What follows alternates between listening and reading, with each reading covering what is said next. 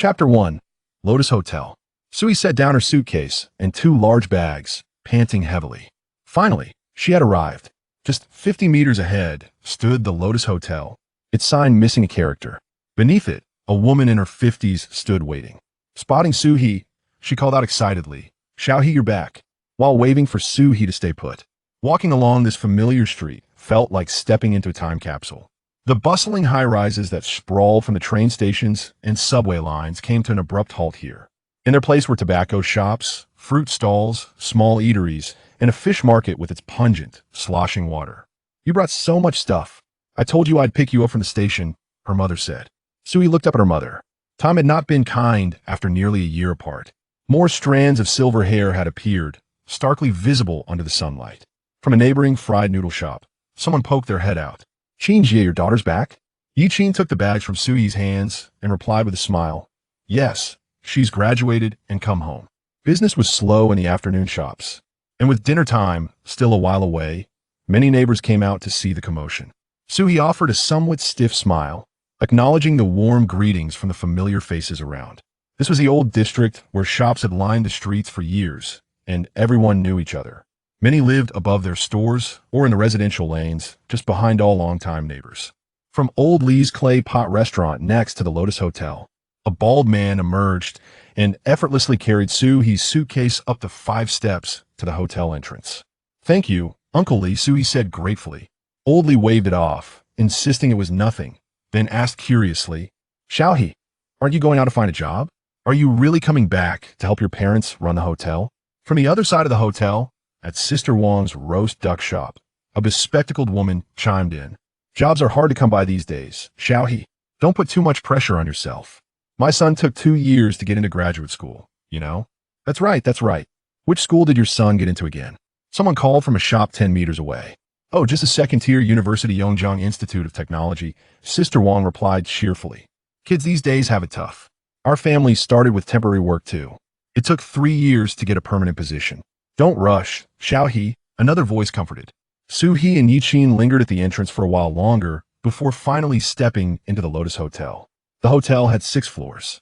The ground level housed the front desk and a small convenience store spanning 2 shop fronts, stocked with towels, bottled water, and other daily necessities.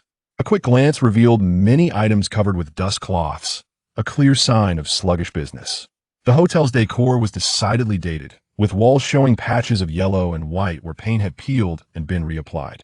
In the lobby sat a worn-out leather sofa, threadbare but meticulously clean.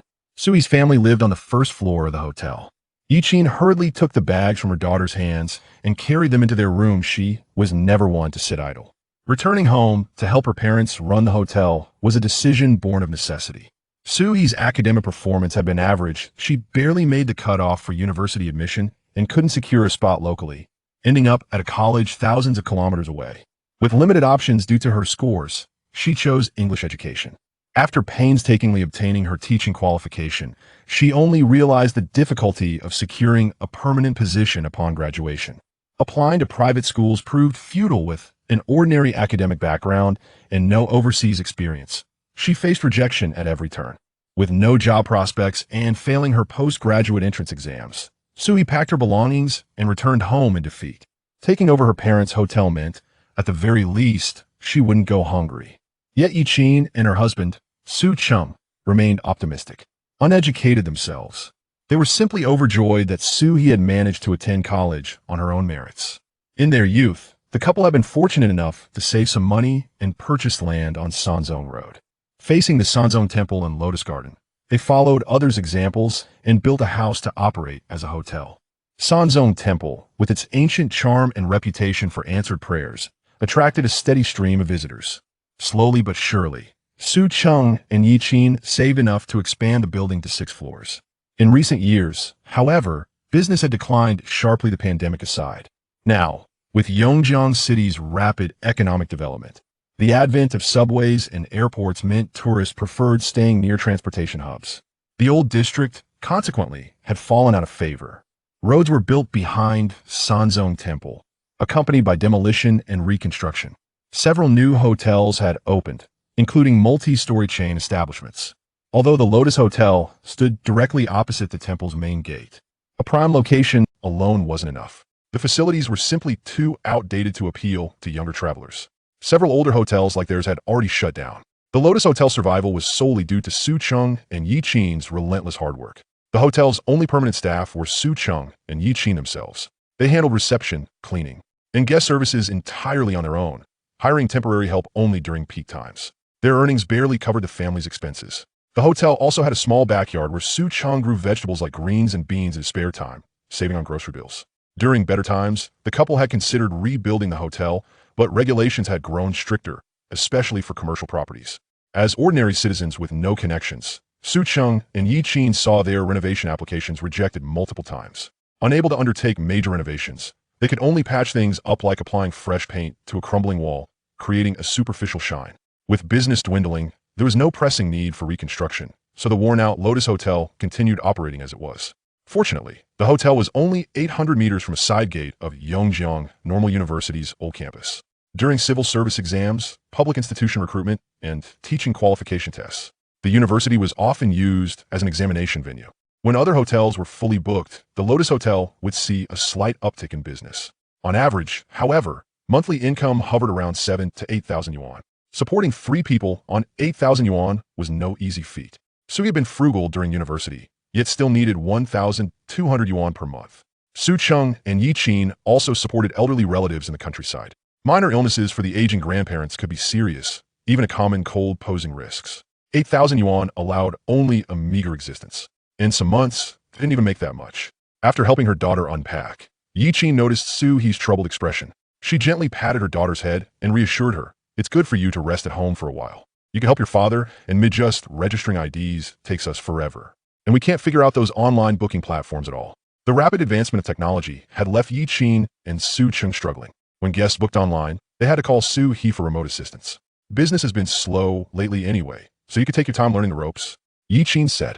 After a moment's hesitation, she added, "Are you sure you don't want me to stay with you?" Su Chung had returned to their hometown in Yongjiang County to visit Suie's grandmother. Running a small hotel meant someone always had to mind a shop. Even during New Year's family reunions, he and Yi Qin took turns returning to the countryside. The family had discussed Suie taking over the hotel. With urban living costs high, Su Chung suggested he and Yi Qin move back to the countryside to care for the elderly, fulfilling filial duties while cutting expenses. It had sounded reasonable at the time, but now that the moment had arrived, Yi Qin felt uneasy leaving the hotel entirely in her daughter's hands. "Mom, you said yourself business is slow. Just take a break," Suie insisted. Having grown up in the hotel and often helped during holidays, she knew exactly what needed to be done. Seeing her daughter's determination, Yi Qin didn't press further. She checked the time. The journey to the countryside took 2 hours. If she left now, she could still make it for dinner.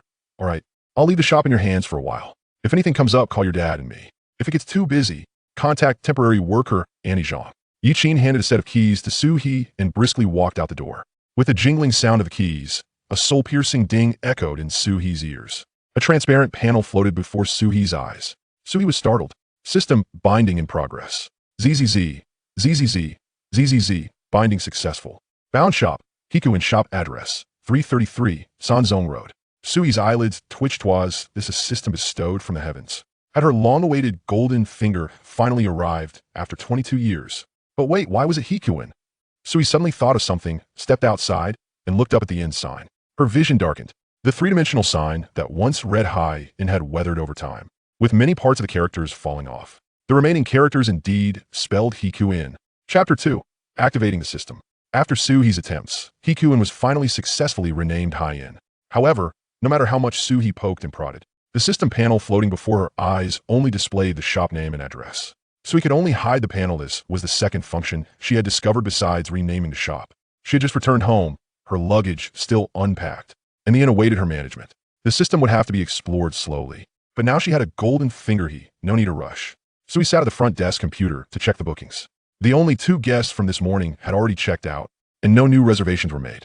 No wonder her mother had so confidently entrusted the inn to her. Turning off the monitor, Suie sighed. Attracting guests wouldn't be easy, but she could worry about that later. The guests from a morning had stayed on the 2nd floor. Suie stepped on the chipped stairs and made her way to the inn's 2nd floor. The 2nd floor consisted entirely of double rooms, 15 in total. Suie carefully avoided the floorboards with holes. Yi Qin had kept the rooms spotlessly clean. The 3rd floor had the same layout as the 2nd, also with 15 double rooms. The 4th floor housed 15 standard rooms, while the 5th floor had 10 twin rooms. The 6th floor originally had 5 family rooms. But business was so slow that Yi Qin and Su Chung had converted the other rooms into a linen storage and laundry room, leaving only 1 family room. So he went up to the 6th floor, touched the sheets drying on the balcony. They were indeed dry and neatly folded them before storing them in the linen room. Hein handled its own laundry instead of outsourcing it, a clear sign of sluggish business. Returning to her room, Suie felt a headache coming on as she looked at the suitcase she had brought back from school. Over her 4 years of university, she had tried to minimize her belongings, but she still ended up with quite a lot to bring home. She rescued her clothes from the overstuffed suitcase and placed them in the wardrobe, arranging her small trinkets in a row on the desk. However, the thick professional books in her bag had no place to call home. Since her home was inside the inn, Suie's room wasn't spacious about the size of a standard room. The bookshelf, already crammed with books, couldn't accommodate the hefty volumes she had brought back. Squeeze them in, there's still some space, Suie muttered, pushing the books to the side. After squeezing in 3 books, the bookshelf looked as if it were about to collapse into a 2-dimensional foil. Holding the remaining 2 books, Suie decided to try squeezing them in as well. Clang! Ouch! A book tilted and fell from the shelf, hitting Suie on the head. Suie rubbed her head, lamenting her bad luck. She bent down to pick up the book. It was Dream of the Red Chamber. The already worn-out book had its pages scattered from the fall. As she gathered the loose pages, Suie was surprised to find doodles on them. Lin Daiyu enters the Jiao Mansion was a text from her textbook. After finishing that lesson, her Chinese teacher had encouraged the class to read the original work. Suie's academic talent was rather average.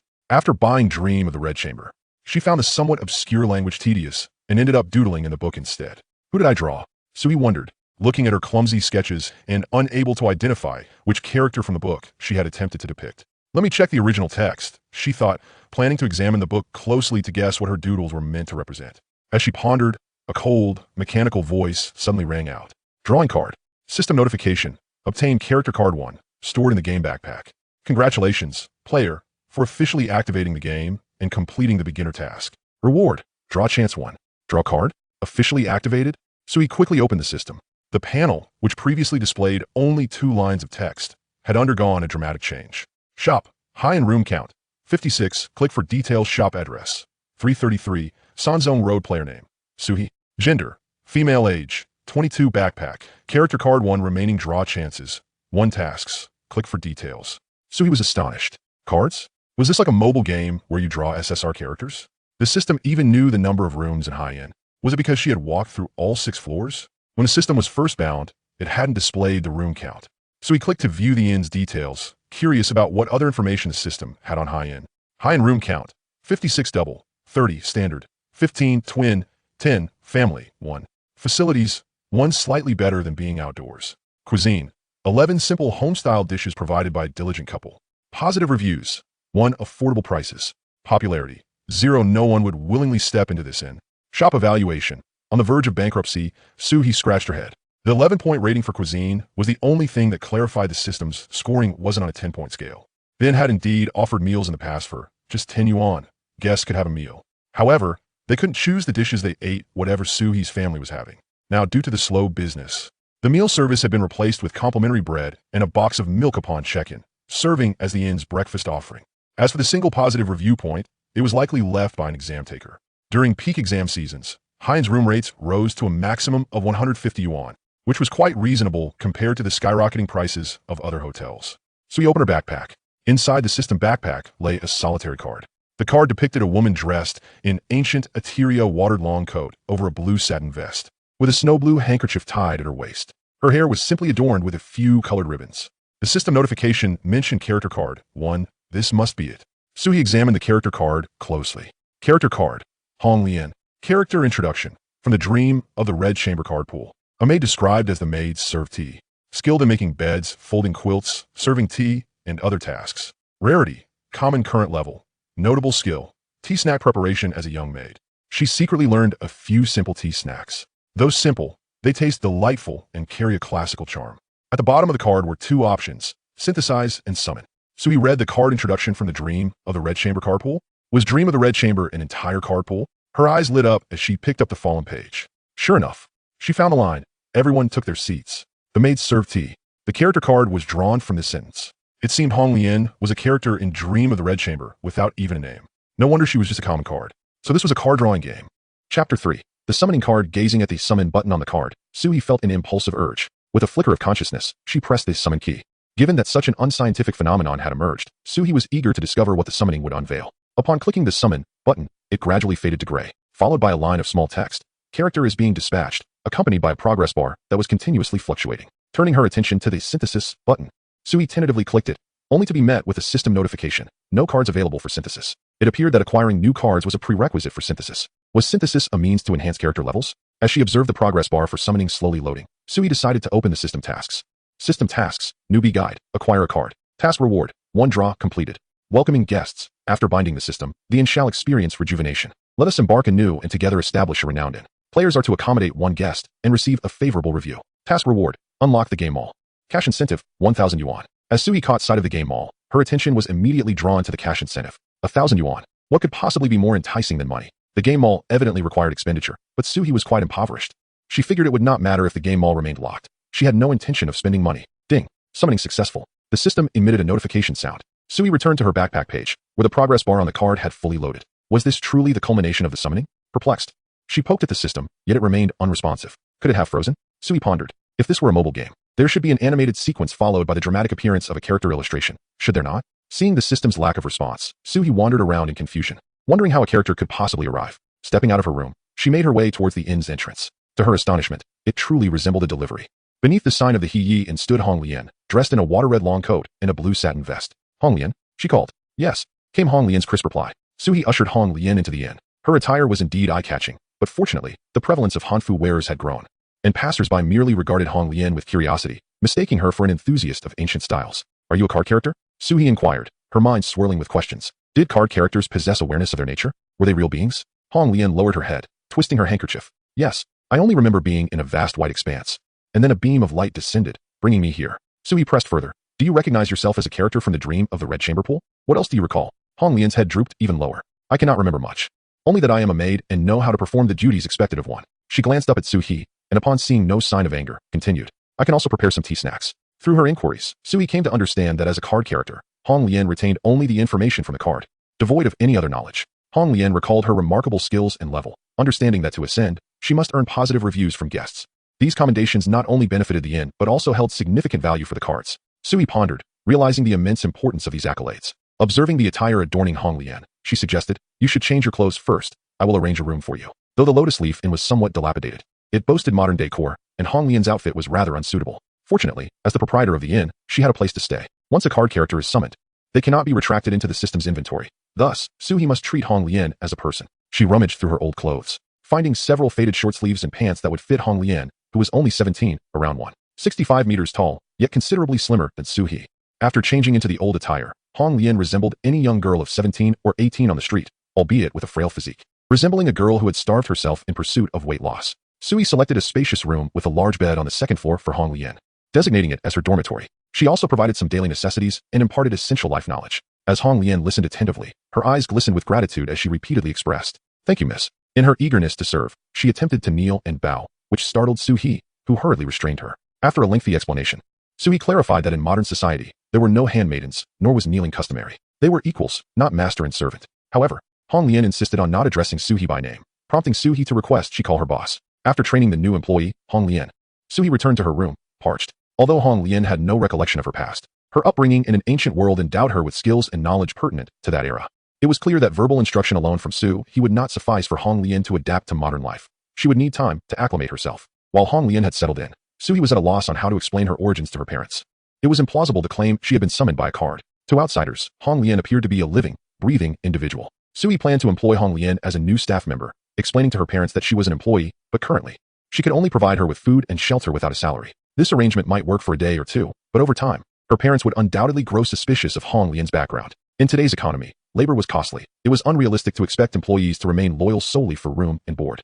To legitimately retain Hong Lian, Suie needed to offer her a salary, ensuring there was sufficient work at the inn. Additionally, any future card summons would require financial backing and a substantial workload to provide them with a plausible, lawful identity.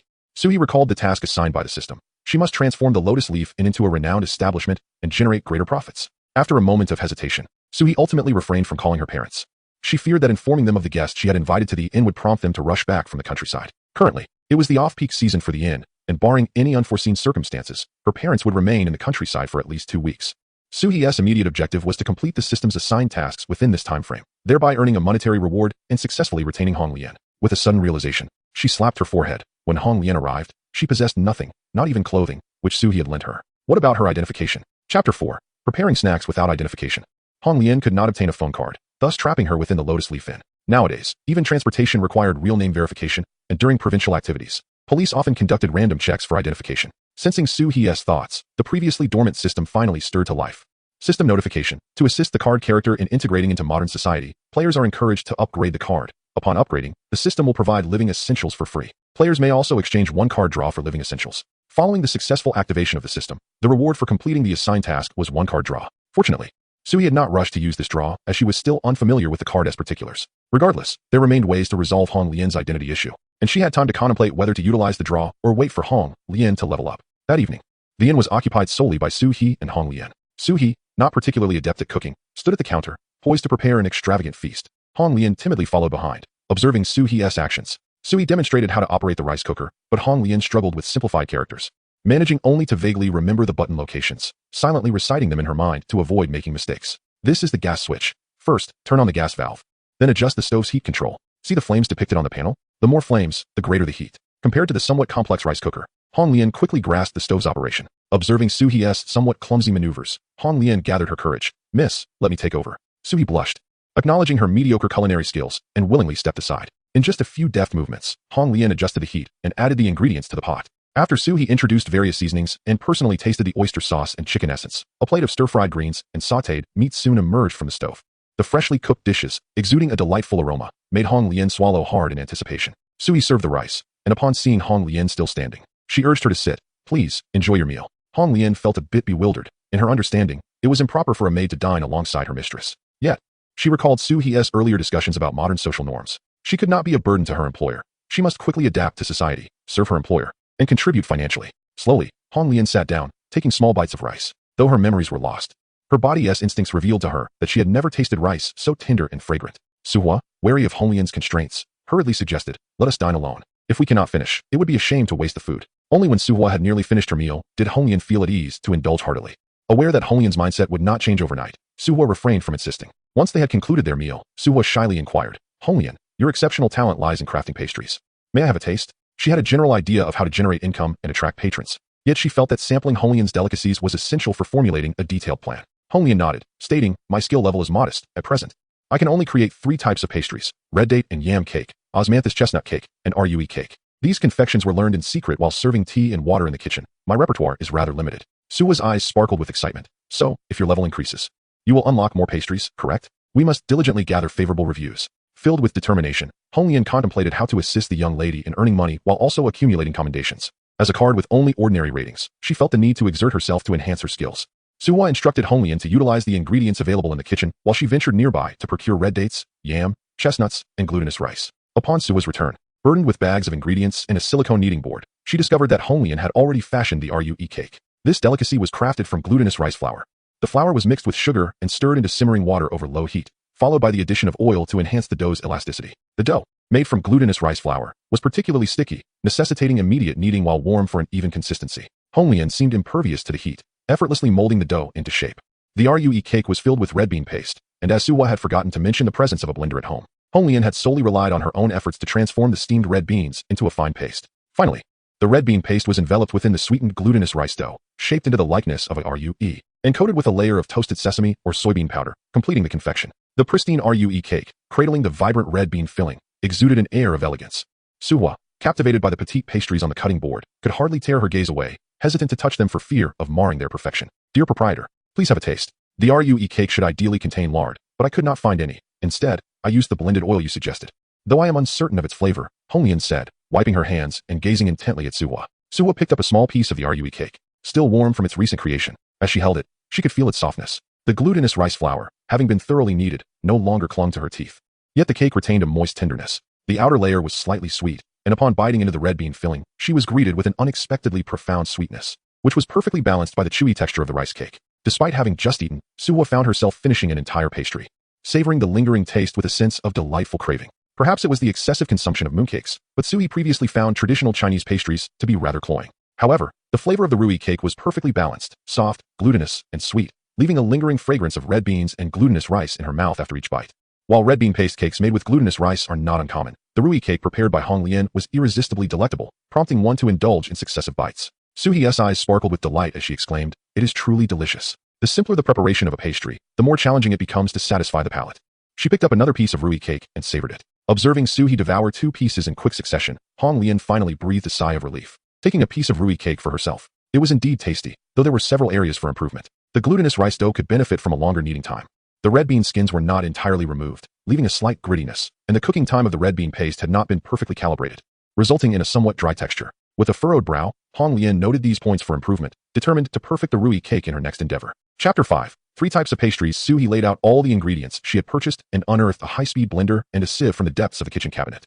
During her absence while making the Ruyi cake, Hong Lian had been experimenting on her own. Now that Suie had returned with ingredients and new tools, she was certain she could assist Hong Lian. Suie spread out the newly acquired silicone kneading mat on the table, knowing it would make the task of kneading the dough much easier and more efficient for Hong Lian. She had also purchased various molds and packaging boxes, ensuring she had everything, whether necessary or not. After soaking and cleaning the fresh red dates, the pits needed to be removed.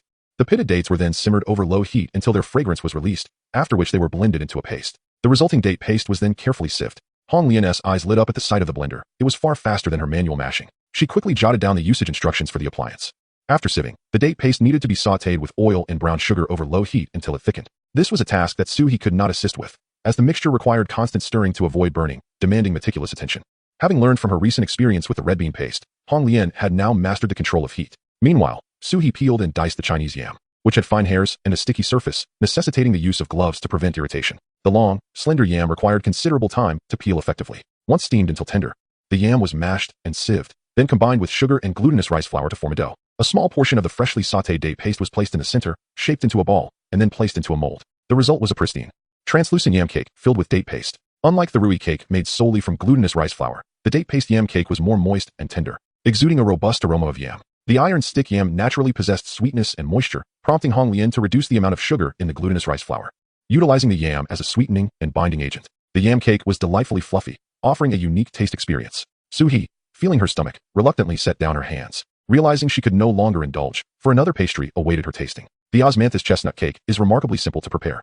The steamed chestnuts are ground into a fine powder using a high-speed blender, then sifted delicately before being mixed with glutinous rice flour and osmanthus sugar. Once placed in the molds, the task is complete. Hong Lian gazed at the overworked blender and mused, "I remember when chestnuts had to be peeled, sliced, and sun-dried before being ground into powder with a stone mill to make pastries. This blender certainly makes the process much more convenient." Suie chuckled, the wonders of technology. The cake is delicious and exquisitely sweet, and Suie couldn't help but rave about it. The ingredients she used were indeed substantial. She had also purchased the chestnut cake from a trendy new-style pastry shop, which was visually appealing, shaped like a chestnut, but disappointingly lacking in flavor. Upon examining the ingredient list, she discovered that these trendy shops often added mung bean powder, rendering their chestnut cakes indistinguishable from mung bean cakes, with the chestnuts serving only as a mere additive. Suie had also bought osmanthus chestnut cakes from a vendor in the university town, which had a slightly more pronounced chestnut flavor, yet still contained a fair amount of cornstarch. What was even more unsettling was the anxiety she felt every time she purchased sliced cake. If the vendor's hand trembled, her finances would be in jeopardy. Choosing the right vendor was crucial. Otherwise, encountering a greedy seller could lead to an exorbitant price for just one slice. With a limited budget, her opportunities to indulge in chestnut cake were few and far between, which is why the taste lingered in her memory. The osmanthus chestnut cake made by Hong Lian was genuinely crafted with real ingredients, boasting a robust chestnut flavor, and the addition of osmanthus sugar rendered the cake sweet and rich, filling the palate with chestnut fragrance. Suie felt a tinge of regret, as this year's chestnuts had not yet come into season. The ones she had were older. Hong Lian had mentioned that fresh chestnuts would make the osmanthus chestnut cake even more delectable. After sampling 3 types of pastries, Suie was thoroughly impressed by the standout skills of the card characters. This was undoubtedly the finest pastry she had ever tasted. Her plans were becoming increasingly refined. After completing the 3 pastries, night had completely fallen. Suie rummaged through her room for a fill light, uncovering a paper fan and a tabletop screen she had bought at a comic convention. She adorned the table with a beautiful tablecloth, positioned the paper fan and the screen to create an ambience of traditional elegance, and asked Hong Lian to arrange the pastries on the plates, dusting them with a generous layer of golden dried osmanthus to enhance the contrast. After illuminating the scene with the fill light, she snapped a flurry of photographs of the 3 pastries. "Hong Lian, I plan to start selling pastries at the shop entrance tomorrow morning. Could you make some more pastries for me?" Suie inquired, presenting the takeout boxes she had purchased. "Absolutely," Hong Lian replied, as she meticulously arranged the pastries into the takeout boxes, making them appear even more exquisite. The takeout boxes Suie bought were the most basic transparent type, devoid of any markings. She mentally noted that she must not allow the packaging to diminish the aesthetic appeal of Hong Lian's pastries, and resolved to customize a batch of packaging and traditional style sealing stickers. Beneath the sign of the Lotus Leaf Inn, there were 2 storefronts of a convenience store. which typically attracted only passersby buying a drink or a cigarette and hotel guests purchasing a few towels. Business was slow at the convenience store, with limited stock, making it the perfect opportunity to clear some space for selling the pastries crafted by Honglian. Suie printed out the prices of pastries and affixed them to the glass display of the convenience store. Roux cake for 10 yuan per box, date and yam cake for 20 yuan per box, and osmanthus chestnut cake for 35 yuan per box. The desolate convenience store, now adorned with a rudimentary A4 paper, appeared even more incongruous. Suie took out her phone and snapped several photos of the store, unperturbed by its shabby decor. She opened the app Xiaoshu and began to edit. Nestled in the old street, Nuo Gg. Nuo Gg, come forth. This hidden gem in the old street is simply delectable. The shop offers only 3 varieties. Once sold out, they will not be made again. If you wish to indulge, you must hurry and queue early. This establishment has been in operation for over a decade, truly niche. Pastry images, store images, location, she switched accounts. Sourced a few beautiful images of Sanzong Temple online and edited. Heed the advice when visiting Sanzong Temple. Those coming to Sanzong Temple must not miss the pastries at the front gate. They are exceedingly delicious, especially the Roux cake. Everyone knows that Sanzong Temple is highly efficacious, and this shop sells Roux cakes, symbolizing good fortune. Do not let this opportunity slip by. Pastry images, store images, location. Suie then retrieved Dream of the Red Chamber, gathered some information, and continued editing. Culinary appreciation of Dream of the Red Chamber Chapter 11. Date and yam cake, original text. Pastry images, Chapter 37. Osmanthus sugar steamed chestnut cake, original text. Pastry images, Chapter 53. Roux cake, original text. Pastry images. These pastries make my mouth water. Who would have thought they could be found in a small shop on the old street? Everyone must give them a try. Suie switched to several other accounts, all tagged with the location of Sanzong Temple, and included trending terms like Nuo Gg's must-try desserts, posting numerous entries on Xiaoshu. Sanzong Temple has now become somewhat of a social media hotspot, with many sharing tips for acquiring prayer beads, picturesque photography spots, and divination strategies, garnering significant attention. Suie capitalized on the trend to attract traffic to her pastries. Currently, exploring old streets has become fashionable, and the more obscure and niche the shop, the more visitors are inclined to seek it out. Suie came across several revived vintage barbershops, classic photo studios, and humble eateries. Although these old establishments may not have been in operation as long as the Lotus Leaf Inn, founded by Su Cheng and Yi Qin, they are undoubtedly more dilapidated. Glancing at the shabby sign of her own Lotus Leaf Inn, Suie felt a deep sense of hope for its revival. Chapter 6. Wild endorsements. Suie stifled a yawn. Despite having risen 2 hours ago, sleepiness still clung to her. She and Honglian had risen early to prepare a batch of pastries, while Honglian busied herself in the kitchen, and Suie focused on opening the store. Suie lifted the roller shutters of both the inn and the convenience store, wiped the counter and storefront with a cloth, and neatly arranged the pastries, ensuring the plastic bags and payment codes were all in place. After preparing for the opening, it was only 6:40, and the street remained eerily quiet.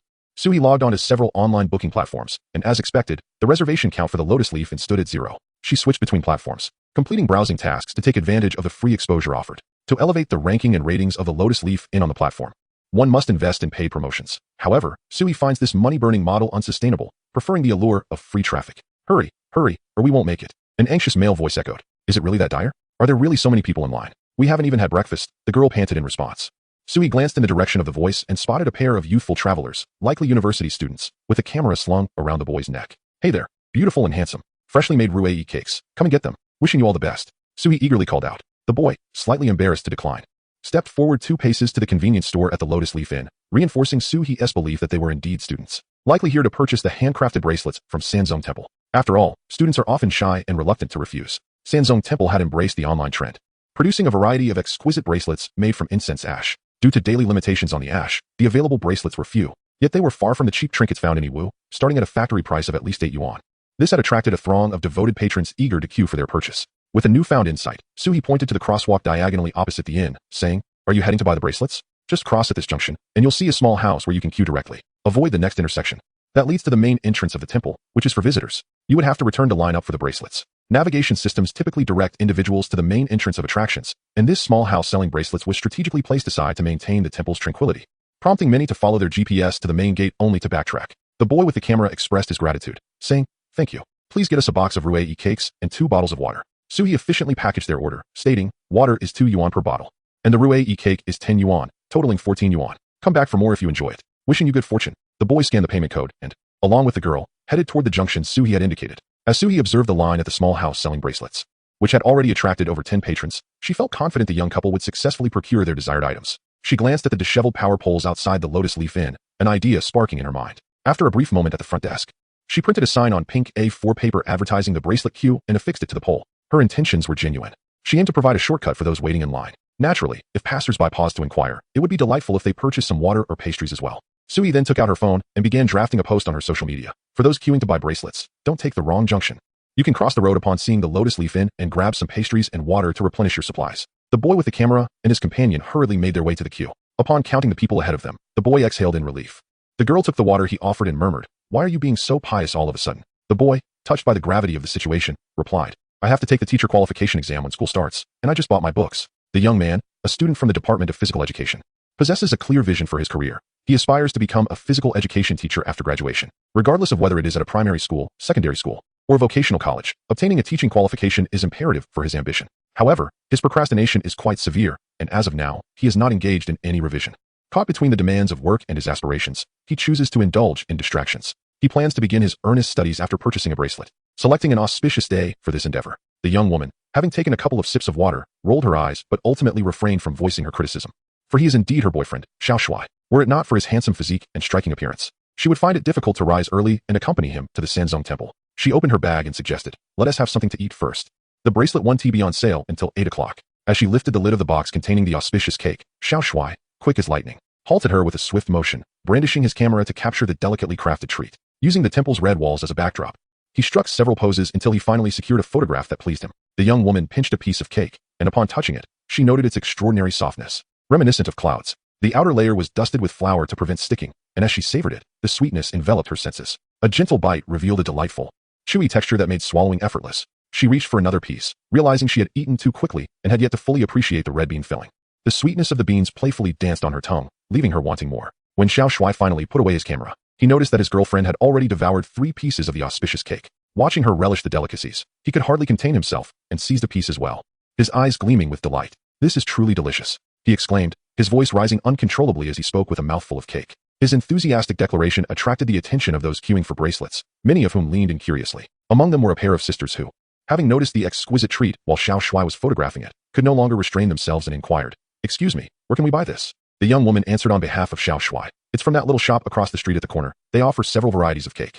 The sisters expressed their gratitude, while others, feeling shy to ask, began searching for the shop online upon hearing the answer. Suie's post on Xiaolu Book finally garnered its first wave of readership, encouraging many who saw the recommendation to firmly resolve to visit the He Inn after queuing. "Come, hurry, and line up." Another wave of people rushed toward the end of the queue, causing a stir among those already waiting, anxious that someone might cut in.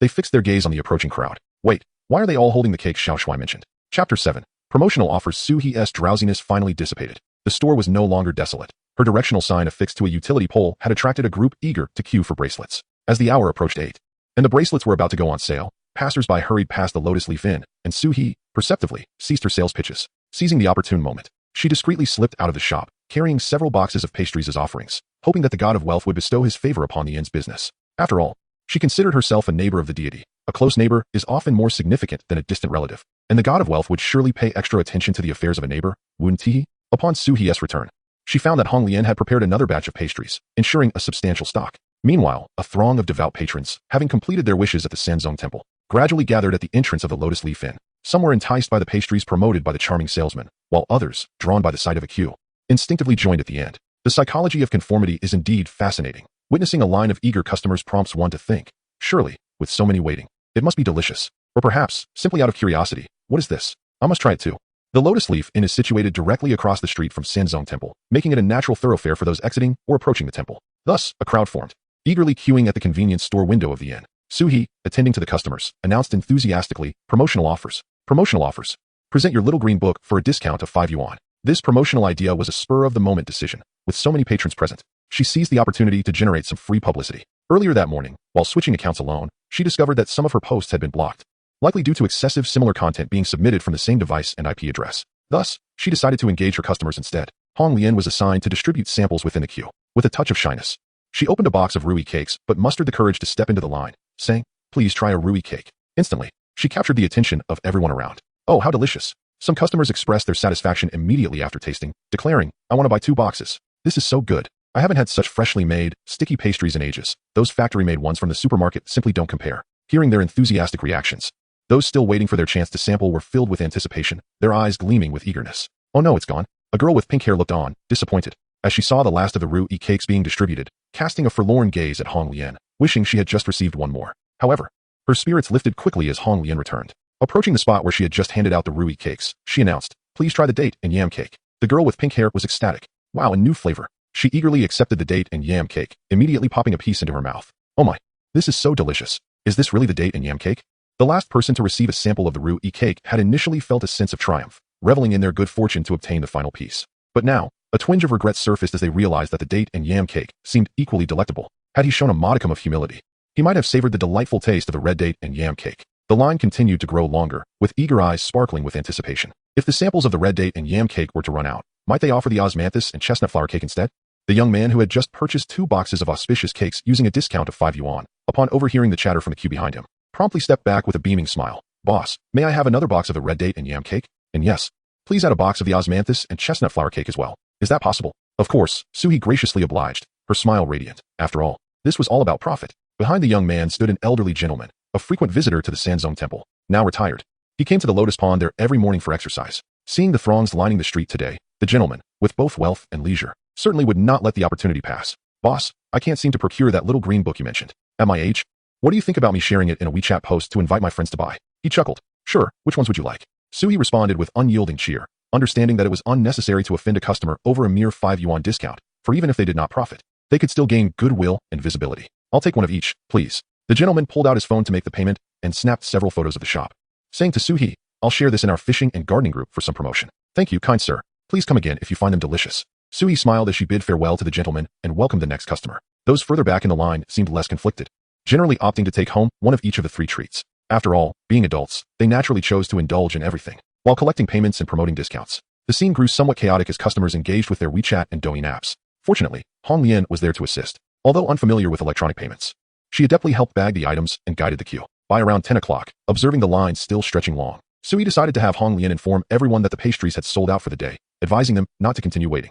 She and Hong Lian distributed the remaining few boxes as samples, which significantly lifted the spirits of those who had not queued. After tasting the samples, many expressed their intent to arrive early for a place in line the following day. Once the customers had departed, Suie hurriedly consumed a pot of water, having not paused all morning. Nevertheless, selling pastries proved exceptionally lucrative. Throughout the morning, she was entranced by the notifications of payments received, X yuan from X treasure, and X yuan from X message. Many customers purchased all 3 types of pastries: auspicious cakes at 10 yuan per box, red date and yam cakes at 20 yuan per box, and osmanthus and chestnut flower cakes at 35 yuan per box, with a 5 yuan discount resulting in an average transaction price of 60 yuan. The morning's earnings surpassed 2,000 yuan. This was despite their insufficient preparation. Had they been more stocked, Suie firmly believed they could have sold out completely, especially after customers had tasted the pastries. She was confident that among those who had purchased today, there would surely be repeat patrons in the future. The cost of these pastries is quite low, primarily consisting of easily obtainable ingredients such as flour and red beans, with the most significant labor costs being provided by the card system. Suie calculated the profits and couldn't help but ponder, why not open a pastry shop instead of a hotel? Given the age of the Heyi Inn, it could easily be considered a venerable establishment of traditional Chinese pastries. At this moment, the inconspicuous system suddenly sprang to life. System task: players are encouraged to create a renowned inn, host 1 guest, and receive a positive review. Task reward: unlock the game store. Cash incentive of 1,000 yuan. Task deadline: 3 days. Countdown: 52 hours. System notification: failure to complete the task will result in automatic account cancellation. Suie, does this system read minds? Why is there suddenly a countdown? Chapter 8. Time-limited task. Suie initially regarded this novice task as a tutorial for the system, primarily aiming for that 1,000 yuan reward. Now, what was once a straightforward task had morphed into a perilous mission. Suie sighed, believing that there must be a way out. Perhaps someone would come to stay at the inn in the next few days. However, the pastry business must not cease. Accumulating some startup capital is essential as the Heyi Inn is in disrepair, with peeling walls, necessitating funds for repairs. Suie, carrying the leftover pastries, visited Sister Wang at the neighboring Wang's roast duck shop and Uncle Li at Old Li's clay pot shop, exchanging pleasantries with them. Naturally, they were curious about why Heyi Inn suddenly began selling pastries. Suie laughed it off, merely stating it was an exploration of a new business venture to generate income for the inn. Suie's pastry business posed no direct conflict with Wang's and Li's shops, and they merely complimented her, praising the youthfulness of her endeavors without pressing for further details. After socializing, Suie and Hong Lian headed to the market to procure ingredients. With the pastries sold out for the day, Suie had no intention of making more, fearing exhaustion. Moreover, the morning had been quite rushed, and many matters needed to be reorganized. As they left for the market, Suie enthusiastically explained various phenomena of the modern world to Hong Lian along the way. Hong Lian exhibited a profound reverence for modern technology, and their conversation was filled with delightful exchanges. At the market, Suie and Hong Lian purchased a substantial quantity of raw materials, and due to the volume, the store owner agreed to deliver. Initially, Suie worried the owner might take advantage of their familiarity, but seeing the once-shy Hong Lian expertly negotiate prices for flour and glutinous rice flour, causing the store owner to retreat in bewilderment, all her concerns dissipated. Hong Lian turned, pursed her lips, and bashfully stated, "Boss, this is sufficient." She appeared entirely different from the sharp negotiator who had just moments ago deftly outmaneuvered the store owner. Suie then guided Hong Lian to purchase kitchen supplies, including a large chef's machine, a steam oven, and an expansive steamer. through the local city network. Suie also ordered a batch of new packaging boxes and sealing stickers, with plastic bags now emblazoned with their logo, significantly enhancing the quality of the pastry packaging. Upon returning to the inn, Hong Lian eagerly sought to learn the operation of the kitchen machine from Suie. The machine's controls were deceptively simple, featuring merely a solitary knob for speed adjustment. Once Hong Lian mastered its use, she promptly ushered Suie out. "Boss, please go about your business." She gestured, indicating that the kitchen was now her domain. With a heart full of determination, Hong Lian gazed at the new kitchenware. The machine could knead up to 10 pounds of dough. Was this the power of technology that the boss spoke of? Immersed in a sea of pastries, she devoted herself to the exploration of recipes for large quantities of confections. Observing from the sidelines, Suie realized that the kitchen was Hong Lian's comfort zone. The anxieties and constraints of modern society faded away, replaced by a serious focus. Although Hong Lian refrained from vocalizing her discomfort, Suie noticed her unease. Whenever they stepped outside the inn and encountered towering buildings, Hong Lian would instinctively gravitate towards her. She exhibited a certain trepidation towards the skyscrapers, and when crossing the street amidst the bustling traffic, she would become visibly tense. Initially, Suie intended to comfort Hong Lian upon her return, fearing she might struggle to adapt to the tumultuous changes between ancient and modern times. However, it became apparent that she had underestimated Hong Lian's resilience. As a tea-serving maid, Hong Lian had cunningly acquired knowledge of pastry making in the kitchen, showcasing her survival instincts. During her 2 days at He Inn, she attentively observed and learned, anxious to avoid making a fool of herself. As a servant, offending her masters could lead to punishment or even sale. Thus, a maid who thrived in such an environment had to stand firm on her own merits, utilizing at least a modicum of astuteness. Hong Lian was acutely aware of this reality. She remained silent on unfamiliar matters and diligently observed Suie's every action, striving to adapt to this monumental shift. Desiring to remain and continuously elevate her status, Suie, feeling unhelpful in the kitchen, began to contemplate how to fulfill her time-sensitive task. The free traffic she had been leveraging did not yield significant results, leaving the online reservations at a disappointing zero. This outcome was hardly surprising. If free traffic were truly that effective, who would still invest substantial sums in purchasing rankings and favorable reviews? With a deep sigh, Suie glanced at the meager score of 34 for He Inn on the online platform. She opened her little green book to check once more. After the morning's promotional activities, there were considerably more posts about the inn. Curious passersby had begun to inquire. "Are the pastries delicious? Wow, I live nearby. I'll queue up tomorrow." All reviews centered around praises for the pastries, suggesting that business for them the following day would likely be secure. Knowing that they could not simply await fortunes to descend from the heavens, Suie had already explored conventional strategies. To attract clientele, she would need to be more innovative. This time, she opened the task panel and scrutinized the requirements to host one guest and receive a positive review. The system imposed no constraints on the room rates or the guest check-in times. As long as a guest stayed and provided a favorable review, the task would be deemed complete. Given this, could hourly rentals also fulfill the task criteria? Prodding the system, Suie found no additional limitations imposed this time, granting her a sense of assurance. She accessed an online booking platform and purchased a time-limited discount package, a special offer for just 99 yuan, valid for a 4-hour stay. This price was remarkably enticing, allowing He Inn's hourly rooms to enter the realm of discounted deals, thus gaining some exposure on the platform. However, this price was essentially a loss, as the platform would take a substantial cut, leaving He Inn with only 4 yuan after deducting fees. After each guest stay, all linens needed to be replaced, and the room required thorough cleaning, for yuan barely covered the utility costs. Consequently, Suie only listed 10 discounted packages, with usage restricted to today and tomorrow. Surely, with 10 packages available, there would be some positive reviews for the inn. Suie remained optimistic. At such a low price of 99 yuan, she hoped the guests would temper their expectations. Suie silently wished for the best. The 99 yuan price was indeed attractive. And soon, 5 packages had already been snatched up. The phone at the inn rang. "Hello? Is this the hotel? I bought the 99 yuan package. Can I use it now?" It was a reservation call. Suie quickly responded. "Hello, this is He Inn. Yes, our online special package is available for use.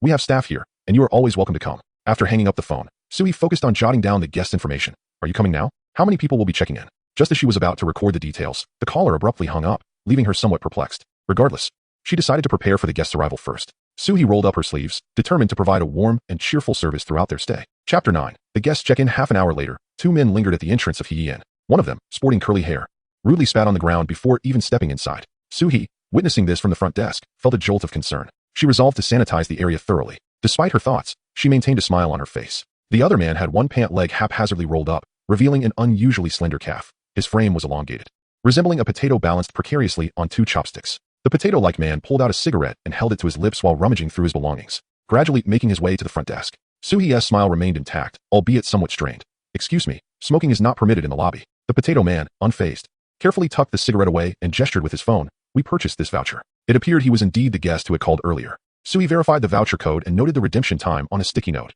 "Welcome to our inn. Our hourly rooms are available for 4 hours, and any extension will incur the standard room rate." When checking their identification, Suie noted with surprise that these 2 men, despite their somewhat mature demeanor, were only 20 years old. "Please follow me," she said, leading them to a relatively well-maintained double room on the 2nd floor. Aside from their initial uncouth behavior, the 2 men turned out to be surprisingly amiable throughout their stay. After witnessing the guests close the door, Suie quietly reflected, perhaps I have judged them by their appearance. They might be suffering from a sore throat. She prepared a basin of disinfectant solution and, carrying it, approached the entrance with the intention of cleansing the area. Just then, 3 young men with golden hair approached, and as Suie was about to greet them, she noticed they confidently made their way to the second floor. Holding the basin of water, Suie stood in stunned silence, perplexed by the situation.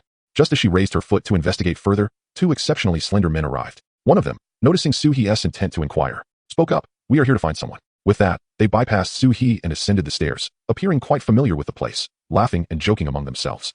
Suie felt a tightening in her toes, realizing they likely had no idea that the Lotus Leaf Inn had only one room available today. After completing the disinfection at the entrance, she calmly watched the 6th person ascend the stairs. Currently, the spacious 20-square-meter room with a large bed was already occupied by 8 individuals. Suie optimistically thought that with a bit of squeezing, accommodating another 8 should be feasible. Unfortunately, she would not have the opportunity to verify whether 16 people could indeed fit into the room. After 11 guests checked into the hourly room, no one else came. At least Suie had confirmed that accommodating 11 individuals in the large bedroom was manageable. Contemplating the 11 guests on the upper floor, Suie promptly poked at the system. System, how will these 11 guests contribute to positive reviews? Logically, all 11 should count as patrons of the inn. She tapped at the system again. The system panel flickered momentarily, as though in contemplation. Yet, as if anticipating the question, it swiftly provided an answer. System notification. If multiple guests occupy a single room, all must be satisfied for the establishment to earn 1 positive review point. Suie's face fell. It seemed that clever shortcuts were not an option. The more guests in a room, the more challenging it became to receive favorable reviews. The next wave of guests checking into the hourly room was a family of tourists. Suie counted, a couple, 2 children, and 2 elderly individuals, totaling 6. This time, it meant that all family members had to be satisfied with the hourly room for Suie to earn a single review point. The odds seemed rather bleak.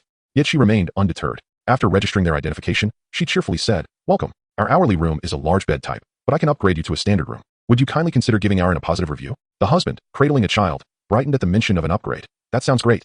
Thank you."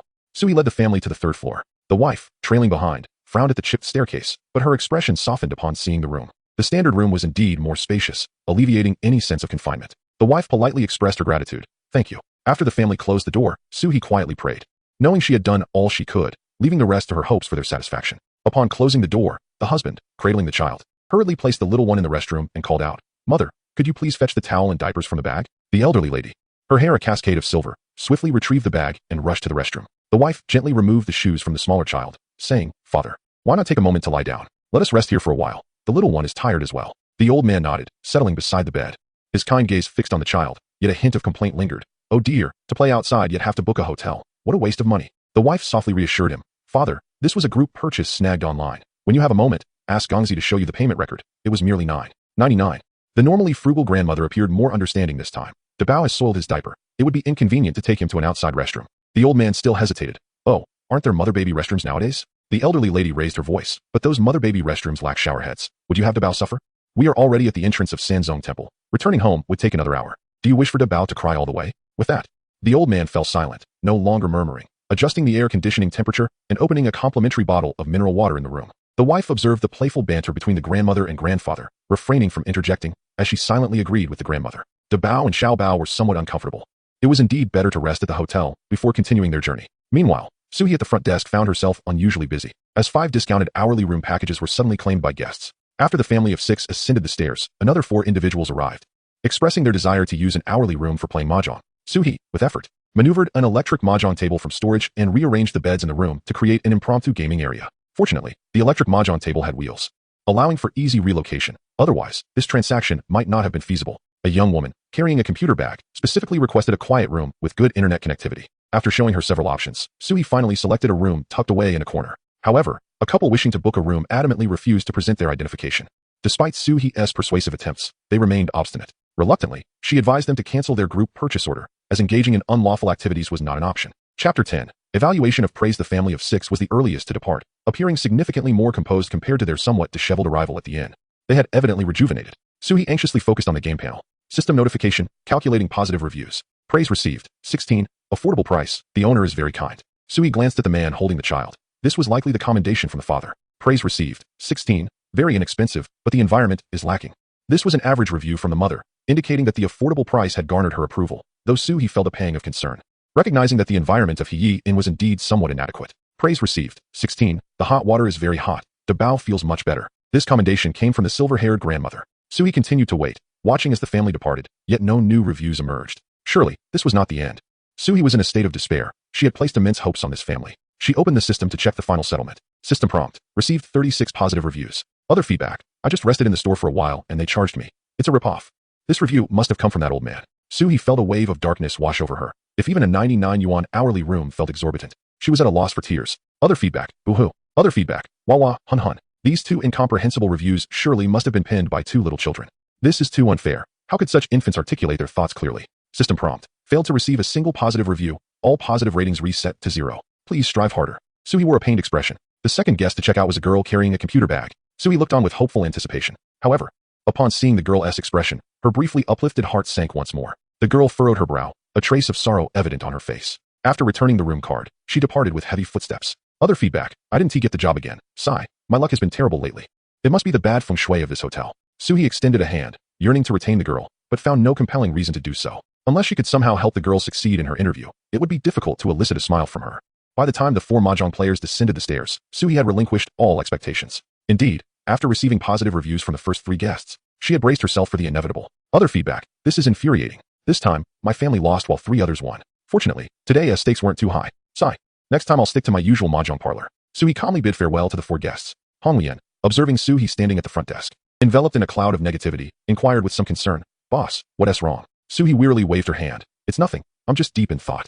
Have you perfected the pastries? Speaking of pastries, Hong Lian's spirits lifted. Yes. This mixer is fantastic. I adjusted the ratio of flour and water slightly. And the dough it needs is just as good as by hand. It can knead a large quantity at once. I also tried out that big steamer. Tomorrow, we won't have to steam the pastries in batches anymore. Filled with confidence about tomorrow's pastry making, she looked at Suie, who seemed somewhat dejected, and asked, Is there anything I can assist you with? Suie shook her head, regaining her composure. How could such a minor setback defeat her?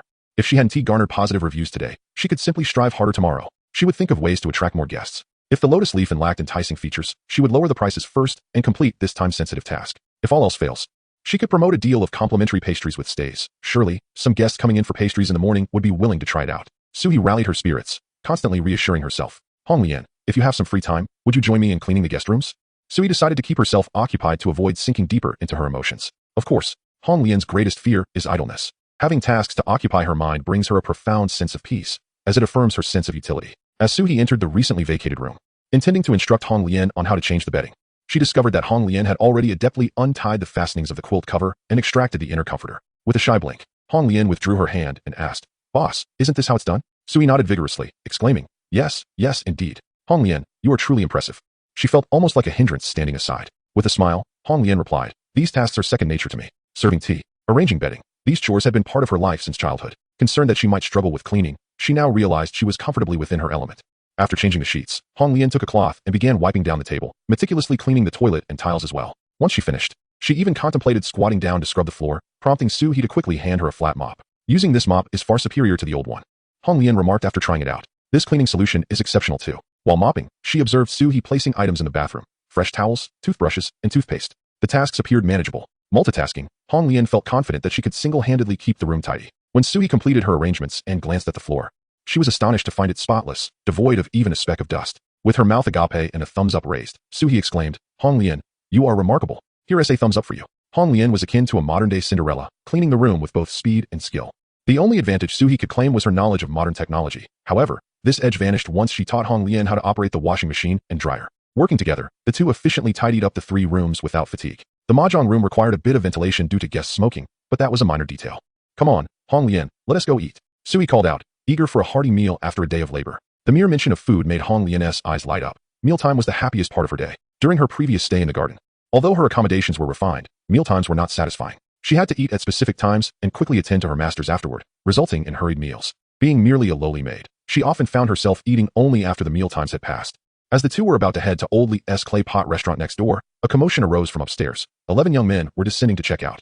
Chapter 11. A new task. Oh, how frustrating. I was just 10 seconds away from reviving. Otherwise, we would have surely defended the tower. Lamented one young man with yellow hair. Yes, exactly. I was just a fraction away from unleashing my ultimate move. Another young man exclaimed, slapping his thigh at the thought of the recent events. Upon overhearing their conversation, Suie immediately understood she would likely receive several reviews soon, and the reason for their impending dissatisfaction would undoubtedly be their loss in the game, which they would blame on the hotel. In a hurried manner, Suie, eager to dine, casually remarked, just leave the room card here. We welcome you to visit us again. The group of young men, oblivious to her demeanor, chuckled as they made their way out. A series of notifications flooded her senses. Review 711. The internet speed is remarkably fast. And review 911. The restroom is spacious. And the shower is delightful. Dazed by the barrage of system prompts, Suie regained her composure only to realize she had garnered 10 favorable reviews from the young gentleman. Could it be? Despite the knowledge that the task was challenging, her heart raced at the prospect. What if? She murmured to herself. Descending the stairs were a young man with flamboyant curls and another notably slender fellow, whom she referred to as the potato boy. The curly-haired lad frowned. We paid 99, right? With 11 of us. How does that calculate? The potato boy, noticing Suie at the front desk, nudged his companion to silence. With averted gazes, they exited the Lotus Leaf Inn. The potato boy let out a sigh of relief. You spoke too loudly just now.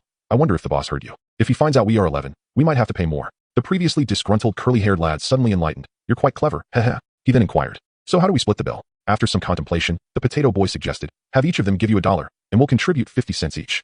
The curly-haired boy beamed. That's splendid. Though the time was a bit short, I could see the others wanted to continue. The potato boy, filled with pride, reveled in having discovered such an economical group purchase, which significantly boosted his standing among his peers. Spending merely $1 for an afternoon of entertainment, along with complimentary hot water and internet, was indeed a remarkable deal. He contemplated bringing some clothes tomorrow for a chance to shower. Do you think the boss will notice?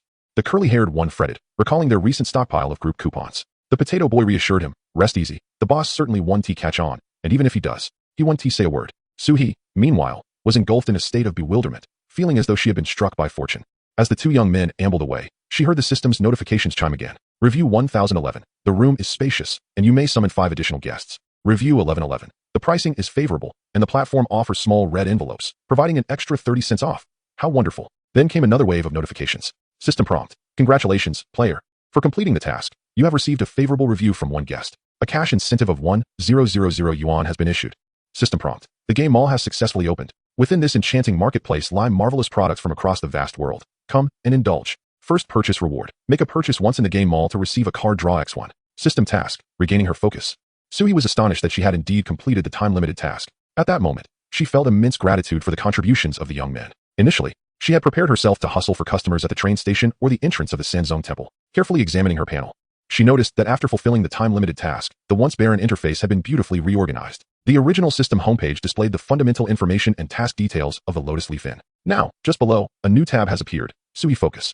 Upon clicking this tab, the system refreshes to the second page. The moment it opens, a dazzling banner greets her. Game Mall, special discounts. First recharge rewards, only for today. However, the items displayed beneath the banner are pitifully few, comprising merely 3 items. Suie opened her phone. The system had just credited her account with a character bonus of 1,000 yuan. Yet, after her extensive shopping spree with Hong Lian today, she had spent a considerable amount, rendering the 1,000 yuan bonus insufficient to significantly alter her account balance. With only 3,000 yuan remaining, she thought it prudent to explore any new tasks the system might have. She was also keen to scrutinize the game mall, but given that it inherently involved expenditure, Suie, who was a staunch free-to-play player, preferred to grind rather than spend. Returning to the system panel's homepage, she found that 3 tasks had been refreshed in the system taskbar. One was the game mall's first recharge task, a time-limited endeavor set to expire at midnight. Spending any amount today would grant her a chance to draw a card. Although she still had one draw opportunity at her disposal, she was reluctant to use it hastily. If her parents returned or there was a business inspection, she needed to retain it to provide identification for Hong Lian. Suie was exceedingly cautious, aware that this was a society governed by law, and she had to prepare for Hong Lian's future. Curious about the other tasks, Suie shifted her gaze downward. System task. To establish a renowned inn, one must enhance its reputation. Please elevate the inn's visibility to obtain the novice level. Novice level. Invisibility must reach 11,310. 000. Task reward. Draw X1. Suie gasped softly. To earn a single draw opportunity, the inn's visibility needed to increase by 10,000, indicating that such opportunities were indeed rare. The Lotus Leaf Inn's visibility of 113 had been largely built over decades of operation, well known among the residents of Sanzong Road. The other significant portion stemmed from the sale of pastries this morning. The exquisite pastries had already gained a degree of notoriety on the little green book. And while Suie was checking the tasks, the visibility had incrementally risen, now reaching 114. Visibility represented the extent to which people could remember the Lotus Leaf Inn. And achieving the 10,000 visibility task was evidently not something that could be accomplished in just a few days. System task. A renowned and must be widely acclaimed. Please continue your efforts to host 100 guests and earn 100 points of positive reviews. Task reward. Draw X1. These 100 guests must be overnight lodgers. Those merely purchasing pastries do not count. If 5 or 6 people occupied one room, she would need to receive positive reviews from all guests in that room for it to count as a single point. In essence, the Lotus Leaf Inn would need to open at least 100 rooms. Suie scratched her head. Hong Lian, let's have dinner first. Chapter 12. The temptation of spending with no new guests checking in, and an early morning ahead for preparing tea snacks. Suie and Hong Lian retired to bed early. Hong Lian has always maintained a routine of retiring early and rising with the dawn. Although her time at the Lotus Leaf Inn has been brief, she feels an extraordinary sense of comfort. The proprietor, a kind-hearted woman, has never raised her voice in anger. Over the past few days, Hong Lian has gradually absorbed knowledge of the modern world, realizing that she has entered an entirely new era. She firmly believes that her future will only improve. With sweet dreams in her heart, she drifts into slumber, envisioning herself receiving numerous accolades and achieving a 3-star status. Meanwhile, Suie finds herself restless. The newly generated system tasks are evidently long-term endeavors. Aside from the initial recharge task, she turns over in bed, glancing at her phone. It's only 9 p.m. She closes her eyes again. In the darkness, she grits her teeth and suddenly sits up, activating the system. I'll just take a look. Peeking 1T cost me anything, she reassures herself. Beneath the dazzling banner of the game store, only 3 items are available. The remainder of the interface is veiled in gray, adorned with a small lock icon. As Suie focuses on this lock, she notices a system notification. The message is succinct and clear. Once Suie spends a certain amount in the game store, additional product categories will be unlocked. Spending a cumulative total of 10,000 will unlock 5 product slots at once, along with a weekly opportunity for a free refresh of the store. Accumulating 100,000 allows for the unlocking of 10 product slots, 2 weekly free refreshes, and a chance to draw cards. The rewards associated with the 100,000 spending threshold are quite generous, indeed, making Suie covetous. Currently, without any expenditure, the game store only showcases 3 items, which can be purchased repeatedly. However, these 3 slots will not refresh for another week. In essence, the more one invests in the game store, the greater the benefits one can enjoy. The game store has introduced a series of features exclusive to high-spending customers, such as the ability to lock items, ensuring that a desired product remains unchanged. Furthermore, a preview of the next set of items can provide insights into what will be available for refresh. There is also a filtering option, allowing users to select product categories, ensuring that only items within a chosen category are refreshed. More advanced features include a search bar, enabling direct searches for previously refreshed items. Once one ascends to the status of a premium player, the game store will mirror the capabilities of a comprehensive marketplace, filled with diverse functionalities. As Suie pulls her gaze away from the system rules, she is resolute in her belief that these are merely tactics to entice players into spending more. She will not fall into such an unabashed trap. Let me see what items might tempt me to spend, she muses, scrutinizing the 3 newly revealed products. The first item is a bed, not merely depicted in a photo but presented in a 3D display with holographic projections, simulating its appearance in reality. Sleeping Beauty's bed, the very bed used by Sleeping Beauty during her century-long slumber. Officially licensed, function, promotes restful sleep and replenishes energy. Original price, 3,000 newcomer discount, 1,800. This bed, crafted from wood, is adorned with soft bedding, while the headboard features a spindle pattern and the legs are shaped like spindles. Upon seeing the price, Suie fell silent. 1,800 for a bed, even after the discount, was quite an eye-opener for her. The next item was a vibrant green. Jack's Magic Bean, a continually elongating magical bean, which has been modified for enhanced ease of use. Jack's personal model, function, a passenger elevator, versatile in its forms, environmentally friendly. Original price, 5,000 newcomer discount, 3,600. The item display showcased a video of the transformation process of Jack's Magic Bean. Though the bean was merely the size of a pea, it housed a chip, and a close-up shot was provided to demonstrate the results of the system's modifications. Subsequently, this magic bean grew, sprouting vines. Each vine bore leaves capable of accommodating 4 individuals, and these leaves could operate simultaneously, allowing access to different floors concurrently. This magic bean essentially functions as a plant elevator. A multi-unit lift, enhanced by transparent protections and button operation templates, merging the realms of fantasy and technology. Suie felt a twinge of desire. The Lotus Hotel lacked an elevator, necessitating the use of stairs for traversing levels. If a guest arrived with substantial luggage, it required manual transport. Yi Qin and Su Chung had also inquired about installing a small indoor elevator. However, upon consultation, the thought was quickly dispelled, as installation would entail considerable wall demolition, with renovation and installation costs soaring to 6,000 or 7,000. Now, with the Magic Bean elevator offered at a limited-time discount of 360,000, installation was included, generally. The price for elevator installation in newly constructed hotels was comparable. Furthermore, the Magic Bean elevator had no height restrictions, allowing for the vines to grow freely, making it increasingly cost-effective the higher the floors. Suie reluctantly turned her gaze to the third product, lamenting her inability to even afford the fraction of 360,000. The third item was a window. Compared to the previous 2 products, this window appeared less extraordinary, and naturally, it was not as expensive. Soundproof window, system selected, function, windproof, and exceptional sound insulation. Original price, 1,000 per unit newcomer discount, 700 per unit. It seemed this soundproof window was produced by the System S factory, lacking any extraordinary features. The banner in the game store flickered incessantly, the phrase first recharge reward almost blossoming like a flower. As night fell, impulsivity often took hold. In a daze, Suie purchased a Sleeping Beauty bed and soundproof windows. System notification. Congratulations to the player for completing the first recharge task, receiving a card draw X1, followed by a notification on her phone indicating a deduction. Suie lacked the courage to check her balance. She groped her way upstairs to select the finest large bedroom. Arranging her belongings, the system projected a holographic image within the room, as Suie designated a position. A blue light flashed, and the previously moldy wooden bed frame vanished in an instant, revealing a vacant floor. The broken wooden boards and mattress have been recycled, with a recovery amount of 13 yuan. Would you like to arrange your belongings? Suie sincerely thanked the system for providing her with $13. After the removal of the old bed, the floor inevitably bore remnants of debris and dust. With meticulous care, Suie cleaned this section of the floor before she proceeded to arrange her belongings. It must be said that after acquiring a new bed, the entire room indeed appeared considerably rejuvenated. This transformation was also attributable to the room's simplistic decor. The bed was the most significant element within the space, and its replacement naturally infused a sense of freshness into the room. Suie then installed the system's windows and doors, which had an immediate and profound effect. The once audible roar of traffic outside was suddenly replaced by an enveloping tranquility. The windows sparkled, devoid of any dust, rendering the curtains somewhat worn in comparison. Thus, the sum of 500 yuan was swiftly utilized. Suie flopped onto the enchanting bed, eager to relish her investment and ascertain whether the expenditure was truly worthwhile. Chapter 13. A long queue dingling. Suie fumbled for the alarm clock, struggling to open her eyes. She felt a bit disoriented, only recalling that she had wished to try out her newly purchased bed the previous night, yet upon awakening, it was already daylight. This enchanting bed was truly remarkable. Suie was astonished. She was known to be someone who found it difficult to rise in the mornings, always feeling as though she had not slept enough. However, this time was different. While she still yearned for the warmth of the bed, she no longer felt the weight of fatigue, but rather a refreshing clarity. Reluctantly, Suie rose from the bed, knowing that her need to earn a living would not allow her to languish there all day. After tidying up the room, she adorned the bed with a new set of linens, hoping that this enchanting bed would attract guests to therein. Hong Lian was already awake and had simply steamed a couple of buns for breakfast. Suie, no longer procrastinating, munched on a bun while commencing her work. She was of little assistance in preparing pastries, so she busied herself outside the convenience store, arranging the merchandise to enhance the store's overall tidiness. The weather was somewhat gloomy, with meteorological forecasts predicting thunderstorms, prompting Suie to turn on the lights in the store, instantly illuminating the space. Once Hong Lian finished a batch of pastries, Suie began packaging them. This time, with new packaging boxes, the pastries appeared considerably more upscale and distinctive. The two women worked in harmony, making the labor feel less burdensome. Suie attended to customers in the convenience store, while Hong Lian worked diligently in the kitchen. Following the promotional efforts of the previous day, a greater number of customers queued for pastries that morning, and Suie even recognized a few familiar faces, returning patrons from the day before. During a brief lull, when there was no time to package, as Hong Lian was preoccupied with preparing the next batch, Suie utilized a large metal tray to transport the pastries to the counter beside the convenience store.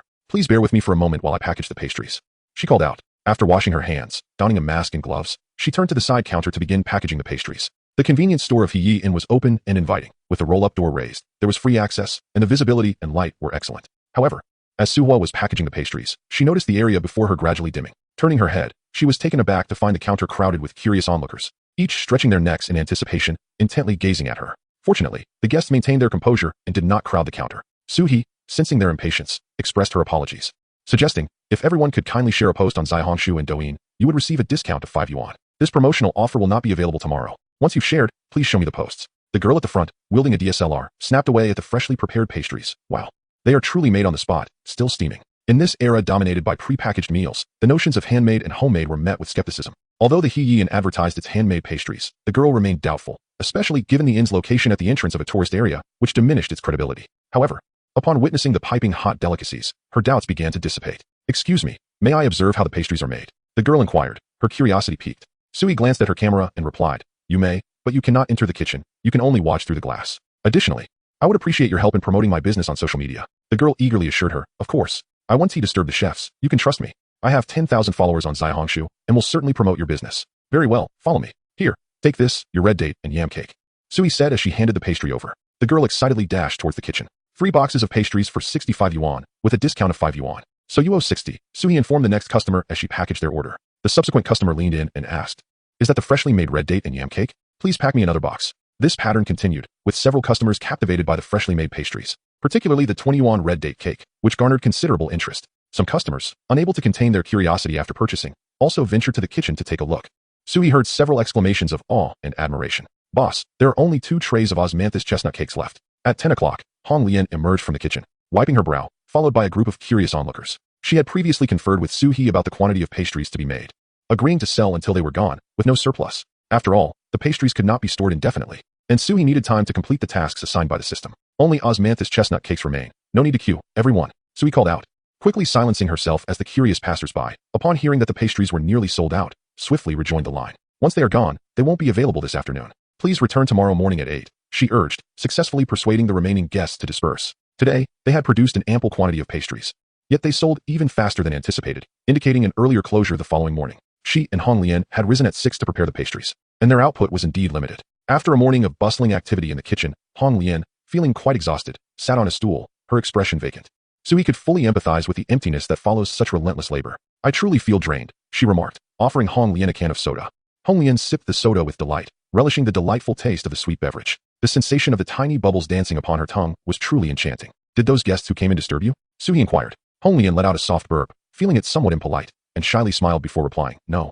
I hadn't even noticed them at first. It startled me when I turned around and saw people standing outside. The guests who entered were quite courteous, refraining from venturing into the kitchen and merely snapping photos with their phones. With Suie's explanation, Honglian became familiar with the device that could capture portraits, alleviating her concerns about her spirit being ensnared by cameras. Thus, she remained undistracted, wholly engrossed in the art of pastry making. The most pressing question in life, as Suie pondered, was what to eat for lunch. What shall we have for lunch? After eating, you should take a break and have a nap, she suggested. No sooner had Suie spoken than the previously overcast sky darkened ominously, with clouds gathering thickly. It's going to rain, Honglian observed. Let us eat at home. I can whip up a dish with no problem. She had grown quite accustomed to the kitchen equipment. Suie lowered the convenience store's roller shutter halfway, concerned about the impending downpour. All right, then we shall dine in the shop. We don't have a car, so I'll call the market owner to deliver the ingredients for tomorrow's tea snacks. As her words fell, the sky seemed to rupture, unleashing torrents of rain.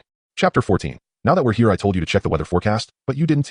How many times has this been? With an exasperated tone, a drenched woman entered the Lotus Leaf Inn, followed closely by a man who resembled a drowned rat. He wiped his face, but to little effect, as water continued to drip from his hair onto his cheeks, soon leaving streaks of moisture. All right, it's my fault. Dear, please don't be angry, he implored, noticing some tissues on the reception desk, which he offered to his wife. I promise I'll remember next time. I've just been so busy. The woman shot him a piercing glare, interrupting his excuses. Always making excuses for yourself. She cast a glance at Suie, suppressing her fury, opting to spare her husband from public rebuke. Do you have hot water for a shower here? She inquired politely, redirecting her frustration away from Suie. Suie poured 2 cups of hot water from the dispenser for the rain-soaked guests. Thank you, the man said, graciously handing a cup to his wife. Here, dear. Have some to warm up. The woman accepted the water and turned to Suie, offering her thanks while ignoring the flirtatious glances from her husband. Boss, please book us a room, she requested, retrieving her ID. Suie smiled as she accepted the identification. The woman's name was Zhu Cixi, 27 years old, while her husband was Zhang Yiqing, 29. In terms of age, they seemed well matched, though one could only say that it took a patient soul to win a beauty. Miss Zhu, we currently have a promotional offer at our establishment. The hotel boasts 120 deluxe rooms and 160 standard rooms. Facing the couple, Suie refrained from suggesting other room types. However, she quickly added, we are currently offering the Comfort Deluxe room, of which we have 300 available. These rooms feature the latest generation of soundproof doors and windows, and the beds are specially customized to alleviate worries and ensure restorative sleep, guaranteeing a restful night.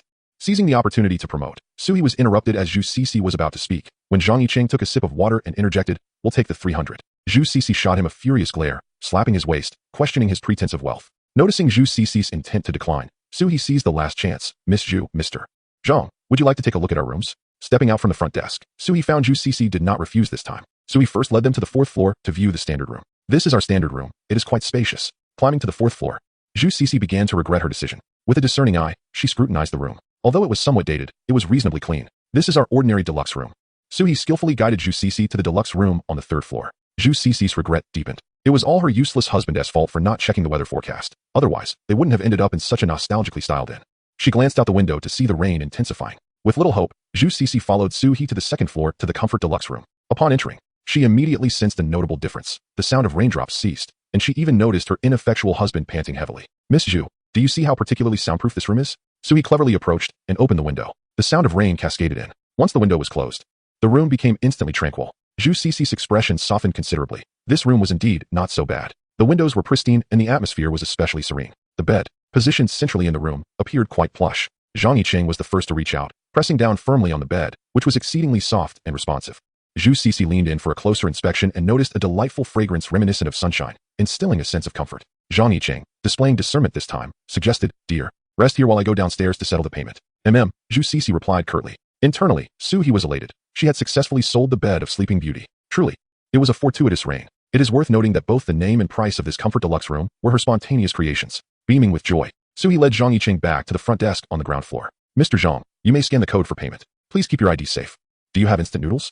Zhang Yiqing inquired, noting the torrential rain made ordering takeout quite difficult. Suie guided him to the convenience store. Yes, we do. What flavor would you like? Zhang Yiqing, pleased to discover a small convenience store within the hotel, purchased 2 new towels, a pair of disposable underwear, socks, and a loose-fitting nightgown. Both he and his wife were soaked, making their current attire quite uncomfortable. Suie's smile brightened even more on the 6th floor. We also have washing machines and dryers. You can take a look there. Here are the menus from the neighboring establishments. You may call directly for delivery to your doorstep. Suie kindly promotes business for Old Lee's Clay Pot Restaurant and Wang's Roast Duck Shop. She handed Zhang Yiqing a bag and, noticing that the convenience store still had a box of the auspicious cake she intended to enjoy herself, added it to the bag. Mr. Zhang, this is our homemade auspicious cake. I offer it to you for a taste, wishing you and your wife all the best.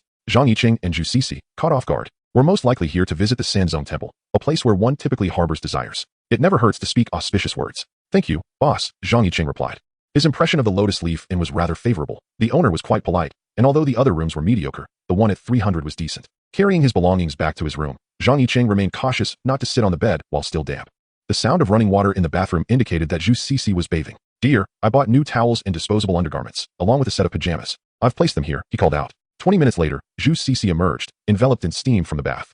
The hot water at the Lotus Leaf Inn had washed away her irritations. Did you go out to buy these? She asked as she changed into her pajamas. Zhang Yiqing looked at her openly. No, there is a small shop in the inn. I chose pure cotton pajamas. He produced the auspicious cake. Are you hungry, dear? Would you like to have some snacks to tide you over? The owner gifted this, a handmade delicacy from their shop. The bag also contains 2 menus for ordering. And I bought instant noodles as well. Zhu Sisi showed little interest in the instant noodles, instead admiring the cake's vintage packaging. Alright, I understand. You go ahead and take your shower. After her bath, feeling refreshed, she reclined on the bed, sinking into its softness. The mattress provided excellent support for her back, preventing any fatigue. Zhu Sisi pinched off a piece of cake. Delicious. The cake was sweet and soft, devoid of the artificial taste of industrial sweeteners.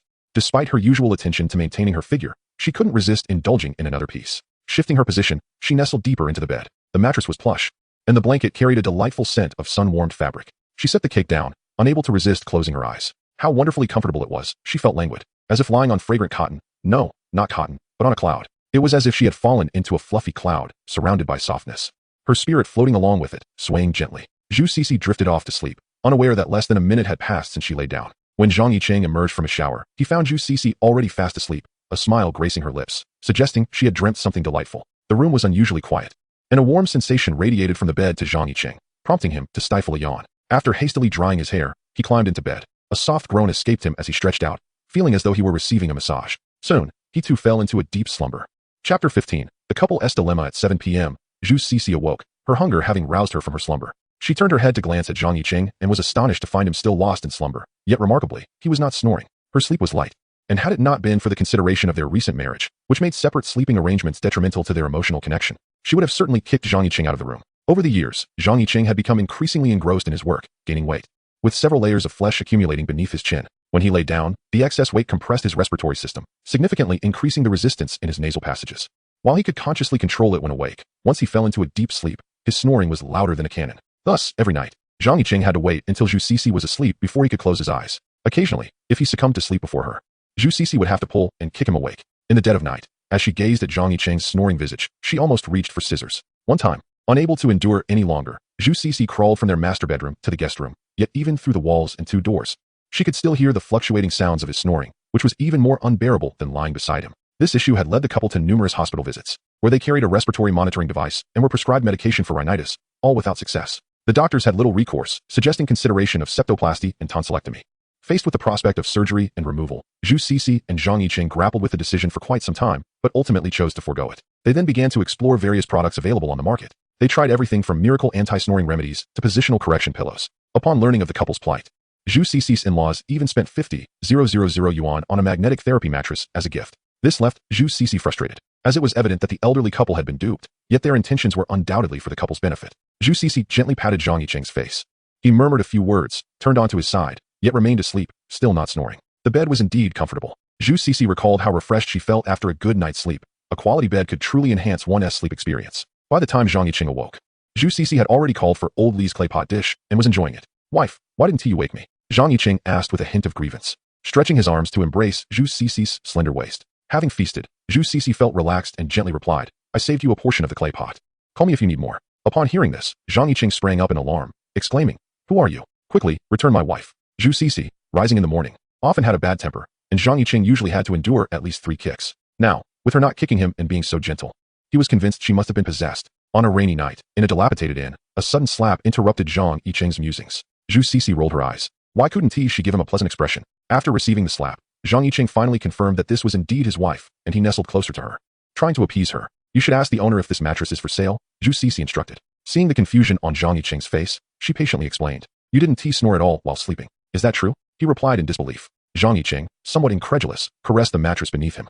They had undergone countless experiments and treatments, yet never had Zhang Yiqing managed to sleep without snoring. As he attempted to rush downstairs to find the owner, still clad only in his clothes, Zhu Sisi interjected, urging him to wait for another trial today. Embracing his wife with a foolish grin, he remarked, My dear, Your concern for me is so evident. How can you claim not to love me? Zhu Cixi playfully shoved him, but found it futile against the clingy giant. That night, the couple explored another facet of the bed. They had never felt so in sync before, and amidst the pleasure, Zhang Yiqing vaguely recalled the owner's sales pitch: nourish essence, build energy. Indeed, it was quite replenishing. The following morning, Zhu Cixi and Zhang Yiqing dressed neatly and descended the stairs, their complexions rosy. Wow, those pastries are freshly made in the shop, Zhang Yiqing exclaimed. Spotting Suie energetically promoting them at the convenience store counter, Zhu Cixi reminisced about the pastries from the previous day. They were quite delightful. You should buy some more.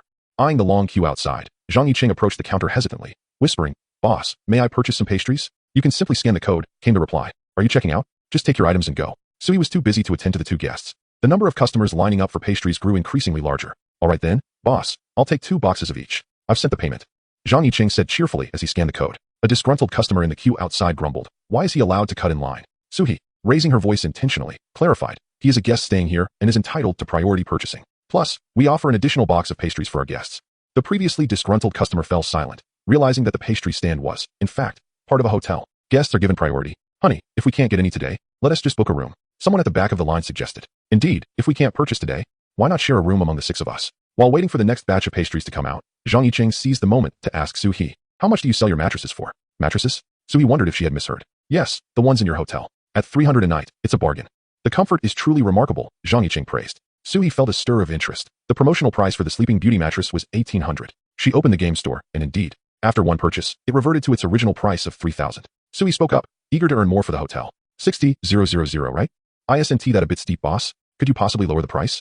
Zhang Yiqing haggled. Suie was momentarily at a loss for words. 60,000? Is this the realm of the wealthy? Seeing Suie's silence, Zhang Yiqing assumed she disapproved. "All right, boss, I'll take it for 60,000. Can you deliver it to my home? Is there a 7-day no-reason refund policy?" He opened his phone to make the payment. Suie nodded vigorously. Delivery. 30-day no-reason refund, and we'll replace it within a year. She quickly swallowed the words about the 60,000 price.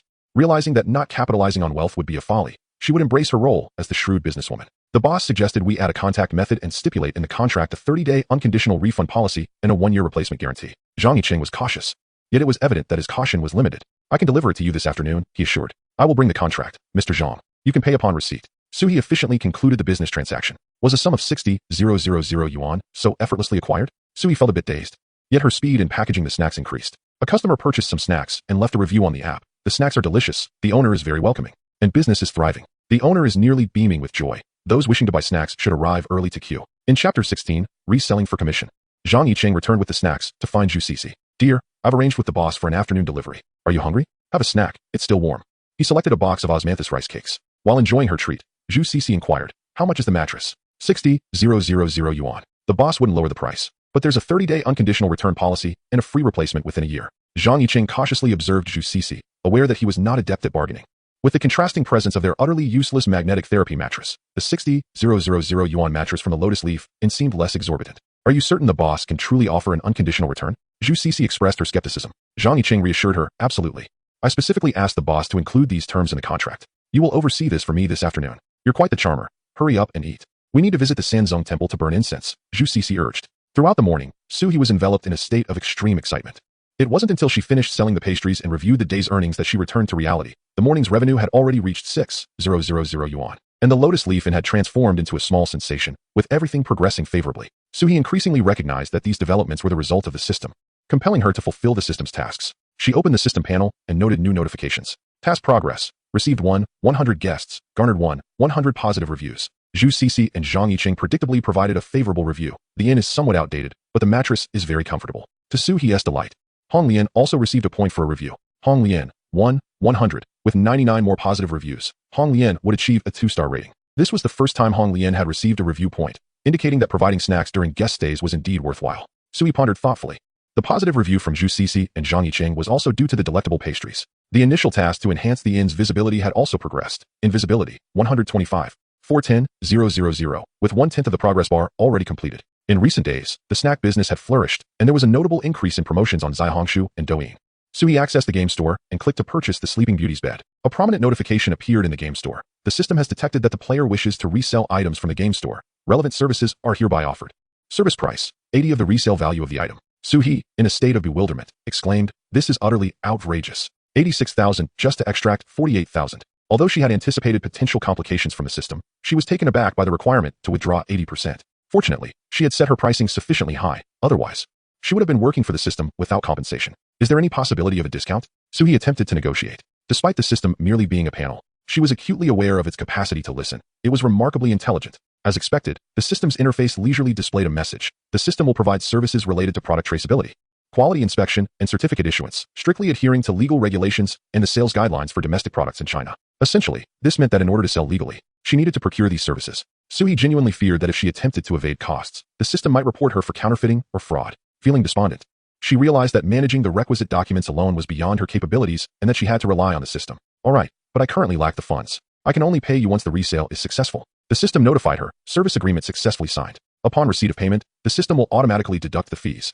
Another alert appeared. Resold items will not count towards the total expenditure in the marketplace. The game store had also undergone subtle changes, with an additional button appearing beneath the products, one for purchasing and another for reselling. Looking on the bright side, she could still earn 9,000. Unfortunately, the system had meticulously planned this out. She could not use the resale of items to complete the cumulative recharge tasks for the marketplace. Otherwise, she could swiftly reach the million expenditure threshold and earn a new card draw opportunity. Suie clicked on the resale option, and after a deduction of 3,000, she noticed that the bed of Sleeping Beauty did not feature the holographic projection to ascertain its position as it had during her initial purchase. Just as she pondered this, a beeping sound resonated from the entrance. The delivery person from Fei Shun Express dismounted from a small delivery tricycle. Suie, your package has arrived.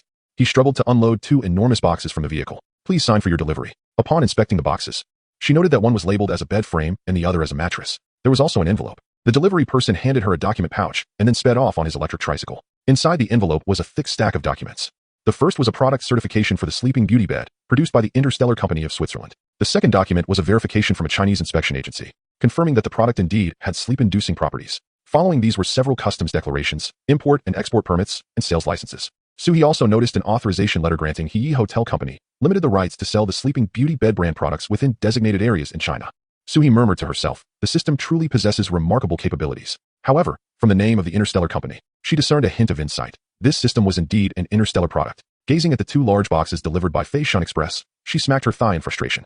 I should have had the system delivered directly to Zhu Sisi and Zhang Yiqing's home. She proceeded to draft the contract, affixing the hotel seal in advance. She made a copy of all the documents provided by the system and arranged for a burly mover from the moving company to transport the goods to the residence of Zhu Sisi and Zhang Yiqing. Miss Zhu, I have brought the contract. Please review it carefully. Meanwhile, I will have the master set up the bed, Suie said as she handed over the contract.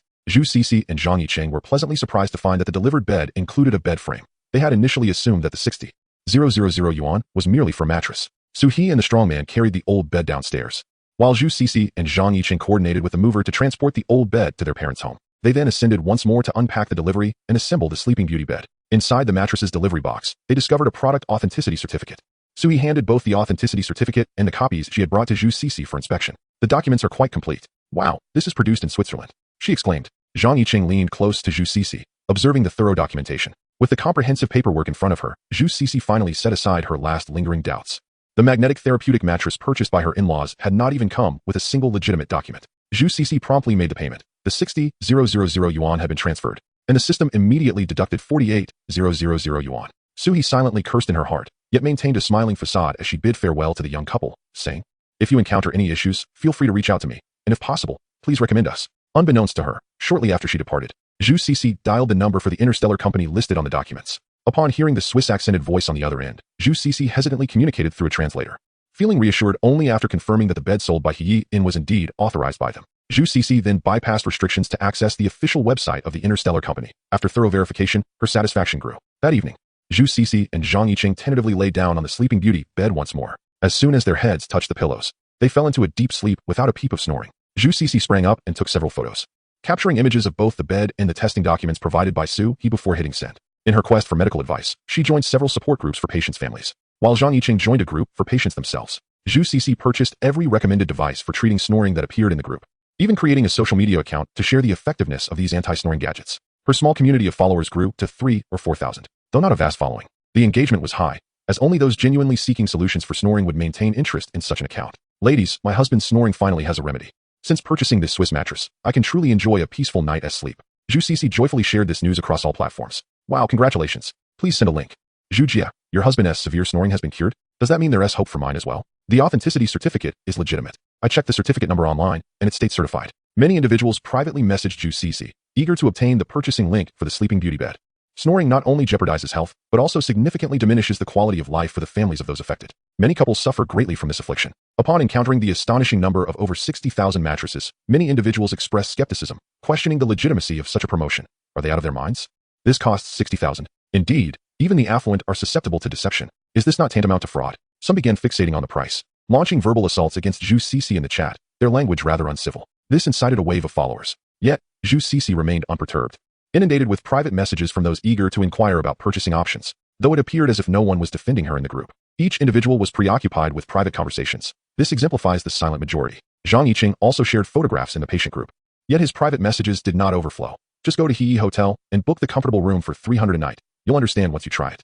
We made the purchase after testing it. Furthermore, a proprietor shared screenshots in the group. I'm currently out of town, payment completed, awaiting the experience. He had directly purchased using his mobile device. Wait for my unboxing. Payment screenshot. The proprietor claimed a 30-day, no questions asked refund policy, and I purchased as well.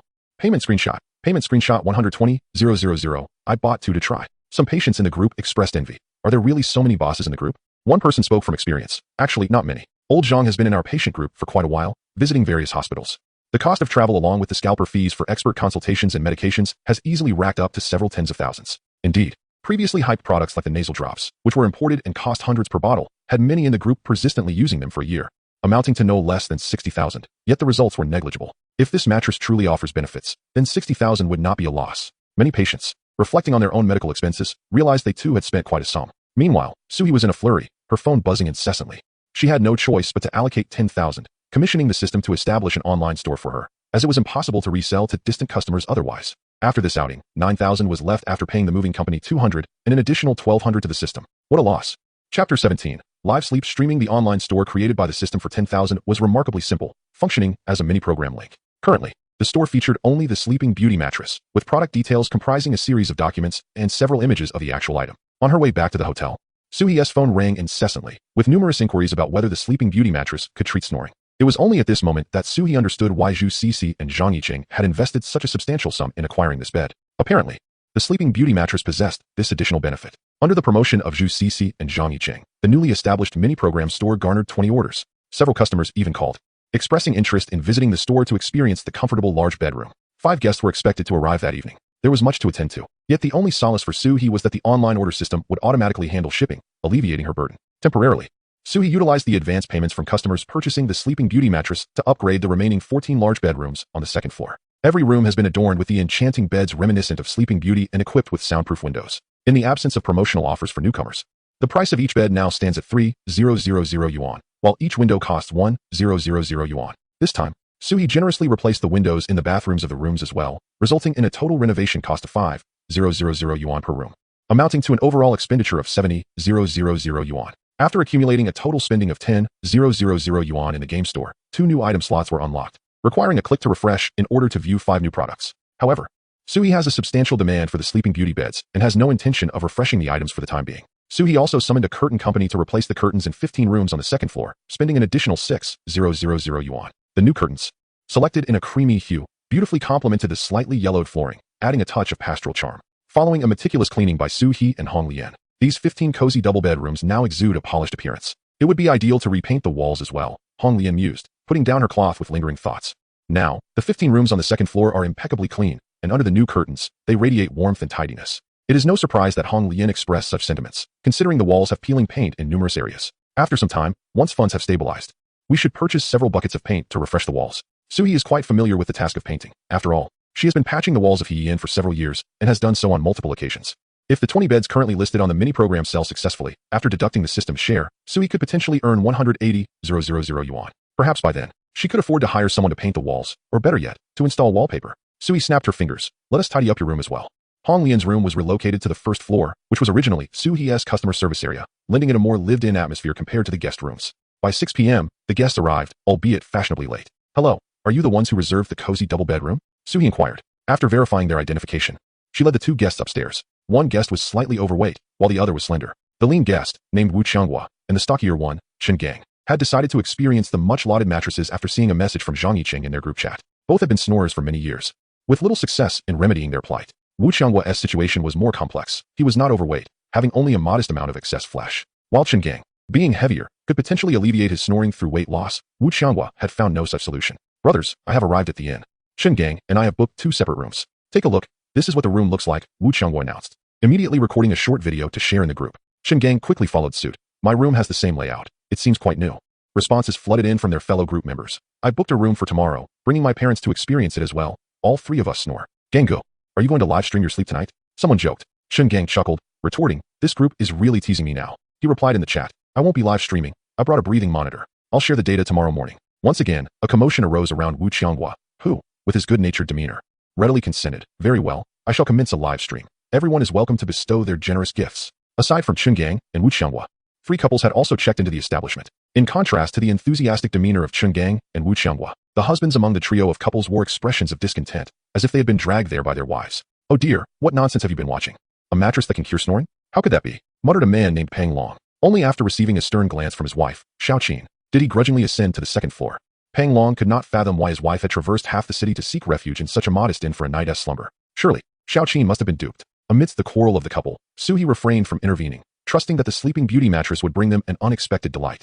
Wu Qianguo initiated a live broadcast on a streaming platform, titling it, The Mattress That Cures Snoring. Gentlemen, I have begun my live stream. If you have a moment, please send me a little gift, he announced, sharing the stream link with his fellow patients. The online viewers surged to 30 as Wu Qianguo activated the location feature, inadvertently attracting a few curious passersby. Are you selling mattresses? Someone remarked in the comments. To the onlookers, please send a little heart my way. I am here to purchase a mattress. Wu Qianguo replied, squinting at the barrage of comments. All right, gentlemen, I am off to sleep now.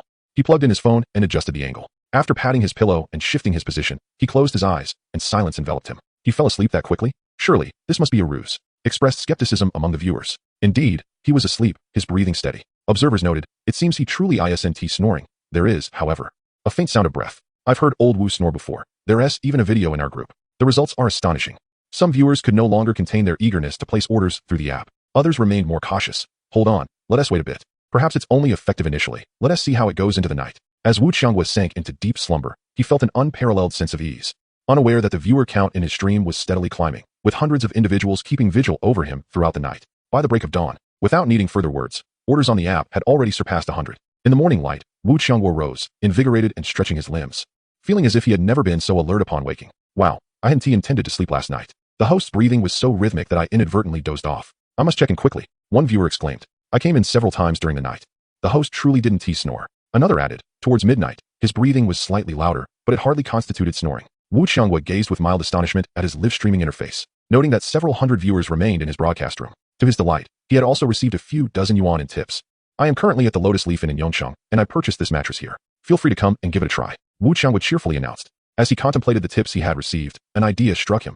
Tonight, I shall return home, take a restful sleep, and let everyone listen to the sounds of my snoring. After engaging with the comments for a while, he reluctantly ended the live stream. In another room, Gang was equally taken aback by the data displayed on his sleep apnea monitor. Due to his snoring, he had often experienced interruptions in his breathing while sleeping, prompting him to acquire the device. This time, however, the results were astonishing. He had not encountered any breathing interruptions. Chapter 18. The new card after testing the product. Both Gang and Wu Qianguo expressed their eagerness to place an immediate order. They descended the stairs and approached Suie with hopeful expressions. Boss, are there any additional discounts? We have referred many people to purchase, they implored. Seizing the moment, Suie discreetly stepped away from the convenience store counter to attend to Wu and Chun, along with 3 couples who had also come to inquire.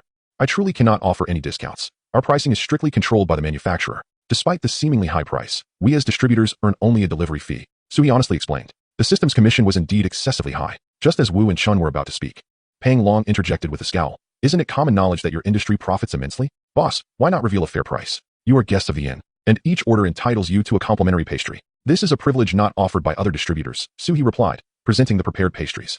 Although she was currently the sole distributor of the gaming marketplace in China, it was indeed a benefit. Growing impatient, Pang Long brandished his weapon, 6,000 yuan. His wife, Xiaoqin, attempted to pull him back, but he brushed her off in annoyance. I am well aware of your industry, Pang Long declared with an air of expertise. Suie remained unperturbed. It was clear that Pang Long was not their target customer. We have a mini-program marketplace where you can place orders directly online. For local deliveries, we can ensure same-day arrival. The prices are consistent both online and offline. Suie guided the remaining customers on how to order online.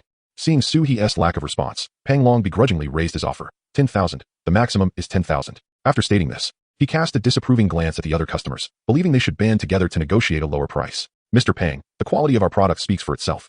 You must be satisfied with the trial to wish to purchase, and the price truly cannot be lowered. Suie stood up, signaling her intention to escort them out. A fresh batch of pastries had just emerged from the oven, and guests outside the convenience store were eagerly awaiting their treats. Not receiving a favorable reply, Pang Long resorted to his final tactic. It's too expensive. We shall not be purchasing. He then took Xiao Qin by the hand and began to leave the inn. After taking a few steps, he noticed that no one had stopped them, prompting him to slow his pace. Meanwhile, Suie was preoccupied with packaging the new round of pastries, while the customers at the convenience store window eagerly stretched their necks in anticipation. Suie gently massaged her aching arms, realizing that the inn was in dire need of new staff to assist her. Fortunately, all 5 rooms had checked out, or she would have found herself pressed for time to attend to housekeeping duties in the morning. At last, she could take a moment to rest. After finishing her sale of refreshments, she accessed the system. This morning, the guests had bestowed 4 commendations upon He Yin, and Hong Lian had also received accolades. Guests were encouraged to provide honest reviews based on their experiences. Simply paying for a stay granted them the privilege of voting. If a patron found the inn comfortable, they would leave a positive review, and if the refreshments delighted them, they would offer another commendation. Conversely, some guests might perceive room for improvement in the inn but remained fond of the refreshments, wishing only to cast their vote for Hong Lian. Much like fans who lament that their entertainment agency does not sufficiently represent their beloved idols, fervently hoping for the agency's downfall to liberate their stars. Suie checked her panel. Task progress. Guest received 6, 100. Positive reviews garnered 5, 100. In notoriety, 370, 010, 000. The system presented a new notification. System notification.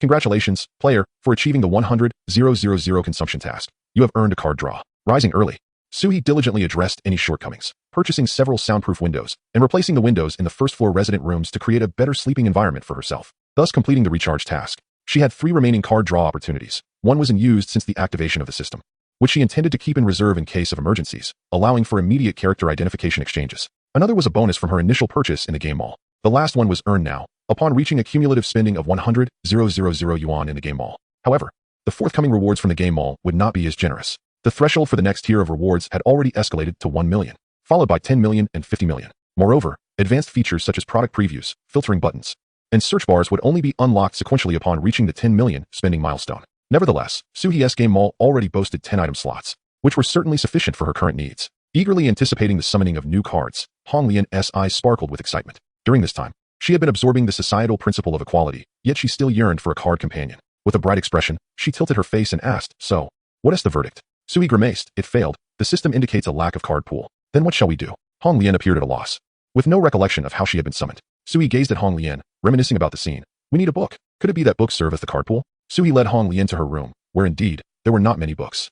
Surveying the limited selections on the shelf, Suie pondered. The skills of card characters must correlate with their identities, and thus, stronger characters would undoubtedly be preferable. "How about this one, the magical world?" she exclaimed, her eyes lighting up at the sight of the Harry Potter series. The magical world was simply enchanting. While reading, she often fantasized about possessing Mrs. Weasley's domestic magic. With a mere wave of a wand, one could envision a spatula cooking on its own, utensils autonomously gliding into the sink for cleansing, and garments folding themselves at the touch of a button. Filled with anticipation, Suie eagerly opened a book while simultaneously engaging with the card drawing interface. Alas, the attempt to draw a card was met with failure. The notification boldly proclaimed the absence of copyright for the card pool. Faced with the glaring, crimson failure alert, Suie felt utterly exasperated. How could there be copyright issues? She prodded the system. "Can't we make an exception? I genuinely yearn for magic." The system, however, remained as frigid as ever. "The card pool will be accessible upon obtaining authorization. The copyright revenue from Harry Potter alone exceeds $400 million annually. How could she possibly afford that? Moreover, what if she inadvertently summoned Voldemort? Would she meet her demise via the killing curse on the spot?" Suie lamented, her fingers incessantly poking at the system. Realizing the system's indifference, Suie understood that extracting benefits from it would not be an easy endeavor. Furthermore, the system's silence in response to her inquiries implied that it was indeed possible to draw villainous characters from the cards. With a sigh of resignation, Suie began removing numerous books from the shelf for which she lacked the requisite copyrights. Fairy tales by Anderson should suffice. Surely there are no copyright restrictions there. She set her expectations modestly, wishing merely for a mermaid card. Suie hoped for good fortune. This time, the system did not issue a failure notification. Instead, it encouraged her to try again as the card had slipped away. Must you feign humor with such chilling words? After several unsuccessful attempts, during which the system repeatedly indicated that the cards had evaded capture, Suie was on the verge of wearing out the book. She could only navigate through the process herself, recalling that her initial card draw had been successful with Dream of the Red Chamber. Yet, within this fairy tale realm, she found herself unable to summon any cards. Was her level insufficient? Suie's South conjecture was perilously close to the truth. The closer the card pool world was to reality, the less energy was required to summon characters from the cards. Conversely, in more elevated realms, greater energy was necessitated. Although the system did not disclose this, card drawing also possessed a skill level, akin to fishing. Currently, with her insufficient experience points, the likelihood of reeling in a high-level card was naturally diminished, making her numerous failed attempts seem quite normal. After much busyness, yet yielding nothing, Suie had no choice but to lower her expectations repeatedly. "I'll select something simple, something with copyright. Let's go with the language textbook." After trying a multitude of texts, she finally settled on a middle school textbook. With her university education, she should have no issues now. She pressed the draw button. Chapter 19. The scholar in blue this time. Upon clicking the summon button, a progress bar appeared. At last success. The system announced. Character has been successfully dispatched. Suie leapt with excitement. Come on, Hong Lian. Let us step outside and take a look. As Suie and Hong Lian emerged from the door, they beheld a scholar clad in blue standing beside the reception of the Lotus Leaf Inn. This scholar appeared to be around 50 years of age. Adorned with a silk cap, his stature upright and sleeves long, exuding an extraordinary aura against the backdrop of his blue attire, reminiscent of a proud bamboo. Regrettably, the azure robe he wore had faded to a pallid hue due to repeated washings, resulting in an uneven coloration, some areas dark, others light, and patches that had frayed with wear. Observing the scholar's attire, Suie felt a bit hesitant, pondering how to initiate conversation. When the scholar spoke first, you must be the binder of the system. With that, he bowed respectfully to Suie and Hong Lian, introducing himself as the old man, Cui Fengyi. In her mind, Suie silently summoned the system, opening the interface to examine the character information. Character card, Cui Fengyi. Character introduction, from a record of the Little Stone Pond, a member of the Cui clan, Suie and Fengyi. Rarity level, high current level, notable skill, poetry creation, well-read and exceptionally talented. She had drawn a high-level card. Quickly, Suie endeavored to recall her scant memories of a record of the Little Stone Pond. She remembered the passage her teacher had once required her to memorize, like a solitary wanderer, devoid of anchor, yet she had completely forgotten the context of the text, let alone the mention of Cui Fengyi at its conclusion. Noticing Suie's bewilderment, Cui Fengyi spoke slowly. Thanks to the blessings of Brother Liu, my elder brother Suie and I have left our mark in history. My brother later entered the civil service through the imperial examination, reaching the 4th rank. Yet he has faced constant demotion due to political strife. I have accompanied my brother in exile, wandering the 4 seas, my wife taken by the authorities, and my 2 sons tragically perished from hunger, leaving me utterly alone and desolate. Hong Lian, a fellow ancient soul, could deeply empathize with the melancholy encapsulated in Cui Fengyi's brief narrative. After the Jia household was raided, she too had found herself adrift, struggling for survival. She wiped away her tears with her sleeve. Seeing Hong Lian's sorrow, Cui Fengyi continued. Perhaps it is a fateful twist, for one day I suddenly regained consciousness, as if immersed in a vast ocean, and then a beam of light selected me, bringing me here. Hong Lian nodded repeatedly. Indeed, being chosen as a card character was a joyful occurrence in its own right. Suie interjected to alleviate the somber atmosphere. If it pleases you, I shall call you Teacher Cui. I am Suie, the binder of the Lotus Leaf Inn. You may refer to me as Boss Su. The system has tasked me with transforming the Lotus Leaf Inn into a world-class establishment. Suie proceeded to explain the circumstances of the contemporary world, and perhaps due to the high-level card status, Cui Fengyi accepted the information with remarkable swiftness. Boss Su, I understand. I too aspire to ascend to a 3-star card level. Perhaps then I may have the opportunity to reunite with my wife and children, Cui Fengyi declared with newfound determination. Suie and Hong Lian exchanged glances, both unaware that such transformations would occur following the card's ascension. Cui Fengyi elucidated. This is merely an indistinct sensation we share. I currently recall having a wife and children, and while I can vividly reminisce about our interactions, all that remains is a void. I believe that upon upgrading to a 3-star card, answers will surely emerge. Hong Lian concurred, for she only remembered being a maid in the Jia household. Yet the details of whom she served and the experiences shared with others had all faded from her mind. Very well, let us strive together to expand and strengthen the Lotus Leaf Inn. Suie tightly clenched her fist, determined as a boss to strive for the happiness of her employees. She then relaxed her hand, a hint of embarrassment in her voice as she remarked, however, before we embark on this journey, Mr. Cui, your attire and hair may require some attention. Cui Fengyi's physique mirrored that of Su Chong, prompting Suie to rummage through her father's wardrobe, presenting him with several unworn garments. While clothing was easily procured, hair presented a more intricate challenge. Concerned, Suie suggested, Mr. Cui, the men here predominantly sport short hair. If you wish to maintain your long locks, you might need to secure them with a hair tie. In reality, some individuals do keep long hair, often those engaged in artistic pursuits. There exists a renowned Taoist temple in Yongcheng, a 5-star tourist attraction, where locals enjoy free admission. Suie had visited it with her parents, and the Taoist priest within also boasted long hair. Cui Fengyi raised a hand to touch his long hair, replying, then I would appreciate it if you could provide me with some hair ties. In this enchanting alternate realm, the only remnants of his past were his flowing hair and the simple robe he wore. Once he had tied his hair and donned the new attire, his demeanor transformed, the scholarly air about him making him resemble a university professor. Mr. Cui, you bear a striking resemblance to a calligraphy instructor at a university, Suie noted as she, Cui Fengyi, and Hong Lian ventured to the shopping mall in search of essential items, including clothing for both Mr. Cui and Hong Lian. Cui Fengyi chuckled heartily. Just consider me a calligraphy teacher. After being exiled by his elder brother, he had wandered far and wide, experiencing the grandeur of mountains and rivers. His heart expanded and his humor sharpened. Life in exile was undoubtedly harsh, yet self-pity would have led to his demise long ago.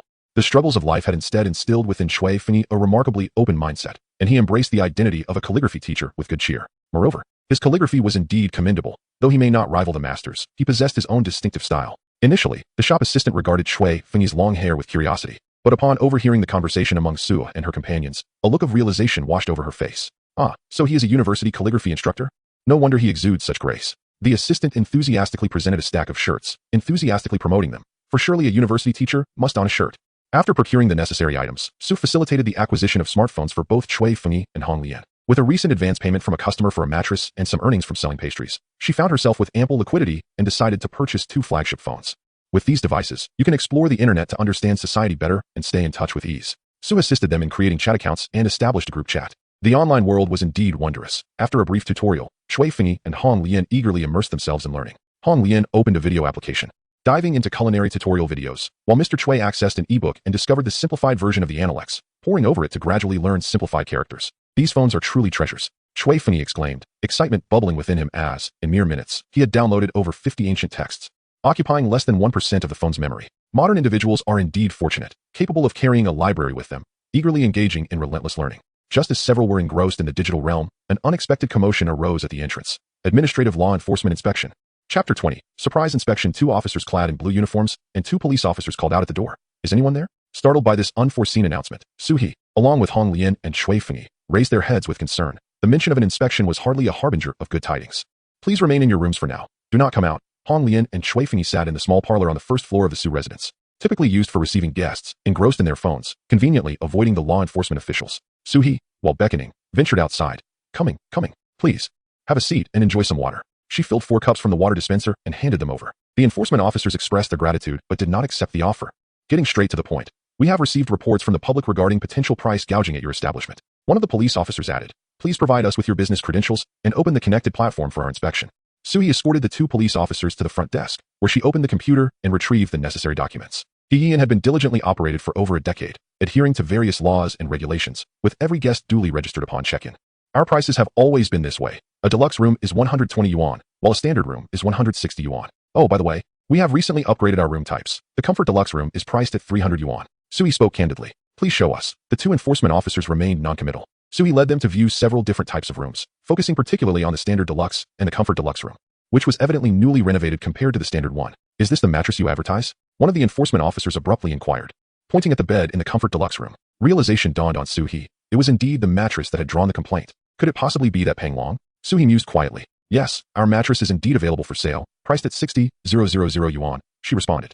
Noticing the enforcement officer's slight frown, she quickly clarified. However, we absolutely do not engage in price gouging. This mattress is also listed on our online store, with the price publicly displayed. It is imported, and we are merely a distributor. The 2 enforcement officers exchanged glances, then, in unison, requested, please provide us with the documentation. Open the online store platform for us to review. Fortunately, with the system in place, Suie was able to present the necessary proof. Seeing no evidence of price gouging, the enforcement officer's demeanor softened considerably. As a business, you must patiently explain matters to your customers. The city is currently promoting safety initiatives, and every shop is a window through which our Yongjiang city is presented to the outside world. Indeed, thank you for your efforts, Suie replied, handing out several bottles of mineral water, which this time the enforcement officers and police did not decline. As they sipped the water, one of the police officers remarked, you should enhance safety measures in your establishment. Should any issues arise, please contact our precinct directly. They are police officers from the nearby precinct, tasked with maintaining public order in this area. Upon receiving feedback from their superiors, they promptly followed up on the matter. Fortunately, it was merely a misunderstanding. Otherwise, any issues arising within their jurisdiction could adversely affect their performance evaluations. However, the price of your mattress is quite steep. The police team leader took a sip of water. Suie grimaced, saying, comrade, as you can see, my business is just SOSO. I can only devise other means to earn a little more money, which is why I am acting as an agent for this mattress. If it weren't for the complete documentation, we might have thought it was a new type of scam. Previously, there were reports from the Gai Street area regarding the sale of magnetic therapy mattresses, priced at 50,000, which deceived many elderly individuals. The police at Gai Street have yet to apprehend anyone. That unscrupulous owner vanished in the blink of an eye. The police team leader admonished. We are absolutely law-abiding, Suie assured, patting her chest. Another administrative officer, intrigued, asked, is this mattress truly so miraculous? Capable of relieving worries and ensuring restful sleep? The police team leader expressed skepticism. It's probably akin to selling health products. The efficacy is debatable, but at least they have all the proper credentials. Suie laughed along. The administrative officer stroked his chin, pondering, if it is genuinely that extraordinary, you might consider showcasing it at a furniture exhibition. This year, our Yongjiang city is hosting the International Home Expo. The police team leader had heard of it, but was not optimistic. Let us not plant any misguided ideas in that young lady's mind. Her business is already struggling, and I doubt that mattress has sold well. The booth fee for the Home Expo starts at a minimum of 10,000. That would be quite detrimental to her. The administrative officer concluded the discussion. Walking alongside the police team leader as they exited, I mentioned this precisely because I noticed she hadn't sold a single mattress and had been reported. At that expo, mattresses can be priced at 60,000 or even over 100,000. As they distanced themselves, Suie bid farewell to the 4, feeling unjustly wronged. All she aimed to do was sell a mattress, yet she was reported. Thankfully, the Heiress was well equipped, with all necessary safety measures in place. Otherwise, She might have received a notice for rectification today. Out of frustration, Suie blacklisted Peng Long, deciding against selling him a mattress. It's all fine now, it's all fine. She reassured herself as she returned to her room to comfort Shui Fengyi and Hong Lian. Hong Lian sighed in relief. She had been quite anxious just moments before. Teacher Shui, may I discuss something with you? Would you mind overseeing the customer service for the online store and the guest registrations at the inn? Suie delegated tasks, with Hong Lian primarily responsible for pastry production, while the cleaning of guest rooms would be shared between her and Hong Lian. Given that teacher Shui was over 50 and did not appear particularly robust, the more physically demanding tasks were assigned to him. Shui Fengyi had no objections. He too aspired to achieve a 3-star rating soon. Suie granted Shui Fengyi access to the online store's backend. During the period of inactivity, sales of the Sleeping Beauty mattress had surged, with 35 units sold. The backend accumulated a plethora of inquiries, with numerous individuals posing various questions about the mattress. Although Shui Fengyi was still familiarizing himself with simplified Chinese characters, he had already mastered the use of voice input. Customer inquiry: does this mattress really cure snoring? Shui Fengyi: it's worth a try. Customer: can I get a discount? It's really expensive. Shui Fengyi: I wish I could, but my capabilities fall short. Customer: so, can it or not? Shui Fengyi: it cannot. Customer: can it be shipped today? Shui Fengyi: yes. Customer: Shui Fengyi: certainly. Suie observed for a moment, reassured by Shui Fengyi's adaptation to the job, and felt free to leave. She needed to find information about the Home Expo mentioned by the enforcement personnel. Chapter 21. The Deceptive Mall. The Home Expo is held annually, and this year's venue is in Yongjiang. The International Home Expo boasts a grand reputation and is highly recognized within the industry, attracting numerous domestic and international enterprises and distributors each year.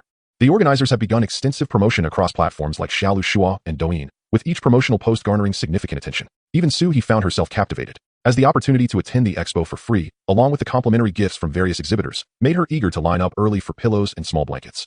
With such high enthusiasm surrounding the event, Suie certainly did not want to miss out. She visited the expo's official website to check booth prices, and her initial excitement quickly faded. A remote booth in Area C costs 8,000 per day, and for such a small space, she shook her head in disbelief. This mini booth might barely accommodate the mattress of the Sleeping Beauty bed. Besides the product, promotional posters would need to be displayed, and she would require a seating area, necessitating the rental of 2 booths. For a 3-day exhibition, she would need to prepare at least 50,000. It simply wasn't worthwhile. The more she calculated, the more unprofitable it seemed. Suie noted the expo's timing for next week, allowing herself ample time to ponder her options. With Shui Fengyi's assistance, her stress had significantly diminished. Following the promotions by Zhu Sisi and Zhang Yicheng, the store had seen a steady stream of customers eager to experience the comfort of the large beds. Almost every guest who tried the Sleeping Beauty bed sang its praises.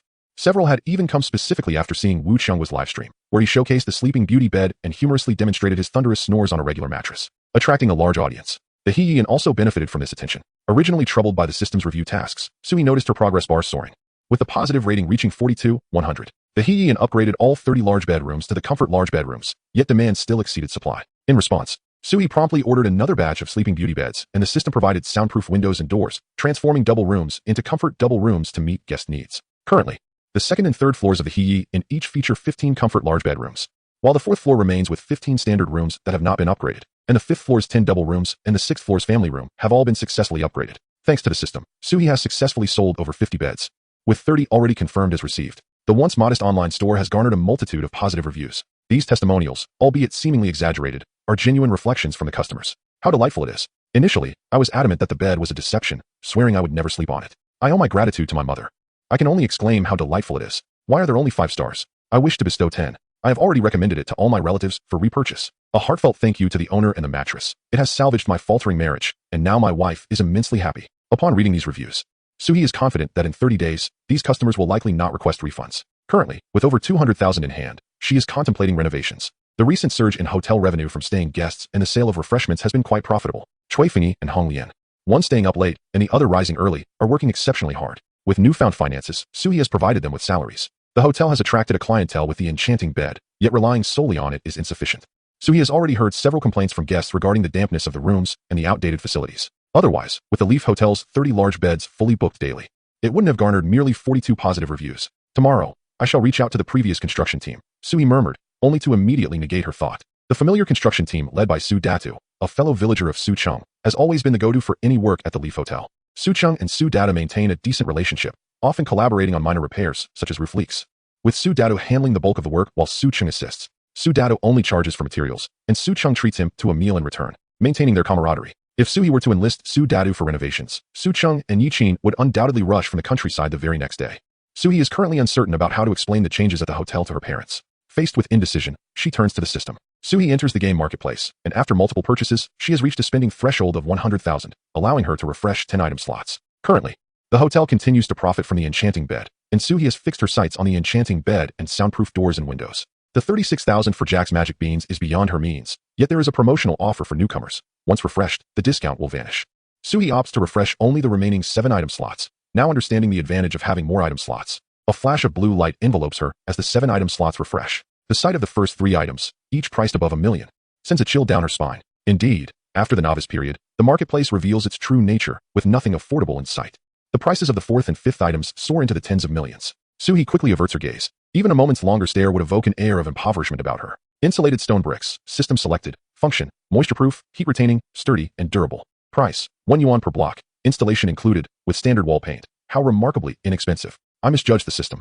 It appears that there are indeed affordable items available in the game store. The price caught Suie's attention, and she felt a surge of delight, especially since installation was included. As she surveyed her room, a sudden realization struck her. This was quite the conundrum. How many bricks would be needed for a single wall? Each square meter required 128 bricks. Given that her spacious bedroom measured 520 square feet, and after deducting the areas occupied by doors and windows, the wall surface area was approximately 60 square meters. Including the ceiling, the total wall area reached 80 square meters. This meant that renovating a single room would cost over 10,000 yuan. Suie felt a wave of dizziness. Her prepared budget of 200,000 yuan was merely sufficient to update the walls of 20 large bedrooms, and she dared not even consider the flooring. After tallying the expenses, Suie reluctantly shifted her gaze to the 7th item on the list. The miraculous porridge pot, a wondrous vessel that gurgles and produces delectable porridge, officially licensed by the Brothers Grimm. Function, simply call out little pot, cook, and it will yield an extraordinarily delicious sweet porridge. Price, 170,000 yuan. Suie was utterly taken aback. What a scheming merchant. Chapter 22. A fresh start. Suie had limited options, and thus had no choice but to purchase the thermal stone bricks offered by the system store. A notification chimed on her phone, indicating that 150,000 yuan had been deducted from her bank account. She remained fixated on the game store, pondering how these thermal stone bricks would be installed. Surely, the unscrupulous system wouldn't simply take her money and vanish. The funds had been deducted, but where were the bricks? Just as Suie was lost in thought, a knock resonated at the door. Boss, the construction team is here. A construction team? Suie immediately retracted her earlier unkind thoughts about the system. However, upon reaching the door and seeing the construction crew, she blinked in astonishment, momentarily dazed. Crouching down, she regarded the diminutive figure before her, a little, dark-skinned humanoid, roughly a meter tall, donning a safety helmet. Are you the construction worker sent by the system? The little creature produced a small notebook and, with utmost seriousness, declared, I am the engineer from the system's goblin construction team, project number 036. Here is my identification. The first page of the notebook bore its photo, yet Suie found it difficult to discern anything amidst the shadowy figure. Clearing her throat, she feigned an air of scrutiny as she held the photo against the little being. Turning to the next page, she was met with a series of garbled characters.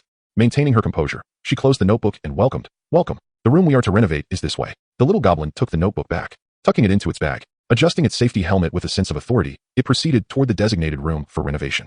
The walls of the 15 large bedrooms on the 2nd floor required replacement. Suie pointed towards the peeling walls. The little goblin entered the room, surveying the surroundings before gesturing in a circular motion. A pale blue halo emerged, suspended in the air, tearing through space to reveal a pitch-black time-space tunnel. The little goblin plunged its head into the tunnel, rummaging with both hands before retrieving a tool bag longer than its own body. It switched on a blue work light, and as the beam illuminated the previously peeling walls, the underlying red bricks were revealed. The little black potato person began to extract the red bricks piece by piece, replacing them with the insulated stone bricks purchased by Suie. The entire wall transformed into an editable canvas, as the little black potato person meticulously altered each pixel. Once the lower stone bricks were replaced, it stood upon the blue circle it had initially drawn, ascending to replace the upper bricks. In less than 10 minutes, the walls of the first room were illuminated in blue pixels, and the engineer from the goblin construction team, number 036, had completed the installation of all the wall tiles. The little black potato person extended its arm and climbed down from the blue circle, dusting off non-existent particles from its hands, and switched off the blue light. As the illumination faded, the wall trembled and instantly regained its gravity. A fine frost condensed on the insulated stone bricks, layering upon itself until it formed a seamless sheet. And astonishingly, the wall paint sprouted from the bricks. This paint was smooth and solid, uniform in color. However, the little black potato person paid no heed to the slowly developing wall paint and strode purposefully towards the next room. Suie, supporting her dislocated jaw, gazed in fascination at the pristine white wall before her, utterly amazed. Beside her, Cui Fengyi shook his head and recited a poem. The plain wall stands beside the green pine, as snow white as delicate gauze. Like winter's snow, pure and boundless. Marvelous. Truly marvelous. Upon finishing his verse, he meandered after the little black potato person to witness the magic in the next room. 2 hours later, the little black potato person concluded the work. Engineer number 036 had completed the task. Are you satisfied with this service? Very satisfied. Suie could not have been more pleased. In just 2 hours, 15 rooms on the 2nd floor were renovated, and not a speck of dust remained. She was absolutely delighted. The goblin engineer, number 036, held his head high with pride, leaping into the blue circle. After completing the job, the little black potato person could not suppress a chuckle. Hee hee. This time, the customer did not request any old bricks, in addition to the wages provided by the system. It could earn an extra sum. Suie observed the little black potato person's animated movements, reflecting, goblin workers don't seem to relish their jobs. They can hardly restrain their laughter upon finishing. After replacing the wall tiles of the 15 large bedrooms on the second floor, Suie allocated additional funds to refresh the sparse soft furnishings in the rooms. The second floor rooms contained bedside tables and desks, which over time had deteriorated, with the original plywood peeling and the surfaces cracking. This time, Suie opted for solid wood furniture. She also upgraded to a superior quality set of disposable toiletries. The natural wood-colored box featured a painting of a lotus leaf, delicately illustrating a droplet rolling off the edge. Inside were a toothbrush, toothpaste, an anti-static wooden comb, and fragrant soap infused with the scent of wood. The towels at the lotus leaf were also replaced with new ones, softer and emblazoned with the inn's logo. After refreshing the toiletries with matching sets adorned with the lotus leaf and emblem, the rooms became significantly more refined, rivaling the appearance of select chain hotels. When Wu Qianguo returned to the inn, he was pleasantly surprised by the rejuvenated large bedrooms on the second floor. Boss, has the inn been renovated? So soon? Wu Qianguo could hardly believe his eyes. Suie felt a bit embarrassed. She had not anticipated a returning customer in such a short span of time. After all, the lotus leaf still relied on the allure of the sleeping beauty bed to attract guests. Many patrons, after experiencing the comfort of the bedding, would promptly place orders through the app, yet rarely returned for another stay. We haven't really renovated. We just swapped out some furniture, Suie thought, feeling a cold sweat trickle down her back as she contemplated how to brush it off. Compared to before, one could easily believe that the second floor rooms had undergone a complete transformation. She obstructed Wu Qianguo's gaze, firmly denying any renovations. Wu Qianguo scrutinized closely, taking a couple of steps to the side to peek around, immediately exclaiming, "No way, boss, the last time I was here, the walls were crumbling. But now they are pristine white." His conviction in his assessment was evident, though a hint of confusion lingered. Is it possible to renovate so swiftly? I haven't even caught a whiff of paint. How peculiar. Suie laughed nervously. No, we merely polished the walls. It's just a superficial appearance. In truth, the renovations executed by the system left no color or scent, nor any trace, which was decidedly against common sense, and Suie was certain Wu Qianguo lacked evidence. To divert his attention, she inquired, "So, what brings you back to book a room this time? Are you here for another live stream?" Chapter 23, Live Stream Collaboration. Wu Qianguo grinned sheepishly. I wanted to see if we could discuss a potential collaboration with the inn. In recent days, his live stream traffic had been quite favorable, and on his family's suggestion, he had linked various trivial products, like garbage bags, on Douyin. But sales had only reached single digits. His visit to Suie was an attempt to convert his traffic into revenue. Wu Qianguo's live streams revolved around him sleeping, often serenading his audience with songs before slumbering while engaging with fans. His life experiences, rich and varied, had weathered many storms, yet he maintained an optimistic and cheerful disposition, attracting a considerable viewership. However, the audience was most intrigued by watching Wu Qianguo sleep. Recently, he had experimented with various trendy beddings, effectively becoming a bedding evaluation influencer. Upon reviewing Wu Qianguo's streaming data, Suie acknowledged its merit. The bedding from the lotus leaf has appeared numerous times in my streams, and the feedback has been quite positive. Would it be possible to feature a link in my stream? I can accept a lower commission, Wu Qianguo proposed. Suie pondered for a moment before shaking her head. While adding a link in the live stream could indeed boost sales, the atmosphere was too frenetic for her to monitor every word Wu Qianguo uttered. If he were to make any misleading claims, the inn would bear the responsibility. Moreover, impulsive purchases were common, and given the large size of the sleeping beauty bed, returns could be quite troublesome. Suie was unwilling to compromise the inn's reputation for fleeting sales. Wu Qianguo grew anxious. I can accept a very low commission. My stream's traffic is genuinely impressive. Could you reconsider? Suie remained resolute in her stance. Selling beds is simply not feasible. Our bed is priced too high to be suitable for the live stream. Hearing this, Wu Qianguo felt disheartened, his lips moving as if to say something more to advocate for himself, when Suie added, however, we can explore other forms of collaboration. Are you considering promoting our hotel? Suie proposed. Our hotel's second floor has been newly renovated, and the price for a cozy king-sized room has reached 360 yuan. For every room booked, I can offer you a commission of 60 yuan. How does that sound? Additionally, I can give you a discount of 30 yuan on the room rate. Suie presented her proposal. Wu Qianguo pondered seriously. He had a substantial number of followers in his live stream, many of whom were locals from Yongjiang, and the He Hotel was conveniently located nearby. Boss, I also want to provide some benefits for my followers. Is there any chance you could lower the price a bit more? Wu Qianguo rubbed his hands together, feeling that this collaboration could indeed be fruitful. Suie firmly stated, we truly cannot adjust this price. Offering a commission of 60 yuan already reflects our sincerity. You also booked a room, so you are aware that our hotel rooms are in high demand. Wu Qianguo nodded in agreement. Indeed, he had tried to secure a room yesterday, but had failed. Today, the only available room was priced at 360 yuan, and the 300 yuan king-sized room had already been booked. However, he felt the price lacked competitiveness. But, boss, your hotel is listed on those staying here online platforms, and aren't they currently running promotions with coupons? I managed to get a 10 off coupon. Wu Qianguo sought to negotiate further. Suie lamented, unfortunately, the platform takes a cut, and our profits are really minimal. She took a step back. Could I offer you some other perks? For customers who place orders in your Douyin livestream, we can additionally provide a box of osmanthus chestnut cake valued at 35 yuan. Boss Wu Qianguo attempted to bargain. Suie, with some reluctance, added breakfast, but insisted they had nothing more to offer. Boss Wu opened his mouth again. This time, I truly have nothing else. Suie shook her head vigorously. Wu Qianguo wore an innocent expression. Boss, I just wanted to say something nice, but you haven't given me a chance to speak. Suie widened her eyes, utterly surprised that Wu Qianghua, who appeared so honest, was actually quite cunning. However, having made a promise, she would not back down. Let us add each other on WeChat. If you encounter any issues, just message me, Suie said, pulling out her phone. All right, then, I will head to the room now to create the link. Await my good news, boss, Wu Qianghua said happily as he took the contract and headed upstairs. The contract outlined the commission ratio for both parties. The collaboration period set for 1 month, and most importantly, it stipulated that Wu Qianghua must feature the sleeping beauty bed in his livestream. Suie valued the collaboration with Wu Qianghua for his ability to promote the sleeping beauty bed, while she might earn slightly less from the room rates. As long as those interested saw Wu Qianghua's livestream and were enticed by the 60,000 yuan bed, she would not incur a loss. Suie shared the news of the collaboration between Heyi Hotel and Wu Qianghua with Hong Lian and Shui Fengyi. Hong Lian, you may need to work hard during this time. Please take care of the hotel cleaning and focus on preparing the pastries first. Suie reassigned the tasks. Hong Lian agreed readily, understanding the importance of priorities. She was the only one capable of making pastries, and delaying that for cleaning would be counterproductive. Teacher Shui, your working hours may need to be extended as well. With an air of regret, Suie remarked that while Shui Fengyi, in his 50s, was in the prime of his life in modern times, during the Tang dynasty he would undoubtedly be considered an elder. A fact that made her feel quite apologetic for the burden placed upon him. Typically, Shui Fengyi spent his days leisurely reading at the front desk. However, the recent surge in online purchases of the sleeping beauty bed had significantly reduced his free time and slowed his reading pace. No worries, Shui Fengyi chuckled, acknowledging that his ascent in business was also reliant on the success of the Lotus Leaf Inn. Fortunately, the establishment had been thriving, with most guests offering commendable reviews, and his measured demeanor had garnered their respect. After discussing the work details with the two, Suie began to pace back and forth in her room. This upcoming live streaming collaboration might elevate the inn's business to new heights, yet she was acutely aware that she could not solely depend on fleeting traffic exposure. If she was to act, it had to be something substantial. Gritting her teeth, she entered her parents' room and retrieved a card. As the only child, her parents had always encouraged her to save her New Year's money, which they had indeed done, establishing a bank account in her name that contained not only her childhood savings, but also a sum set aside for her dowry. Su Cheng and Yi Qin, frugal by nature, had scrimped and saved to provide the best for Su He.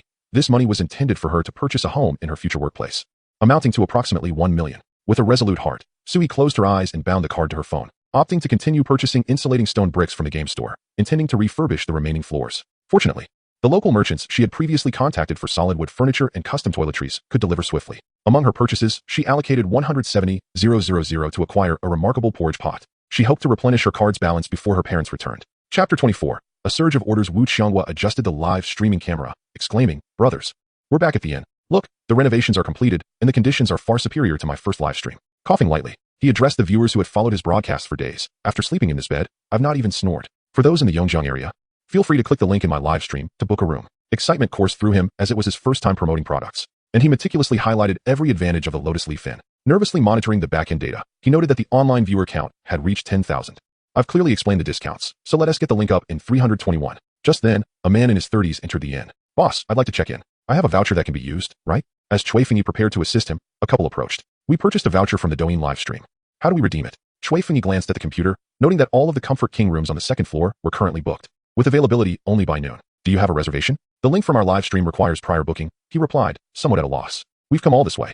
Can't you check us in?" The young couple appeared somewhat discontented. The young man furrowed his brow as he opened the product link, his heart racing upon seeing the highlighted note about needing to reserve a day in advance. He quickly shut his phone, feigning calmness. "I made a reservation. My number ends in 7864, the 30-something man stated. Shui Fengyi checked the records. "Mr. Li, you have booked the Comfort King room for today, and check-in is only available after 2 p.m., as previously mentioned over the phone. You may leave your luggage at the front desk." Shui Fengyi also handed over a flyer detailing nearby attractions, with Sanzong Temple prominently featured. "I know that. I'll leave my suitcase here," Mr. Li, a backpacker, said as he set down his belongings and headed outside with his camera. Initially, the young man and the couple felt uneasy about not having made a reservation, but upon seeing Mr. Li being permitted to check in, he became increasingly uncomfortable. Raising his voice, he exclaimed, "Why can't I stay? We're already here."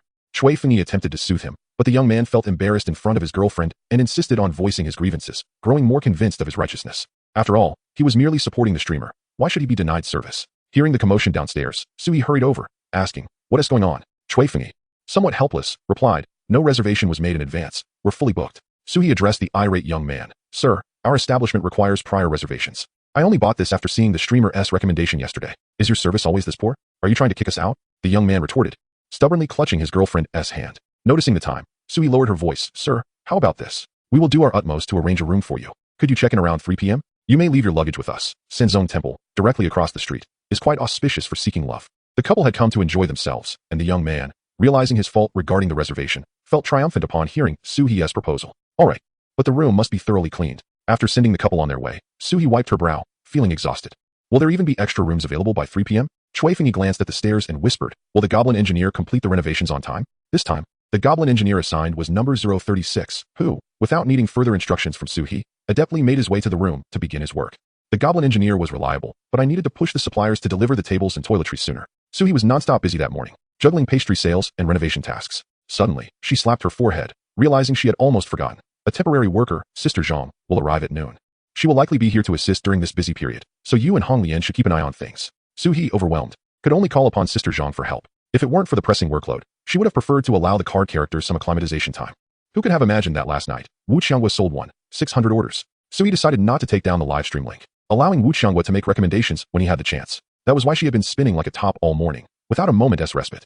In the afternoon, Mr. Li, a backpacker, fortuitously encountered a young couple. As the couple exchanged playful banter, they spotted Wu Qianghua descending from the second floor. Brother Chong, exclaimed the young man, rushing towards him. I particularly enjoy your live streams. After seeing your sales broadcast yesterday, I immediately placed an order to support you. Wu Qianghua was taken aback by the presence of an offline fan, feeling somewhat flattered. Just as he was about to utter some courteous words, the young man continued. You bear a striking resemblance to my father. Wu Qianghua replied, really? Even the sound of your snoring is quite similar. The young man blushed slightly. Thank you for your admiration. Haha. Wu Qianghua posed for a photo with the enthusiastic young man, wishing him a pleasant journey. As they parted ways at the staircase, Mr.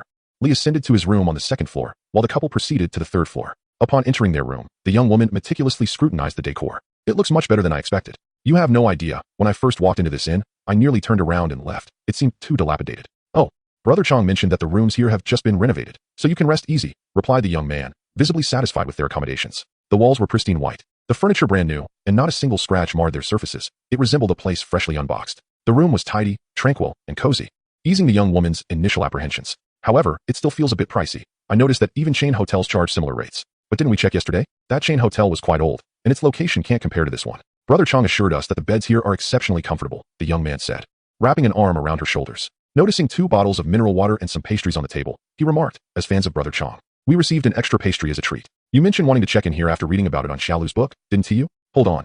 Let me take a picture first. The young woman pouted, posing with the pastry in various angles before snapping several shots of the room. She had a knack for finding the perfect angles, and through her lens, the lotus leaf seemed to ascend several notches in prestige, bright, clean, and inviting. From their room, they could see the lotus pond of Sanzong Temple. Oh, I must take another shot in the morning to capture the lotus flowers, she exclaimed. All right, I'll make sure to take a good photo for you tomorrow, especially since breakfast awaits. The young man coaxed. Chapter 25. The enchanting kanji pot. Mr. Li, the backpacker, awoke with a sense of disbelief, astonished that he had slept soundly until dawn. Once a programmer in a large corporation, he had long been plagued by the anxieties of a midlife crisis at the age of 35. He had anticipated a sense of resolution following his optimization. Yet the feelings of unease continued to envelop him. Haunted by vivid dreams and profuse sweating, he often woke in the middle of the night. Were it not for his youth, Mr. Li might have questioned whether he was experiencing an early onset of male menopause. Isn't it said that this phase begins at 45? Had he aged prematurely? Due to his insufficient sleep, his already thinning hair seemed even more precious, yet these valuable strands continued to abandon him daily. Following a friend's suggestion, Mr. Li embarked on a journey, arriving in Yongjiang, his third city. He visited Sanzong Temple to seek tranquility and fortuitously stumbled upon Wu Qiangua's live stream. He paid little heed to Wu Qiangua's sales pitch, well aware that the internet was rife with deceptive promotions. It was merely the proximity of this into the Sanzong Temple that led him to choose the Comfort King room at the Lotus Leaf Inn. Last night, he had worried about his ability to sleep in an unfamiliar place, yet he was enveloped in a unique tranquility and quietly succumbed to slumber amidst this serenity. With a sense of satisfaction from a restful night, Mr. Li, the backpacker, descended the stairs. Breakfast is ready, greeted the temporary worker, Sister Zhang, with warmth as she noticed a guest descending from the staircase. A resident of the nearby community, she had previously worked as a cleaner but had to retire due to age. However, she wished to save a bit more for her retirement, so she occasionally took on small jobs. The position at the Lotus Leaf Inn was the best she had found. Minimal work, close to home, decent pay, and kind-hearted owners. Unfortunately, business at the inn had not been thriving, and work was not consistently available. This time, Sister Zhang had not received any assignments from the Lotus Leaf Inn for nearly 3 months, and she feared it might close. When she received a call from Suie, she thought she had misheard and was pleasantly surprised to accept this job, determined to perform exceptionally well. Breakfast is freshly prepared, Sister Zhang continued as she walked. Upon exiting his room, Mr. Li could distinctly sense that the inn was somewhat aged, the stairs creaked underfoot, and the dining area Sister Zhang mentioned was merely a modest room on the first floor, furnished with a few simple tables and chairs. Mr. Li unconsciously lowered his expectations. Indeed, as he had anticipated, the breakfast in the dining area was a rather simple Chinese fare, comprising steamed buns, mantou, boiled eggs, warm beverages of soy milk, and milk, along with a pot of steaming porridge and packaged pickled vegetables. Mr. Li was grateful for his tempered expectations. Otherwise, this insipid breakfast would have failed to stimulate his appetite. There are utensils in the sterilizer. You must try the porridge. It's exceptionally delicious, Sister Zhang urged, noticing Mr. Li's hesitation. Reflecting on the sweet porridge's flavor, she exclaimed, It may look unremarkable, but it is truly delightful. Sister Zhang, whose education was limited, could not forget the taste after sampling it that morning. Mr. Li was not particularly swayed by her exaggerated enthusiasm, yet he decided to serve himself a bowl of porridge, as it appeared to be the most promising option among the breakfast offerings. This sweet porridge was devoid of any extravagant ingredients, remarkably simple, containing only rice and a bit of millet. However, the rice was cooked to a translucent perfection, and the millet had released its oils. Mr. Li scooped a spoonful of porridge and brought it to his lips. It was sweet, not the cloying sweetness of artificial sweeteners, but the natural, delicate sweetness inherent to the rice and millet. The enchanting flavor captivated him, blossoming like a warm sun upon his tongue, soothing every inch of his soul. The thick porridge, with its enticing richness, teased his palate. It was warm and smooth, caressing his tongue with a silk-like gentleness, leading him into a state of bliss. The simplest sweet porridge bestowed the utmost enjoyment, for it encapsulated the nostalgia and warmth of home. It nourishes not only the body, but also the soul. It is the magic conjured by a grandmother when a child refuses to eat, the tender care brought by a mother during times of illness, and the clumsy warmth prepared by a father on a chilly return home. It is both delicious and ordinary. A sweet porridge made solely from rice and millet, devoid of embellishments like red dates, lotus seeds, or bird's nest. Its flavor is easily imagined. Yet, it brings a sense of comfort. Like a weary traveler quenched by sweet dew, this bowl of porridge soothes the stomach's spasms and revitalizes the spirit. Mr. Li stared vacantly at the empty bowl, astonished at how swiftly he had consumed it. He could hardly wait to rise again, this time scooping a heaping bowlful. Delectable. The backpacker, Mr. Li, felt a warm glow enveloping him as he took out his phone to capture a photo of the porridge to send to his mother. Since being optimized out of a large company, he had not contacted his family, merely stating he needed some time to clear his mind. Yet, after finishing this bowl of porridge, the knots in his heart had vanished. His professional setbacks were burdens his family did not wish to witness. Why should he erect barriers against them? After finishing 3 bowls of porridge, the backpacker languidly sank into his chair, a sense of tranquility washing over him.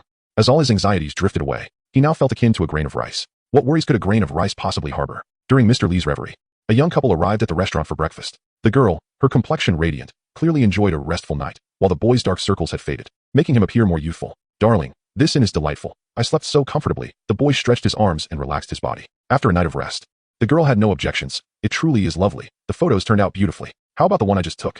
Stunning, stunning. The sunlight on you is particularly enchanting. The boy praised earnestly. The girl felt a surge of happiness. She had not anticipated such picturesque moments from a modest inn. With the morning sun bright and the inn's windows gleaming, she captured several aerial shots of the Sanzong Temple River. In good spirits, she approached the humble breakfast without ire and chose to ladle herself a bowl of porridge to savor. Upon tasting the first spoonful, her pace quickened, completely disregarding her boyfriend's chatter. Darling, why aren't you paying attention to me? By the time the boy realized, she was nearly finished with her bowl. The boy, perplexed, knew his girlfriend to be quite particular. Is it really that delicious? After sampling the porridge himself, he fell silent. Incredible. No wonder my girlfriend is ignoring me.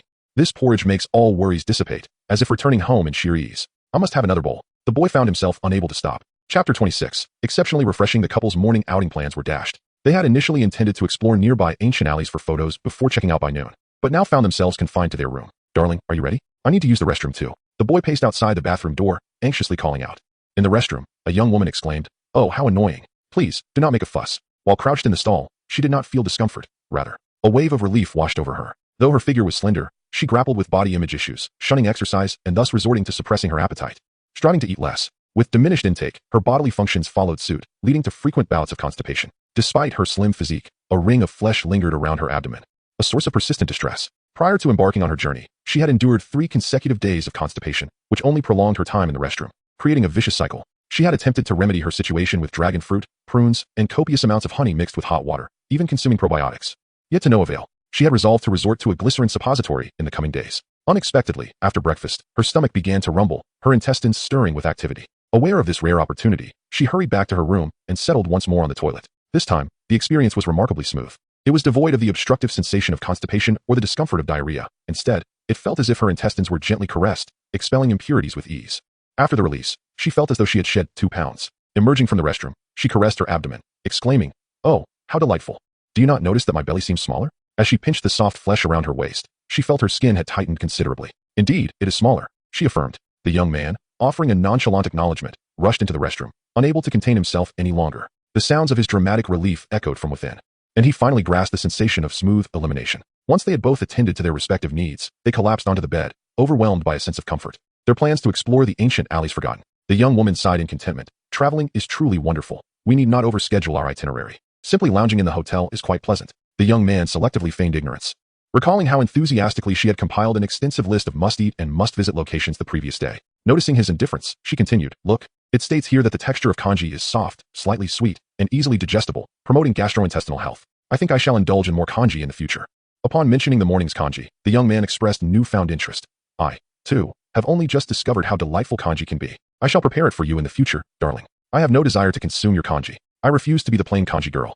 She retorted with a look of disdain. He was left speechless. Before noon, the young couple checked out and encountered Suie, who was busy downstairs. The young woman approached her, inquiring, "Boss, your breakfast kanji is exquisite. How do you prepare it? I have never tasted such wonderful kanji." Suie hesitated, unsure how to respond, as the kanji was made by a magical pot. This pot possesses enchanting qualities, quite unexpected, isn't it? The young woman, with an understanding expression, remarked. It seems to be a secret recipe. Could you possibly share the ingredients you use? Suie was at a loss for words, as this magical pot required no ingredients at all. The enchanted cookware, authorized by the brothers Grimm, possesses a remarkable charm. Simply standing before it and exclaiming, "Little pot, cook," will prompt it to magically produce a delicious porridge. Suie had specifically sought out this tale from the brothers Grimm, captivated by the plight of a poor little girl who struggled to find enough to eat. One day, a benevolent witch gifted her this miraculous pot. The girl took it home and uttered the enchanting phrase, "Little pot, cook." The pot began to brew porridge, and soon her home was overflowing with it. The delightful concoction spreading throughout the town until the girl commanded, "Stop, little pot." Only then did the pot cease its work, leaving the entire town blessed with fragrant sweet porridge. Thus, Suie truly had no idea about the ingredients. Yet, upon witnessing the girl's earnest gaze, Suie fabricated a story. "Indeed, the ingredients are quite important. My parents are currently tending to our land in the countryside." "Oh, I see. So your parents personally cultivate the ingredients. No wonder I feel a sense of home while enjoying the porridge. The rice, grown without pollution, truly makes for a delectable dish," the girl exclaimed, expressing her gratitude to Suie. With an innocent demeanor, Suie bid farewell to the couple. Her parents were indeed in the countryside. But the latter part of the conversation was entirely the girl's embellishment. Hong Lian, somewhat bewildered, inquired, "Boss, are your parents really farming in the countryside?" "Not exactly, Hong Lian. Just eat your fill. You've worked hard today," Suie replied affectionately, gazing at her. The tea and snack business at the Lotus Leaf Inn was thriving, bolstered by this year's temple economy, and it had gained considerable popularity online. Several food and travel bloggers had visited to record their experiences, with Hong Lian appearing on camera multiple times. The bloggers particularly enjoyed capturing the process of Hong Lian preparing the snacks. This occasion was no exception. Within the couple's social circle, a photo of Hong Lian kneading dough became part of their grid. The girl frequently shared her life on social media, amassing a following. The combination of a beautiful girl, picturesque scenery, and delicious food quickly garnered an abundance of likes. "Wow, the beauty has such a great figure and takes amazing photos. How does she even make porridge look so good?" exclaimed one commenter. "The lotus pond captured by the girl is breathtaking," remarked another. "I've purchased snacks from this place before.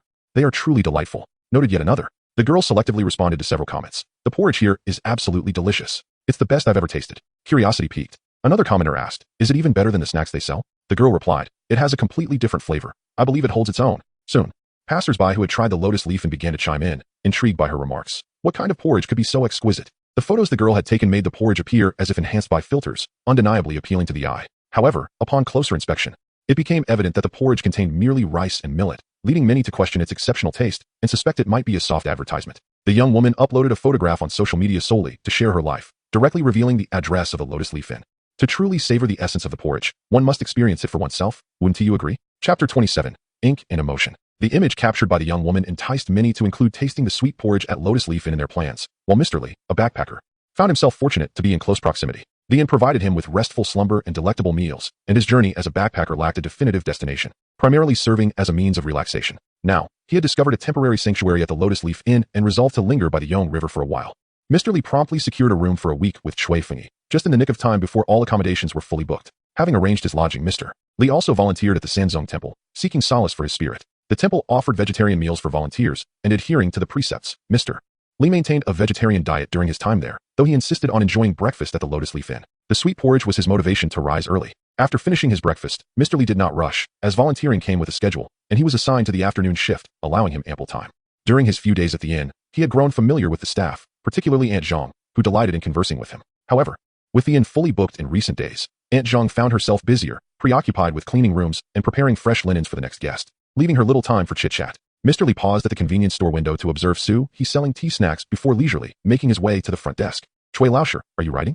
Mr. Lee inquired with interest, standing beside Chui Fengyi as he practiced calligraphy. The front desk was indeed spacious, yet when Suie occupied it, it was cluttered with assorted items, unfinished biscuits and half-read comics piled together, creating a somewhat cramped atmosphere. Fortunately, with the advent of digital operations, Suie could search for documents on the computer. Otherwise, locating a guest information would have required a thorough search through the drawers. After taking over the front desk duties, Chui Fengyi revitalized the space, clearing it of clutter and allowing for greater roominess. Upon receiving his salary, Chui Fengyi consulted with Suie and purchased a second-hand Kindle online for 200 yuan, along with ink, paper, and brushes. Now, on the front desk, Chui Fengyi had laid out a small calligraphy mat and several sheets of A5 paper, often indulging in the art of writing in his spare moments. During this time, many had purchased packages from Wu Chenghua's livestream, allowing Cui Fengyi to merely confirm check-in details, as peak hours occurred around noon. During the day, he found himself relatively unoccupied, relishing the tactile sensation of writing with pen and paper, frequently using a brush to record his learning insights or compose poetry. Cui Fengyi did not respond to Mr. Li. Writing demanded complete concentration and a fluid stroke.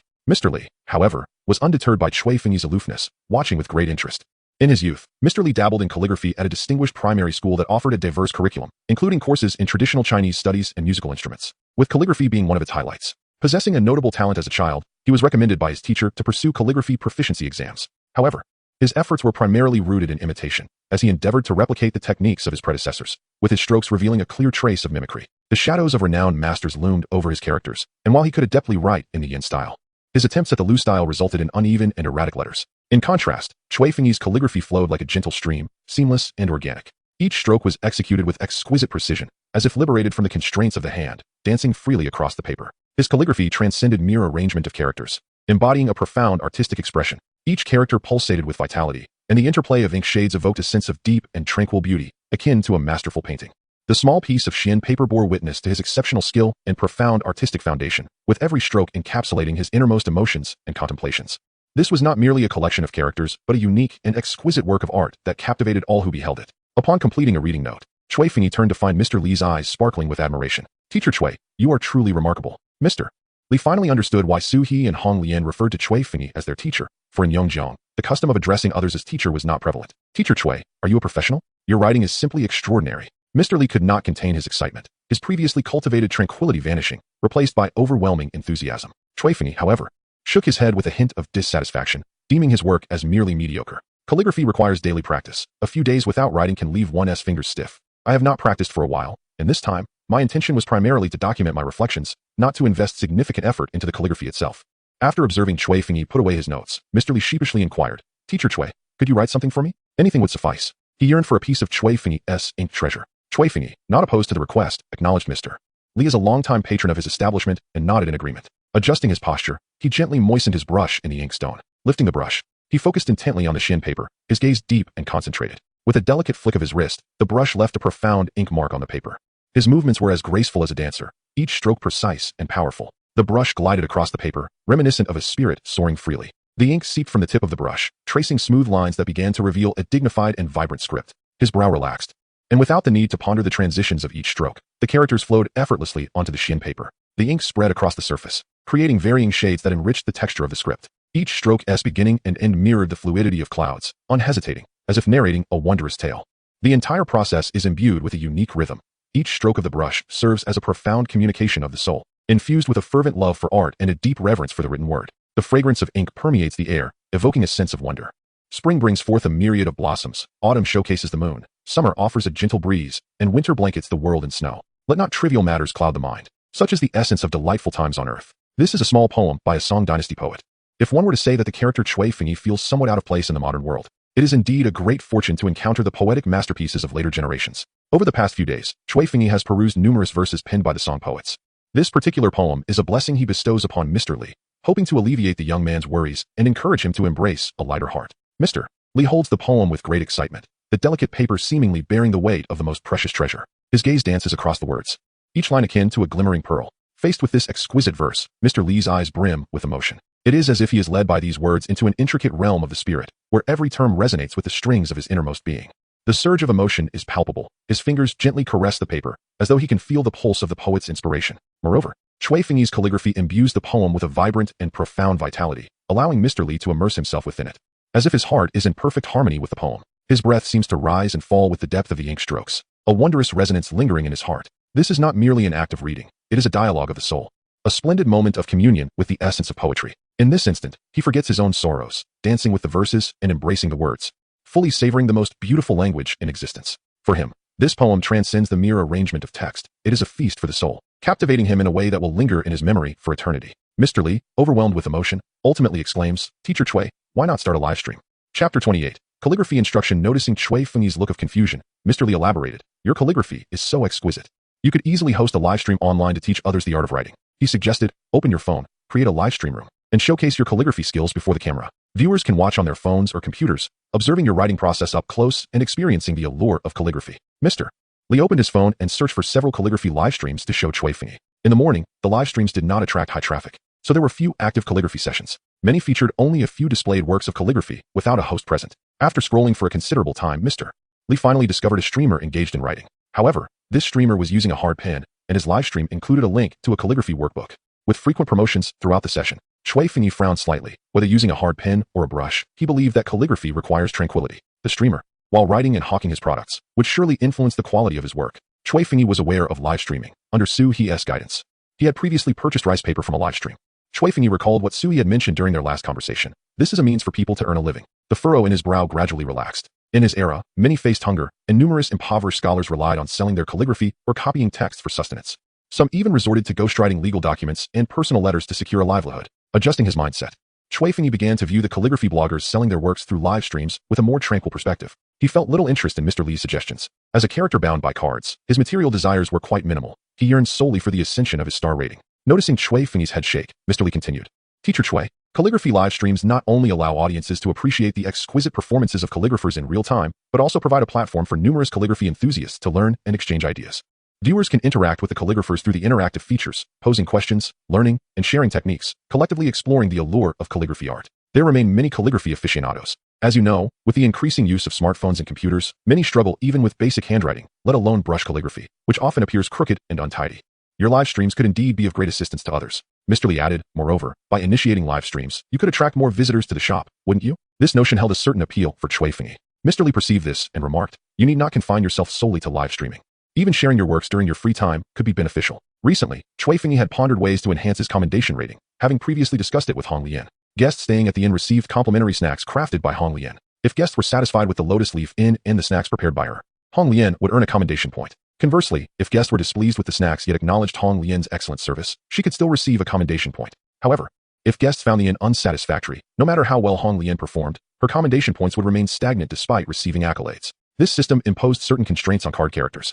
Only through the collaborative efforts of the card character and their bound host could the inn thrive, achieving a mutually beneficial outcome. Chui Fengyi, primarily working at the front desk, devoted himself to attentively welcoming guests. After enjoying a sleep akin to that of infants, most patrons would generously leave positive reviews upon checking out, their pleasant moods prompting them to commend Chui Fengyi. Thus, his current tally of over 30 commendations had been accrued. However, some guests might overlook that front desk service is also a component of the inn's overall service. Presently, Hong Lian's commendation value had surpassed 70, and he believed it would soon reach 100, elevating her to a 2-star rating. This was partly due to her earlier arrival and partly because her snacks had truly captivated a loyal clientele. Many guests, after savoring her delicacies, left the inn with several boxes in tow. Chui Fengyi glanced down at his study notes, wondering if his calligraphy skills could also help him garner more commendations. Mr. Li and Chui Fengyi engaged in a lengthy conversation, during which Mr. Li meticulously recounted several live broadcasts he had observed, sharing with Chui Fengyi all the knowledge he possessed about the realm of live streaming. It was not until noon, as Mr. Li hurried to the Sanzong Temple to volunteer, that he reluctantly took his leave, still eager to exchange more insights with teacher Chui.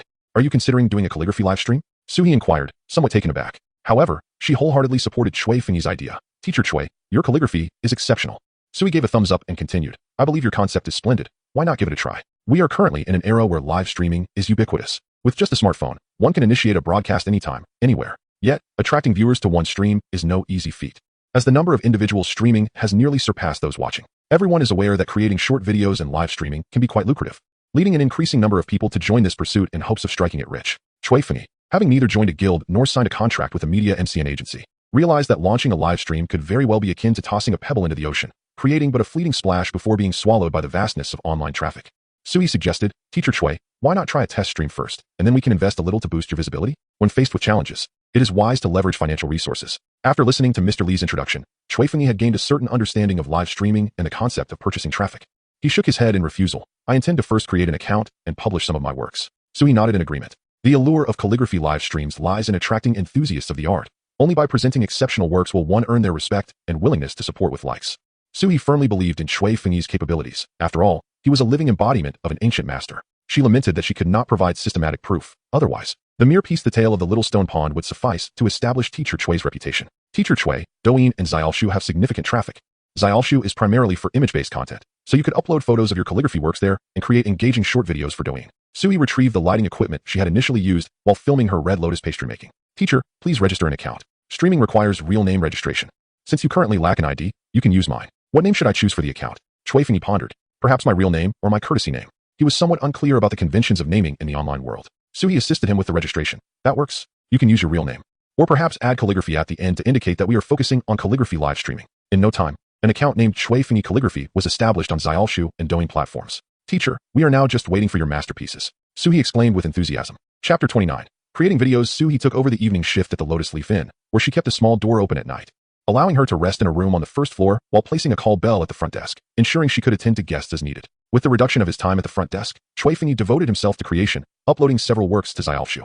Suie also assisted him in recording a few videos of his calligraphy. Suie's ink strokes danced upon the paper, the lively characters seemingly yearning to leap forth. Yet, when Suie captured this enchanting moment through the lens of her phone, that vitality was diluted to a mere whisper. Suie's editing skills and post-production techniques were rather mediocre, rendering Suie's calligraphic charm inadequately showcased on screen. Although many appreciated the illustrated works on the Xiaolu account, the brief videos shared on Douyin garnered only tepid responses. Achieving 100 likes was considered a commendable feat.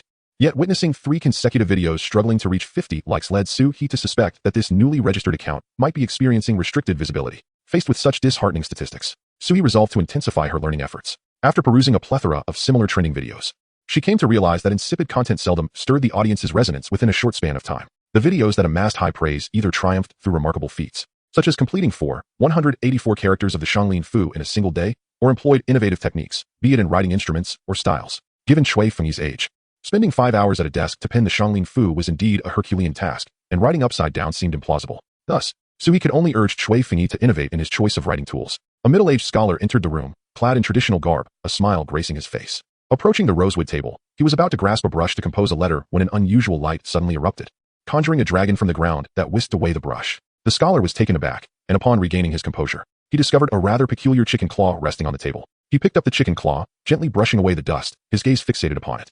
He dipped a brush into black ink and delicately applied it to the claw. However, time was of the essence. The scholar paused in contemplation. In an astonishing display of speed and dexterity, his hands began to move, transforming the chicken claw into a magical brush that danced gracefully in his grip. His fingers glided over the claw as if playing a beautiful melody. The ink, touched lightly by his fingertips, morphed into fluid lines, akin to agile serpents cavorting across the page. The chicken claw left its mark on the rice paper, each stroke imbued with strength and allure. The claw's talon created bold strokes, while the flesh of the claw revealed softer lines on the paper, a harmonious blend of strength and grace, exuding a unique charm through the characters. With every lift of the scholar's hand from the paper, a poetic line was born. His proficiency was such that he navigated effortlessly between regular script, running script, and cursive. His strokes varied dramatically, at times bold and grand, at others delicate and graceful. Upon finishing the final character, he paused to admire his masterpiece with a smile, while the camera captured the scene frozen on the rice paper. In creating this video, Suie and Suie had labored extensively. While writing with a chicken claw was not inherently difficult, eliciting expressions of astonishment, satisfaction, and mystery from Suie proved challenging. Fortunately, the video could be edited. Otherwise, they might have spent an entire day without capturing a satisfactory result. Suie has added an extra 30 cents worth of special effects. The material featuring a dragon that sprays water is plentiful online, along with similar elements such as the emerging sun Wukong from the earth, a tornado drifting down from the sky, and a bodhisattva appearing amidst a spectrum of colors. Suie has meticulously preserved these materials for her next filming. This video aims to incorporate special effects, narrative, and artistry in a way that surpasses the previous simplistic presentation of Suie's calligraphy works, resulting in a refined production that quickly amassed over 10,000 likes. Although numerous comments express admiration for teacher Suie's traditional attire, evoking a profound sense of scholarly elegance, it is undeniable that Suie's calligraphy has received its rightful showcase. With the rise of short video data, Suie officially commenced live streaming, designating the time slot from 7 p.m. to 8:30 p.m. for a total of 15 hours. He intends to spend the first half hour on explanation, followed by practical demonstrations utilizing the techniques discussed, and concluding with a half-hour QA session. Should the audience be sparse or questions minimal, he will end the stream early. Following teasers on Xiaolu Book and Douyin, Suie began his live broadcast. Suie discreetly purchased some traffic, understanding that teacher Suie's inaugural live stream required a modicum of popularity. Thus, she procured 1,000 targeted views from the streaming agency. Targeted traffic entails precisely directing the stream to individuals interested in calligraphy, typically those who follow related fields, and consequently, the price for such traffic is somewhat elevated.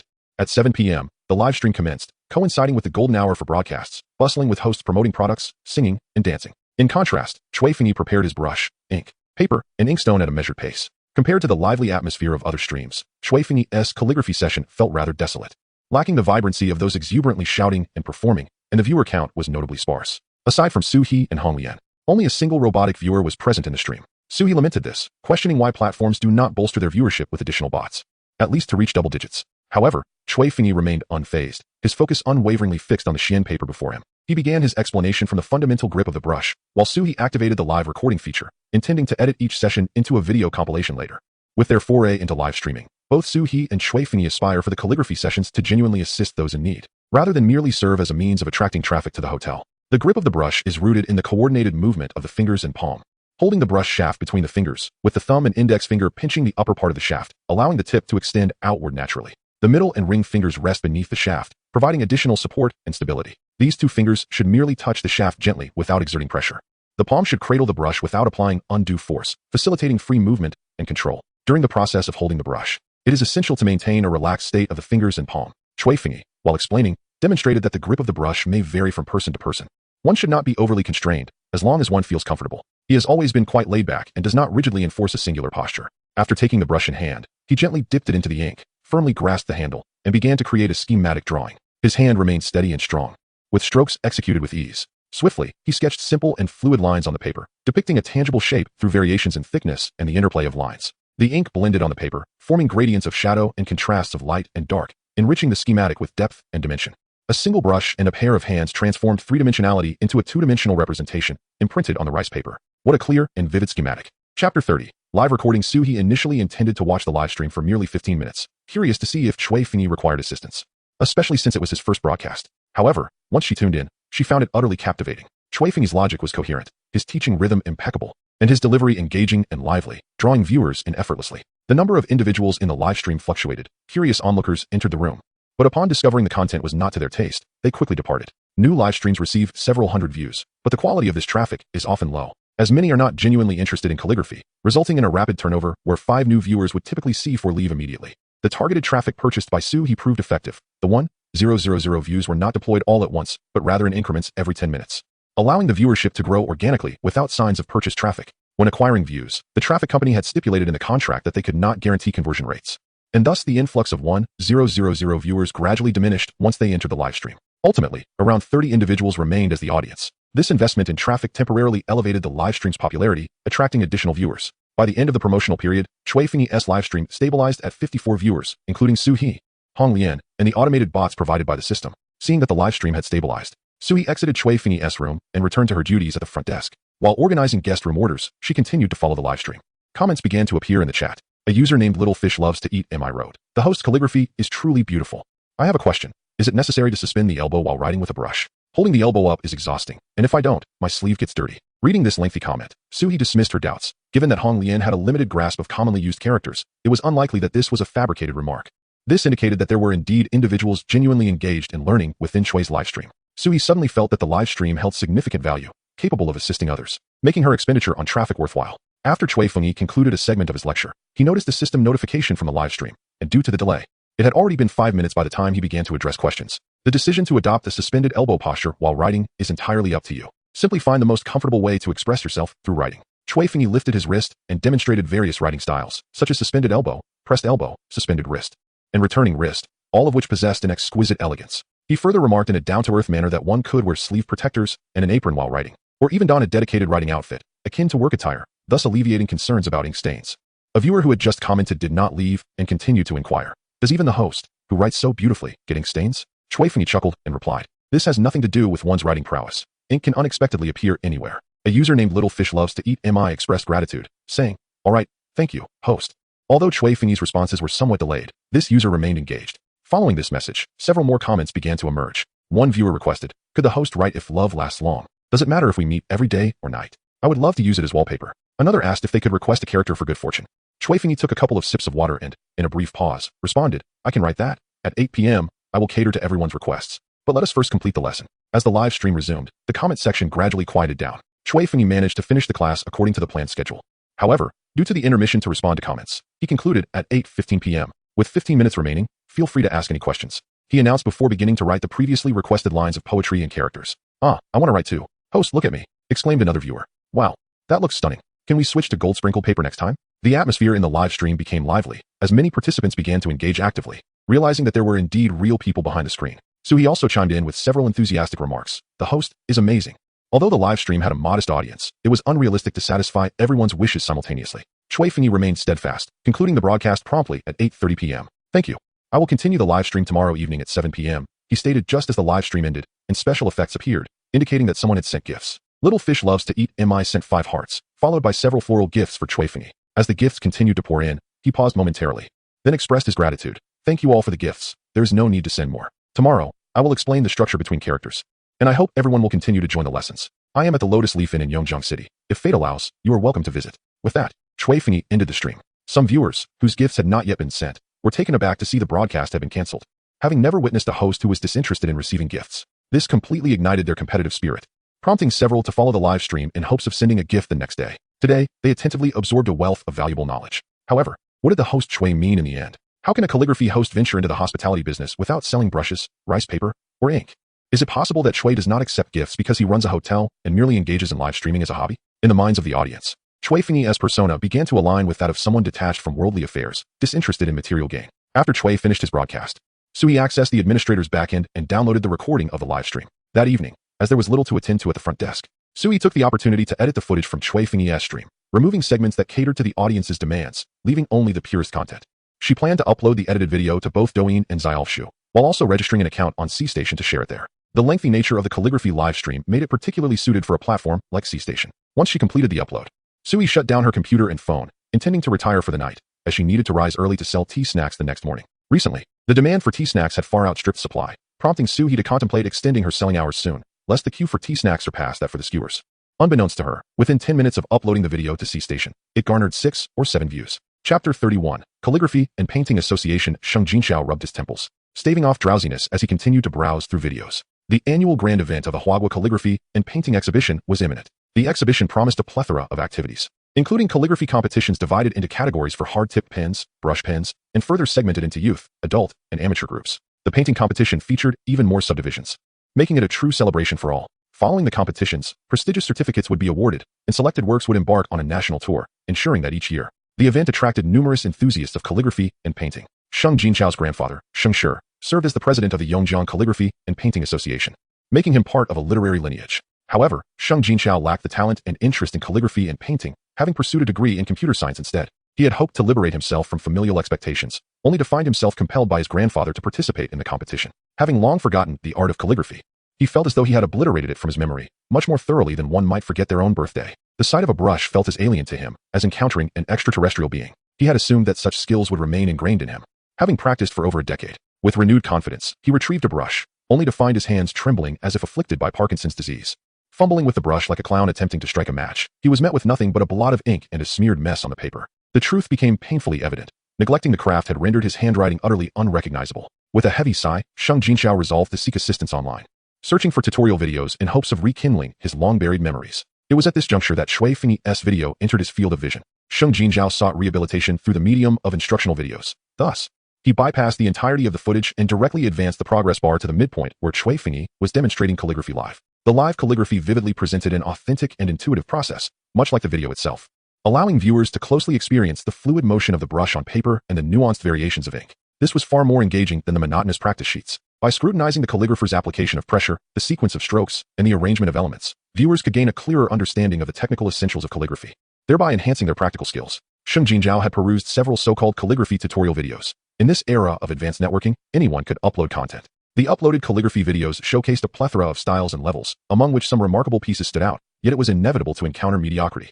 Certain individuals appeared to be mere showpieces, manipulating brushes on camera without possessing genuine calligraphic skill. In some videos, the creators might have prioritized form over substance, resulting in characters that, while visually ornate, lacked profound meaning, leaving viewers devoid of the emotions and thoughts that lay behind the words. Such superficial splendor often proved hollow, making it challenging for audiences to derive true artistic enjoyment. Moreover, some individuals might overly pursue flamboyance, employing ostentatious techniques to captivate the audience's attention, yet neglecting the traditional norms and depth of calligraphy. While these works may seem eye-catching, they often lack a genuine understanding and respect for the essence of traditional calligraphy. Amidst the vast sea of calligraphy videos, viewers must possess discerning eyes to differentiate the authentic from the spurious, resisting the allure of superficial embellishments. Having gained experience in selecting videos, Sheng Jinxiao adeptly adjusted the progress bar to showcase the artworks, utilizing the remnants of his aesthetic sensibility to curate those pieces that truly possess depth and authentic skill. Suie Fengyi's video emerged as a hidden gem. His movements were both light and powerful. Each stroke flowed with a life of its own, imbued with profound cultural richness and intrinsic emotion. What appeared to be a casual stroke on the surface revealed a force that penetrated the paper. How impressive! Sheng Jinxiao felt invigorated, captivated by the distinct elegance and fluidity of the master's work. Watching Suie Fengyi's seamless execution, Sheng Jinxiao felt a spark of inspiration. I have assignments to replicate. He procured paper and brush, endeavoring to follow Suie Fengyi's rhythm. Seated at his desk, Sheng Jinzhao initially felt satisfied with his early attempts. However, as he continued, he began to perceive the brush in his hand as increasingly burdensome. As a computer science student, he had not written by hand in quite some time, let alone with a brush. He typically typed on his mobile device. His handwriting seemed suspended in time, struggling to flow smoothly across the paper. His gaze was focused yet tinged with confusion. The more he wrote, the more peculiar he felt. His fingers clutched the brush tightly, striving to transcend the confines of convention and leave new marks, only to discover that his strokes had become awkward and stilted. Each line, though initially promising, ultimately revealed several structural flaws. Sheng Jinzhao paused his pen, furrowing his brow, sensing an unsettling dissonance. The familiar characters before him grew increasingly alien, and as he continued, he began to doubt his own literacy. He felt his writing lacked a certain soul, a profound power capable of stirring emotions. Frustration mounted as he scratched his head, attempting to unearth forgotten inspiration from the depths of memory. Ah, how vexing. Why must I still complete assignments? He was already a university student, yearning for someone to offer guidance, to provide him with a spark that would enable him to navigate this upcoming art exhibition without incurring his grandfather's wrath. Wiping the ink stains from his hands, he rewound the video, hoping to find the guidance he sought in the live stream of Cui Fengyi. To his dismay, the broadcast had already concluded. As he typed in Cui Fengyi's live account online, he discovered that the stream had long ended. As the night deepened, Sheng Jinzhao felt increasingly despondent, slumping over his desk in lethargy. The video continued to play, with Suie neglecting to cut out the promotional segments featuring Cui Fengyi. While lying on the desk, Sheng Jinzhao heard the address of the Lotus Inn, Yongjiang City. He was in Yongjiang City. Sheng Jinzhao unlocked his phone, sliding the screen to confirm his location. He meticulously checked his position, ensuring the navigation system accurately reflected the surrounding geography. The location pinpointed him in the old district of Yongjiang City, with the icons of nearby buildings and street names clearly displayed. Sanzong Temple was merely 3 kilometers away. Although the old town lacked a subway, Sheng Jinzhao could drive, making the journey quite convenient. An ingenious idea struck him. He resolved to head directly to the venue and seek guidance from teacher Cui in person. He sought not to become a master, merely to regain a semblance of his previous skill level. A last-minute effort would shield his grandfather from discovering his true capabilities. Chapter 32. Entering the realm, when Sheng Jinzhao arrived at the Lotus Inn, he found only Cui Fengyi at the front desk. Hong Lian was in the kitchen.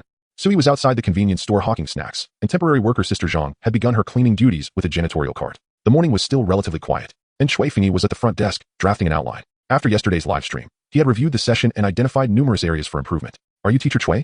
Sheng Jinzhao inquired hesitantly, peeking his head in uncertainty. Cui Fengyi looked up, surprised. Who are you? Seizing the opportunity, Sheng Jinzhao grinned widely. Teacher Cui, I'm Sheng Jinzhao. You can call me Xiao Sheng. I watched your live stream yesterday and came to seek your advice. Cui Fengyi hadn't anticipated that an audience member would visit him in person so soon after the broadcast. The internet was indeed remarkable. Noticing Sheng Jinzhao's unwavering gaze fixed on the Xian paper on his desk, Cui Fengyi stepped aside to create some space. Without hesitation, Sheng Jinzhao positioned himself nearby, even assisting Cui Fengyi by flattening the paper. Wow, what a brushstroke! He exclaimed, so elegant. Incredible, teacher Cui, your strokes are divine. Sheng Jinzhao's admiration flowed freely, each stroke from Cui Fengyi eliciting awe from him. Even the composed Cui Fengyi could not help but feel somewhat overwhelmed by the clamor. He cast a glance at Sheng Jinzhao, who was half open mouthed, poised to exclaim his admiration at any moment, and ultimately decided to set down his pen. Might I inquire what questions you have, young Sheng? Upon hearing this, Sheng Jinzhao's face brightened, revealing a radiant smile as he swiftly retrieved a stack of rice paper from his backpack. This was a collection of characters he had meticulously crafted just the day before.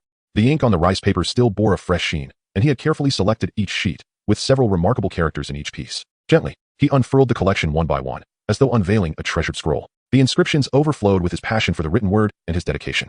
Each character was imbued with his contemplation, showcasing his mastery over ink, paper, and brush. Eager to seek guidance, Sheng Jinzhao placed the piece he felt most satisfied with on the table, running his fingers lightly over the strokes as he admired his own creation. His gaze was intense, yet gradually dimmed, particularly noticeable in the daylight. The work bore evident flaws, with several characters appearing uncertain. Sheng Jinzhao looked up, anticipating Cui Fengyi's insights and suggestions, hoping to transcend his current limitations and elevate his calligraphic skills. Cui Fengyi perused the several pieces Sheng brought, then took up his brush to circle a few areas. The structure here lacked stability, and the pressure of the strokes in this section could be reinforced. To ensure Sheng Jinzhao comprehended, Cui Fengyi dipped his brush in ink and inscribed examples alongside. Thank you, teacher Cui, Sheng Jinzhao exclaimed, feeling a sudden clarity. Just as he was about to continue his inquiries, he noticed a couple descending the staircase with luggage in tow, and they wisely made way. They were checking out. The duo appeared vibrant and well-rested. Cui Fengyi also set aside his brush. May I ask how you found your stay at our inn? The couple generously offered compliments. The room was splendid, the bed particularly comfortable, and the porridge in the morning was delightful. Initially, we thought breakfast was rather simple, but we were completely won over by the porridge. We welcome you to visit us again. Cui Fengyi bid farewell to the departing guests, glancing at Sheng Jinzhao, who seemed ready to speak, but the front desk phone rang, prompting him to offer an apologetic glance instead. This is He Yin. How may I assist you? Indeed. The vouchers for the live streaming session are applicable. Our beds are exceptionally comfortable. We invite you to experience it. If you need, you can also place an order through our official mini program. Yes, the price for this bed is non-negotiable. You may review the genuine feedback from our users on the mini program.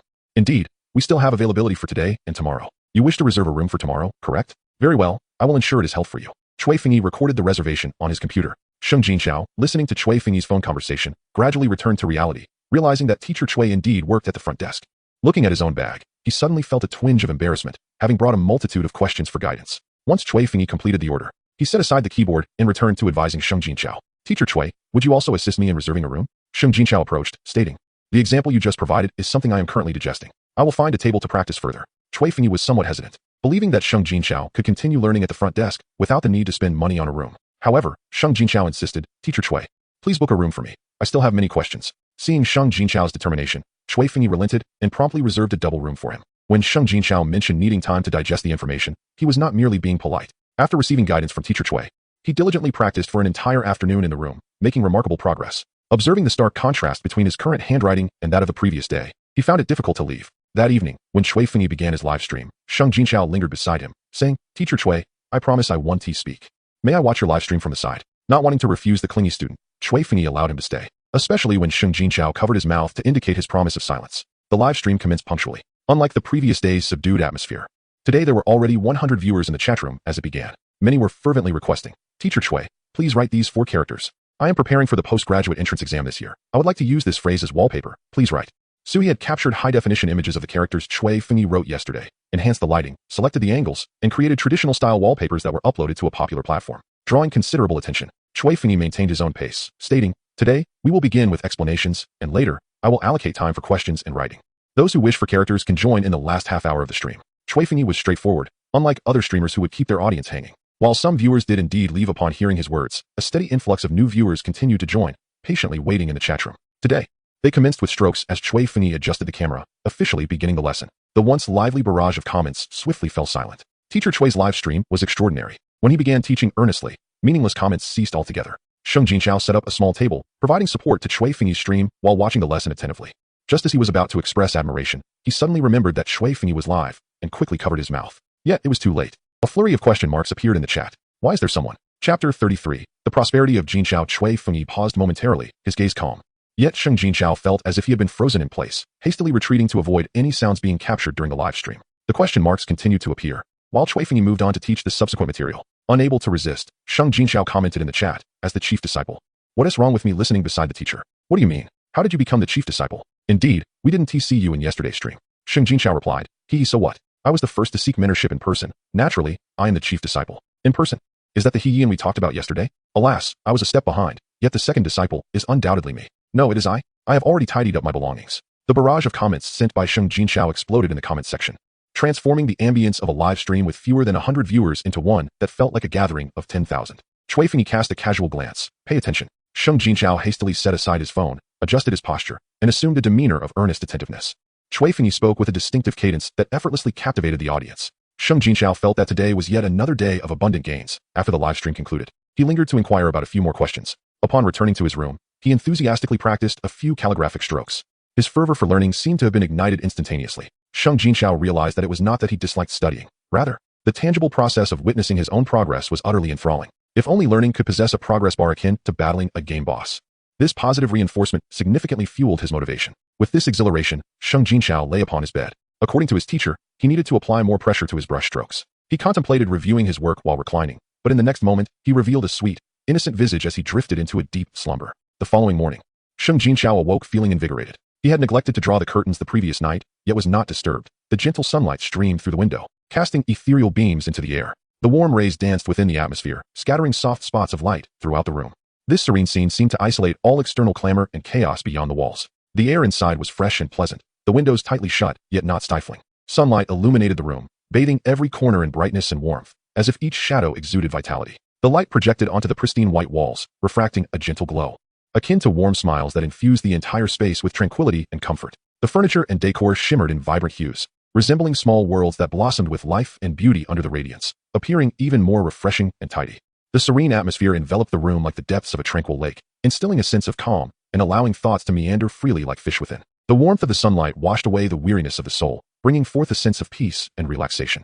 As if all worries and pressures had evaporated into thin air, this abode had transformed into a quiet sanctuary, bestowing tranquility and comfort upon the spirit, allowing one to immerse in and relish this exquisite stillness. Sheng Jinxiao lingered, lost in the beauty of the moment. At some unknown instant, he was struck by the allure of this tranquility, and, almost unconsciously, he approached the desk and picked up a brush. Only when Sheng Jinxiao paused his writing did he come to his senses, gazing at the piece he had created on the table, exhaling a sigh of disbelief.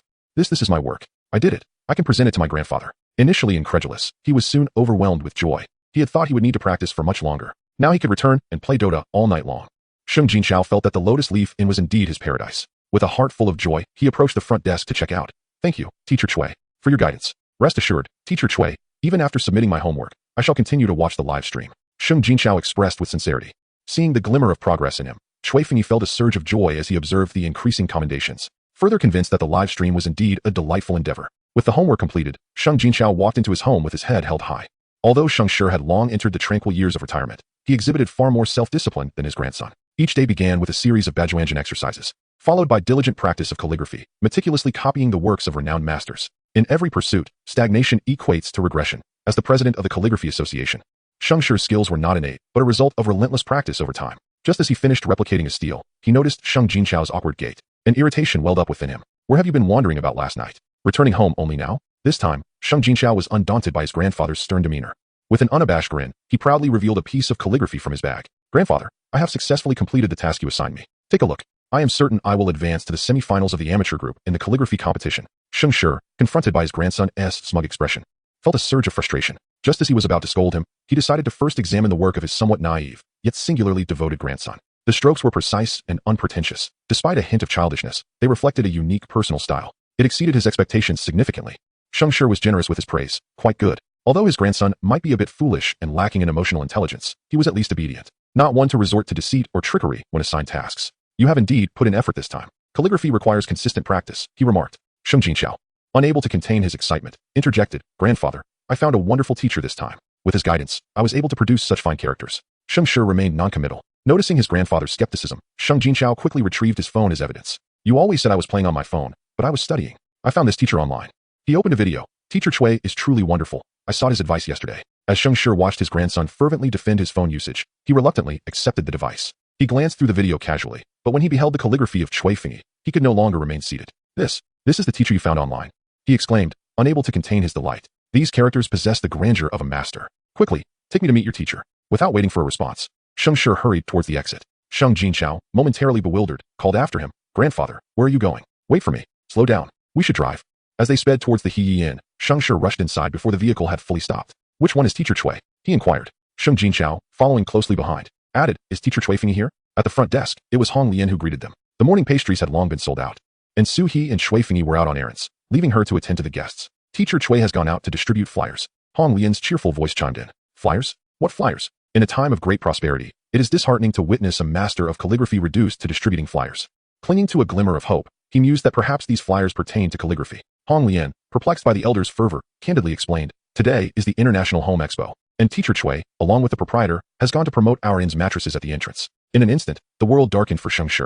Chapter 34. Alternative promotion. Indeed, the International Home Expo was bustling with activity. A vast plaza had been established before the newly constructed International Exhibition Center in Yongjiang, now teeming with visitors. Recently, a trend of attending expos had surged online, and this wave had reached Yongjiang City. In the square, some spectators formed lines to enter, while enthusiastic promoters donned frog costumes and eagerly distributed promotional materials. Upon emerging from the subway, Suie and Shui Fengyi were taken aback by the throngs of people. Suie glanced at their modest cloth bags, then observed promoters handing out adorable toys and showcasing luggage and microwaves in front of credit card advertisements. Their own promotional flyer for Heyi Inn, printed on thin paper using the inn's printer, paled in comparison and was likely to be dismissed at first glance. Fortunately, they had prepared in advance. Suie found a flower bed by the roadside and placed their cloth bags beside it. She set up a small folding table, saying, Teacher Shui, please take a seat here for a moment. I will distribute the flyers as we discussed yesterday. Shui Fengyi felt no discomfort sitting by the flower bed. He appeared quite content as he took out paper and pen from the cloth bag. Taking a deep breath, Suie steeled herself for her inaugural foray into sales. Hello, sir, she called out, stopping a passerby to present a flyer. The individual accepted it without a glance, indifferent to her words. Watching him walk away, Suie felt a pang of regret, realizing she had failed to utilize her carefully rehearsed speech. She took a moment to adjust her breathing, inhaling deeply to fill her lungs with fresh air. She recalled the phrases she had meticulously practiced, the intonations, and every detail vividly replaying in her mind. Each practiced sentence echoed in her thoughts like musical notes, allowing her to better scrutinize her expression. Hello, miss, may I offer you a calligraphy bookmark? Suie produced the bookmark crafted by Shui Fengyi. This time, the young woman paused, accepting it without hesitation. The bookmark. A rectangular piece of red cardstock adorned with gold foil boasted a delicate texture, with the ink appearing particularly striking against its surface. Cui Fengyi had artfully arranged the characters, creating a beauty of symmetry and harmonious disarray. His strokes flowed like a clear spring, soft yet powerful, with graceful lines that contrasted sharply in black and white, evoking a sense of tranquility and elegance. Suie had also encased the bookmark in a small plastic sleeve, adorned with a tassel, enhancing its exquisite appearance. "Thank you," she said. The young lady accepted the bookmark, and her irritation at the sales pitch diminished slightly as she admired its exquisite design. Suie succinctly stated, "Our beds are exceptionally comfortable. If you have the chance, do visit the Lotus Leaf Inn.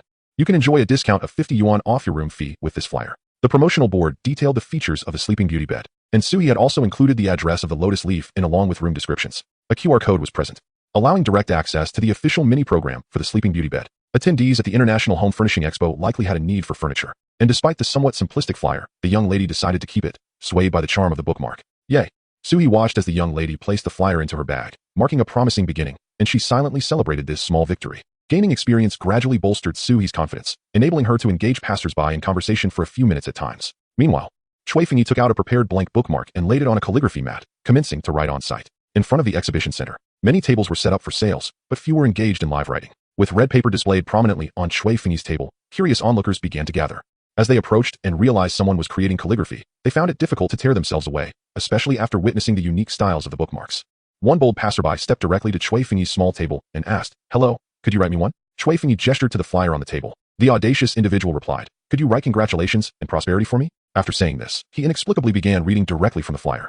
Cui Fengyi hesitated, observing the bold individual's engrossment, and ultimately chose to remain silent. At the Lotus Leaf Inn, Sheng Jinxiao and Sheng Shi grew impatient. Sheng Shi slapped his thigh and exclaimed, "Let us go to the International Home Furnishing Expo." "Huh, Grandpa, why are we going?" Sheng Jinxiao asked, bewildered. "Wait a moment, Grandpa," Sheng Jinxiao called out, extending his hand.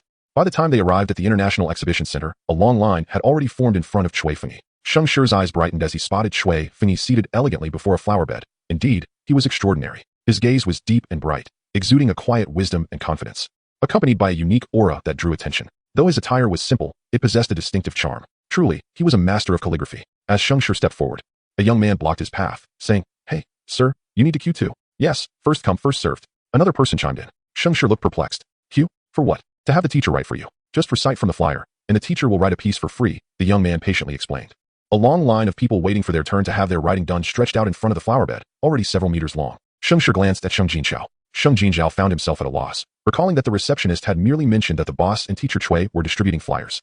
Without any indication of writing, Sheng Shi explained to the young man, "I shan't queue. I merely wish to see what has been inscribed." The phrase "early wealth" was crafted by Cui Fengyi, who handed the final stroke to the waiting patrons. Sheng Shi felt a twinge of regret. Teacher Cui's calligraphy possessed a serene beauty, evoking a sense of detachment, yet the phrase "early wealth" had taken on a somewhat tarnished quality, rendering it rather mundane. Teacher Cui ought to inscribe those exquisite verses instead, Sheng Shi mused. Next in line was a young woman clad in a Lolita dress, who eagerly picked up a flyer and exclaimed, "Teacher, could you create a larger one for me? Just write that my CP is real." Chapter 35, attracting guests as shadows danced at the entrance. Hong Lian rose from the front desk, poised to welcome the arriving guests. Just as the word of greeting escaped her lips, she spotted Suie and Cui Fengyi stepping inside. A smile graced Hong Lian's face. Though she had felt somewhat anxious managing the front desk alone, fearing unforeseen complications, the return of her boss and teacher Cui eased her tension. Stepping out from behind the desk, Hong Lian's perspective broadened, and she noticed that Suie and Cui Fengyi were followed by a throng of individuals. Leading the procession were Sheng Shi and Sheng Jinxiao, with Sheng Shi appearing invigorated as he closely trailed behind Cui Fengyi, while Sheng Jinxiao seemed rather sullen, cradling his head and casting furtive glances at Sheng Shi. Trailing behind were two young ladies adorned in Lolita dresses, each maneuvering oversized suitcases. One held a folding fan inscribed with CP reversible, not to be dismantled, while the other cradled a couplet. Following these two were four cosplayers, each donning vibrantly colored wigs, their suitcases growing increasingly cumbersome. Upon witnessing such a crowd, Hong Lian clasped her hands tightly at her abdomen, uncertain of the current situation. Fortunately, Suie alleviated her discomfort by inquiring, "How many rooms are available today?" With the task at hand, Hong Lian swiftly dismissed her anxiety and returned to the front desk to check the computer records. "We currently have 7 rooms available." Suie nodded, confirming her recollection of the data. Recently, due to Wu Qianghua's live stream, the Sleeping Beauty bed had garnered a certain level of notoriety. However, the price remained a consideration. While many were intrigued by the bed's purported miraculous benefits, a glance at the price tag swiftly tempered their enthusiasm. Regardless of desire, financial realities prevailed. Currently, the promotion of the Sleeping Beauty bed had reached a plateau, primarily relying on word-of-mouth recommendations. Wu Qianghua had included Suie in a group comprised of customers who had purchased the Sleeping Beauty bed. Although it was a plateau phase, there were still 1 or 2 transactions daily, which was commendable for a bed priced at 60,000 yuan. Due to the nature of recommendations, Customers capable of affording the Sleeping Beauty bed typically had friends with similar purchasing power. After all, those willing to invest 60,000 yuan in a bed tended to trust friends over making a special trip to the He Inn for a trial sleep. Suie had observed a decline in the number of room bookings over the past few days while reviewing the data in the backend yesterday. The live stream hosted by Wu Chengguo persists, and the link to the large bedroom at the Lotus Leaf Inn displayed in his stream has garnered considerable sales. However, many guests tend to hoard coupons, purchasing discounted group vouchers merely as a precaution, with no immediate plans to make reservations. This prompted Suie to seize the opportunity presented by the International Furniture Expo to collaborate with Cui Fengyi for promotional endeavors. Although Suie has already accumulated over 500,000 yuan from selling beds, she is close to replenishing the funds her parents had saved for her to buy a house, which she had previously borrowed. Yet, Suie harbors a nagging intuition that solely focusing on reselling items from the system's marketplace could lead to catastrophic failure, even risking the loss of the system itself. After all, the system bound to her aims to elevate the Lotus Leaf into prominence. If she fails to fulfill its objectives, her value to the system diminishes to nothing. The system is not naive. Rather, it possesses remarkable intelligence, capable of detecting positive reviews and attuned to Suie's innermost thoughts. Should Suie attempt to exploit the system for profit while disregarding its tasks, there is a possibility she could face dire repercussions. Suie's ambition to upgrade the inn rivals that of Hong Lian and Cui Fengyi. Recently graduated from university, she has endured the harsh realities of spring and autumn recruitment seasons, coupled with the disappointments of failing postgraduate entrance exams and civil service tests. No one desires a stable job more than she does. She yearns for wealth and prosperity. Observing the less-than-ideal reservation data, Suie finds it impossible to remain idle. Hong Lian, please assist the guests with their room bookings, she requests, pouring a cup of water from the drinking fountain to offer to Cui Fengyi. Teacher Cui, please take a moment to rest. Suie's attentiveness is palpable. After all, Teacher Cui has made significant contributions to the Lotus Leaf Inn. Initially, Suie distributed flyers.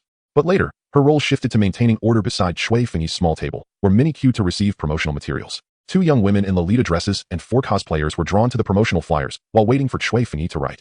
The International Exhibition Center in Yongjiang City is quite expansive. In addition to the main venue hosting the International Furniture Expo, a nearby smaller pavilion features a comic exhibition. The young women in Lolita attire and the cosplayers came to participate in the comic event. After it concluded, being first-time visitors to Yongjiang City, they decided to explore.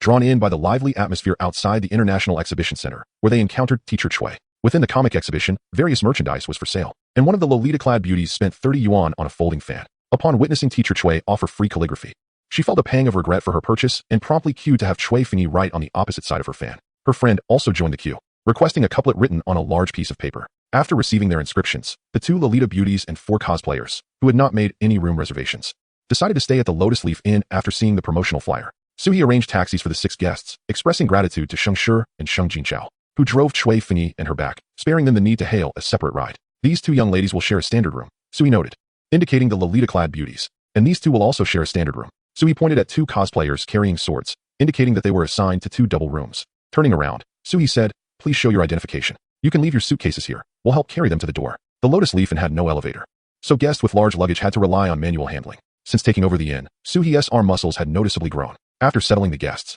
Suie sincerely thanked Sheng Shi and Sheng Jinchao. Thank you for the ride today. Sheng Shi waved his hand repeatedly. It's nothing. It's our honor to give Teacher Cui a lift. Then, with a pained expression, he looked at Suie and said, you're the boss. How could you let Teacher Cui set up a stall? Do you know how beautifully Teacher Cui writes? Suie scratched her head and smiled awkwardly. She couldn't explain the reasons involving cards, the system, and so on, so she had to accept being labeled as a heartless boss. Sheng Shi sighed for a moment before regaining his composure. I came here to ask if Teacher Cui would be interested in joining the Yongjiang Calligraphy and Painting Association. Before Sheng Shi could introduce the Yongjiang Calligraphy and Painting Association, Cui Fengyi declined first. He clasped his hands and said, thank you for your kindness. But I am of humble talent and dare not presume. Sheng Shi grew anxious. Teacher Cui, please let me introduce the Yongjiang Calligraphy and Painting Association first. Our association brings together members of all ages and diverse professional backgrounds, all of whom share a great passion and pursuit for calligraphy and painting art. In the association, members can learn from each other, exchange ideas, and share their works. Whether beginners or seasoned artists, everyone can find their place in this big family. Sheng Shi spoke faster as he introduced the association to Cui Fengyi. Beside him, Sheng Jinchao muttered softly, beginners can't become members. Sheng Shi shot his troublesome grandson a glare and continued, though I am not particularly talented, I happen to be the chairman of the association. While beginners may need some time and experience to become members, our association frequently organizes various activities. We are dedicated to promoting and preserving the art of calligraphy and painting, providing a platform for all enthusiasts to communicate, learn, and showcase their talents. Last month, we organized an event to bring calligraphy and painting into schools. Remembering what his grandson had mentioned about Cui Fengyi teaching online, Sheng Shi added, Teacher Cui, after joining our association, you'll have many such opportunities. We also collaborate with several universities in Yongjiang. Our members often go for exchanges, and some have even become guest professors, offering elective courses. Cui Fengyi still shook his head with a smile. He taught online partly out of interest in the novelty of live streaming and partly because he needed to increase his star rating. Sheng Shi paced back and forth, racking his brains for more persuasive reasons. Teacher Suie, our calligraphy and painting association is a public welfare organization, but we also provide opportunities for our members, such as giving lectures at universities or holding exhibitions. I believe with your abilities, you'd fare much better than working as a front desk clerk at this inn. Suie widened her eyes. How could he belittle her establishment? Wasn't he too blatant to poach right in front of her? Beside him, Sheng Jinxiao felt a surge of anxiety. Why was his grandfather speaking so indiscreetly, especially with the boss present? Would they be expelled from the premises? Sheng Jinxiao tugged at Sheng Shi's sleeve, his eyes darting nervously for a hint. Realizing the inappropriateness of the situation, Sheng Shi cleared his throat and quickly salvaged the moment. Of course, our association is quite free-spirited. Teacher Suie can certainly work at the hotel while simultaneously joining the calligraphy and painting association. You may choose whichever activities you wish to participate in without affecting your work. Cui Fengyi replied candidly, my aspirations lie elsewhere. The Calligraphy and Painting Association is not merely a venue for learning and exchange. It is a sanctuary for artists to support one another and foster growth. Here, members can forge friendships with kindred spirits, collectively pursue artistic ideals, and explore the endless possibilities within the realm of calligraphy and painting. Teacher Suie, do you not yearn to scale greater heights in the arts? Sheng Shi implored. Unwilling to concede defeat, he attempted to persuade Cui Fengyi with fame and fortune, but to no avail. What about dreams? Did Cui Fengyi not possess a relentless desire for self-improvement? To Sheng Shi's dismay, Cui Fengyi indeed did not. I have no interest in orchestration.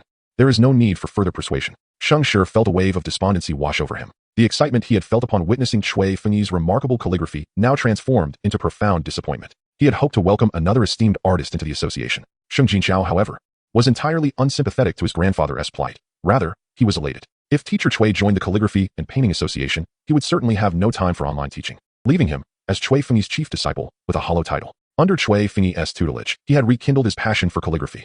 Yet he genuinely saw no merit in joining the association. His grandfather's position as president of this so-called association seemed burdensome, and rumors circulated that he was lining his own pockets. Grandfather, please desist. Teacher Suie is indifferent to such matters, Sheng Jinxiao remarked expectantly. Teacher Suie, will you be streaming live tonight? Upon receiving a nod from Cui Fengyi, Sheng Jinxiao dashed to the front desk. Miss, could you please arrange another room for me tonight? Hong Lian nodded. Certainly. Would you prefer a king-size bed or a standard room? Sheng Jinxiao replied, a king-size bed. Sheng Shi interjected. No, let's opt for a standard room. With some exasperation, Sheng Jinxiao protested. Grandfather, why haven't you given up yet? Sheng Shi shot him a sideways glance. What do you know? I wish to engage closely with Teacher Suie. Even if he does not join the Calligraphy and Painting Association, he can still represent Yongjiang in competitions.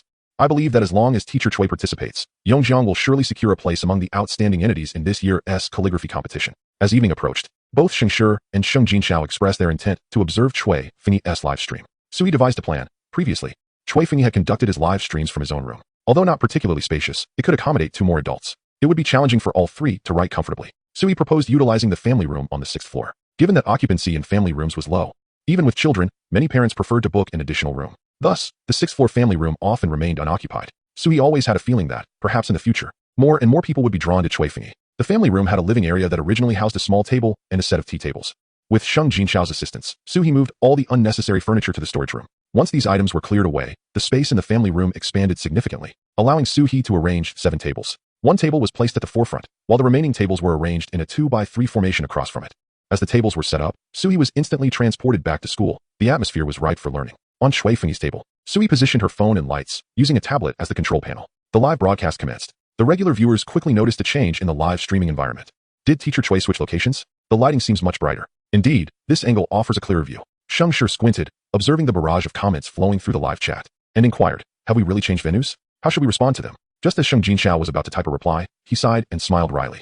It's fine, no need to respond now. The entire live chat is already aware. The chat erupted with excitement. What is happening? Why is there someone else beside Teacher Suie? No way. Is Teacher Suie conducting offline classes? Look.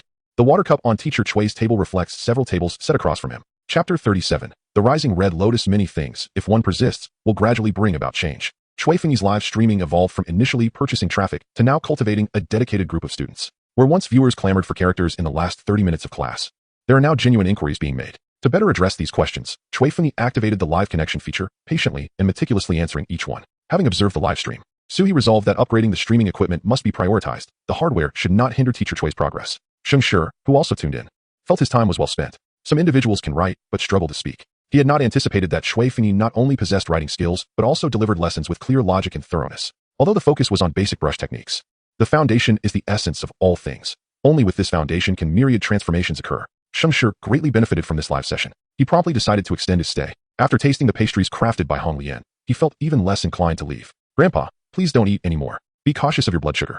Sheng Jinxiao said with some exasperation. After finishing the live lesson with Chui Fengyi, the two returned to their standard room, where Shengshi discovered a box of osmanthus chestnut cakes on the table, a small treat gifted by the Lotus Leaf Inn. Feeling peckish after an evening class, Shengshi picked up a piece and savored it. The osmanthus chestnut cake, fragrant and enticing, seemed to embody the very essence of autumn. With each bite, the rich sweetness of the chestnut intertwined with the floral aroma of osmanthus, evoking the sensation of strolling along a tree-lined path in the fall. The delicate texture dances upon the tongue, as the unique, dense quality of chestnut flour unfolds in the mouth, while the fragrant aroma of osmanthus permeates every layer of the pastry, exuding an elegant fragrance. Each bite is a pleasure, intoxicating in its delight. How wonderful it would be to pair this with a pot of tea. Shengshi Jian savors the moment, indulging in another piece. Oh, how splendid it would be to appreciate teacher Chui's masterpiece at this instant. Sheng Jinzhao stepped out of the restroom and discovered that half of the box of pastries had vanished. Grandpa, please, no more, Sheng Jinzhao implored, urgency creeping into his voice. During this outing, neither of them anticipated needing to stay at the inn, and hence, they had brought no luggage. Shengshi had forgotten his blood sugar medication as well. Shengshi waved away Sheng Jinzhao's hand dismissively. It's not sweet. I'm aware of what I'm doing. Sheng Jinzhao's demeanor was resolute. Then I shall speak with my parents. Their family never purchased snacks, fearing that Grandpa would indulge endlessly. Shengshi, being of advanced age, often found his palate lacking, particularly drawn to sweets. Reluctantly, he set down the pastries, casting a disgruntled glance at Sheng Jinzhao. Is this how you manage your grandfather? You, who didn't even inform me about such a lovely inn? Humph, how ungrateful. Sheng Jinzhao stood firm, confiscating the entire box of pastries. The system calculated commendation points in relation to the orders. If 10 guests occupied a single room, paying for only one, the inn would only receive a commendation point if all 10 guests left positive reviews. Conversely, if a single guest paid for 10 days, even remaining within the room throughout, as long as he was satisfied with his stay, the Lotus Leaf Inn would earn 10 commendation points. Thus, the following day, the inn received commendation points contributed by Shengshi and Sheng Jinzhao. Chui Fengyi and Hong Lian also garnered commendations. Early in the morning, while Hong Lian was preparing pastries in the kitchen, she suddenly felt a warmth envelop her, followed by a refreshing clarity of mind. She had leveled up. Overjoyed, she forgot to wash her hands, rushing out of the kitchen with flour-covered fingers. Her cheeks flushed, her voice trembled with excitement. I've reached 2 stars. Upon hearing this, Suie was elated. How wonderful. Hong Lian had previously accumulated over 70 commendation points, and to achieve 2 stars so swiftly was unexpected. Suie opened the system panel to view the character card. Character card. Hong Lian, character introduction. Originating from the dream of the Red Chamber Pool. She is the maid who serves tea and has mastered various skills such as bedmaking and serving. Rarity. Common current level. To upgrade to 3 stars. Commendation tasks must be completed, and recognition must reach well-known status. Commendation points. 100, recognition. A novice in the field. Notable skills. Pastry preparation, as a maid skilled in confectionery.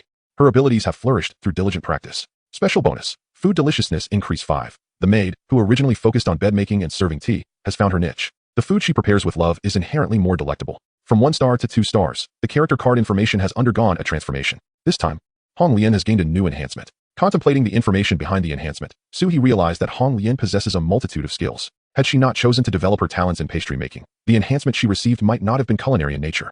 It could have pertained to cleaning or other areas. It seems that the evolution of the card and the personal development of the character are interconnected. Suie recalled that Chui Fengyi's remarkable skill lies in poetry composition, but alas, as a mere mortal, Suie felt that it would be akin to reciting verses to a cow if teacher Chui were to recite poetry to her. Consequently, Chui Fengyi's poetic talent has not been fully realized. If Chui Fengyi were to ascend to 2 stars, would his special enhancement also transform? Additionally, the system's commendation points have been updated. To upgrade to 3 stars, one must not only accumulate 1,000 commendations, but also complete a notoriety task. With diligence, the commendation points can be achieved over time, but the notoriety task poses a far greater challenge. So he clicked on the system introduction, noting that notoriety is categorized as follows. 1. Novice, a notoriety of 10,000 points is required. 2. Emerging fame, a certain reputation within the local area. 3.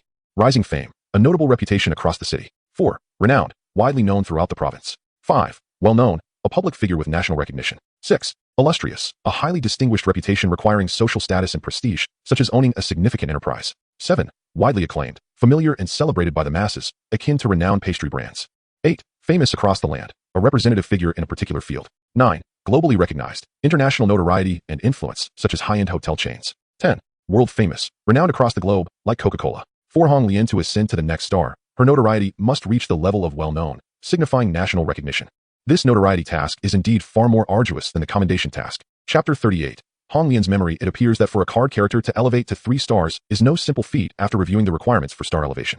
Suie braced herself for a protracted endeavor. She drew her thoughts back and, noticing Hong Lian's somewhat dazed expression, inquired with concern. How do you feel, Hong Lian? At the moment of elevation, Hong Lian experienced a sensation of clarity within her mind. Previously, her thoughts felt as if encased in a glass dome, perpetually clouded and obscured.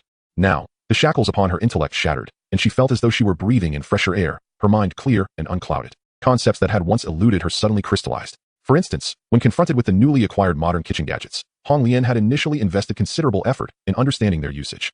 She even crafted a simple manual to guide her on how to operate these tools, relying solely on rote memorization to recall the functions of the buttons. In her current state, the fragments of modern knowledge that had once eluded her suddenly crystallized into clarity. Even the phonetics she had struggled with began to fall into place. A hint of excitement tinged Hong Lian's voice as she remarked, "I feel remarkably well, recalling many memories. And I have even remembered the methods for preparing 3 new tea snacks." Suie interjected, "Let us not dwell on the tea snacks. What else have you remembered?" A fleeting shadow of melancholy crossed Hong Lian's face as she responded. In her days of ignorance, before she had ascended in rank, she could only vaguely recall her existence as a servant in the garden, merely a girl tasked with serving tea and water, lacking curiosity and memories. Her existence as a card figure had been governed solely by the system's demands, pushing her to strive for ascension. "I recollect fragments of my past life, yet they are too numerous and chaotic," Hong Lian continued. "I was a maidservant born into the Jia family, destined for such a role.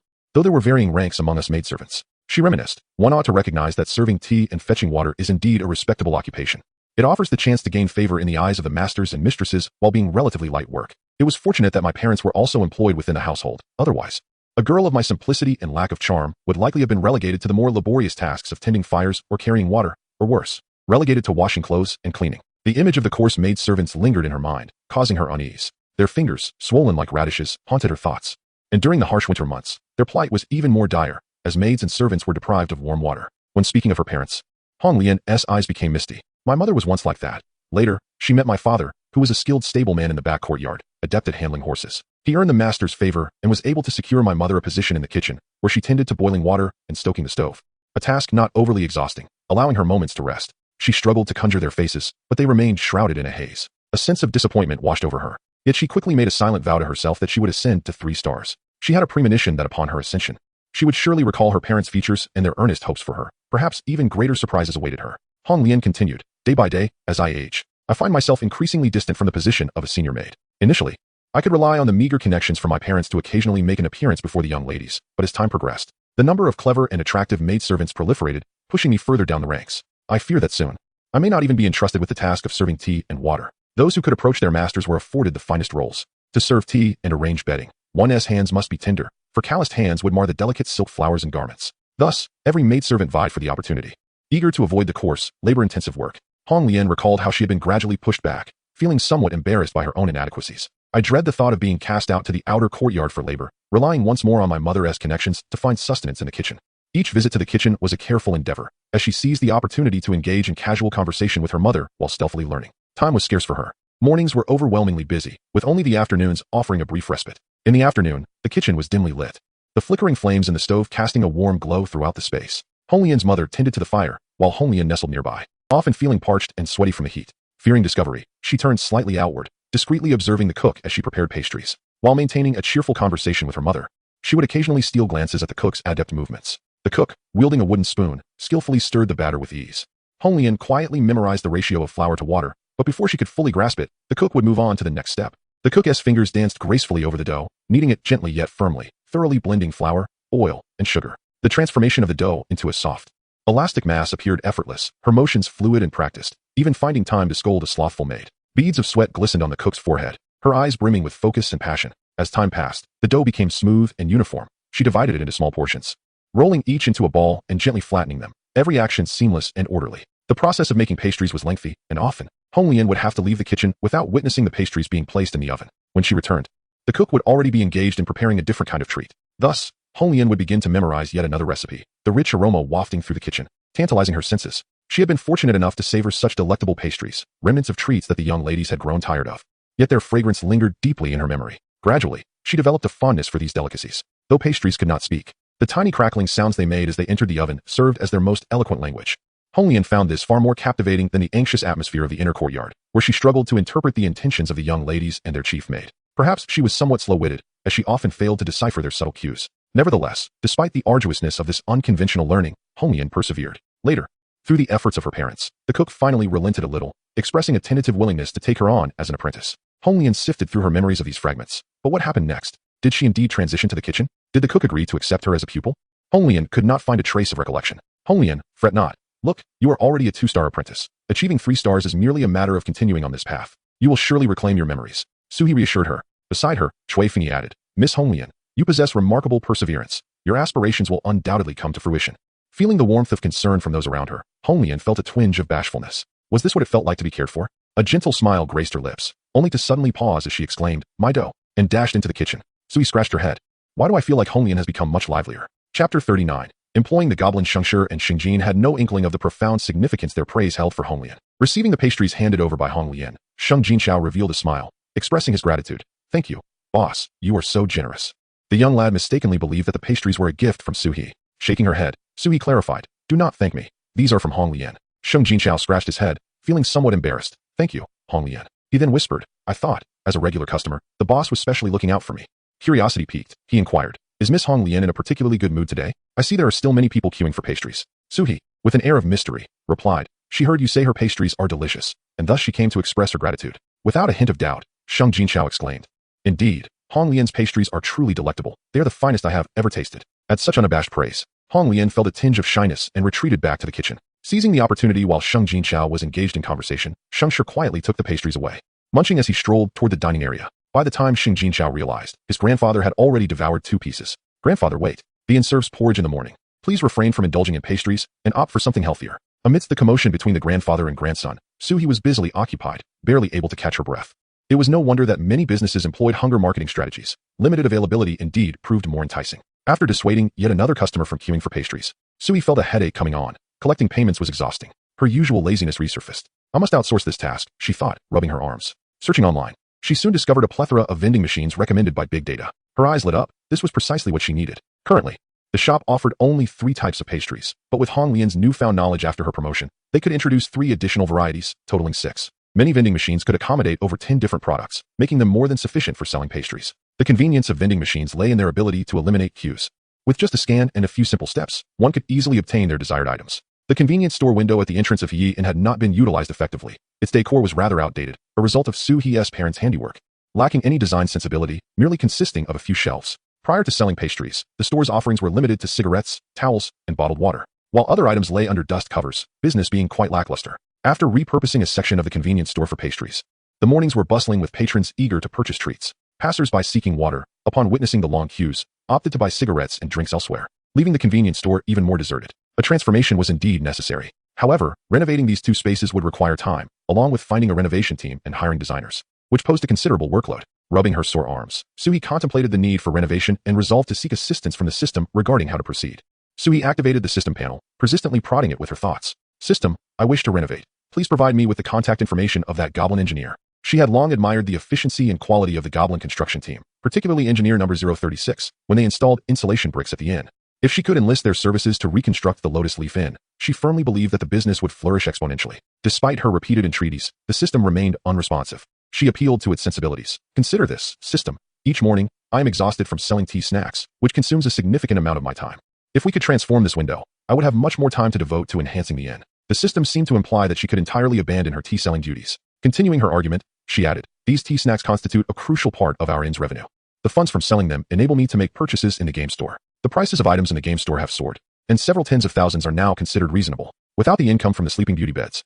Affording even the most basic item in the store would require a month of frugality, given the room rate of 300. The last time she refreshed the store, the first 3 items in the 7 categories were priced over $1 million, while the 4th and 5th items soared into the tens of millions.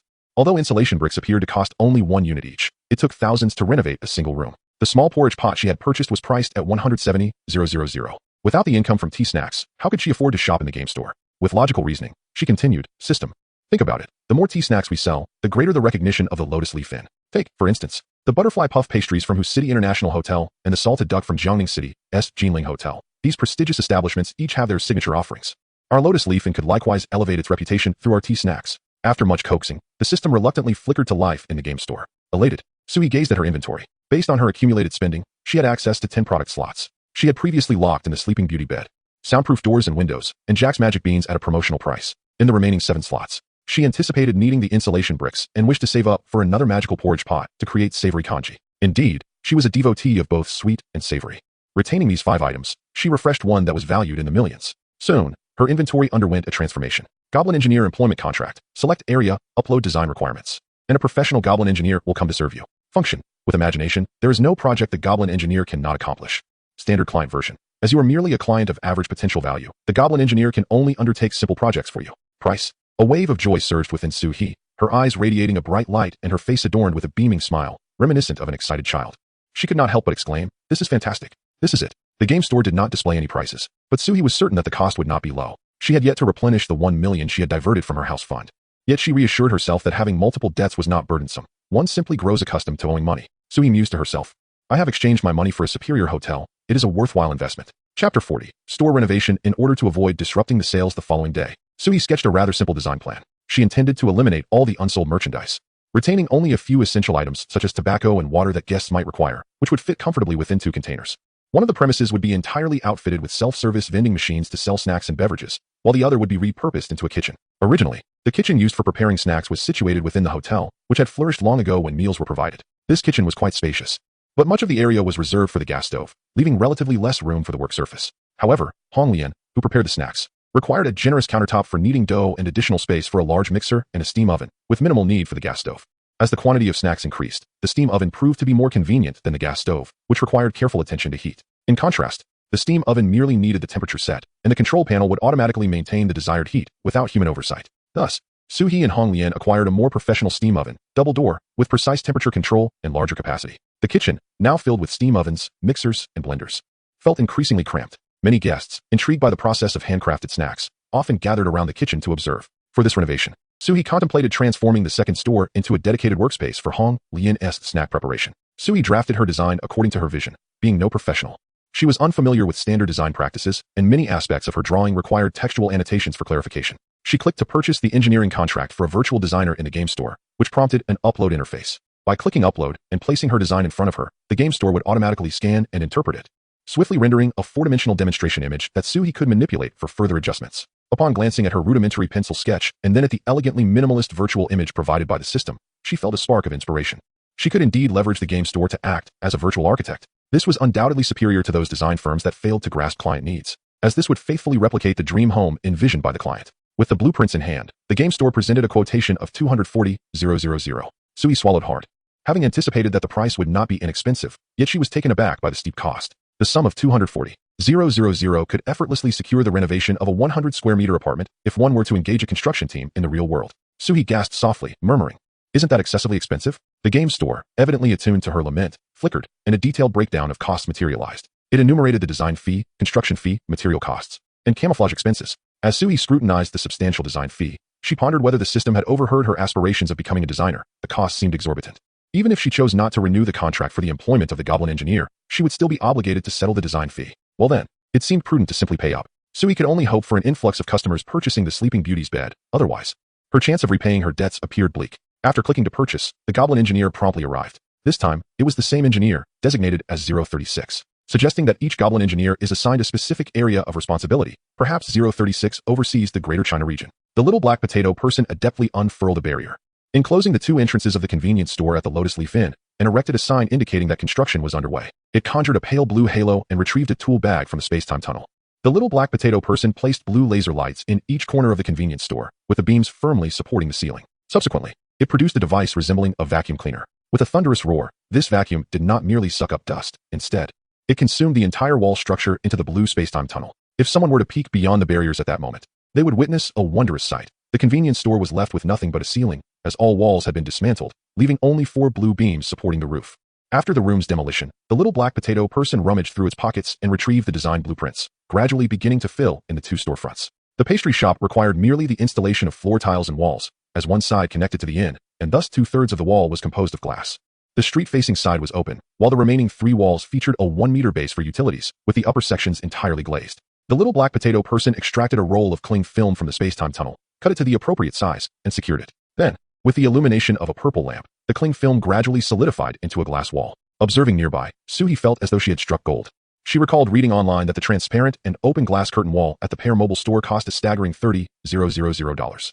The glass wall crafted by the goblin engineer was even lighter, more transparent, and impeccably seamless at the corners, devoid of any traces of adhesive. What a fortune indeed. The newly constructed kitchen shared a wall with the tea snack store, where 1 meter of the wall was embedded with glass, while the street-facing and corner sections were entirely clad in a glass curtain wall. A cohesive expanse of clear glass allowed for an unobstructed view of the kitchen from the outside. Such clarity was a shame not to be utilized for selling mobile phones. After constructing the walls and installing the glass, the little black potato person began to set up the kitchen countertop. He crafted an L-shaped counter, positioned before the two glass curtain walls. This countertop, made from a seamless metal material, features a socket at its base, allowing direct connection to the pre-installed electrical wiring on the floor for appliances such as the chef's machine and blender. The larger steam oven was placed against the wall adjoining the tea and snack selling room. What is 240,000? Suie felt that the seemingly simple, yet technologically infused decor was worth every bit of the 42 spent. Once the little black potato person completed his tasks, he intended to remove the barriers, but Suie quickly interjected. Engineer, could you please leave the disguise in place for a while longer? If we take it down now, passers-by might become suspicious of the dramatic transformation of this storefront. If we delay the removal until tomorrow morning, their doubts will surely diminish. Suie could easily assert that her two stores featured modular renovations, with the glass predetermined from the outset, thereby facilitating such rapid progress. The little black potato person tilted his head, hesitating as he rummaged through a thick stack of manuals from the time-space tunnel. After a long moment, he nodded and left Suie with a button. With a simple press, the barriers surrounding the convenience store could be retracted. Suie expressed her gratitude to the engineer and took a moment to appreciate the decor before completely forgetting about the unsold goods. The little goblin engineer, noticing Suie had no further requests and had not reclaimed the unsold items, skipped away with a quiet chuckle. Chapter 41. Fresh snacks. Suie hurriedly finished her meal, and seeing that there was still some time in the afternoon, she dragged Shui Fingy to the International Exhibition Center to distribute flyers. Meanwhile, the Sheng family, particularly the grandfather and grandson duo who had previously been pestering Shui Fingy, eagerly followed along, especially Xing Jinshi, who protested, "How can we let teacher Shui distribute flyers?" while simultaneously insisting on bringing his well-used brush and demanding that Suie arrange a small table for him. With no other choice, Suie acquiesced to his wishes. The International Home Expo attracts a substantial daily footfall, providing a golden opportunity for promotion. Upon arriving at the venue, a crowd quickly gathered around them. Is this the writing teacher? Wow, I thought he wouldn't show up. Wait a moment, I was here first. I should be at the front of the line.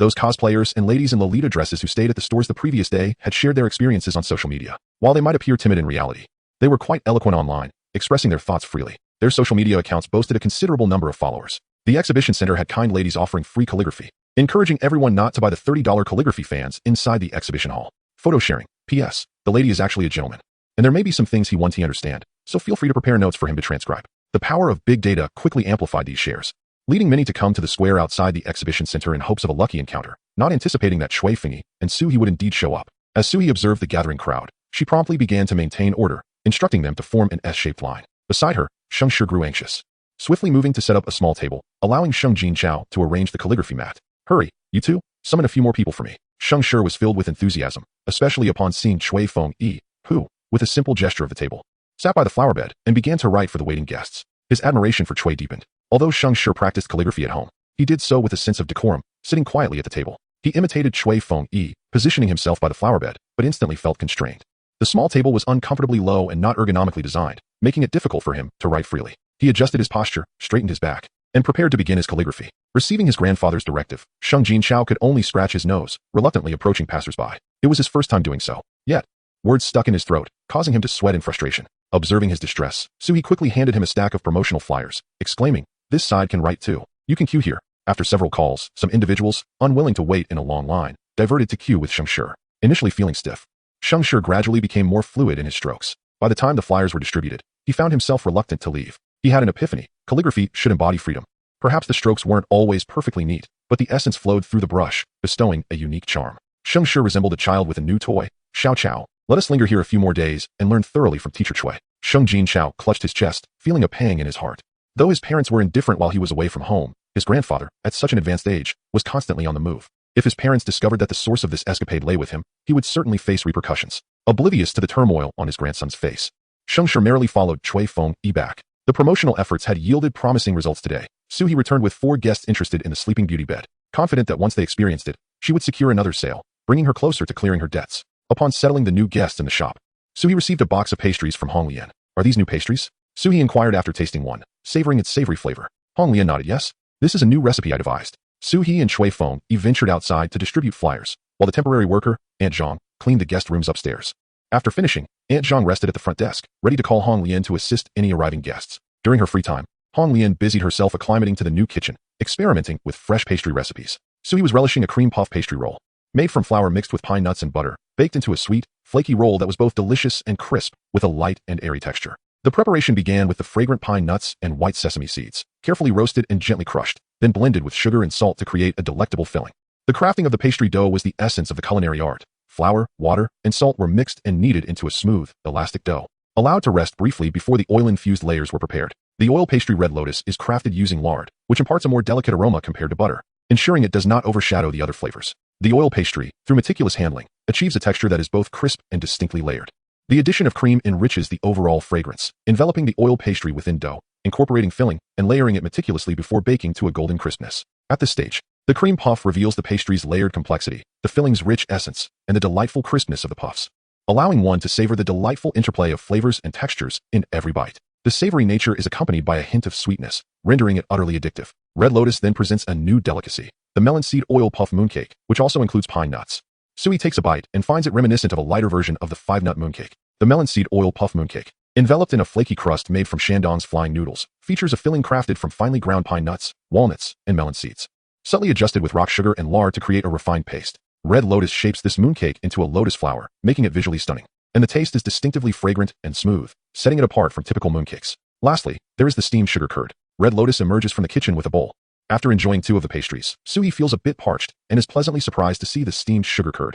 Is this double skim milk? Upon tasting it, she realizes it is somewhat different. The steamed sugar curd is a delicately prepared dessert with a refined texture. It begins with boiling fresh milk in a pot, adding rock sugar to dissolve slowly, followed by filtering through double layers of muslin to yield clear syrup. Once cooled, this syrup is artfully combined with fermented rice liquid, and through slow, even stirring, the texture of the curd becomes even more delicate. The blended milk and rice wine mixture is then poured into small bowls, sealed with aluminum foil, and steamed in a water bath for 15 to 20 minutes. After cooling, the fresh milk presents a wondrous, gelatinous texture. Topped with almond slices and raisins, it enhances the overall appearance significantly. When the cooled steamed sugar curd is transferred to the refrigerator for 3 to 4 hours, it becomes even more refreshing and delightful. Suie savors the steamed sugar curd, its silky texture infused with the rich aromas of milk and rice wine, while the crispness of the almond slices adds a pleasurable layer of complexity that lingers in the palate. Observing the array of new delicacies, Suie touches her stomach, exclaiming how delicious they are. Yet, she expresses concern. Red Lotus, will you manage to prepare all 6 of these treats by yourself? It must be quite laborious to make so many early in the morning. Red Lotus is quite confident in her preparation. She outlines her plan. The melon seed oil puff mooncakes need to rest for a day after being made, so I can produce a batch each afternoon without rushing in the mornings. The baked mooncake crust will absorb some moisture, and the oily crust will become dry. Allowing it to rest will ensure a tighter bond between the filling and crust, enhancing the richness and preventing crumbliness for a better texture. As for the steamed sugar curd, I can prepare a large batch at once. It comes in both yogurt and fresh milk flavors, so we can alternate between them. This way, I will need to make additional cream puffs in the morning. I will also slightly reduce the quantity of the previous 3 pastries. Red Lotus articulates her plan with clarity. Suie nodded, saying, very well, I shall take care of the logistics for you. Please provide me with a list of the ingredients you require. We can postpone the mooncakes for a few days. I will order a batch of packaging. There's no rush for the sugar steamed pastry either. I will procure teacups and a sealing machine, and you can prepare it once the machine arrives. Hong Lian smiled and responded, all right. I will begin making the cream-filled pastry rolls tomorrow. Chapter 42. Rising prosperity. As the two discussed their arrangements for the following day, the hotel lobby became lively. Suie stepped outside and noticed a few men and women dragging suitcases, their bags forlornly abandoned to the side, as their owners eagerly surrounded Cui Fengyi. Teacher Cui, I am Li, the one who asked you last time to write about unexpected fortune, exclaimed a girl with twin ponytails. Please look at me. I am your second disciple. Oh no, now I am the third disciple. Beside her, a boy named Lin jostled into the central position at the front desk, declaring, Teacher Cui, it's me, Lin. I was the first to post in the comments that I wanted to seek you out. I was delayed by some matters, otherwise I would have arrived earlier. I should be your third disciple. Had I not arrived a moment late, I would have been your first disciple. The burly man behind them pushed forward, his muscular arm asserting his presence as he gruffly demanded, Step aside, let me book a room. Both Lin and Li stepped back, silently conceding space to the imposing figure. The man presented his identification and booked a large double room. Throughout the process, he kept a piercing gaze fixed on Cui Fengyi, his countenance suggesting a fierce demeanor. Lin squeezed his thin arm, striving to appear courageous, ready to defend his teacher if necessary. Yet, Cui Fengyi remained steadfast. Unaffected by the man's intimidating stare, neither Li nor Lin voiced any objections, and thus, he proceeded to check the burly man in. Please take your identification. Your room is on the 3rd floor. I can assist you with your luggage, Cui Fengyi said as per procedure. Upon receiving the room key and identification, the man's expression suddenly softened. Teacher Cui, it's no trouble. I can carry it myself. My name is Xiongzi. You can call me Little Xiong. Teacher Cui, don't you think I am your third disciple? Li, with her twin ponytails, was taken aback to discover that this muscular man was also seeking out Cui Fengyi. She had assumed he was merely checking in. How dare you act cute with such a bulky frame? Wanting Teacher Cui to call you Little Xiong. Lin, feeling ire, lamented that he had not thought to have Cui Fengyi book a room for him first, and had thus fallen behind. Suddenly, Li and Lin exchanged apprehensive glances. Realizing the potential complications, they hurriedly approached and simultaneously exclaimed, Teacher Cui, please help us book a room. In that moment, they recognized each other's intentions, neither willing to yield. Observing the bustling reception, Suie promptly stepped forward to mediate. Please present your identification for registration. Teacher Cui is streaming live on the 6th floor. You may find a place there to settle down. We have rice paper and calligraphy mats available. The burly man, Xiongzi, took the lead and swiftly ascended to the 3rd floor, effortlessly carrying his suitcase with one hand. The twin-tailed Xiao Li and the ample-bottomed Xiao Lin ceased their squabbling, eagerly awaiting teacher Cui to allocate them a room. The three of them made their way upstairs, and as the reception area fell silent once more, Suie sighed in relief. She leaned closer to teacher Cui, inquiring, "How has the flow of guests been lately?" Cui Fengyi lifted a teacup to sip, maintaining his usual calm demeanor, although he too had felt a twinge of discomfort in his ears earlier. During his time at the establishment, Cui Fengyi had become quite adept at using various tools, such as computers and smartphones, far surpassing what Hong Lian had utilized. He accessed the backend data. Today, out of 30 deluxe rooms, 3 remain unoccupied, all 15 standard rooms are fully booked, and there are 6 available twin bedrooms left. He retrieved a notebook from the drawer, meticulously labeling each month with sticky notes. Although Suie had taught him how to use Excel spreadsheets, Cui Fengyi preferred recording information by hand. He found it convenient and precise to jot down reservation details directly when receiving calls from guests. Perusing his records, he remarked, "There are numerous bookings for the weekend, with about 80 of the rooms reserved, leaving an average of 10 rooms available. All rooms for the National Day holiday have been fully booked." His notebook clearly detailed guests' contact numbers and reservation times, allowing Suie to glance over and grasp the entire reservation situation at a glance. On weekdays, excluding weekends and holidays, the occupancy rate stood at 50. Today, thanks to the promotional efforts of herself and teacher Cui, they had attracted 4 guests, alongside 3 students of Cui who had come in person, resulting in fewer available rooms. Suie remained undeterred. She felt a sense of accomplishment in transforming the once dilapidated Heyi Inn into its current state within less than a month. Initially, when she had returned home, not a single guest had graced the inn. However, it was precisely due to the lack of guests that Su Cheng and Yi Qin had entrusted the inn to Suie. Now, the couple was leisurely tending to the fields with Suie's grandmother in the countryside, blissfully unaware of the significant changes at Heyi Inn. When Suie spoke to her parents on the phone, she only vaguely mentioned the situation, stating that she had hired someone to sell snacks at the convenience store, having found a woman to assist her since she was not adept at laundering linens. Su Cheng and Yi Qin assumed Suie was merely being lazy and avoiding work. Thus they advised her not to overspend. The couple, living off meager resources in the countryside, could no longer provide Suie with living expenses.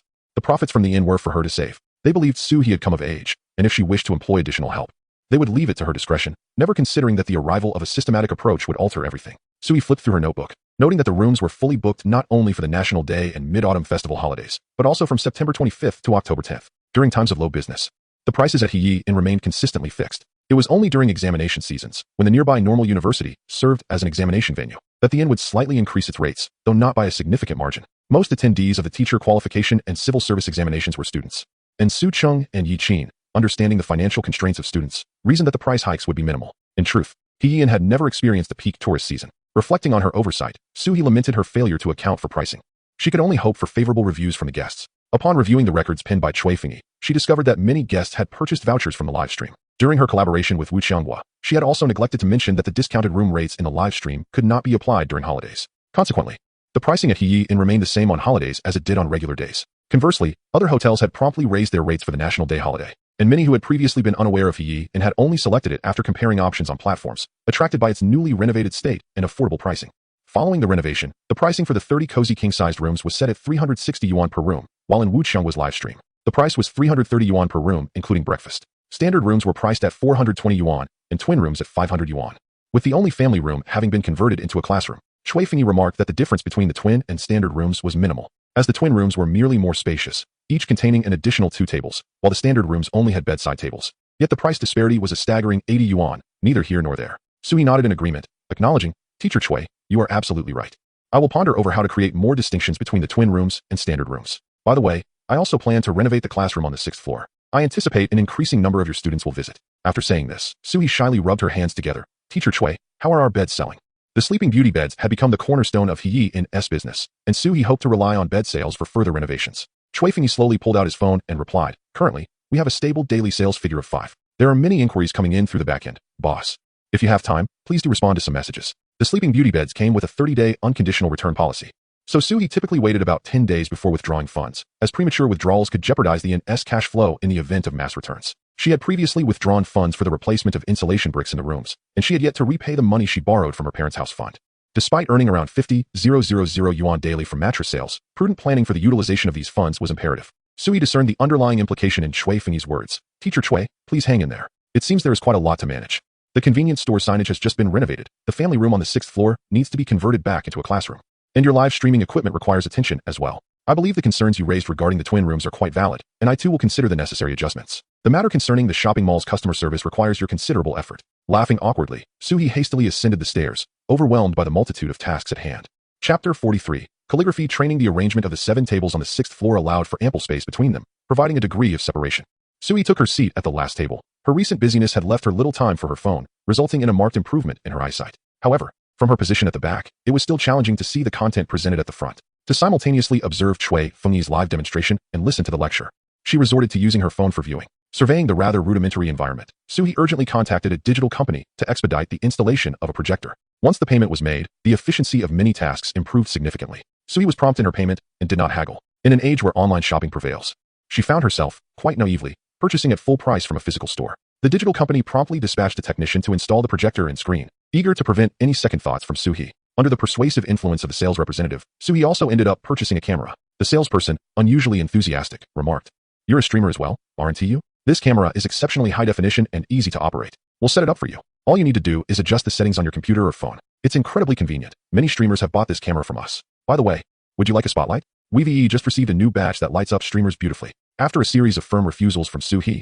the salesperson reluctantly departed, lamenting the challenges of physical retail, especially after encountering such a willing client. The salesperson added Suie's contact information, secretly resolving to uncover her greater purchasing potential. Unaware of the salesperson's intentions, Suie experimented with the camera, discovering that with a simple press of a button, the lens could zoom in and out, and the angle could be adjusted, producing clearer footage than her previous phone recordings. This capability allowed for a more vivid depiction of the ink's absorption into the rice paper, enhancing her understanding of the pressure applied while writing. As night fell and the live broadcast had yet to commence, Xiaoli with her twin ponytails, the voluptuous Xiaolin, and the robust Xiongzi had already taken their places. Seated at the front tables were Sheng Shi, Sheng Jinxiao, and Xiaoli, due to their early check-in.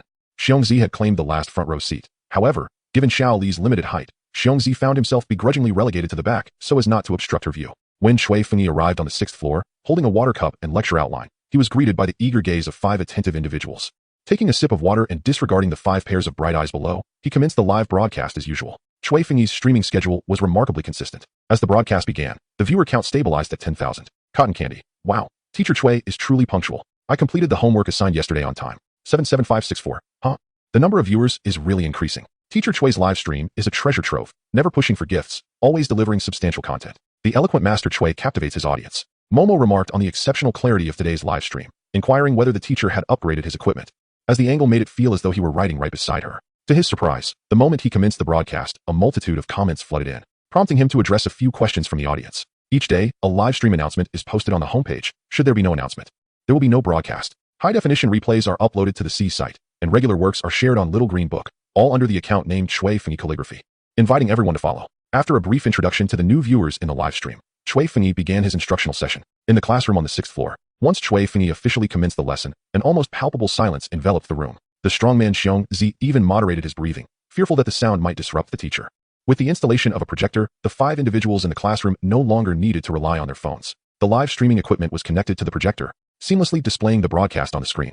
As night fell and external light diminished, the projection quality was particularly impressive. The elder Sheng Shi, who found it somewhat strenuous to view his phone, found considerable relief in the large screen. Sitting at the front, he could easily extend his neck to observe Suie Fengyi's live demonstration. Sheng Jinxiao was fully engrossed in learning, entirely forgetting to bounce around the live stream. After an hour of instruction, Suie Fengyi concluded the lesson, announcing a Q&A session where online participants could pose their questions in the comment section.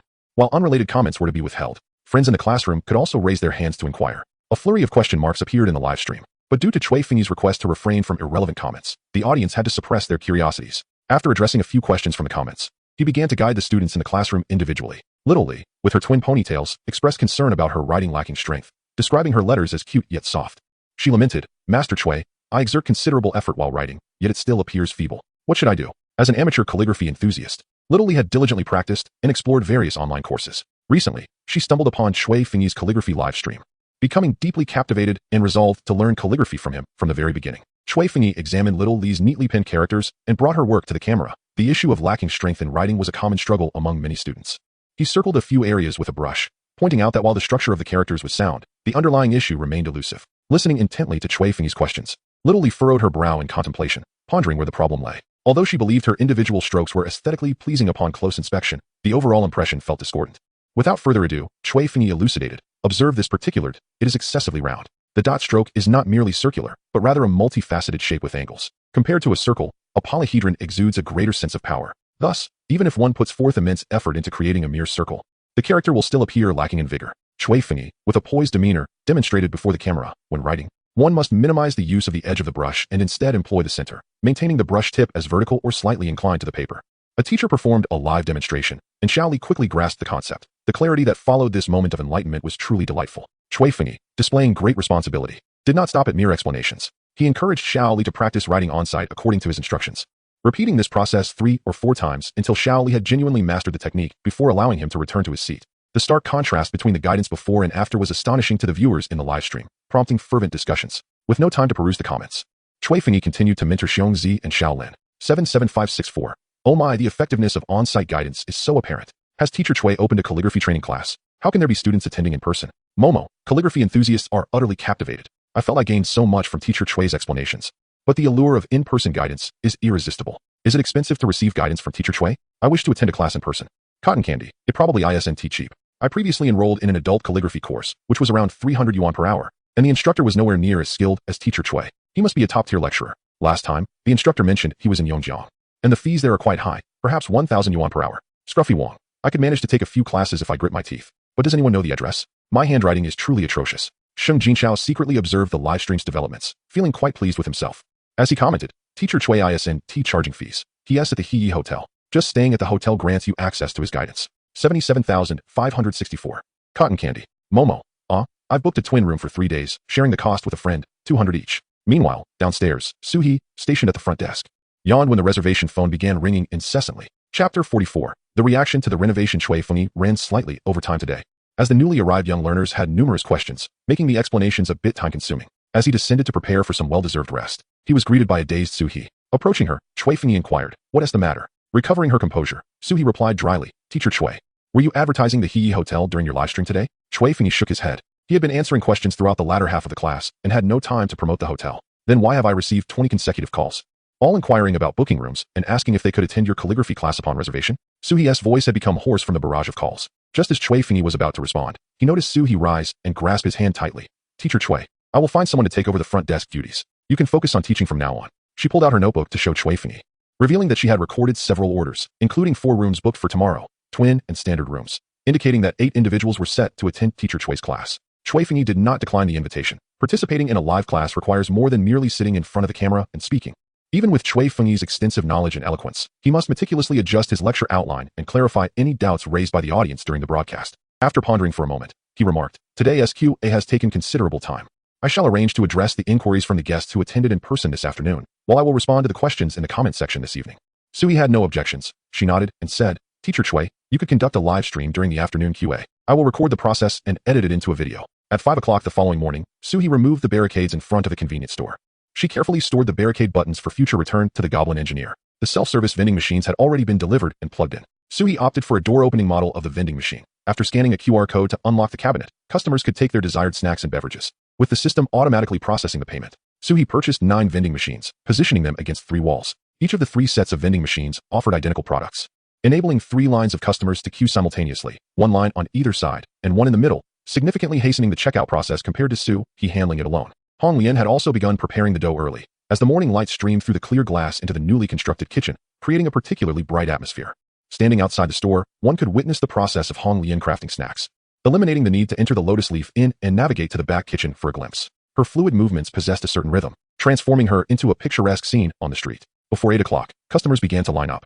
A young couple stood mesmerized by the sparkling entrance of the Lotus Leaf Inn. The girl repeatedly checked her phone to confirm the address, exclaiming, "This is the right address. It's right across from the Sanzong Temple. But why does the store look different from the photos online?" The boy, however, had already directed his gaze toward Hong Lian, who was working in the transparent kitchen beside them. "It should be fine. Look at the young lady making the snacks in the kitchen. Isn't she the same one featured in the online posts about handmade treats?"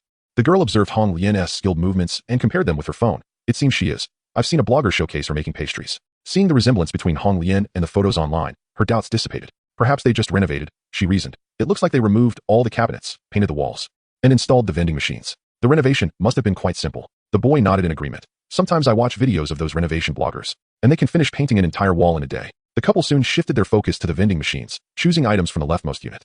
In less than a minute from opening the cabinet to exiting the store, they completed their shopping. The girl exclaimed with delight, "This is so convenient. I thought we'd have to wait in line for ages. I must post pictures of the newly renovated store online." The boy glanced at the time and said, "Wow, we still have time to queue at the Sanzong Temple for skewers. Let us hurry." Not only were the young couple astonished, but also some regular customers who approached from a distance. Seeing that the line outside Lotus Leaf Inn was short, with only 2 or 3 people waiting outside, they felt delighted, thinking they had arrived early today. However, upon entering the store, they found the convenience store at Lotus Leaf Inn completely refreshed. With crowds gathered inside and 3 lines packed to the brim. Letting out a sigh, they quickly joined the shortest queue.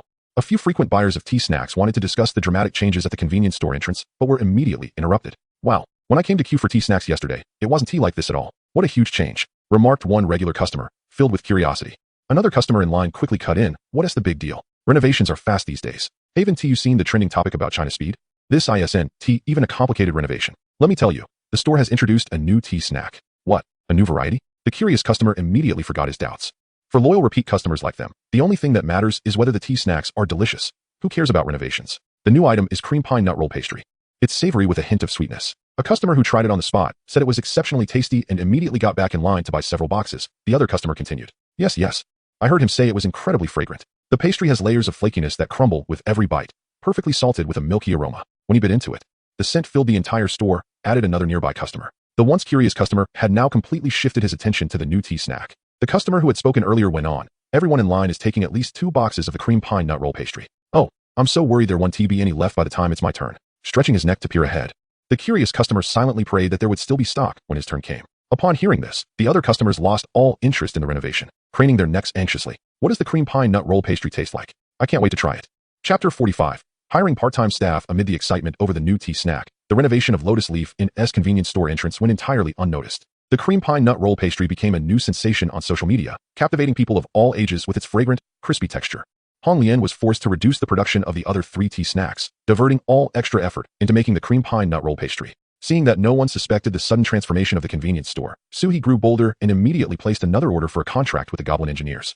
She planned to completely convert the family room on the 6th floor into a classroom. After handling these matters, Suie finally found a moment to rest. Hong Lian was fully occupied with making tea snacks, and Shui Fengyi had calligraphy classes to teach, leaving both of them with no spare time. The temporary worker, Annie Zhang, was now practically a full-time employee. Suie had heard Sister Zhang mention several times that sometimes the guests checking in and out crowded together, leaving her feeling as if she were about to spin like a top, utterly exhausted. Suie wished to lend a hand, but the front desk demanded her attention, making it impossible for her to assist. Thus, she resolved to offer Sister Zhang a higher wage for her temporary work. As for her parents, Suie intended to prolong their involvement for as long as possible. Moreover, considering that they had toiled tirelessly throughout their lives, it was high time for them to enjoy some well-deserved rest. The tasks of cleaning in the hotel required constant bending and rising, while the front desk necessitated shifts and late nights, making the work undertaken by Yiqin and Su Cheng quite detrimental to their health. Approaching Sister Zhang, who was busy cleaning, Suie inquired, "Aunt Zhang, the hotel has indeed been quite busy lately. I would like to find a few more individuals to assist. Do you happen to know anyone looking for work? Even day laborers would suffice." Straightening her back with delight, Sister Zhang replied, Yes, little boss. I used to work as a cleaner, so I know quite a few ladies in need of work." She reminisced about her days as a cleaner. To be honest, the pay was decent, but it was exhausting. In winter, my hands felt frozen like radishes, and in summer, I would sweat profusely. There were constant evaluations, and if there was chewing gum on the floor, I had to squat down and scrape it off. As I grew older, it became increasingly difficult to manage. My legs don't function well anymore, and I can't endure the cold, so I retired early. Some of my friends, whose families are not as well off, managed to persist longer, but their health has also declined over the past 2 years, leaving them only able to manage household chores. Rest assured, they are all very diligent in their cleaning. Sister Zhang also wished to help her friends find work for their retirement. Suie stated her requirements. I need someone who can wake up early to prepare breakfast and possesses some culinary skills. They must be able to wash dishes and tidy the kitchen. The hotel's breakfast relies heavily on our miraculous porridge pot. As the variety of breads we procure is rather monotonous and costly, I need a dedicated individual for breakfast. After a moment of consideration, Sister Zhang recommended someone, Lu Shanqing. She is from the north and is skilled at making dough-based dishes. When we worked together before, she always cooked her own meals, and her dumplings and steamed buns are quite good. Suie nodded. I also require 2 individuals for cleaning, just for half a day's work. And Zhang, you could alternate with them to make it a bit easier. Wages will be calculated based on workload. Sister Zhang further recommended 2 individuals, Mei Jie and Dong Jing, both of whom were hardworking and lived nearby. After making her recommendations, Sister Zhang hesitantly added, Little boss, I still wish to work full days. Would that be acceptable? As a cleaner at the hotel, she earned over 150 a day, and since her work was commendable with no complaints from guests regarding cleanliness, Suie had additionally rewarded her with performance bonuses. If she maintained perfect attendance for the month, earning 5,000 would be no problem. Suie agreed. That is perfectly fine. Aunt Zhang, if you find yourself worn out, be sure to take a few days off to rest. The 2 individuals you recommended can come over now if it is convenient for them, and they will be on a trial basis for 3 days. She felt it necessary to clarify. As for Mei Jie and Dong Jing, I am unaware of their prior work performance. I'll see how they perform after they start. There's a 3-day probation period without pay. If they work half a day, I'll pay 100 yuan, and it can be settled daily. If the cleaning isn't thorough, I'll have to let them go directly. Andy Zhang, your salary remains 150 yuan. Once the work is done, you can rest. As for the 2 of them, you'll be in charge. Temporary worker Auntie Zhang nodded repeatedly. She had initially thought that with new helpers, Suie might reduce her salary. Now, not only was her salary unchanged, but her workload was lighter, though her responsibility increased as she had to manage 2 people. As for Lu Shan, Ask her to come over in the afternoon when she has time to try making a few breakfast items. Our breakfast service hours are from 7 to 9:30, so her shift can start at 6 o'clock. Once the guests leave and the kitchen is tidied up, she can leave. Her starting salary will be 100 yuan. The wages at Lotus Leaf Inn may not seem high, but they are actually above average locally.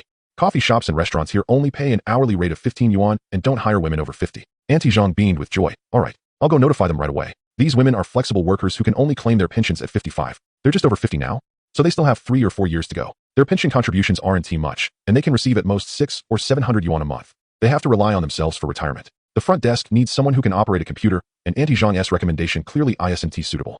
Sui went next door to Wang's roast duck shop. Sister Wang, upon hearing Suie's request, said she'd keep an eye out. Her son is a graduate student at Yongjiang Institute of Technology, a second-tier university, and she doesn't have any suitable candidates to recommend at the moment.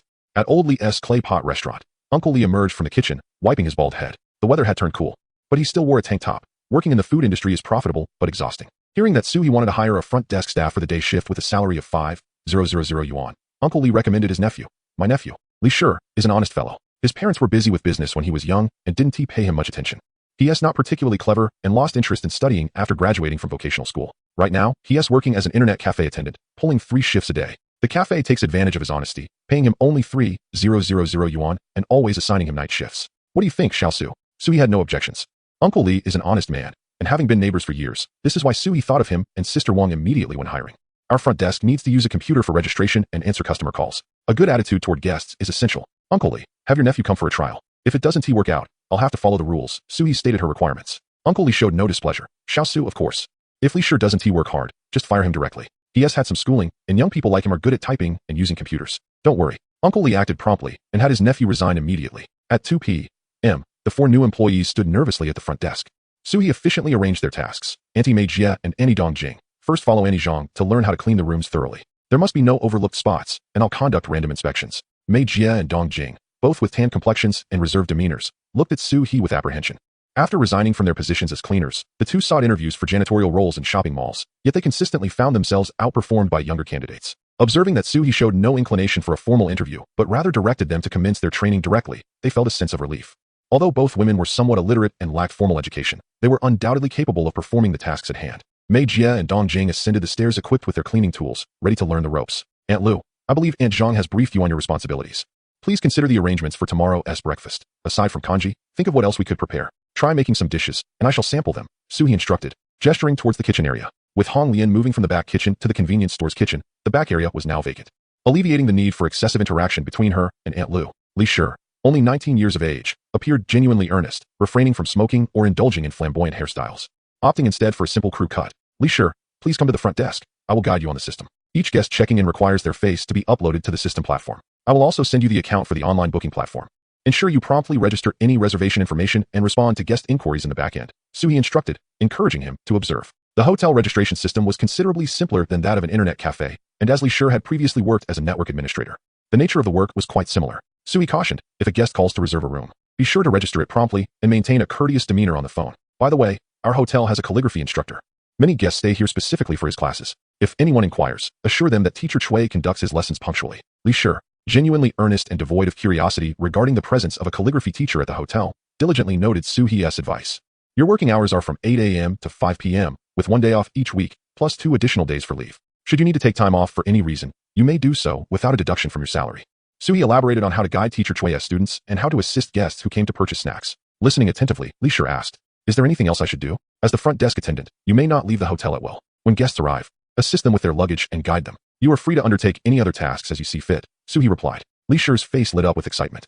At the internet cafe, he not only worked late shifts but also managed the beverage counter, fetching water for guests, preparing milk tea, delivering snacks, and cleaning keyboards, all while remaining extraordinarily busy, sometimes without a moment to sit down. He had hastily resigned, facing mockery from the manager and staff who claimed that no job outside the cafe could offer such freedom and ease. Yet, Li Shi understood their reluctance to let him go stemmed from a fear of being unable to cover the late shifts. Previously, Li Shi had hesitated to enter a factory, preferring to find work in the nearby city, but his lack of education and social skills had confined him to the internet cafe. Reflecting on the manager's messages, which subtly urged him to return, he felt a newfound confidence and mustered the courage to express, Boss, I will work diligently. All right, then try your hand this afternoon.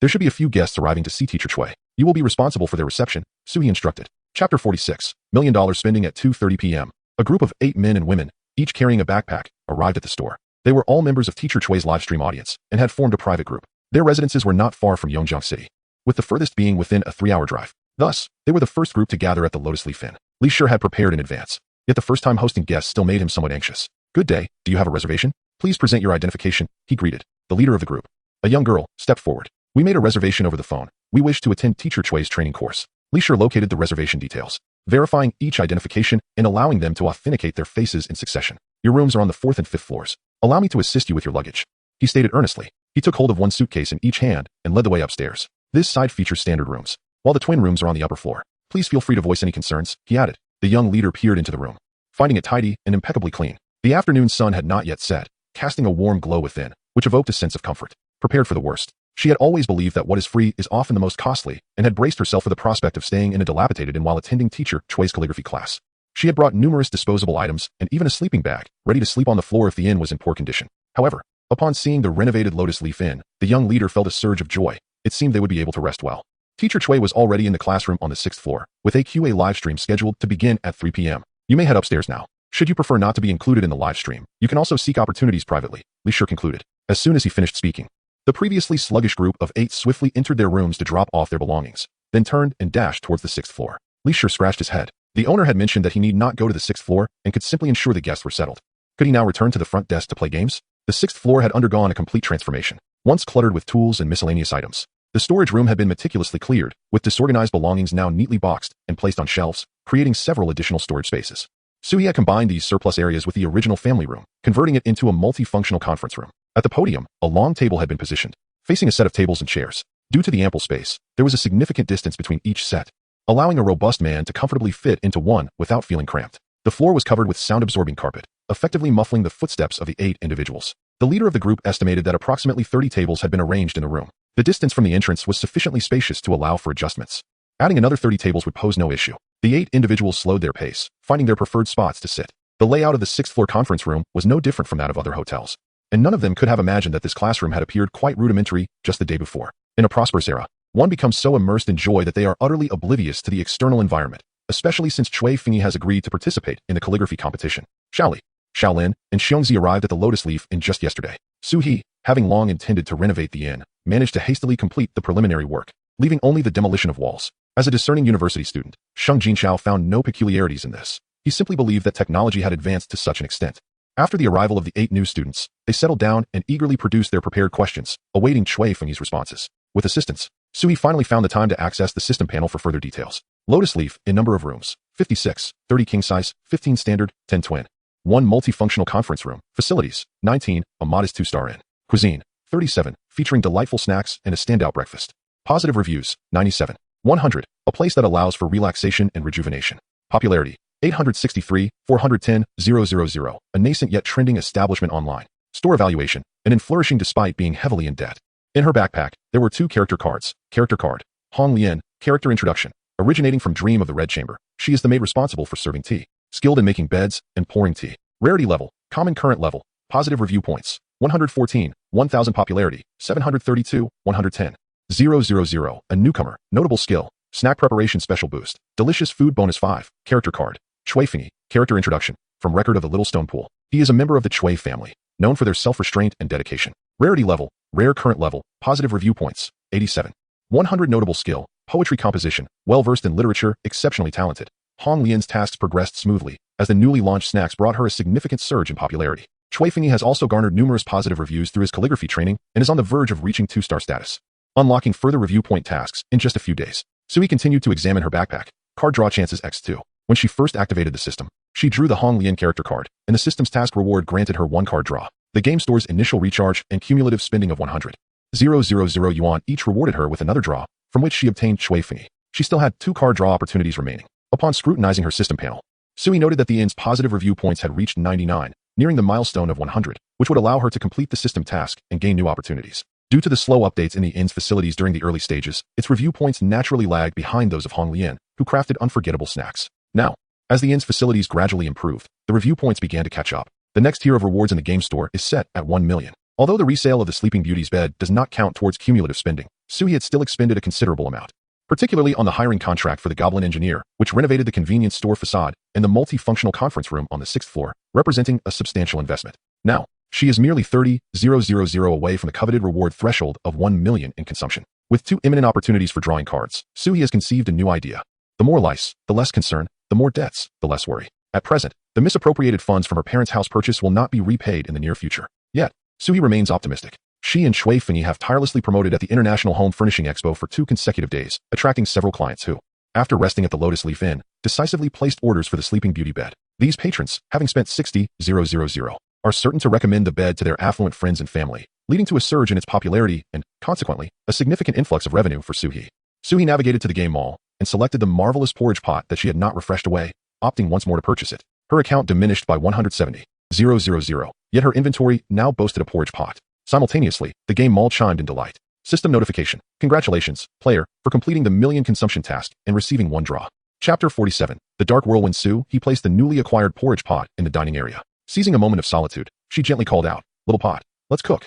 And quickly added, "Make it salty." Salty. The shop already housed a porridge pot brewing sweet millet porridge, and being an aficionado of both sweet and savory, she desired both. The pot, which had been slightly trembling in anticipation of cooking, abruptly halted upon hearing her request for saltiness, swaying back and forth with increasing vigor. Suie speculated, does the salty porridge require raw ingredients? The pot quivered, as if in affirmation. Stealthily, she slipped into the kitchen, where Lu Shan was kneading dough for steamed buns. She retrieved a box of blueberries from the refrigerator as a facade, pretending to seek out fruit. In a swift motion, she seized pork, salt, century egg, and a bowl of rice before making her exit. Suie placed the pork, salt, and century egg into the porridge pot. However, when she attempted to add the rice, the pot shook vehemently, rejecting the addition. It appeared that this little pot was capable of dispensing rice autonomously. Previously, the sweet porridge pot had produced a delightful concoction of glutinous millet and rice without her intervention. Soon enough, the pot began to bubble, releasing an enticing aroma. The fragrance of the century egg and lean pork porridge wafted up like a gentle cloud, first presenting a robust rice aroma mingled with the savory essence of meat.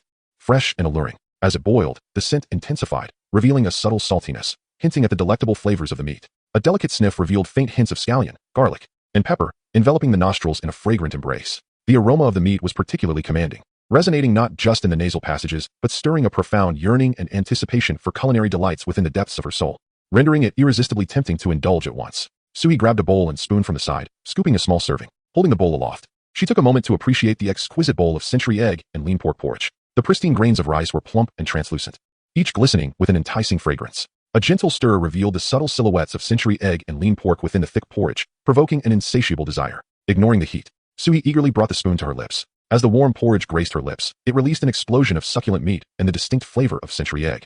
Initially, the sweetness of the rice permeated, followed by the aromatic scent of the century egg intertwining with the savory taste of lean meat, enveloping her taste buds in a delightful ocean of flavors. The steaming porridge slid down her throat, imparting a comforting warmth that spread throughout her being, warming her very core. With a bowl of century egg and lean meat porridge for breakfast, her guests were sure to be thoroughly satisfied. Suie entrusted the task of initiating the porridge pot to Hong Lian, who, having risen early to prepare tea snacks, could conveniently call out for the small cooking pot. This task was not overly complex, and as a character from the card realm, Hong Lian was unfazed by the products offered in the system's marketplace. After placing the small pot in the restaurant, Suie returned to her room, where she intended to draw cards. Suie reverently lit incense and bathed, hoping to enhance her fortune with a touch of mysticism. It was said that in the Guangdong region, yuzu leaves were used for bathing. However, lacking yuzu leaves in her room, she instead found tangerine peels. Fresh citrus fruits still bore a couple of small leaves, which Suie promptly plucked, rubbing them between her hands. Next, she withdrew a stack of books from her study shelf, placing those filled with enchanting tales and magical wonders at the forefront. These tomes were collected over the years, dating back to before her university days, and she had amassed quite a collection, particularly of whimsical fairy tales that had captivated her imagination since childhood. With her breath held and gaze focused intently on the books, she pressed the flickering summon button on the system screen. As she watched the draw button illuminate, her heart raced in anticipation of the outcome. Suddenly, the system displayed a message. "Let's try again." The card slipped away. A frown creased Suie's brow, and the disappointment was unmistakable on her face. She sighed deeply, slowly closing the book, feeling the weight of failure. Acquiring magic truly seemed an arduous task. Suie endeavored to regain her composure, closing her eyes to calm her spirit. She selected another magical storybook. Unfortunately, she again faced the system's unyielding notification. "Let's try again." The card slipped away. This repeated thrice only deepened her sense of dismay and disappointment. Taking a deep breath, she switched to a different book, this time opting for Chinese mythology stories, children's edition. She clicked summon. Radiance flickered, yet the system's prompt was delayed, as if it were showcasing endless possibilities. Suie's eyes sparkled with excitement, her mood buoyant like a balloon suspended in the air, ready to burst. The light continued to flash, and Suie's tension mounted. Her fingers trembled slightly, betraying her inner thrill and anticipation. At last, the flickering ceased, and a progress bar appeared on the system panel. The system announced, "Character dispatched successfully." A radiant smile blossomed on Suie's face as she leapt up in exhilaration, covering her mouth to stifle her joyous cheer. In the realm of Chinese mythology, formidable powers beckoned to her. With a radiant smile, Suie prepared to venture forth in search of card characters. Might the 8 immortals display their unique talents? Yet, she was startled by a rhythmic, urgent sound emanating from outside her window. Her ground floor room left her puzzled. Could someone be knocking? As she opened the window, a swirling black wind rushed in. It howled fiercely, and just as Suie was about to lift her gaze, the tempest charged directly at her. A sharp pain struck her forehead, as something collided violently with her head. Ouch! What was that? She exclaimed, clutching her brow. The black wind, incensed by her words, not only continued to strike her forehead, but also wreaked havoc upon her freshly washed hair. Having just endured the laborious process of washing her long hair, the tangles that formed were a veritable nest, requiring combs and fingers to detangle. It was a task she loathed. The hairdryer, with its incessant hum, demanded at least half an hour to render her locks dry. This entity could strike her head, but to soil her hair was utterly intolerable. With her eyes tightly shut, she raised her arms, attuned to the sounds around her. Suddenly, she lunged, capturing the black wind in her grasp. The warmth radiating from her hand intensified, prompting her to open her eyes. Chapter 48. Method of punishment revealed that she had ensnared a small black creature. This creature, with a fierce disposition, pecked at her hand with a sharp beak. It was a crow. Suie tightened her grip, muttering, "Why a crow? I've heard they hold grudges. If offended, they will relentlessly pursue their nemesis until vengeance is achieved." The temperature in her hand soared as the crow flapped its wings, exclaiming, "Let me go. You're the true crow." Startled, Suie instinctively loosened her hold. In this day and age, could a crow truly speak? Had it mutated from drinking contaminated water? The thought filled her with dread. Once liberated, the crow soared, its wings flapping in agitation as if perturbed by the disarray of its feathers. As Suie followed its flight, anxiety gripped her. What if the crow sought revenge? Upon glancing upward, she was met with a more terrifying sight. The crow possessed 3 legs. Her lips quivered in fear. This is the end. Truly a consequence of contaminated water. Situated near the sea, Yongjiang City had never seemed so susceptible. The rapid spread of nuclear pollution was shocking. Not only could this crow speak, but it also bore 3 legs. Determined, she resolved to report this matter to the authorities. Just as her mind spiraled into anxious thoughts, the black crow spoke again. "Did you summon me?" Suie's impending scream morphed into an odd sound. Jerked back to reality, she hastily activated her system panel. Character card, 3-legged golden crow, 1/9. Character introduction. According to the verses from the Songs of Chu, during the reign of Emperor Yao, 10 suns appeared in the sky, causing the vegetation to wither and the people to suffer. Yao dispatched Ho-E to shoot down the 10 suns, and Ho-E succeeded in striking down 9 of them, leading to the demise of the 9 golden crows. This is one of those crows. Rarity level, rare current level, outstanding skill, solar true fire, transform into the sun, illuminating the earth. This crow was indeed a character card summoned by her. Upon witnessing the rarity level, Suie was taken aback. It was her first time drawing a rare card, truly befitting one extracted from Chinese mythology. Wait. As Suie's gaze fell to the outstanding skill of the 3-legged golden crow, her vision dimmed. The solar true fire skill was simply too terrifying. Transforming into the sun. What purpose does such a transformation serve? Suie was certain that if she were to command the 3-legged golden crow to become the sun, she would be instantly captured. Her face turned pale, and her eyes filled with apprehension as she clenched her trembling hands into fists. The 3-legged golden crow, unfazed, began to preen its feathers and let out a hum, expressing its displeasure at Suie's neglect. It meticulously pecked at each feather, as if preparing for an important performance. Occasionally, it would gently adjust its feathers with its claws, making them appear even fluffier. As the feathers swelled, its form appeared less fierce. "Greetings, greetings. I failed to recognize your magnificence." Suie managed to force a smile that was more akin to a grimace. The 3-legged golden crow perched on the table, gazing down at Suie. "Speak. What is it that you wish for me to do?" Suie blinked in disbelief. Could this 3-legged golden crow be akin to Aladdin's lamp, capable of granting her wishes? She hesitated to speak, stammering, The 3-legged golden crow rolled its eyes. Yes. A crow could indeed roll its eyes. It seemed to find Suie's foolishness unbearable and said, "I am bound to assist him. I need to level up quickly. Do you understand?" Oh, yes. Suie nodded vigorously. Her heart, which had leapt into her throat, now settled back into her chest. The 3-legged golden crow was bound to assist him. Thus it too was subject to its constraints. Knowing that the 3-legged golden crow could not simply kill her in a fit of rage bolstered Suie's courage, and she inquired, "Mighty 3-legged golden crow, do you have any plans?" The 3-legged golden crow, perhaps weary, shifted its stance on the table, its tone brimming with pride. "I aim to ascend to 3 stars and seek my brethren." Remembering its brothers ignited a fire of rage within the creature. The temperature in the room began to rise. They had been unjustly slain by Ho-E, losing their lives. After death, they fell into an abyss of darkness. And the 3-legged golden crow felt its consciousness waning, on the verge of forgetting its own identity, when suddenly a beam of light chose it. The 3-legged golden crow paced back and forth on the table. No, it was not chosen. It is the youngest, with the most fragile self-awareness.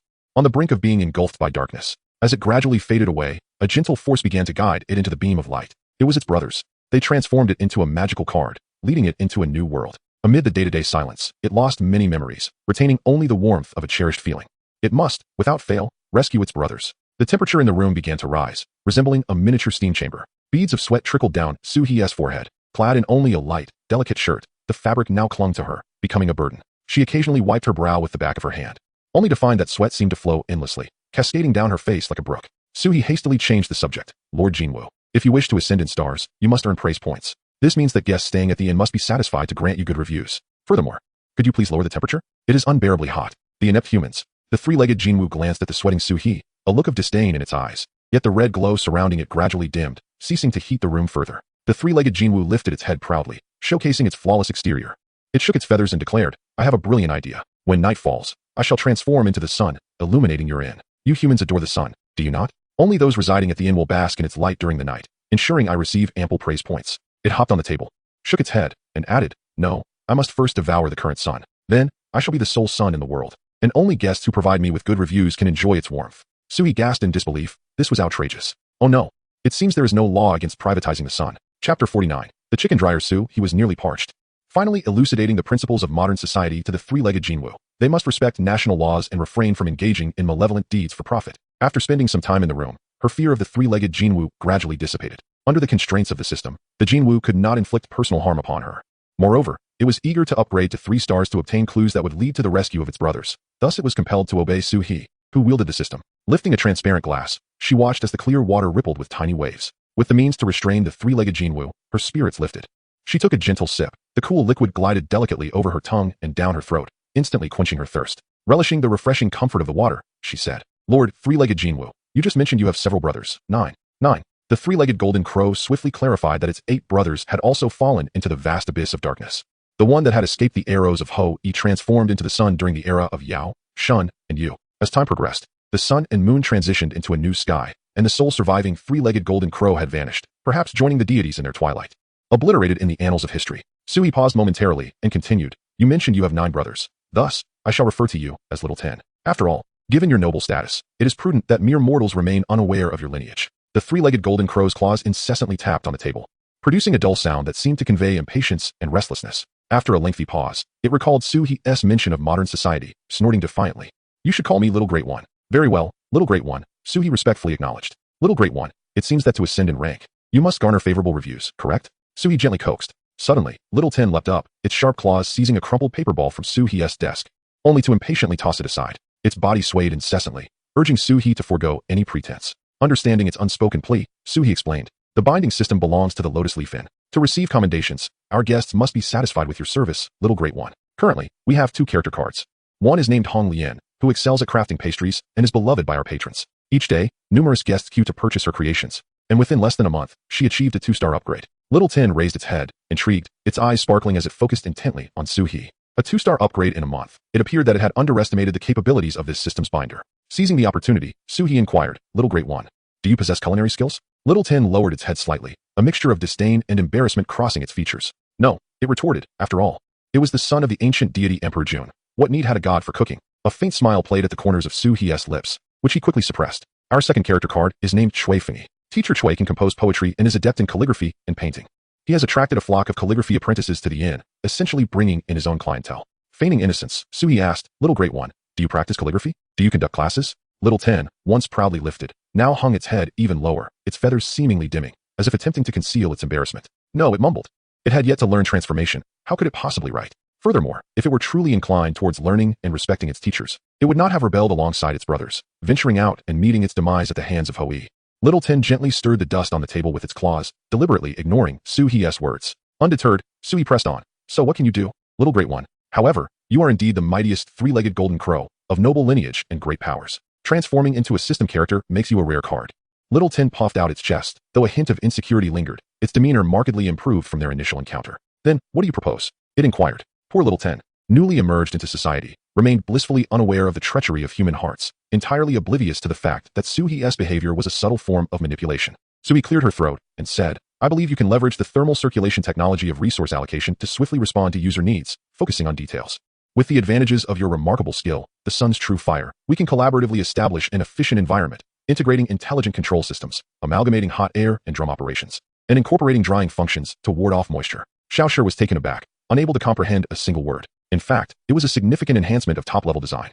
Utilizing your expertise to dismantle product barriers, being results-oriented, forming a closed loop of thermal drying, and creating a new ecology within the industry. Suie attempted to express herself differently. Yet, Xiaoshi remained perplexed, restlessly scratching the table's surface, leaving a trail of marks. Noticing the scratches, Suie fell silent and restructured her words. In simpler terms, Xiaoshi, our inn requires a dryer. Could you be our dryer? Even birds that can fly are still chickens. Can't they serve a purpose in society? Can't they be a high-tech chicken?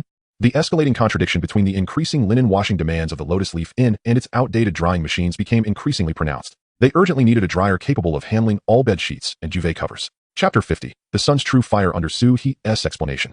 The simple and naive Xiaoxue finally grasped the concept of a dryer. Its screeching cry was both piercing and ferocious, having surpassed the limits of its fury. Its eyes glinted with a fierce light, feathers ruffled in a display of extreme wrath. You want me to wash duvet covers? To be a servant? Xiaoxue flapped its wings, emitting a shrill cry, as if intending to shatter the very world around it. Suie clarified, no, it's drying. Drying. Its beak opened, releasing a deep growl that reverberated through the air. What difference does it make? We are all mere cleaning servants. Xiaoxue had lost all reason and control. Its fury akin to a blazing inferno, impervious to any form of restraint. In its rage, the entire world seemed enveloped in a sweltering heat. Suie endeavored to soothe it. Even Hong Lian is just a cook. Cooks have it harder, waking up early every day. Xiaoxue continued to circle in the air. But Hong Lian truly rises at 5 every morning. Suie then pondered a clever retort. Although Teacher Chui is a teacher, he must also attract customers in the live broadcast room every day, essentially selling laughter. Finally, Xiaoxue was willing to engage, perching on the wardrobe, glaring at Suie with an expression that suggested it would peck her to death if she failed to satisfy it with her words. Suie began to babble nonsensically. Just think about how effortless it would be to dry linens. It only requires the strength of a single feather. Xiaoxue countered. Not even the strength of a single feather is needed. Yes, not even the strength of a single feather is required. You would graciously dedicate just a little of your time to accomplish the drying task, and these dried linens would be delivered to every room, allowing each guest to feel your power and warmth. Suie painted a picture of a scene where everyone would express their gratitude. In this way, wouldn't your commendation ratings be effortlessly within reach? Moreover, this is merely a trivial task for you. More significant responsibilities await you. Suie continued to weave her grand vision. Little Tin was still quite young and, indeed, had developed an interest that was to oversee the normal operations of our inn. With your omnipotent capabilities, Little Tin, there is nothing you do not know. With your presence, our inn will surely attract a multitude of guests. Persuaded, Little Tin maintained a proud demeanor. Humph, if what you say is true, I might be willing to spare a feather of my strength to assist you with this mundane task of drying chickens. Suie beamed with joy. Thank you, Little Tin. After advising Little Tin not to display excessive surprise in front of ordinary folks, she led him out of the room. Little Tin scrutinized the lotus leaf and with a discerning eye, small, dilapidated, and so rudimentary. How could such a modest establishment possibly win the favor of guests? It was clear that only Little Tin could make a difference. At the front desk, Li Shi observed Suie emerge from the room, his curiosity piqued by the black crow perched on her shoulder. However, he was not one for idle chatter, so he lowered his head and resumed scrolling on his phone. The boss had mentioned that during quiet times at the front desk, he was free to use his phone. Such a good job was hard to come by, and Li Shi thought if the boss were to like it, he wouldn't mind having a dragon draped over his shoulder. Having secured a job, Li Shi felt emboldened. Shedding his former humble tone, he replied to the internet cafe manager with composure. Thank you, manager, I have found new employment. The manager responded, Shaoli, you are still too young. Work outside is tough. The internet cafe is better. If you mention resigning, I'll take it as a joke. I'll give you an extra 500 bonus this month. Li Shi typed back. Manager, my current job pays 5,000, with a single day off, plus an additional 4 days off each month. The manager replied with skepticism. Haha, I don't believe it. Shaoli, don't say things in anger. Li Shi, not wishing to prolong the conversation, sent a link to the Lotus Leaf Inn. Manager, you can come stay when you have time. I can offer you a breakfast voucher. He added, it's free. Oh, by the way, manager, you need to come in the morning to see me. I don't work night shifts. So if you come to stay at night, I want to be able to give you the voucher. The internet cafe manager felt deeply mocked and wanted to respond, but found himself at a loss. Meanwhile, Li Shi had lost all desire to continue chatting. He was eager to delve into the newly downloaded fantasy novels. Little Tin, seeing that Li Shi had not shown the requisite respect upon seeing him, became somewhat displeased, and his wings fluffed up. Suie soothed him. Little Tin, they are all ordinary people. You must remain calm. Calm. Though not entirely pleased, Little Tin suppressed his discontent. How could it be that in this so-called modern society, the notion of equality was upheld? He could not comprehend it. Suie took Little Tin for a stroll outside the convenience store, where Hong Lian was in the transparent kitchen preparing melon seed and pine nut mooncakes, which needed to rest for the oil to seep back in. Perfect for an afternoon task. Little Tin tilted his head, watching as Hong Lian skillfully wielded a rolling pin to flatten the dough into thin circles, then carefully encased the filling within, deftly pinching various patterns. It appeared to be a complex and tedious process. Indeed, the chef worked hard. Little Tin's doubts regarding Suie's earlier words diminished somewhat. Suie guided Xiaoxue through the Lotus Leaf Inn. Upon reaching the 6th floor, she gently covered Xiaoxue's eyes and led it to the multifunctional room to eavesdrop. Chui Fengyi was patiently addressing one question after another posed by the students. After listening for a while, Xiaoxue flapped its wings, urging Suie to leave promptly. For some reason, the moment it heard Chui Fengyi teaching, it began to feel dizzy and uncomfortable, almost gasping for breath at the entrance of the multifunctional conference room. Indeed, the presence of a teacher can be quite vexing for a crow. Xiaoxue felt a pang of empathy. Suie then led Xiaoxue towards the laundry terrace. Temporary worker Sister Zhang had already hung the linens that were changed today on the drying balcony. Each guest room sheets, duvet covers, pillowcases, bath towels, and hand towels needed to be replaced, resulting in a substantial amount of laundry every day. Having stayed in hotels herself, Suie was particularly concerned about the cleanliness of the linens. Thus, when she opened her own inn, She made it a point to ensure that all shared linens were thoroughly cleaned. At the Lotus Leaf Inn, every piece of linen was treated with copious amounts of disinfectant and detergent. In one corner of the drying terrace stood several large washing machines, which, when operated simultaneously, managed to complete the laundry tasks with relative efficiency. However, the dryers were clearly lagging behind. Each washing machine could handle a large load in about an hour. Yet the dryers would cease functioning if overloaded, taking at least 2 hours to dry a single batch, which was exceedingly inefficient. Consequently, numerous drying racks were set up on the terrace, as many duvet covers still required sun drying. Upon arriving at the drying terrace, Xiaoshi surveyed the environment with dissatisfaction. It took flight from Suie's shoulder and landed on a slightly shaky drying rack due to excessive weight. Suie, attempting to appease it, said, "Oh, great Xiaoshi, look. The inn truly requires your assistance. All these linens washed this morning need your drying magic." Reluctantly, Xiaoshi turned its head away. Suie continued, "Great Xiaoshi. The guests are eagerly waiting for you. Besides, you've come all this way." Xiaoshi found it hard to resist the enchanting spell of "you've come all this way." Gradually, a red glow emanated from its body, and the temperature on the drying terrace began to rise.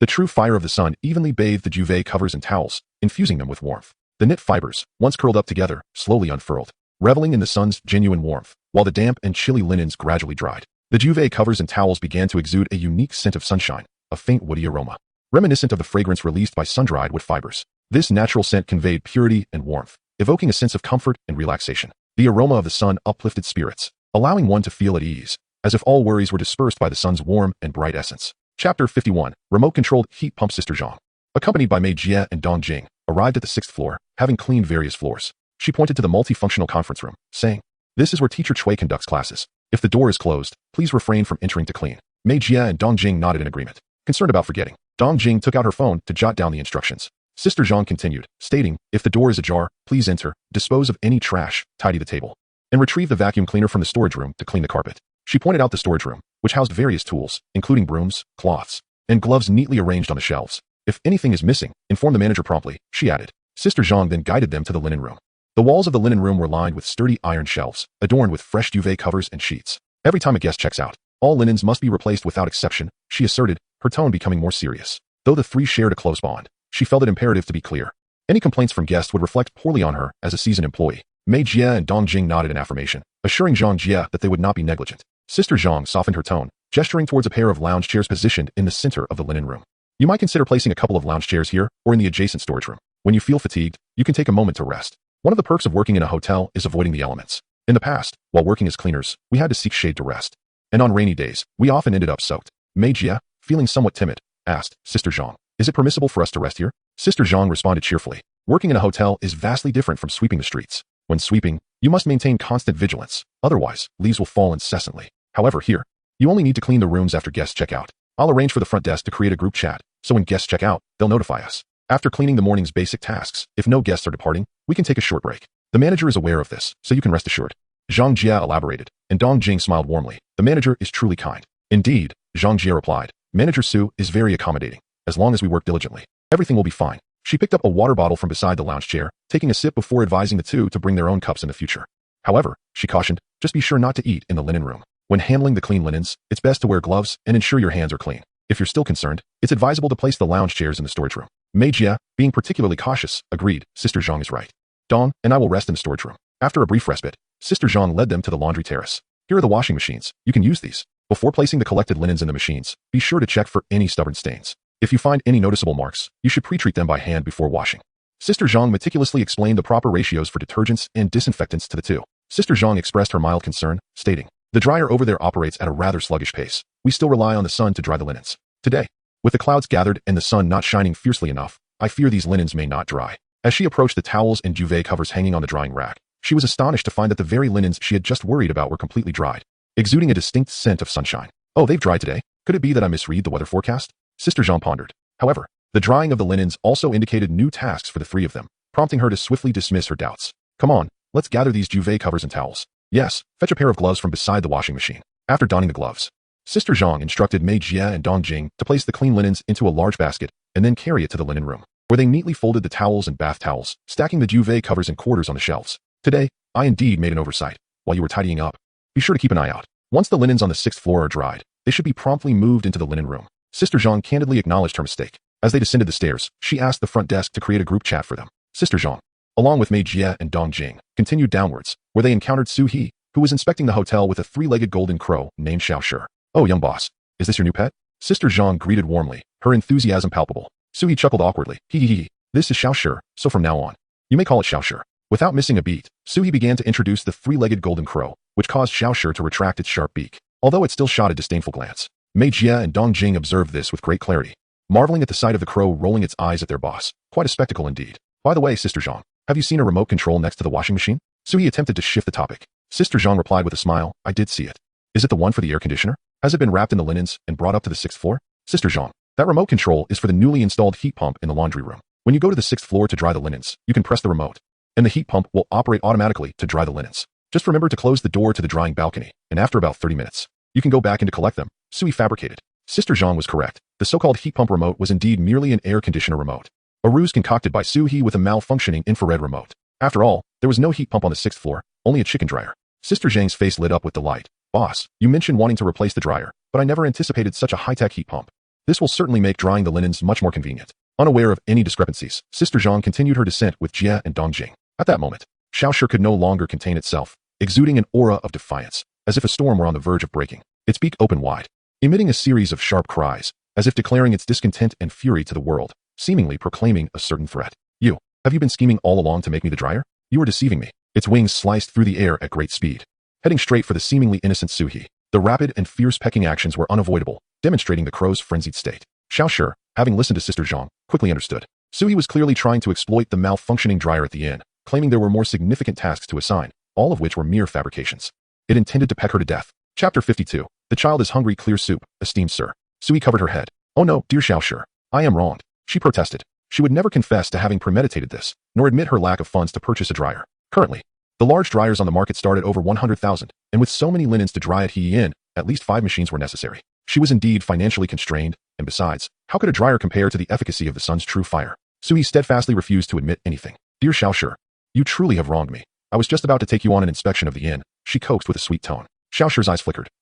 I shall believe you this once, but if I discover you deceiving me again, I will not let you off easily. With that, Xiaoshi menacingly ignited a strand of Suie's hair with the sun's true fire. Suie, feeling despondent, touched her hair, which was already sparse, now further diminished. Dear Xiaoshi, look at these closed doors. They signify that our guests are resting in their rooms. Suie guided Xiaoshi as they inspected each floor.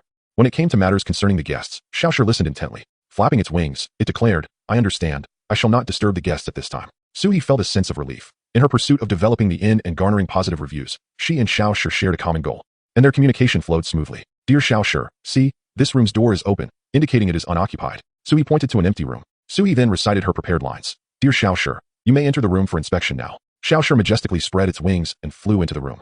Surveying it, this room is surprisingly plain. It contains only a few items produced by the system that are barely acceptable. As these card characters were bound to the system, they could naturally discern which items came from the game mall. Indeed, dear Xiaoshi, our inn has only just begun, under your guidance. It will surely reach new heights and gain nationwide fame. Suie flattered. Dear Xiaoshi, although our hardware conditions are currently limited, we must excel in our software services. Would you kindly inspect the room for any areas that may not have been cleaned properly? Suie led Xiaoshi as they surveyed the room. Little Tin observed closely, even taking a leisurely stroll around the restroom. Sister Zhang had tidied the room meticulously, and finding no fault, Little Tin reluctantly remarked, it's passable. Suie gently cleared her throat and said, Little Tin, I believe there are areas in need of improvement. Oh, where? Little Tin asked anxiously, understanding that favorable reviews from guests were imperative and that the room must be flawless. Suie, somewhat bashful, replied, Little Tin, do take a look at the quilt on the bed. It seems to carry a trace of lingering chill. If only your solar flames could warm it up at this moment. Little Tin thought to itself, I knew this woman had ulterior motives. I am not speaking falsely. Little Tin, observe how our duvet covers and sheets are pristine, yet the quilt inside is rather thick and difficult to clean. Having been stored in the room for years without sunlight, it must harbor some bacteria. Your solar flames can eradicate everything, including these unwelcome intruders. Surely, you wish for our rooms to be immaculate as well? Suie rubbed her hands together. With a cold grunt, Little Tin, unwilling to argue over such trivial matters, replied, Rest assured, I will manage this small task. However, should we still fail to receive good reviews, you shall be wary. With a subtle motion, a flicker of solar flame dried the quilt. The long-pressed cotton and silk within, dampened by sweat, had become compacted. Now, after being thoroughly dried by the solar flames, it visibly fluffed up. The quilt became plush and soft, resembling blooming white clouds, gently floating upon the bed of the sleeping beauty. Every fiber had basked in sunlight, glimmering with a faint radiance and exuding a delightful fragrance, a stark contrast to its previous flattened state. Suie, along with Little Tin, proceeded to dry the remaining quilts of the unsold rooms. After finishing his inquiries with the guests, Teacher Cui descended the stairs, intending to rest for a while. Upon reaching the lower floor, he was met with the sight of a crow engrossed in a pile of flour rolls. Lu Shan's flour rolls were substantial, each about the size of a girl's fist. The three-legged golden crow, Little Tin, was eagerly rummaging through the plate of flour rolls, one foot excitedly stepping into the dish. Little Tin, maintaining an air of elegance despite its impatience, opened its beak and delicately picked up a small piece of the flour roll, savoring this delightful morsel. The outer skin of the roll was pristine white, interspersed with vibrant green scallions, emanating an enticing aroma. Little Tin pecked at the rolls, relishing the satisfaction brought by this delicacy, first experiencing the taste of the dough, followed by the rich flavor of the scallions, which left it entranced. Little Tin's appetite grew ever more voracious. It incessantly tore into the flour rolls, sometimes raising its head, other times lowering its body, thoroughly enjoying this culinary delight. As the rolls gradually diminished, the crow's spirits lifted, becoming increasingly joyful and content. Once it finished the last bite, it paused momentarily before fluttering over to a nearby plate filled with dumplings, beginning to indulge in the meat buns. Little Tin, clearly a hedonist, peeled back the skin of the bun and first savored the meat filling. The bun, thin-skinned yet generously filled, had a glossy sheen that hinted at its succulence. When Xiaoshi's beak pierced through the outer layer and sank into the bun, a generous filling of meat was revealed. The filling glistened with oil, brimming with savory juices. Only after pecking away all the meat did Xiaoshi leisurely savor the bun skin, now soaked in flavorful grease. Cui Fengyi was somewhat astonished. The steamed roll was already quite large, but the bun this crow was eating seemed even bigger than its own body. People often say birds have small appetites. Wouldn't such a feast harm this crow? With concern, Cui Fengyi asked, "What is this?" Suie replied calmly, "The child is hungry." Chapter 53, Workplace. How could it not be hungry? The little one had accomplished so much. Xiaoshi had thoroughly inspected the lotus leaf inn and diligently dried all the less fluffy quilts. After finishing the meat bun, Xiaoshi moved on to the dumplings, pecking them up one by one. Suie briefly explained Xiaoshi's situation to Cui Fengyi, being kind-hearted. Cui Fengyi nodded without hesitation upon hearing Suie's request to be more accommodating towards Xiaoshi. Judging by age, the three-legged golden crow Xiaoshi was indeed still a child. Watching Xiaoshi's hearty appetite, Cui Fengyi remarked, "The wonders of creation are truly marvelous.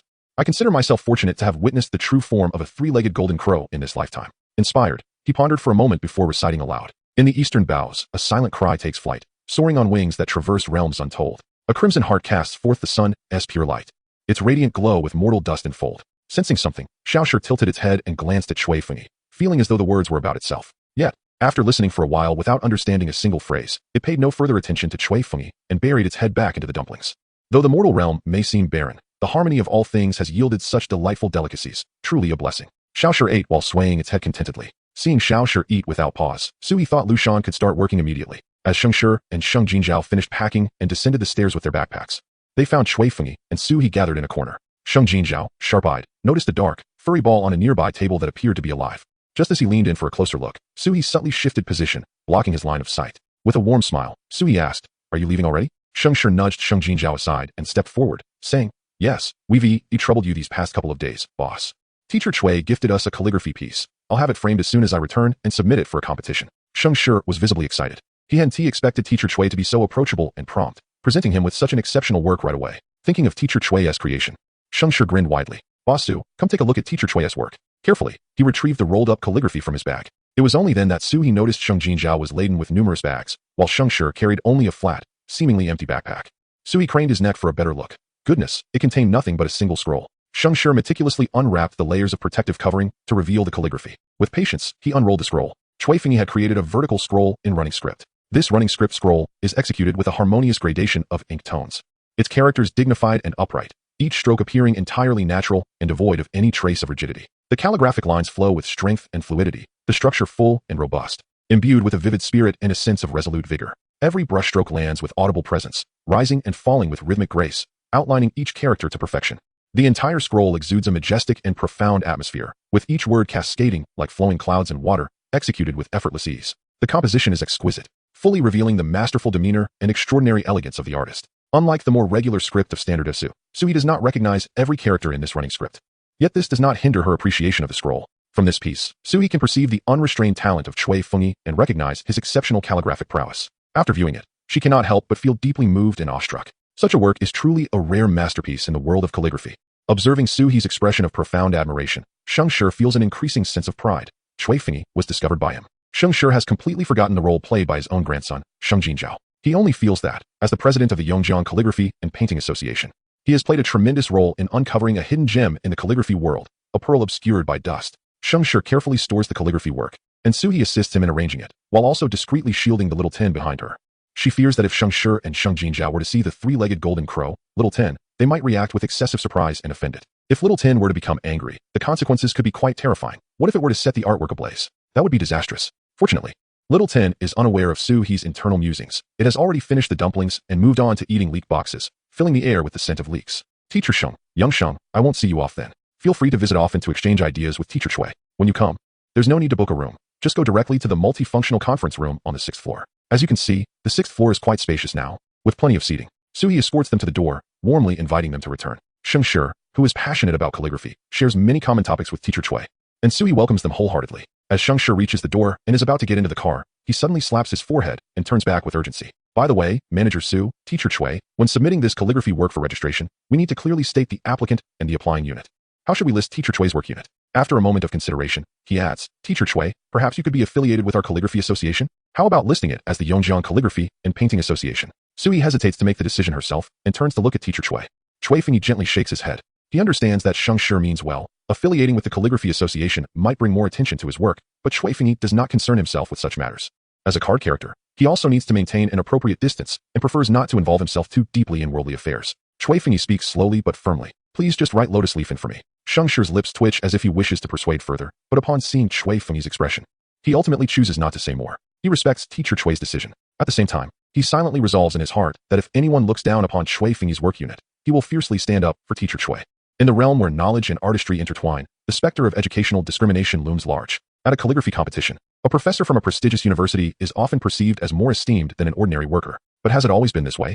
Is a formal education truly a prerequisite for the art of calligraphy? Sheng Shi does not subscribe to such notions. He has witnessed folk calligraphers who, in pursuit of their livelihood, display their craft on the streets. When these artisans ascend to the esteemed halls of art, their experiences of selling calligraphic works for sustenance invariably resurface in conversation. Yet, is there such a significant disparity between writing characters for passers-by on the street and showcasing works in an art gallery for auction? Sheng Shi solemnly agrees, affirming, Teacher Suie, rest assured, I shall designate your workplace as the Lotus Leaf Inn. Chapter 54. Staff dinner. Lushan successfully passed the scrutiny of the small group and remained. While her culinary skills may not qualify her as a master chef, they are commendable, particularly her expertise in crafting various delightful noodle dishes. She excels in making handmade dumplings, buns, steamed bread, and hand-pulled noodles. Her approach to noodle preparation is meticulous, paying close attention to detail from ingredient selection to the final creation. She possesses unique insights into the texture of flour, the temperature of water, and the harmony of fillings, ensuring every noodle dish is crafted with care and an exquisite palate. Moreover, Lushan maintains an exceptional level of cleanliness while cooking. Every utensil is neatly arranged, and she prioritizes hygiene, consistently washing her hands and ingredients to uphold a pristine kitchen, allowing diners to eat with peace of mind and joy. Lushan works with great efficiency, having grown accustomed to domestic tasks, allowing her to knead dough and wrap fillings with effortless grace, each movement flowing as naturally as water. After losing her job, Lushan contemplated setting up a breakfast stall. However, the initial investment for a cart and stove would require at least 5,000 yuan, a sum she hesitated to expend without proper preparation. Moreover, operating a stall entails braving the elements and contending with the scrutiny of city officials. During that period, due to widely known circumstances, the streets were notably desolate. Although the situation has since improved, economic recovery remains sluggish. Lushan, an ordinary citizen, lacks extensive knowledge and cannot articulate profound philosophies. She simply observes that business has been persistently poor for shop owners she frequents, several of whom have resorted to transferring their shops. With soaring prices, she has become increasingly frugal during her grocery shopping,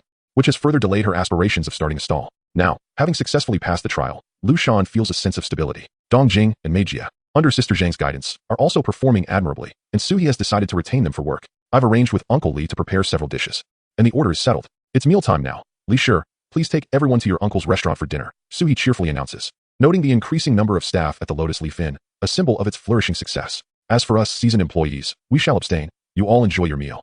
And Li Shi, take good care of them. Old Li specializes in clay pot dishes, yet he possesses a secret menu of stir-fried delicacies tailored for the neighborhood locals. Li Shi, content and cheerful, is relieved when the boss allows him to leave right at 5, with no overtime to contend with. Rest assured, good boss, he assures. Though he is somewhat introverted, he feels at ease in his uncle's establishment. Sister Zhang, with a bright smile, leads Dong Jing, Mei Jia, and Lushan out.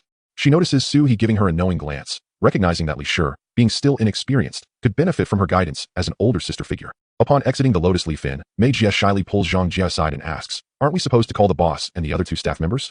Zhang Jia imparts her wisdom. Running an inn is quite different from other jobs. Someone must always be present at the establishment. When little Sue's parents were around, they had to take turns eating. Mei Jia nods and inquires further, but why haven't Teacher Suie and that young girl joined us? Zhang Jia replies, Teacher Suie and Hong Lian reside at the inn, so they are considered part of the staff. Don't worry, the boss will ensure they are well taken care of. The group settles into their seats at Old Li's clay pot restaurant. Old Li pops his head out from the kitchen, announcing, I've saved you a table, the one at the back. The rear consists of 3 small square tables pushed together to form a long table where they all sit. Old Li emerges from the kitchen with several cold dishes he prepared earlier, spicy chicken feet, smashed cucumber, and cold mixed enoki mushrooms. Li Shi, Please fetch drinks and bowls for everyone, his wife cheerfully instructs as she brings out spicy stir-fried pork, dry pot bullfrog, and fish-flavored eggplant. Wiping her hands on her apron, Old Lee's wife smiles. These are just home-cooked dishes. Our specialty is clay pot meals, so we don't have any elaborate dishes. Please make do. Sister Zhang, having worked part-time at the Lotus Leaf Inn for several years, has become quite familiar with Old Lee's family. You've worked hard, she acknowledges. Old Lee's wife responds. Our Lee Sure is quite honest, though he struggles to express himself and is rather shy. He will rely on all of you for support. At this, Lee Sure, carrying drinks and utensils, feels his face flush and his ears burn upon hearing his aunt's words, mumbling, I will depend on everyone's care. Sister Zhang rises to take the initiative, saying, not at all. We are here to support each other. Lu Shan, being from the north and more outgoing, adds, indeed. We newcomers should help one another. If anyone notices something amiss, let us remind and assist each other. Mei Jia and Dong Jing nod in agreement. A few other patrons in Old Lee's restaurant glance enviously at the steaming stir-fried dishes on Li Shi's table. One girl, looking at her own clay pot, expresses her dissatisfaction. Boss, can I order that stir-fried dish? Old Lee's wife, eager to accommodate new customers, replies, of course. It depends on what ingredients we have available. The girl, with a craving, states, I'd like some chicken feet. Old Lee, overhearing, peeks out from the kitchen. We have chicken feet, but they need to be prepared fresh. Priced at 50 per pound. Is that acceptable? The girl nods. Sure, I'll take a pound of the braised ones. Seeing this, other patrons express their desire to add dishes, prompting Old Lee's wife to become busy attending to them. Meanwhile, Li Shi and Sister Zhang's group take the opportunity to get to know one another better. As anticipated by Sister Zhang, Suie indeed made arrangements. She prepared a table for the new employees at Old Lee's clay pot restaurant, and even had the proprietor of Wang Ji roast duck send over a duck. For the well-known personalities at the restaurant, she opted for takeout, allowing them to gather and foster camaraderie, especially with the introduction of new character cards. Typically, Suie and Hong Lian, as well as teacher Cui, adhered to a staggered dining schedule, as Sister Zhang had mentioned. Occasionally, Hong Lian would whip up a simple dinner, but most of the time, they would request Uncle Lee from the neighboring clay pot restaurant to prepare a few dishes or order takeout. This time, Suie chose Western fast food for their meal. The table was laden with an abundance of pizzas, pasta, baked rice, along with cola, fries, and fried chicken, a veritable feast for the homebodies. Young Hong Lian, having tried Western fast food once, fell head over heels for it, particularly enjoying cola. Under Suie's watchful eye, she noticed that teacher Cui also had a fondness for fried chicken. Indeed, high-fat, high-calorie food is universally adored. Observing the curious little Sure, Suie affectionately urged, Little Sure, do try some. Today is a special occasion. Let's indulge a bit. Chapter 55, Deep Sleep Early in the Morning. Little Sure occupied the prime spot at the front desk, perched atop a shelf in the corner, intently watching the guests checking out. Li Sure guided the guests. Good day, esteemed guests. Your room has been vacated. Are you satisfied with our inn? This couple had come to experience the sleeping beauty bed. They had encountered Suie and Cui Fini distributing flyers at the International Home Expo. The husband, who often indulged in practicing calligraphy, picked up a flyer on a whim. His wife, long troubled by her husband's snoring and suffering from poor sleep, decided to give the He Inn a chance, hoping for a remedy.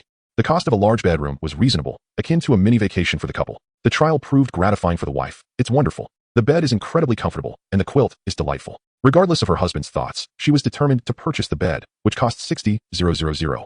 For her own peace of mind after years of restless nights. The previous night's sleep was unforgettable. She let her husband rest first, and after he lay down, he truly did not snore. She observed him for quite some time before finally drifting off to sleep, feeling a wave of joy wash over her. Upon engaging with the quilt, she felt enveloped in comfort. It was as though the quilt had been kissed by the sun, warm and fluffy. A gentle heat seeped through the cover, embracing her like sunlight. The quilt exuded a warm, sunlit aroma, evoking the sensation of basking in a bright afternoon, lifting her spirits and soothing her soul. With her eyes closed, the surrounding clamor and worry seemed to dissipate, leaving only tranquility and warmth. The quilt's texture was soft and inviting, warm air circulating within it, imparting a sense of serenity and comfort. Wrapped in the sun-warmed quilt, she felt a cocoon of love and care, providing a profound sense of relaxation and security. The mattress beneath was exceptionally comfortable, crafted to perfectly conform to the body's contours, providing ample support to the shoulders, waist, and hips, allowing for optimal relaxation and stretching. Every inch of skin was enveloped in the soft yet supportive embrace of the mattress, evoking a sensation of buoyancy, as all fatigue and discomfort seemed to dissipate. Before his wife could fully appreciate this comfort, she quickly succumbed to a deep slumber. Upon hearing 2 glowing reviews, Li Shi smiled and said, Very well, I shall present you with 2 breakfast vouchers. You may use them this time or on your next visit. He produced the prepared vouchers. Suie had granted him certain privileges, enabling him to distribute breakfast vouchers to select guests as an incentive for positive feedback. This couple had not viewed Wu Qiang's live stream, nor were they aware of the discounts available in the live broadcast. They had booked their room directly through an online platform, which did not include breakfast in their package. The wife accepted the breakfast vouchers, glancing at her husband, who hesitated about whether they should dine at the inn. Originally, they had planned to visit Sanzong Temple and then enjoy some vegetarian noodles. Let us try the breakfast. If it doesn't taste good, we'll eat less, the husband decided. Thinking they might not return to He Inn for some time, and it would be prudent to utilize the offer. Alright, then we'll eat lightly to save room for the noodles. They agreed as they headed towards the dining area, completely oblivious to the excited, molting 3-legged golden crow lurking in the shadow of the counter. Xiaoshi could not suppress the urge to sing, but remembered Suie's admonition to avoid startling the guests, so he restrained himself. As the couple praised the comfort of the bedding, he received a point for a positive review. Initially, he thought Suie was speaking nonsense and deceiving him. But now Xiao sure held a newfound respect for her, realizing she had a point after all. The fluffy comforters and clean linens indeed enhanced the guest's enjoyment. Shaking his feathers, he mused, if I earn one positive review a day, it will take me 100 days to reach 2 stars. That is far too slow. Humph. As a distinguished 3-legged golden crow, I must be the fastest. He lifted his head and soared towards the 6th floor, determined to work and garner acclaim. Upon arriving at the restaurant, the couple felt a twinge of regret. The dining area was a far cry from a grand hotel buffet. It merely featured a few simple tables and chairs in a rather cramped space, albeit reasonably clean. On the long table lay an assortment of homely snacks, steamed buns, dumplings, and twisted rolls, lacking any particular distinction. The wife, accustomed to these options, found them rather uninspired but decided to sample a few bites since they were already there. Noticing the congee was steaming hot, she took a bowl and ladled some century egg and lean meat congee. Her husband raised an eyebrow. Only half a bowl? The wife nodded. I just want to taste it first. As she blew on the congee and took a small spoonful, her husband inquired, how is it? Tasty? The wife, too engrossed in savoring the flavors of the congee, paid little attention to her talkative husband. Lifting the half bowl of steaming century egg and lean meat congee, she was first greeted by an inviting aroma of rice that warmed her heart. In the porridge, fragments of preserved egg and tender slices of lean meat floated, each spoonful bringing forth an abundance of delight and contentment. The preserved egg released its gelatinous essence, blending seamlessly with the savory aroma of the lean meat, exuding an irresistible fragrance. The meat melted in the mouth, its texture soft and glutinous, bursting with juices at the slightest bite. The silky smoothness of the preserved egg paired with the delicacy of the meat, combined with the creamy texture of the porridge, rendered the entire bowl irresistibly rich and flavorful. Each spoonful was imbued with deep affection and warmth, evoking feelings of home and care. After finishing half a bowl, the wife rose to refill her bowl, prompting the husband to swiftly scoop a generous serving for himself. The steaming porridge quickly disappeared into his stomach. The couple completely forgot their intention to save room for the vegetarian noodles, finishing the preserved egg and lean meat porridge before indulging in sweet porridge. A delightful cycle of sweet and savory, one bowl after another. Enjoying the porridge with a small dish of pickles or a simple steamed bun transformed an otherwise ordinary breakfast into a delectable feast. Gradually, more patrons arrived at the restaurant, and upon witnessing the couple engrossed in their porridge, they too curiously joined in. The restaurant echoed with the sounds of slurping and savoring as patrons relished their bowls of porridge. By the time they could eat no more, the couple left the restaurant, hands on their bellies, feeling a sense of satisfaction, having completely forgotten about the vegetarian noodles they had intended to try. Chapter 56. Dust mite allergy, how is it? What did the doctor say? When will the results be ready? Ji Lin anxiously inquired, watching her husband cradle their weeping daughter. Mao Yingxiong, holding their sobbing girl, replied with concern, they did a blood test for allergens, but the results won't be available until tomorrow. He had just squeezed into the consultation room to ask the specialist, and learned that there were no appointments available for tomorrow. They could simply bring the results directly for review. Ji Lin gently stroked her daughter's head, saying, Wan, please stop crying. If you keep it up, you'll start coughing again. She comforted her daughter and earnestly questioned Mao Yingxiong about why they didn't opt for a skin prick test to identify the allergens. To pinpoint the specific source of the allergy, a skin prick test could be conducted. This involves applying extracts of various allergens onto the skin and then pricking the surface with a small needle at the site of the allergen to observe for any allergic reactions, such as redness or itching. Based on the results of the prick test, it can be determined which allergens the patient is sensitive to, allowing for appropriate treatment and preventive measures to avoid allergic symptoms. Ji Lin recalled having undergone an allergy test before, which was indeed a prick test. Mao Yingxiong, while soothing their daughter, explained, the prick test is quicker, but the doctor mentioned that a blood test for allergens is relatively comprehensive, capable of detecting delayed type allergens. The skin prick test can sometimes yield false positives or negatives. He gently touched his daughter's slightly damp forehead, adding, besides, seeing her being pricked multiple times would make her reluctant. The little girl, with tear-streaked cheeks and red-rimmed eyes glistening with unshed tears, quivered at the corners of her mouth. Once her tears subsided, she began to sniffle, and suddenly, she let out a series of hiccups, each one expressing the unarticulated pain and grievance she felt. The hiccups gradually ceased, replaced by bouts of coughing that caused her entire body to flush a peculiar shade of red. Ji Lin lifted the little girl's back, revealing not only redness but also clusters of welts that brought tears to her eyes. When had her daughter ever endured such suffering? Wan was a lively child, darting about everywhere, the little tyrant of the community, yet her robust health had spared her parents much worry, even when the flu swept through. Recently, her father, Mao Yingxiong's dad, had unearthed a long-preserved silk quilt from Taihu, which he had been reluctant to use himself but decided to give to Wan. She, being the little showstopper, draped the silk quilt over herself like a cape and even snuggled with it at night. On the first day, she complained of itchiness, but Ji Lin and Mao Yingxiong dismissed it, assuming it was merely the result of her not having bathed properly. The following day, small red welts appeared on her skin. Ji Lin took Wan to the local hospital, where the doctor suggested it was likely an insect bite rash and prescribed a cream. Ji Lin and her mother-in-law undertook a thorough cleaning of the house, yet the situation did not improve. Wan began to sneeze incessantly, her nose running clear fluid, followed by a fit of coughing. The local doctor was nonchalant, attributing it to seasonal flu combined with allergies, and prescribed some cough medicine. After taking the medication, Wan improved slightly, but 3 days later, she began coughing again, her breathing becoming rapid, and the welts multiplying, accompanied by symptoms of asthma. On this visit to the local hospital, the doctor suggested a possible dust mite allergy and prescribed antihistamines. The family rallied together, replacing all the bedding and even purchasing a mite removal device and air purifier overnight. Yet Wan's condition continued to fluctuate. Exhausted, they returned to the local hospital. And Jilin's father-in-law felt immense regret, guilt weighing heavily on him as he watched Wan grow thinner. Secretly, he took back the silk quilt, wrapping it around himself, hoping to induce an allergy in himself and transfer the illness onto himself so that Wan might recover. Witnessing her father-in-law's actions, Jilin found herself unable to voice her previous complaints. At that moment, blame served no purpose, and the family needed to unite as one. The local doctor recommended nebulization and desensitization injections. Mao Xiong, who seldom ventured online for information, found himself scouring the internet, absorbing other parents' experiences with allergy treatments. Once the desensitization injections commenced, they had to be continuous, placing a severe burden on both the child's physical and mental well-being. Many families endured years of desensitization therapy with little effect, while others faced recurrent symptoms. This only deepened Mao Xiong's anxiety and sorrow. How had their once healthy little monkey become so pitiful? After much research, he resolved to take their child to seek treatment in Yongjiang. The Yongjiang Women and Children's Hospital was renowned, especially for its pediatrics. With heavy hearts, the family set off for Yongjiang. Let's rest in the car for a bit.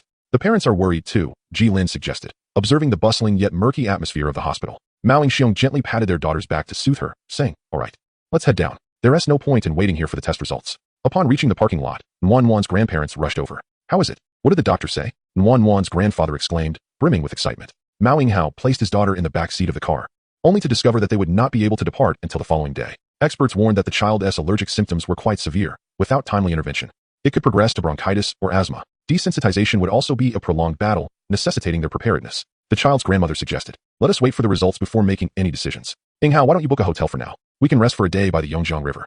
The constant back and forth is too much for the child. Jilin nodded in agreement and began searching for nearby hotels on her phone. The Yongjiang Women and Children's Hospital was steeped in history, situated in the old town, with several aging lodgings in the vicinity.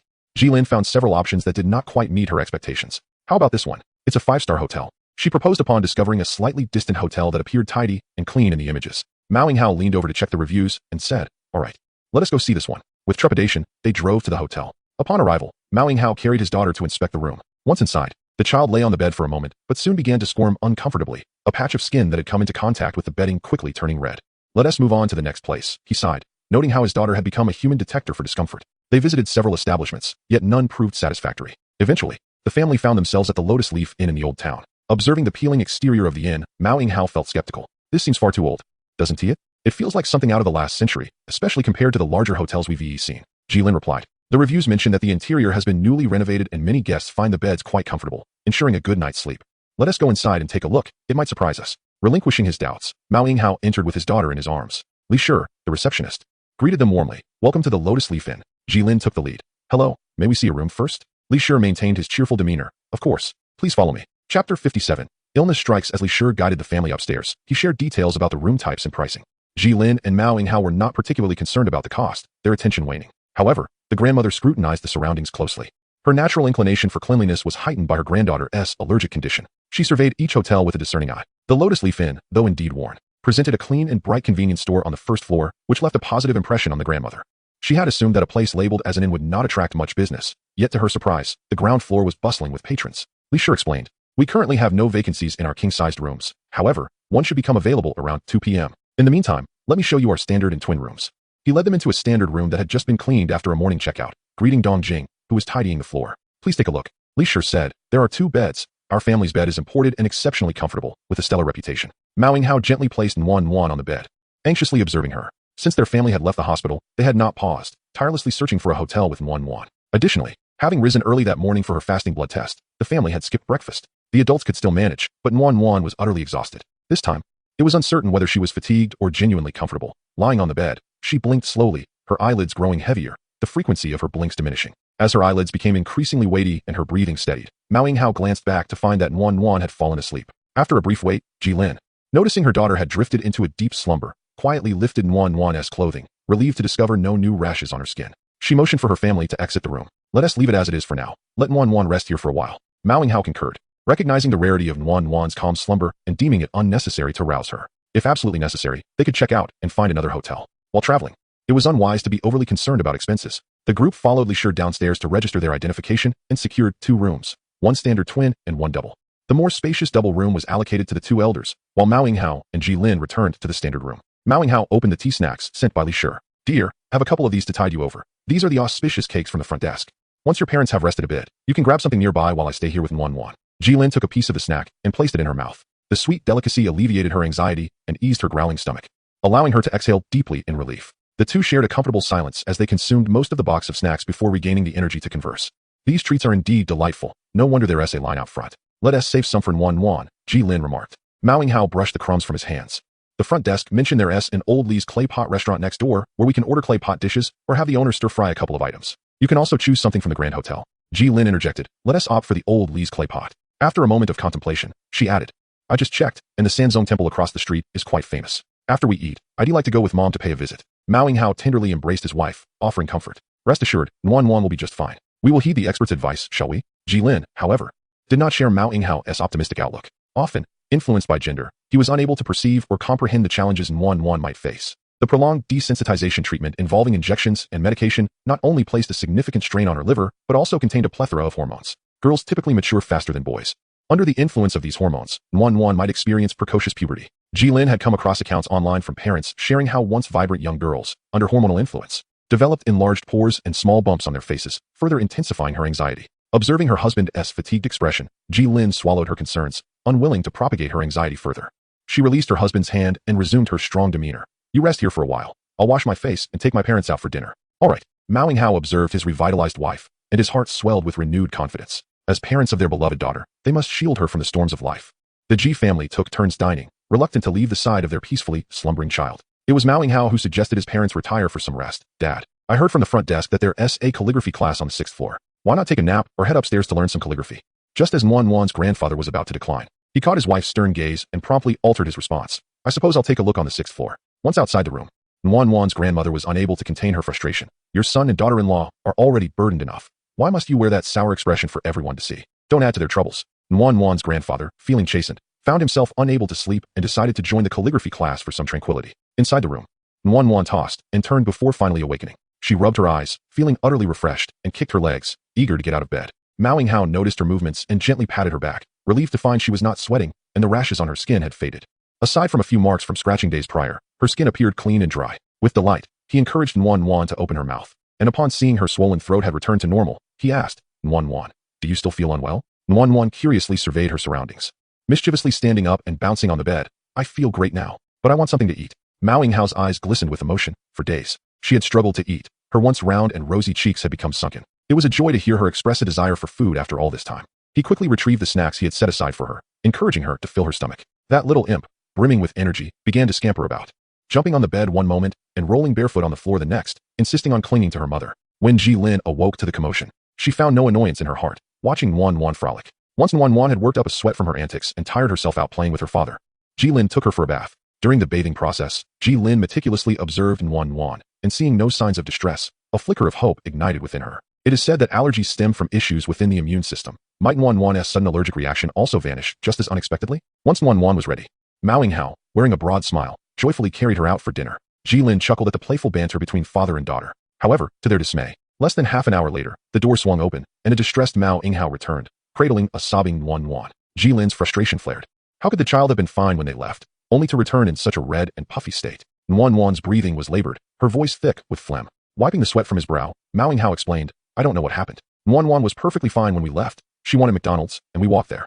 Wan found the mask uncomfortable and discreetly removed it. Initially, I failed to notice, but when she began to cry, I realized she had relapsed into her allergies. Jilin's hopeful anticipation for Wan to recover without medication was utterly dashed. Chapter 58, Dust-Free Environment. Early the next morning, Jilin and her family went to the hospital to collect the test results. Upon seeing the results, Jilin felt a heavy weight in her heart. Wan was diagnosed with a level 6 allergy to dust mites, which was quite severe. The expert advised, it is imperative to commence desensitization therapy as soon as possible. Allergies to dust and mites can lead to symptoms such as skin itching, nasal congestion, and sneezing, all of which can significantly affect a child's quality of life. Observing Wan sneezing uncontrollably in crowded places, Jilin couldn't help but feel heartbroken. Is there truly no alternative? Then she recalled something and added, just yesterday, when our child was in the room, she seemed perfectly fine, without a single issue. The expert understood the parents' reluctance towards medicinal and hormonal treatments and patiently explained, in a relatively stable environmental setting, the child can maintain a steady state.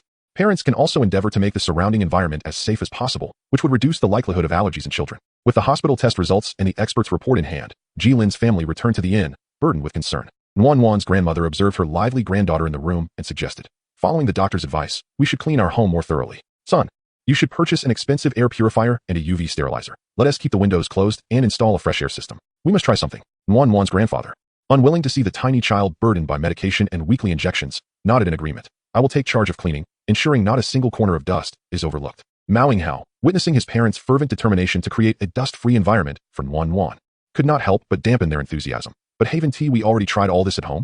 Mom, you've replaced all the bedding with pure cotton and even boiled and dried them. Initially, Wan did feel much better, but less than a day later, she was itching all over again, and you'll have to disassemble and wash the bedding once more. Wan's grandmother found no hardship in this. Washing the bedding daily is no trouble at all. As long as Wan is comfortable, it's worth it. If Suchins can manage it, surely I can handle washing a single bed for Wan. Listening to this, Wan, who had understood the expert's words during her hospital visit, quietly interjected amidst her grandmother and father's dispute. Wan does not want injections or medication.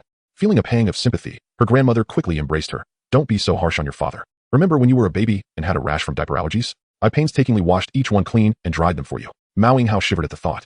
Desperate to avoid hearing his mother recount his childhood embarrassments, and surrendered. Mom, I'm just concerned for you all. What if daily cleaning proves ineffective? We would still have to resort to injections. Jilin found it hard to be resolute. She said, I will inquire with the owner about the type of dryer utilized in this establishment. Last night, as I slept, I noticed the comforter was fluffy and bore the fragrance of sunshine. With so many comforters here and the sun being rather dim yesterday, it is evident that a drying machine must have been employed to dry them. Did that young man at the front desk not mention that the beds here are also imported? Perhaps the drying machine is imported as well. Wan's grandmother nodded in agreement. Indeed, I also found it exceedingly comfortable last night. Your father and I have saved a sum of money intended for Wan. I believe we could use it to purchase a drying machine for her. Wan's grandfather also nodded vigorously. In their era, the one-child policy was enforced, and he had only one son, desiring to provide him with the very best. The young couple had likewise concluded that with only Wan as their daughter, they naturally wished to offer their precious granddaughter the finest. Let us try it out. What if it works? Wan's grandfather was reluctant to have the child receive an injection. Both you and Jilin must go to work. So the task of taking Wan for her injection would fall to me and your mother. I am not comfortable with the local hospital. Even if she needs an injection, it will surely be done here in Yongjiang. The effort expended in taking Wan for an injection is not much different from just putting in more effort at home. Among the 5 family members, 4 opposed Wan receiving the injection, leaving Hao with no choice but to acquiesce. Alright, let us observe for now. However, Mom and Dad, should anything need to be purchased, please do not use your money. Wan exclaimed excitedly. Yes, let Grandpa and Grandma's money be saved for me to buy ice cream. Her innocent words lightened the somber atmosphere, and the family began to tease her. When Jilin found Suie, she was accompanied by the 3-legged golden crow, Xiaoshi. As they surveyed the room, upon seeing Jilin, Suie initially intended to have Xiaoshi hide, but Xiaoshi was unwilling, expressing its displeasure towards Suie. What is this? Jilin approached and noticed a crow perched on Suie's shoulder, which filled her with a hint of trepidation. Suie hurriedly explained, Greetings. Esteemed guest, this is our establishment's mascot. It does not bite. Hearing the word mascot, Xiaoshi felt a twinge of discontent, its ambition swelling. As it understood that this woman was due to check out today, to avoid jeopardizing its chances of receiving a good review, it remained silent. Though it could not speak, its claws were animated, and Xiaoshi used them to insist that Suie commend its contributions. Suie winced from the pressure on her shoulder, her expression faltering as she managed. Esteemed guest, are you satisfied with our inn? All our linens and bedding are aired and laundered daily. Should you have any concerns, please feel free to voice them. Jilin inquired earnestly, are the linens indeed washed and aired daily? Suie, thinking Jilin was skeptical, earnestly clarified.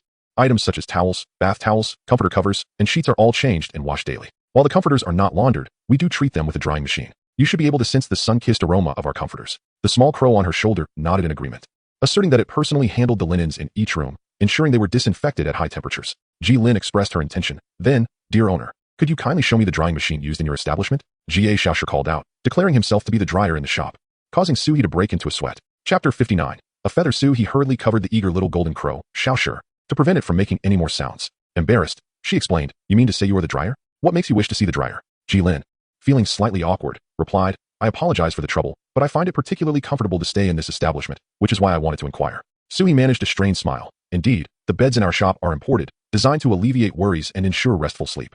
Many guests have even purchased new beds after trying them out. Jilin acknowledged that the beds were indeed quite nice, but her current focus was on the dryer. Just as she was about to speak, Suie sensed her intent and pretended to tap on her phone, indicating that she had a matter to attend to. The pair, one person and one bird, stepped back a bit to create some distance from Jilin. With a safe distance established, Xiaoshi expressed his discontent directly. Why are you changing the subject? Isn't that undermining my merits? The little one was not pleased. Suie forced a smile and lowered her voice. If she wants a bed, I can certainly offer her the same model. But what about the dryer? Should I just send you over? Not to mention whether the guest would believe in your divine powers. You don't have a clone, Xiaoshi. If you leave, what will happen to the shop? Originally poised to flap about, Xiaoshi fell silent. After dining with Cui Fengyi and Hong Lian, Xiaoshi had absorbed much common knowledge of modern society, realizing they must never display their uniqueness in front of ordinary people. Otherwise, not only would their chances of ascension be thwarted, but their very existence could also be challenged. Xiaoshi anxiously fluffed his feathers, fearing that his good reputation points might vanish. In his anxiety, his feathers fluffed up and poked Suie's face painfully. Feathers? An idea suddenly struck Suie as she looked at the feathers. She whispered, Xiaoshi, do your feathers have any special properties? Xiaoshi mimicked her, stepping closer to Suie's ear and replied, my feathers carry my solar divine power and have some effects. After pondering for a moment, Suie closed her phone, which she had been using for show, and approached Jilin once more. Boss, I truly love the fluffy feel of the blankets in the shop. So I was wondering if it's possible to purchase the same model dryer. Jilin articulated her intention. With the assurance given by Xiaoshi, Suie felt more confident. Shall I take you upstairs to see our shop's dryer? Jilin responded joyfully. The trio ascended to the 6th floor.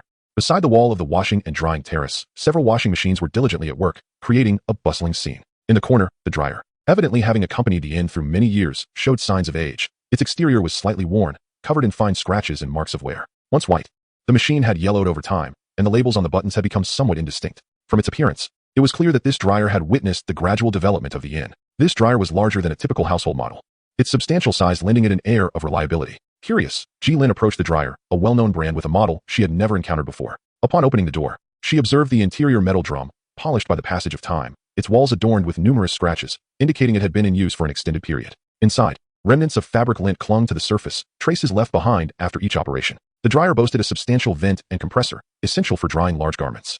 As Jilin caressed the massive appliance, she pondered where she could possibly install a similar model if she were to purchase one. Its considerable size would make it a challenge to fit into the community elevator. Suie stepped forward to explain, Miss G, this dryer was procured directly from the factory. Typically, households do not require such a large capacity. Moreover, dryers evolve rapidly. Brands have surely released more advanced models by now. Jilin remained skeptical, recalling that her own washer-dryer set had cost a fortune yet was not as effective as those used in hotels. Suie recited her rehearsed lines. The reason our linens and quilts are so fluffy is due to our use of a bit of innovative technology. Jilin's thoughts were consumed by her daughter, oblivious to how Suie's tone mirrored that of promotional hosts. When you rest upon the beds in our hotel, do you not experience both warmth and comfort, along with a cloud-like softness? Suie coaxed gently. Jilin hesitantly nodded in agreement. This is because we utilize solar magnetic stones. These stones harness solar radiation, possessing ultraviolet sterilization capabilities, allowing your quilts to remain warm and fluffy while eradicating dust mites. Imagine your home's bedding transformed from a haven for mites into a fresh, sterile paradise. You need not wash and sun your quilts daily. Simply place the solar magnetic stones within or alongside your bedding in the wardrobe to harness their energy, convenient and efficient. Suie spoke with unwavering composure. Jilin remained doubtful. These stones generate a magnetic field, aiding in improved blood circulation, alleviating pain, boosting metabolism, enhancing immune function, and reducing the likelihood of illness, thus offering certain health benefits. Suie's claims grew increasingly fantastical. Jilin felt somewhat overwhelmed. If these stones possessed such myriad functions, they must surely come at a high cost. Cautiously, she inquired, how much does this stone cost? She was prepared to offer 10,000, or even a maximum of 30,000 yuan for such a stone. Since her daughter had not exhibited any allergic reactions while staying at the hotel, she was willing to invest this amount if feasible. Suie replied earnestly, it costs nothing. Jilin was taken aback by the notion of no charge. Was Yi Hotel engaged in philanthropy? Was it truly complimentary? She harbored concerns about potential hidden costs. All we ask, Miss G, is for your family to leave us a positive review. Suie had no intention of allowing Xiaoshi's feathers to become a tool for profit. Xiaoshi required no money, only commendations. Suie was resolute in not exploiting her employees for financial gain. The development of the inn undoubtedly requires substantial funding. However, in comparison to monetary concerns, the sentiments of the characters involved hold greater significance. In the company of Cui Fengyi, Hong Lian, and Xiaoshi, Suie has come to regard them as partners and employees of the inn, nurturing the hope that they will soon realize their aspirations. Xiaoshi, somewhat astonished, understands that survival and growth in contemporary society necessitate financial resources, and it never occurred to it that Suie would offer her services free of charge. Jilin's initial skepticism regarding the solar energy magnet has completely dissipated. After all, why question something that can be obtained without expense? Her face radiates gratitude. Chapter 60. The solar magnet. The solar energy magnet is a creation of Suie's own hands. She rummaged through her desk and unearthed an ancient jade bead, of which she possessed a considerable collection. In her youth, enamored by beauty, she purchased these beads from a vendor at her school gate, accumulating various colors, including jade green, red, and yellow. At that time, Suie was captivated by the trend of bead stringing, amassing an array of beads in different hues and styles. Naturally, these beads were not genuine jade. Some were made of quartz, marble, or even plastic and resin, emphasizing beauty over value. Suie selected a green jade bead and wiped it clean with a tissue. Xiaoshi, my dear, would you kindly lend me one of your feathers? She requested, extending her hand with her palm facing upward. She fixed her gaze on Xiaoshi, anticipating it might pluck a feather from its own body. Xiaoshi soared to the top of the wardrobe, evading Suie's line of sight, and retrieved a feather that had fallen after it received its first commendation point. Grasping the feather in its beak, it turned to descend, only to be startled by the sight of Suie standing on a chair. Taken aback, Xiaoshi stumbled in its flight. Suie remarked meaningfully, oh, dear Xiaoshi, it appears you have hidden your feather atop the wardrobe. Since Xiaoshi's arrival at the inn, Suie had taken the initiative to learn about Corvidi online. These birds typically construct nests using twigs, straw, animal hair, and feathers. She tiptoed, craning her neck, and noticed several glimmering objects in the corner of the wardrobe. Upon closer inspection, they turned out to be her zircon earrings and a broken diamond hairpin. Xiaoshi extended its third foot and playfully nudged Suie. She covered her face, marked by its claws, and quietly descended from the chair, certain that should she continue speaking, the indignant Xiaoshi would surely erupt in anger. With an elegant glide, Xiaoshi placed the feather upon the table. The feather was remarkably resilient, each filament intact, its edges tinged with a faint red hue that shimmered golden in the light. As Suie gently caressed it, she felt a wave of warmth. Observing Xiaoshi's nonchalant demeanor, she surmised that the fallen feather was akin to human hair loss, a normal occurrence. She carefully placed the feather along with the jade bead into a small pouch she had received from the Sanzong temple, and then retrieved a thread of a similar color to securely stitch the pouch closed. The pouch bore embroidered blessings of safety and happiness, and most individuals harbor a certain reverence for temples, refraining from recklessly unsealing such pouches, even if it were truly dismantled. So he could confidently point to the jade beads within and proclaim them to be solar magnets. Whether genuine jade or not, every object possesses its own energy and magnetic field. Suie descended the stairs with Xiaoshi, and after a brief wait, they encountered the Ji family, who had finished tidying up their belongings. The little girl, Nan Nan, was fully equipped with a hat and mask, her tiny hands reaching to tug at her hat. After 2 unsuccessful attempts, her father firmly restrained her. Pouting, Nan Nan redirected her gaze to the little Xiaoshi perched on Suie's shoulder, her eyes sparkling with fascination. Seeing his daughter's demeanor, Mao Yinghao felt a headache coming on. As expected, Nan Nan clung to his sleeve, expressing her affection for Xiaoshi. Jilin quickly stepped forward to block her daughter's view. In an instant, Mao Yinghao understood.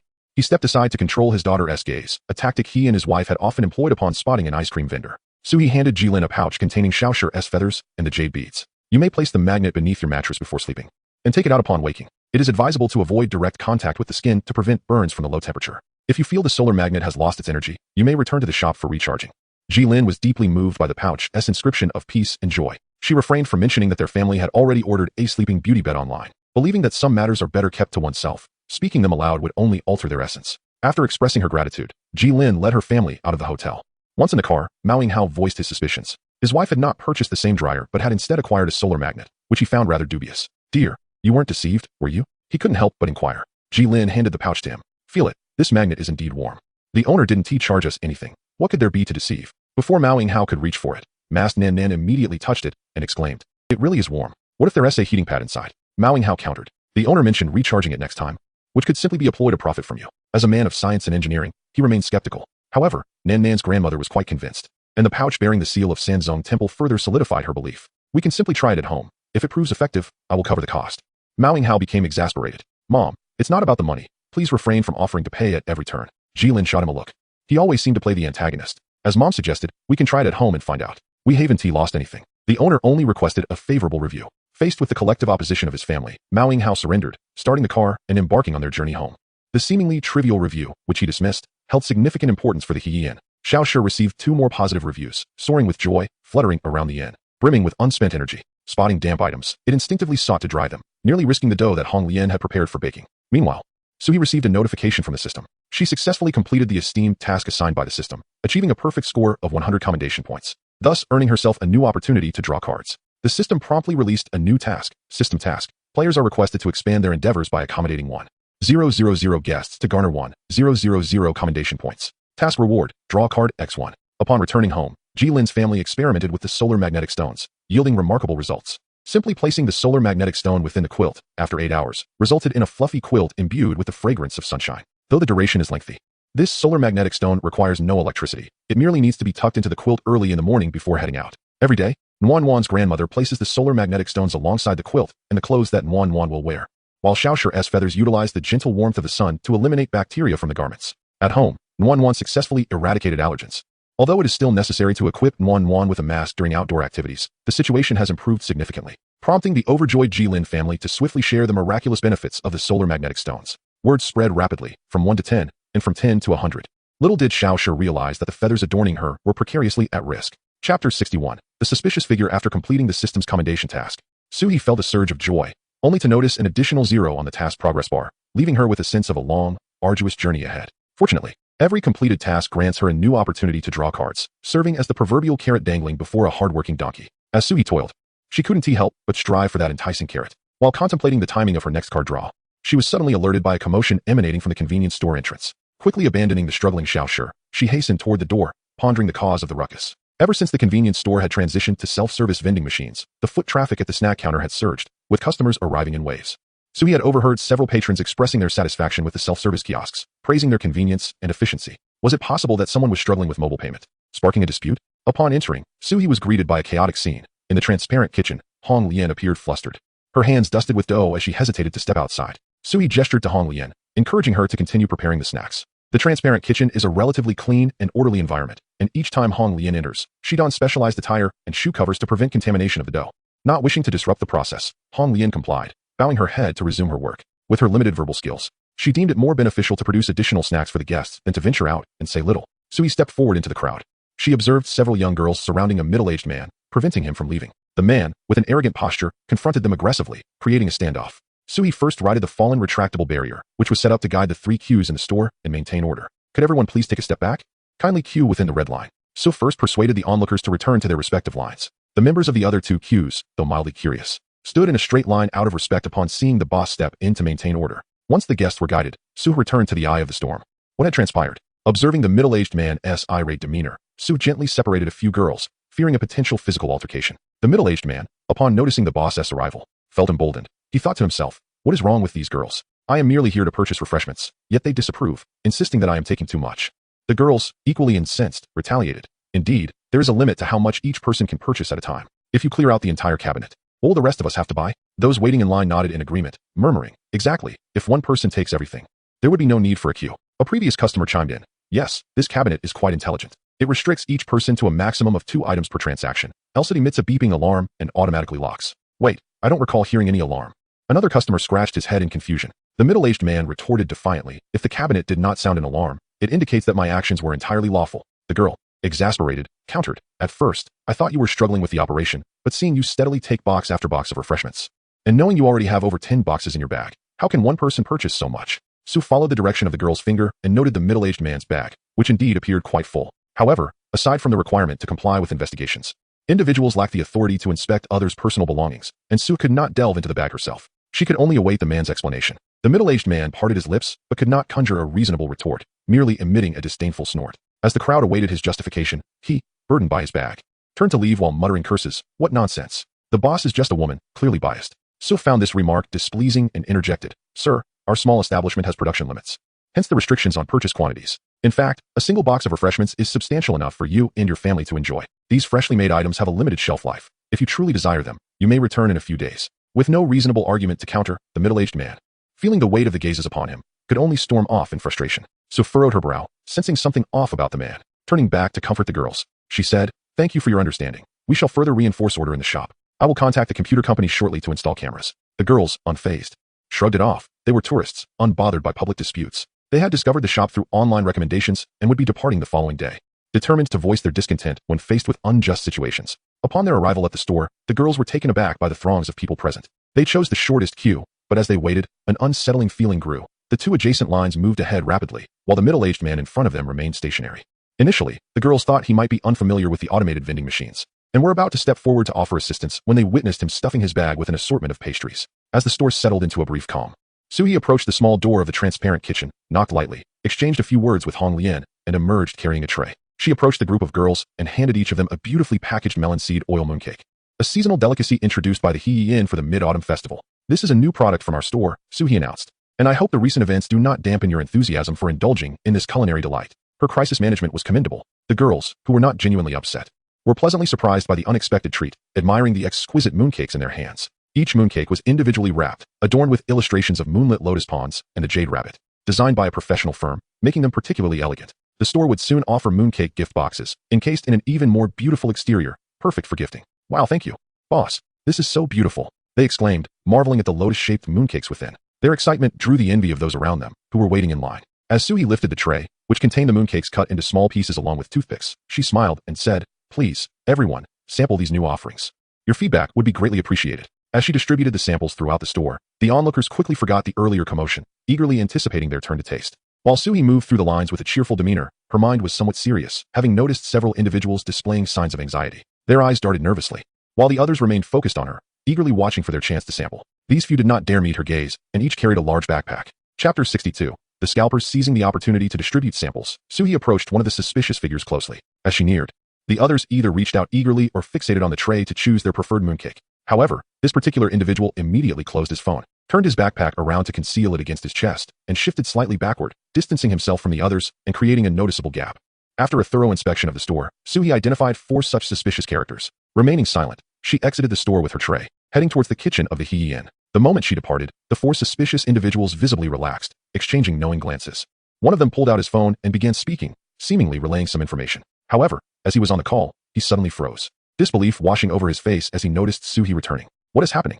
Isn't this supposed to be an automated vending machine? Why has the boss suddenly appeared? The suspicious caller hastily ended the call, his face etched with disbelief as he furtively glanced at his companions. Suie, feigning a leisurely demeanor as if she were merely an owner enjoying a day in her establishment, engaged in casual conversation with several patrons. At last, one of the dubious characters approached to make a purchase. Standing at an angle behind him, Suie observed as he scanned the code, selected a few boxes of pastries, and then, seemingly dissatisfied with his choice of snacks, reopened the cabinet. This time, as he scanned again, his finger slid swiftly across the phone's screen, deftly switching accounts before scanning the code anew. Nonchalantly, he picked up a box of snacks, feigning regret over his selection, as if he intended to return it, only to immediately and stealthily shove 8 boxes into his bag. Attempting to employ the same trick again, he failed to notice Suie had already discerned his method, and she deliberately made heavy footsteps forward. The suspicious figure's hand trembled, and he no longer dared to switch accounts, briskly departing with his bag.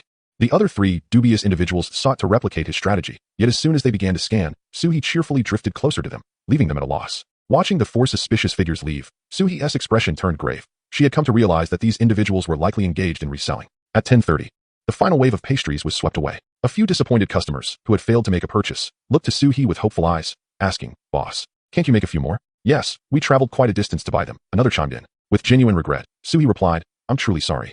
But as you can see, we have only one chef. She wakes up at 4 or 5 in the morning to prepare these pastries. And we have indeed done our utmost." She gestured toward the busy Hong Lien in the transparent kitchen. The patrons said little more, acknowledging the efforts of the chef. "Well, can't you hire a few more chefs?" suggested another customer. Suie shook her head. "Creating delectable pastries isn't something one can master in just a day or two. If the opportunity arises in the future, we will certainly produce more." The customers departed, resigned to their fate. On this occasion, Suie refrained from offering any pastries to the disappointed customers. After all, there were daily instances where patrons left empty-handed. And she could not make exceptions today. As the disappointed customers walked away, one lamented, "I mentioned online that this place is quite popular. You have to queue around 9 o'clock. You all wouldn't believe me." Another customer added, visibly displeased, "Who would have thought? This owner is wealthy, yet doesn't make a profit." "What do you know?" interjected a third. "This is called hunger marketing, without queuing. Where would the popularity and traffic come from? Those posts you see online might very well be orchestrated by the owner." Listening to the customer's complaints, Suie felt somewhat helpless.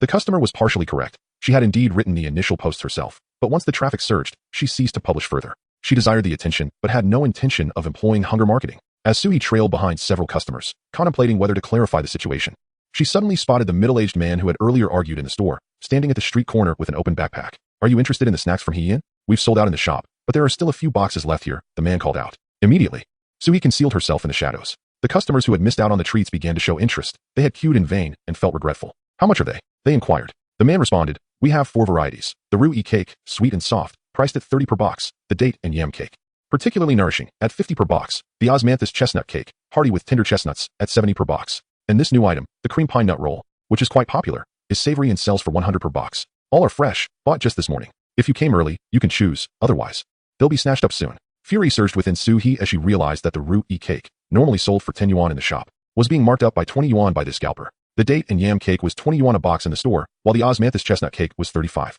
The cream pine nut roll, with its slightly more complex preparation, was sold at 50 yuan in the shop. This scalper was effectively doubling the prices. What a lucrative business. Selling just 10 boxes of the cream pine nut rolls would yield a profit of 500. In a month, that could mean 15,000 yuan. It was no wonder that 4 suspicious individuals had appeared in the shop today. Such easy money would surely attract more scalpers. Fortunately, those girls had alerted Suie, otherwise, she might have remained oblivious. After all, her focus was primarily on developing the inn and completing system tasks, so she had not paid much attention to the tea snack window. The middle-aged man's expertise suggested he had likely set his sights on He Inn long ago. The customers were taken aback by the exorbitant prices, yet their desire for the treats lingered. Hesitantly, one of them said, "Well, let us get a box of the cream pine nut rolls." Incensed, Suie contemplated intervening, but she questioned whether she had the authority to do so in public. Chapter 63. The scalper strikes back. Since taking over the inn, Suie had interacted with a myriad of people daily, gradually shedding her youthful naivete and acquiring a somewhat formidable demeanor. Even while grocery shopping, she had become bold enough to negotiate for an extra bundle of scallions from vendors. One cannot be too polite, or else one risks being morally coerced. While she lacked enforcement power, she possessed her voice, and Suie resolved to express her indignation. Activating her phone's video function, she tucked it into her pocket. "What do you think you're doing? Selling right in front of our store? Have you no shame? Do you even know the average lifespan of a scalper is only 20 years? What's wrong? Have you lived long enough?" Suie charged forward like a cannon. The customers, who had been about to make a purchase, exchanged glances and silently withdrew, casting furtive looks back at the unfolding scene. The middle-aged man, disrupted in his business, wore a displeased expression. He zipped up his backpack, his gaze venomous as he glared at Suie, a cold, menacing expression on his face. Seeing the man trying to flee, Suie stepped directly in front of him, blocking his path. What? Think a few glances will scare me. Let me tell you, I've had my rabies shots. The middle-aged man adopted a condescending, lecturing tone. Young lady, you still have a lot to learn about how the world works. You know, it's better to avoid trouble than to invite it, understand? Don't be so stubborn at such a young age. What a pity it would be if something happened. Learn what? Learn to have skin as thick as yours. Don't think I want to curse you out just because you're older. Suie felt nauseated by the man's hypocritical demeanor. A scalper reselling goods actually thought he was in the right. Relying on his height, the middle-aged man looked down at Suie with disdain. He cleared his throat and spat a thick glob of phlegm forcefully beside her feet. Little girl, I think you've read too many books and lost your senses. Do you think this is still school? Go ahead, call the police on me if you dare. Suie suddenly realized. Oh right, such a good idea. How could I forget? Thanks for the reminder, I'll call them right now. Suie had already recorded evidence of the man attempting to resell goods on her phone. She stopped recording and dialed the police. The middle-aged man clenched his fists and took 2 steps forward, glaring fiercely at Suie. What good will calling the police do? When they arrive, let us see whose side they take, yours or mine. Suie refused to back down. Fine, then don't you dare run. Suie knew perfectly well that the man's current actions didn't violate any laws, and the police might not be able to do much about it. But she had plenty of time. The hotel staff were keeping watch, the morning tea snack sales had ended, and she was free. The middle-aged man, however, targeted customers who hadn't managed to buy tea snacks in the morning queue. To make money, he had to sell his stock quickly during this period. Otherwise, as foot traffic dwindled, the snacks would become difficult to offload.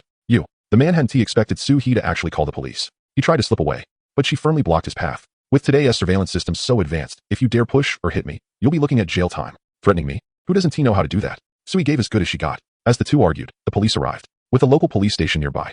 Their response was remarkably swift. The officers took Suie and the middle-aged man back to the station for mediation. As the man had predicted, the police couldn't penalize him. After clarifying the situation, they could only issue a verbal warning. The middle-aged man was clearly a seasoned troublemaker. At the police station, his attitude became exceptionally compliant, and he apologized eagerly. Yes, it was all a misunderstanding, just a misunderstanding, he said, bowing and nodding. Oh my, you're absolutely right.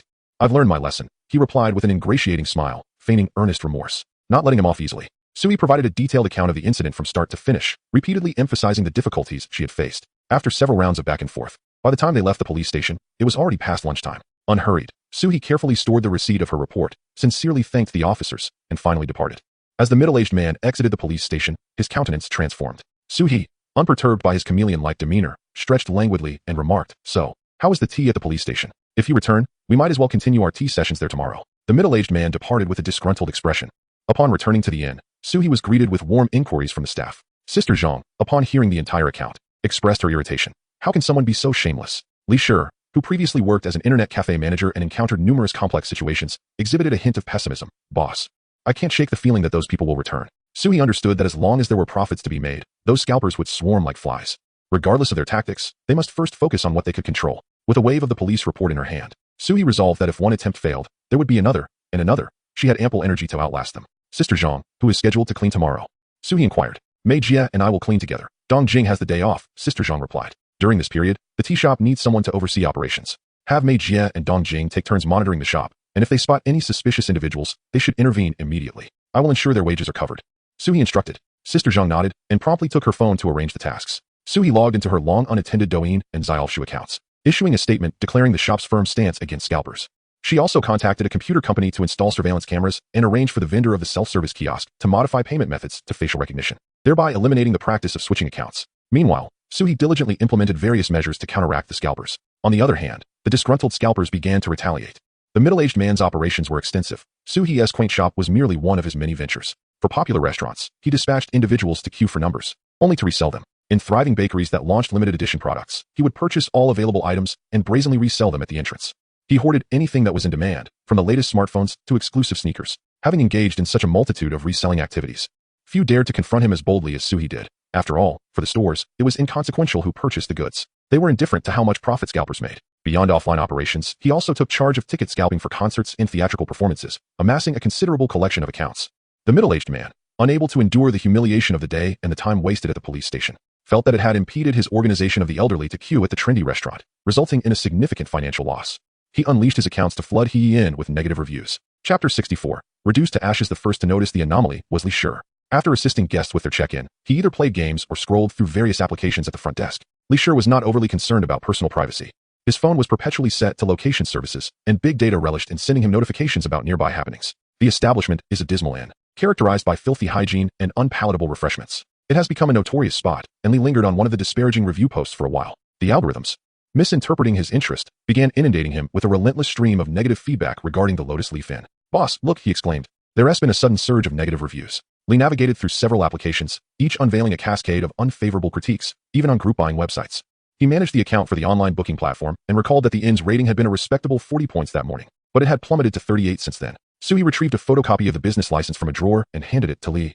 "I need you to work overtime today. You'll receive a bonus at the end of the month. For those defamatory reviews that spread falsehoods, report them directly using this license. Ignore the comments about the food being unpalatable. They are merely subjective opinions." Lee accepted the license, perplexed. "But boss, their barrage of negative reviews will undoubtedly affect our customer flow." Suie pointed to a particular review claiming that the Lotus Leaf Inn's refreshments were merely a marketing ploy, asserting they were indeed quite distasteful. This is a subjective critique. Reporting it may not yield results. Each report could prove futile and consume excessive energy. However, the reviews that include fraudulent images and maliciously defame the inn will be promptly removed by the platform. It is evident that our adversaries are organized, wielding numerous accounts.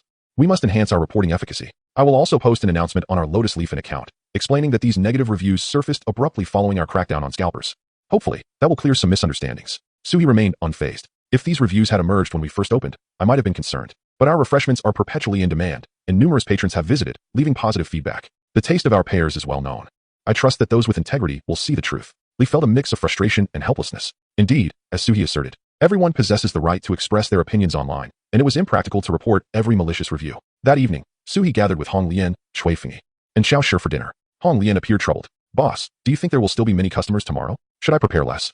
Shui Fengyi and Xiao Shi exchanged puzzled glances. One had spent the afternoon addressing customer inquiries on the 6th floor, while the other diligently dried linens. Completely unaware of the turmoil affecting the establishment, Suie succinctly outlined the situation, reassuring Hong Lian. "Indeed, many customers have come to savor our refreshments after reading the positive reviews online. Since our opening, we have consistently faced high demand for our offerings, available solely in the morning. Thus, overall, our refreshments remain in short supply. So, Hong Lian, please continue to prepare the usual quantity. But you may delay the introduction of new items by a couple of days. As for the inn, Lee and I have already reported those false reviews this morning. With the holiday approaching, we anticipate a surge in customer traffic, so the inn's bookings should not be adversely affected in the meantime. However, on the online platform, the hotel's rating has now plummeted to 36 points, leaving uncertainty regarding the impact on bookings after the holiday. Suie candidly expressed that during the holiday, Heiress Hotel did not raise its prices, and many travelers prioritize affordability. Thus, even with a lower rating, it might not significantly hinder their choices. Yet, should the influx of guests diminish and hotel prices return to their normal levels, Heiress Hotel would lose its competitive edge, and at that juncture, the low rating could influence guest decisions. Shui Fengyi set down his bowl and shared his observations. The number of viewers for his live streams has stabilized around 50,000, and his students have formed a group where many are sharing rooms. Having stepped away from front desk duties, Shui Fengyi now dedicates more time to live streaming and has learned to utilize group chats. He calculated that 12 students are expected to arrive at the hotel in the coming days, and the hotel is fully booked during the holiday, with many more students planning to stay after the holiday. "That's splendid, at least for a while. We need not worry about the hotel bookings," he remarked. Considering how to attract more guests to experience the sleeping beauty bed, Suie, unwilling to remain passive, contemplated her available resources and planned to promote the hotel vigorously. Initially, Xiao Shi did not grasp the situation until Suie elucidated how the behavior of middle-aged men could impact the hotel's operations. Flames flickered in Xiao Shi's eyes, literal flames, as he ominously declared, "I shall incinerate him." With a sudden burst of fire, he reduced the bun on the plate to ashes, and with a third foot, he prodded the remnants, exclaiming, "I will ensure he leaves not a trace." Noticing Suie preparing to cite laws and regulations, he scoffed, "I am well aware of the laws. I shall make him vanish without a trace." His gaze reflected a chilling indifference and cruelty. Anyone obstructing his efforts to rescue his brethren must perish. His willingness to heed Suie stemmed from her systematic control and her vital assistance in acquiring positive reviews. He had never been particularly benevolent. Now, he had learned to watch television, gaining much useful knowledge. In modern society, cameras track individuals, so he merely needed to avoid detection. Without fingerprints or traces, no one would suspect a crow. There was no need for direct confrontation with that detestable human, residing in Suie's abode. He was acutely aware that the appliances within were flammable. He merely needed to direct his flames onto the appliances to fabricate an accidental fire, thus avoiding suspicion. Suie's face turned pale with terror. "Xiao Shi, you must not." Chapter 65. Social Death. Xiao Shi's sharp beak glowed with a red hue. His feathers fanned out like arrows. "Why not? Causing that middle-aged man to disappear silently from this world is a trivial matter. Why do you seek to hinder me?" Suie sighed internally, feeling the arduous journey of raising a child stretch endlessly before her. Her thoughts darted between various possibilities like a swift bolt of lightning, with an array of justifications flashing through her mind as she sought the most convincing argument to persuade Xiao Shi. The three-legged golden crow, Xiao Shi, was bound by the system and posed no mortal threat to Suie. Moreover, driven by its desire to ascend, it exhibited exceptional tolerance towards the guests in the establishment. considering itself supreme above all, except for Suie and the patrons. The system, while safeguarding its bound host, Suie, imposed no further constraints on the card characters. And Xiaoshi, in particular, was utterly unrestrained. Amidst the chaos of insignificant ants scurrying about, people naturally paid them little heed. The occasional accidental squashing of a few ants could only be deemed as unfortunate for the ants themselves. However, should the ants overstep their bounds and invade the human realm, individuals would unhesitatingly dispatch them with a mere flick of their fingers. The universe is indifferent, treating all living beings as mere fodder. To a revered entity like the three-legged golden crow, mere mortals were no more than weeds or ants. No one feels remorse for crushing an ant. So how could Xiaoshi harbor any sense of guilt? Such was the nature of its existence, both now and in the past. Thus, Xiaoshi appeared nonchalantly alongside its brethren in the sky. With 10 suns blazing overhead, the populace struggled to survive. The three-legged golden crows never concerned themselves with the plight of the ants. After being shot down by Suie, they continued to perceive themselves as blameless, believing their downfall stemmed from inadequacy rather than a karmic retribution for their misdeeds. Suie had always understood the distinction between mortals and deities. It was only natural for Xiaoshi's mindset to differ from that of an ordinary person. She never entertained the fantasy that Xiaoshi would heed her every command, or that she could alter the perspective of a three-legged golden crow. In everyday interactions, she could only resort to incentives. Fortunate that Xiaoshi possessed a youthful mindset, pure intentions, and a singular focus on garnering favorable reviews, avoiding unnecessary trouble. Hence, her rapport with the inhabitants of the inn remained relatively pleasant. When Xiaoshi suggested silencing a certain middle-aged man, Suie could have easily acquiesced. Resolving the issue once and for all, she could feign ignorance, disregard Xiaoshi's proposal, and effortlessly cast aside her worries, allowing Xiaoshi to take flight and eliminate the man on its own accord, leaving Suie blameless in the matter. What a splendid method to evade the burden of a life taken. Yet, Suie hesitated to breach her moral boundaries, realizing that resorting to murder over malicious reviews was a terrifying prospect. If she were to succumb to the sweet allure of such power, would she not find herself descending into a dark abyss, gradually normalizing the act of taking lives? Would she still remain true to herself? Furthermore, she did not wish to address Xiaoshi with commands or threats, as that would jeopardize the already tenuous bond between them and incite rebellion in the young crow. Xiaoshi had always been a headstrong child. He and Dijun had assigned the 10 offspring to take turns on duty. Yet these 10 three-legged golden crows frolicked about, disregarding their parents' words. The more they were forbidden from doing something, the more determined they became to do it. Suie needed to discover a suitable approach to coexist with Xiaoshi. Every challenge presents an opportunity. Suie's mind became increasingly agile, akin to a fish darting from a stream into the vast ocean, unyielding and relentless. A thought struck her. Suie cleared her throat gently, transforming her initial fear into indignation. Little 10, you mustn't. Observing Little 10's readiness to charge forth, determined to wreak havoc, Suie displayed a fury even more intense than that of Little 10. To simply let him burn away, would that not be too lenient? Little 10 retracted its wings, tilting its head as it scrutinized Suie's expression, wondering if she was attempting to deceive it once more. Consider this, Little 10. You just incinerated the buns on the plate. Who in this world is aware of that? Suie posed a thought-provoking question. Little 10, puzzled by her metaphorical concoction, tapped its foot against the bowl in mild agitation. Yet curious about Suie's forthcoming words, it chose to respond. You, me, Shui, and Hong. Seeing Little 10 still willing to engage in dialogue, Suie felt her chances of persuading it had increased. Indeed, only 4 individuals know that a bun has vanished from this world. Think about it. For others, the bun never even reached their lips, hence, they would not pay it any heed. To them, this bun bears no significance whatsoever and does not affect their lives in the slightest, does it? Suie guided gently. Piece by piece, Little 10 regarded Suie for a moment before nodding in agreement. Look, Little 10, if that middle-aged man were to die quietly, to others, it would be akin to the world losing a bun, having no impact at all. His demise would not erase the malicious reviews he left behind, would it? Others would remain oblivious to the harm this detestable bun inflicted upon the Lotus Leaf Inn, and it would not restore our establishment's honor, would it? Suie posed another question, her eyes clear and bright, akin to 2 yearning stars gazing at Little 10. Little 10 pondered, following Suie's line of reasoning, and it seemed to make some sense. It slowly nodded. Then, under Suie's expectant gaze, Little 10 suddenly realized, indeed, letting him die so easily would be a grave loss. Thus, a hint of tension and anticipation flickered across Suie's brow, as her spirits seemed to soar with the passage of time. Little 10 exclaimed, so, I should set him ablaze in front of the public. Let the world know this is divine retribution. Suie collapsed in disbelief. Truly, Little 10's thoughts were uniquely unconventional. Sitting upright, she hastily interrupted Little 10's far-fetched idea. She realized she should not have posed an open-ended question to Little 10. This child could not answer properly, only ripping the test paper to shreds. Suie quickly clarified. Therefore, we should orchestrate his social demise. Social demise? Little 10 murmured. What an intriguing form of death. It became intrigued. It means to expose him to public ridicule, to render him unable to face others, ensuring he never dares to act as a scalper again, Suie explained. Little 10 expressed dissatisfaction. But isn't he still alive? No, it is different. That would be far more unbearable than death, Suie insisted, racking her brain. People are incredibly concerned about their reputation. There is an ancient saying in Huagua, a gentleman may be killed, but cannot be humiliated. Suie cast a pleading glance towards Shui Fengyi for assistance. Shui Fengyi comprehended Suie's intentions and began to eloquently expound to Xiaoshi the significance of face among the people of Huagua. Xiaoshi felt overwhelmed. as Chui Fengyi spoke in a manner reminiscent of classical rhetoric, akin to Sun Wukong listening to Tang Sung reciting scriptures, exasperating in its profundity. Suie further added, moreover, we can seize this opportunity to restore the reputation of Heyi Hotel. Xiao Shi, albeit reluctantly, found solace in this notion, gazing intently at Su He. Is that truly the case? Indeed it is, came the reply, though it will require your esteemed efforts, dear Xiao Shi. Su He whispered. Chapter 66. The Blessing of Angels. The following morning, Su He arrived early at the hotel. After the middle-aged man's numerous accounts were exposed yesterday, the rating of Heyi Hotel on the booking website plummeted to 3.1, teetering on the brink of falling below 3. In addition to the booking site, platforms such as Douyin and Xiaolu Shuqing were inundated with a plethora of malicious posts. The hotel's official accounts, which had a scant following, also failed to make any significant impact amidst the deluge of negative commentary. Dong Jing meticulously arranged the prepared refreshments into the self-service cabinet. Today, she had also brought a bottle of eye drops, determined to keep her eyes sharp to identify any suspicious individuals within the establishment. As operations commenced, a wave of customers flooded in, each forming lines to purchase items. Today we're not scanning QR codes. It's face recognition now, one customer remarked. Oh dear.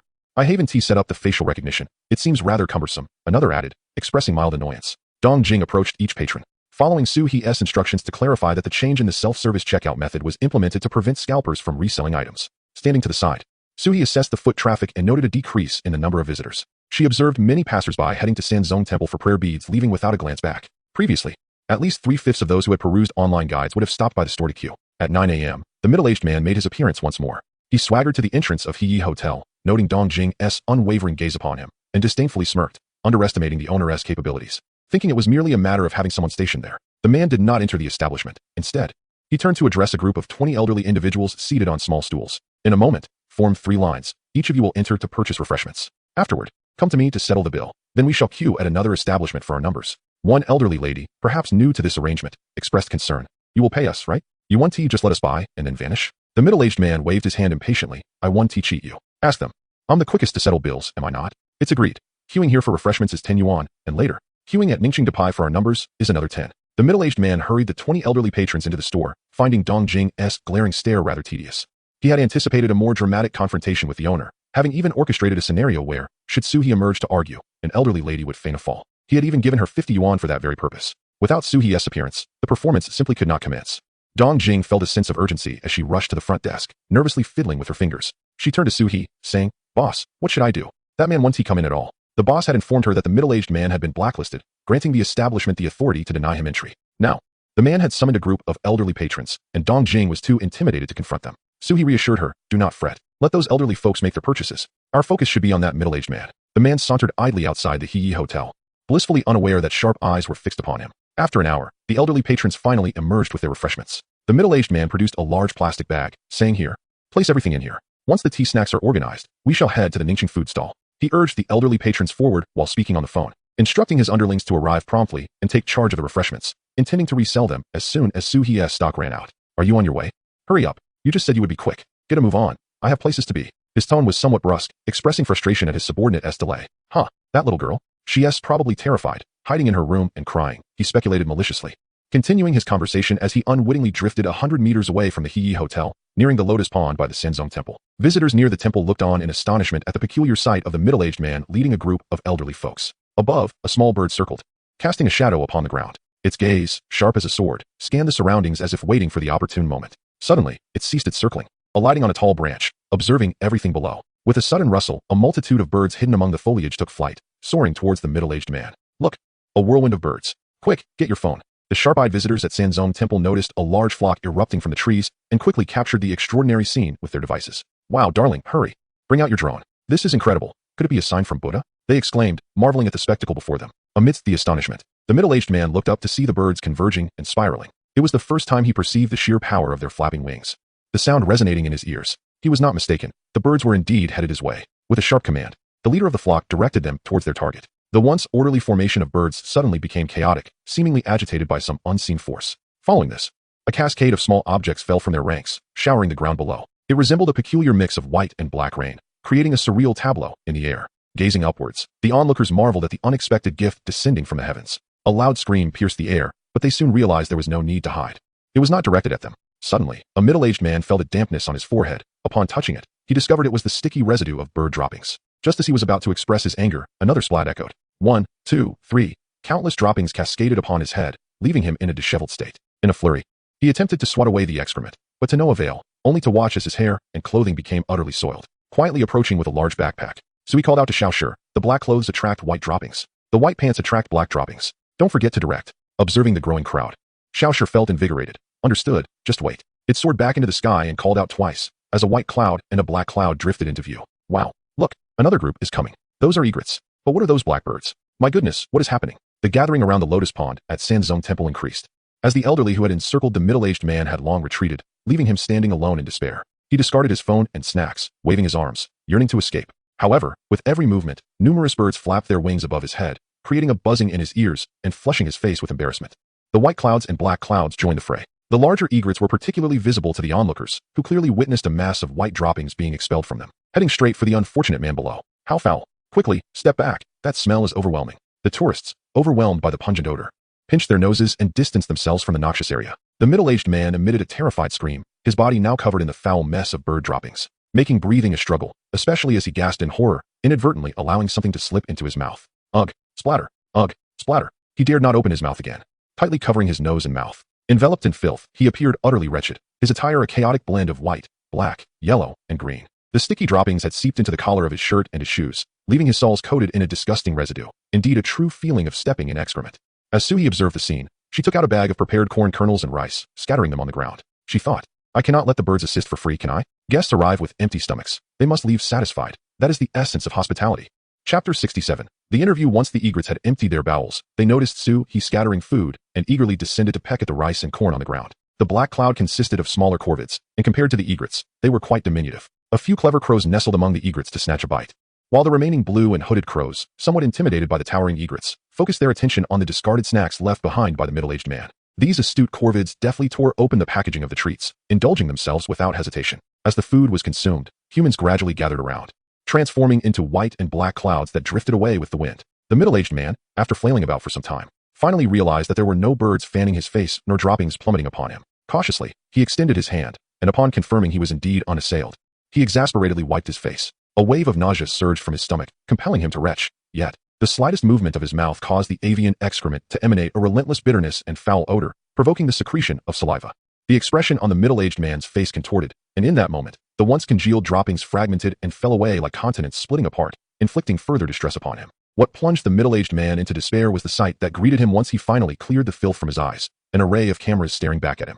In this era of smartphones, with manufacturers developing advanced foldable screens that are both lightweight and convenient, he found himself encircled by 360-degree smartphone cameras. In the distance, individuals wielded long lenses, initially there to capture the yellow walls and black tiles of the Sanzong Temple, yet unexpectedly recording a far more riveting spectacle. Buzzing incessantly, the middle-aged man stiffly raised his head, only to discover a drone hovering above him. If a drone was present, why did it not intervene during his avian assault? Anger, embarrassment, loathing, and disgust intertwined on the man's visage. He gasped in fury, his chest heaving as if to unleash all his pent-up rage. His fingers clenched into fists, nails digging into his palms, yet he felt no pain, largely due to the thick layer of droppings coating both his nails and hands. His lips pressed tightly together, and his jaw quivered slightly, as if struggling to contain the tempest within. He moved, not in silent explosion, but rather in silent flight. The middle-aged man, with shoes as sticky as glue, dashed out frantically. Those filming him felt a twinge of guilt, as if deriving humor from another's suffering was morally questionable. Many began to reflect on their actions. Suddenly, a woman emerged, blocking his path. Stooping defensively, she seemed more frightened than anything,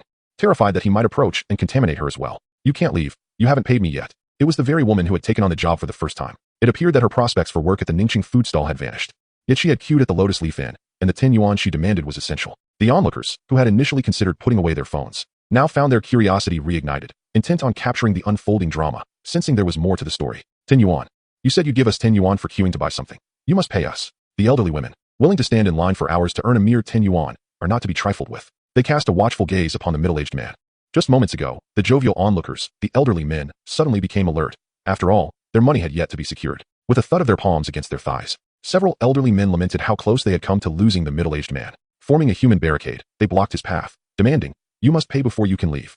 The middle-aged man struggled to maintain his composure, yet the flames of indignation within him raged uncontrollably. His teeth ground together in frustration, finding no escape from the blockade of the elderly. With a heavy heart, he resigned to the fact that he must pull out his phone to transfer the money. However, as he fumbled with his device, the facial recognition failed to unlock, and his damp fingers struggled with the fingerprint sensor. Each attempt to enter his password was thwarted by the perspiration that coated his hands. It felt as if the universe conspired against him. With a torrent of anger and injustice surging within, the snacks had been devoured by birds, and now he was obliged to pay these elderly folks for their queuing efforts.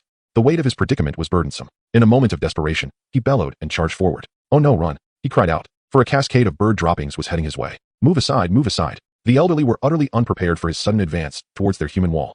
They failed to dodge in time, and several found themselves splattered with excrement. Now, not only had they lost the 10 yuan, but their clothing bore the marks of this misadventure, inciting their ire. They erupted into a chorus of curses. While one particularly outspoken elder turned to the camera to express his grievances. He deserved to be bombarded with bird droppings. Even deceiving the elderly. What a heartless scoundrel. "Look at me," nearly fainting from rage. He clutched his chest, visibly agitated. He is nothing but a scalper. Luring us seniors to stand in line for a pittance of 10 yuan, only to resell the spots for 50 or 100 yuan. "Look at my soiled attire." He tugged at his clothing, showcasing the stains to the lens. Not to be outdone, another elderly woman chimed in. "You have no idea how vile he is. He even offered me 50 yuan to extort the shop owner. When his scheming was discovered, he sent us to confront the owner." As she spoke passionately, her spittle flying. She conveniently overlooked her own eagerness to partake in the scheme, oblivious to the shifting gazes of the tourists recording her. A crowd of 20 elderly women was insufficient to satisfy the demands of the onlookers. In this era, where virality reigns supreme, everyone yearns to capture unique moments for online dissemination. After all, platforms like Douyin reward videos with thousands of views with monetary compensation. Should a video garner 200,000 views, the earnings could multiply significantly, making a sum of 600 yuan quite attainable. Who would turn down an abundance of cash? Amidst the chaos, a keen observer, eager to seize the moment, swiftly uploaded his freshly recorded video. Noticing the flurry of activity, he sought new material. With sharp eyesight, he stepped forward to intercept a young woman who had emptied her backpack and was preparing to depart. "Hello, miss. May I film a video with you? I noticed you feeding the birds earlier. Do you happen to know the man who was struck on the head by bird droppings?" Suie regarded the gentleman before her with a polite demeanor, refraining from immediately brandishing her phone at him. With a charming smile, she graciously encouraged, "Go ahead. Take your pictures." Chapter 68. Trending on social media, the gentleman wielding the phone inhaled sharply. "Are you implying he is a scalper, deliberately orchestrating cues for purchase?" His keen understanding of the camera's language prompted him to shift the focus towards the elderly individuals nearby who were lamenting their misfortunes. "Isn't that just outrageous? Resorting to malicious reviews?" he exclaimed, his tone brimming with emotion. With steady hands, he aimed the camera at Suie, defending her plight. "TSK, TSK, TSK. Have they intentionally hired trolls to besmirch your reputation? That is truly despicable." Suie, with a delicate tone and a hint of grievance, recounted her experience. Presenting herself as a fragile and innocent figure, evoking sympathy. "Upon witnessing the scalper being assaulted by the birds, I felt it was poetic justice, which is why I came to feed them. I hope that isn't too excessive of me." The gentleman, touched by her solitary demeanor, offered her words of comfort. "Not at all, not at all. You are merely showing compassion for animals. Haha." This gentleman had grand ideas for the video he was capturing and even exchanged contact information with Suie, requesting that she send him evidence of the scalper's malicious reviews. Suie, pleased with the arrangement, complied and, after sending the evidence, turned to leave. The facade of fragility vanished in an instant as she returned to the shop, feeling a sense of fulfillment. The commotion outside was quite the spectacle, drawing guests to congregate at the entrance of the Lotus Leaf Inn, gossiping and sharing stories. Wally sure stood on tiptoe, mingling among them. "Boss, that was so satisfying. Truly, the heavens have seen justice served." Upon seeing Suie arrive, Leisure eagerly approached her to inquire about the details, constrained to his post at the front desk, anxiously awaiting her return to recount the events.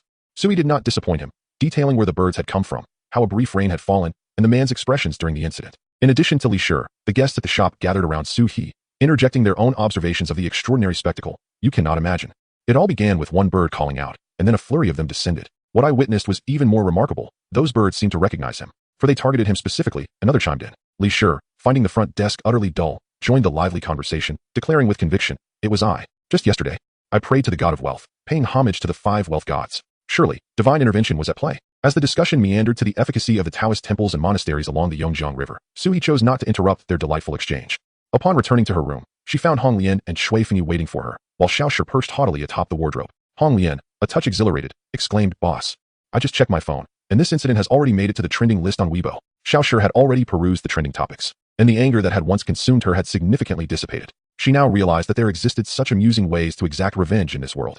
The sight of that man's utter despair was far more entertaining than his mere transformation into ashes. Suie leaned closer to Hong Lian, engrossed in her phone, and as Hong Lian spoke, the ranking of the entry bird droppings striking people surged once more. This particular entry stood out amidst a plethora of XX female celebrities' legs, XX male celebrities' posteriors, and the unfiltered states of XXX stars, compelling one to click on it uncontrollably. Upon entering the entry, the witnesses had already uploaded various videos, showcasing an array of angles and perspectives, including high-definition drone footage. Hong Lian scrolled down, reaching approximately the 3rd page. "Boss, look, this video is particularly detailed, and you even make an appearance in it." Suie was taken aback by the speed of the videographer, who had swiftly published the footage. The video was relatively lengthy, beginning with the shocking scene of bird droppings being hurled, followed by Suie's interview and complaints from elderly bystanders.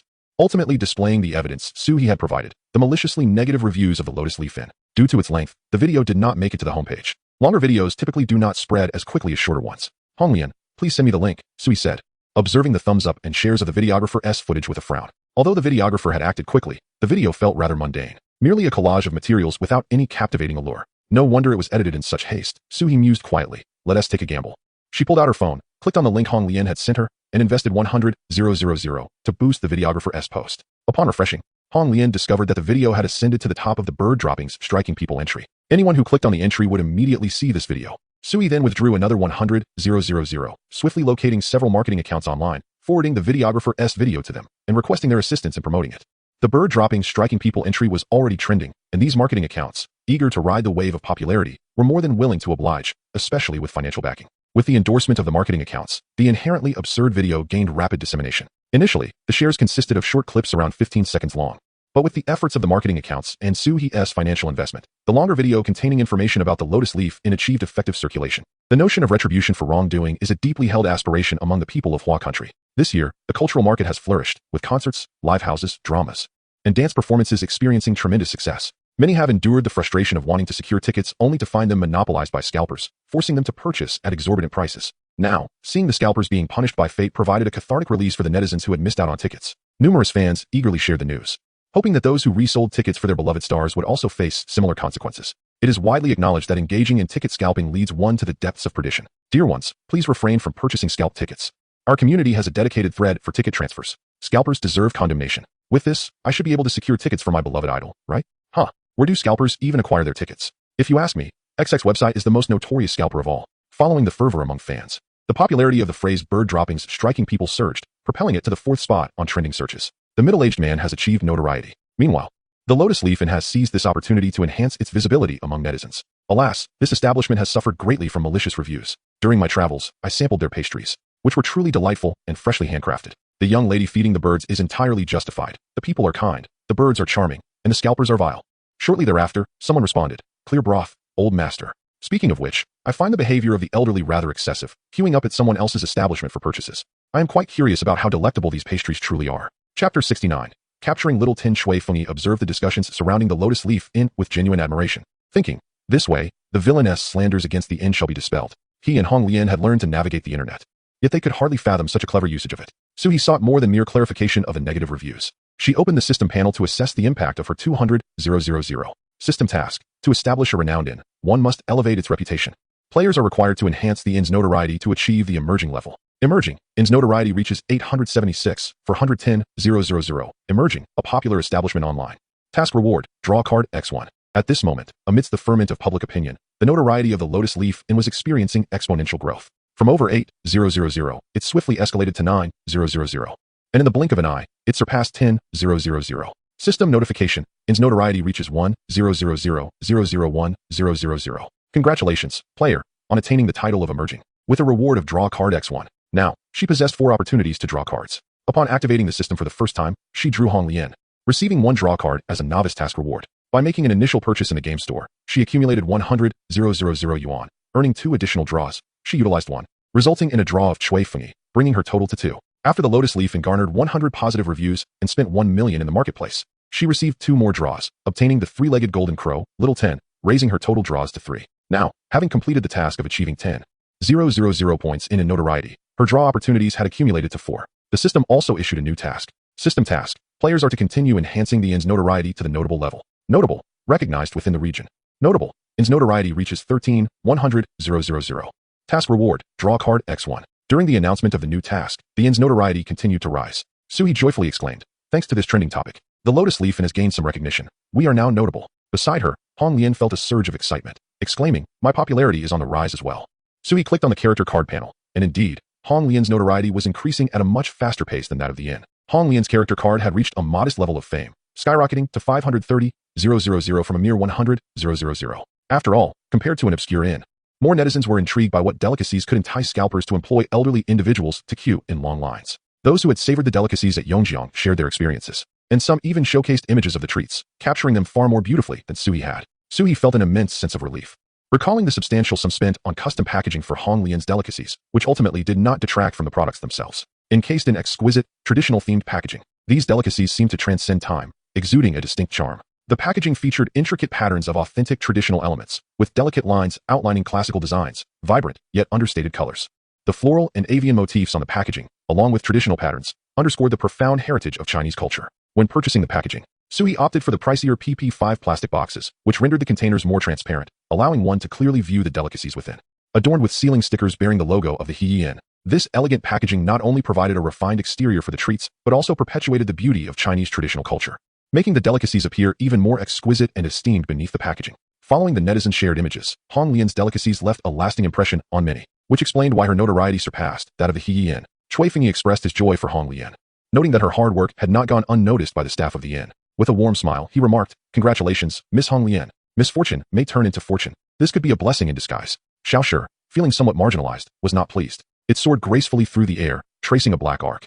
Its body slightly tilted with its tail curving upwards, before suddenly landing on Hong Lian's phone, instantly dissipating the mysterious and elegant atmosphere it had previously exuded. The phone abruptly sank in Hong Lian's hand, but fortunately, her years of kneading dough had strengthened her wrists, preventing it from crashing to the ground.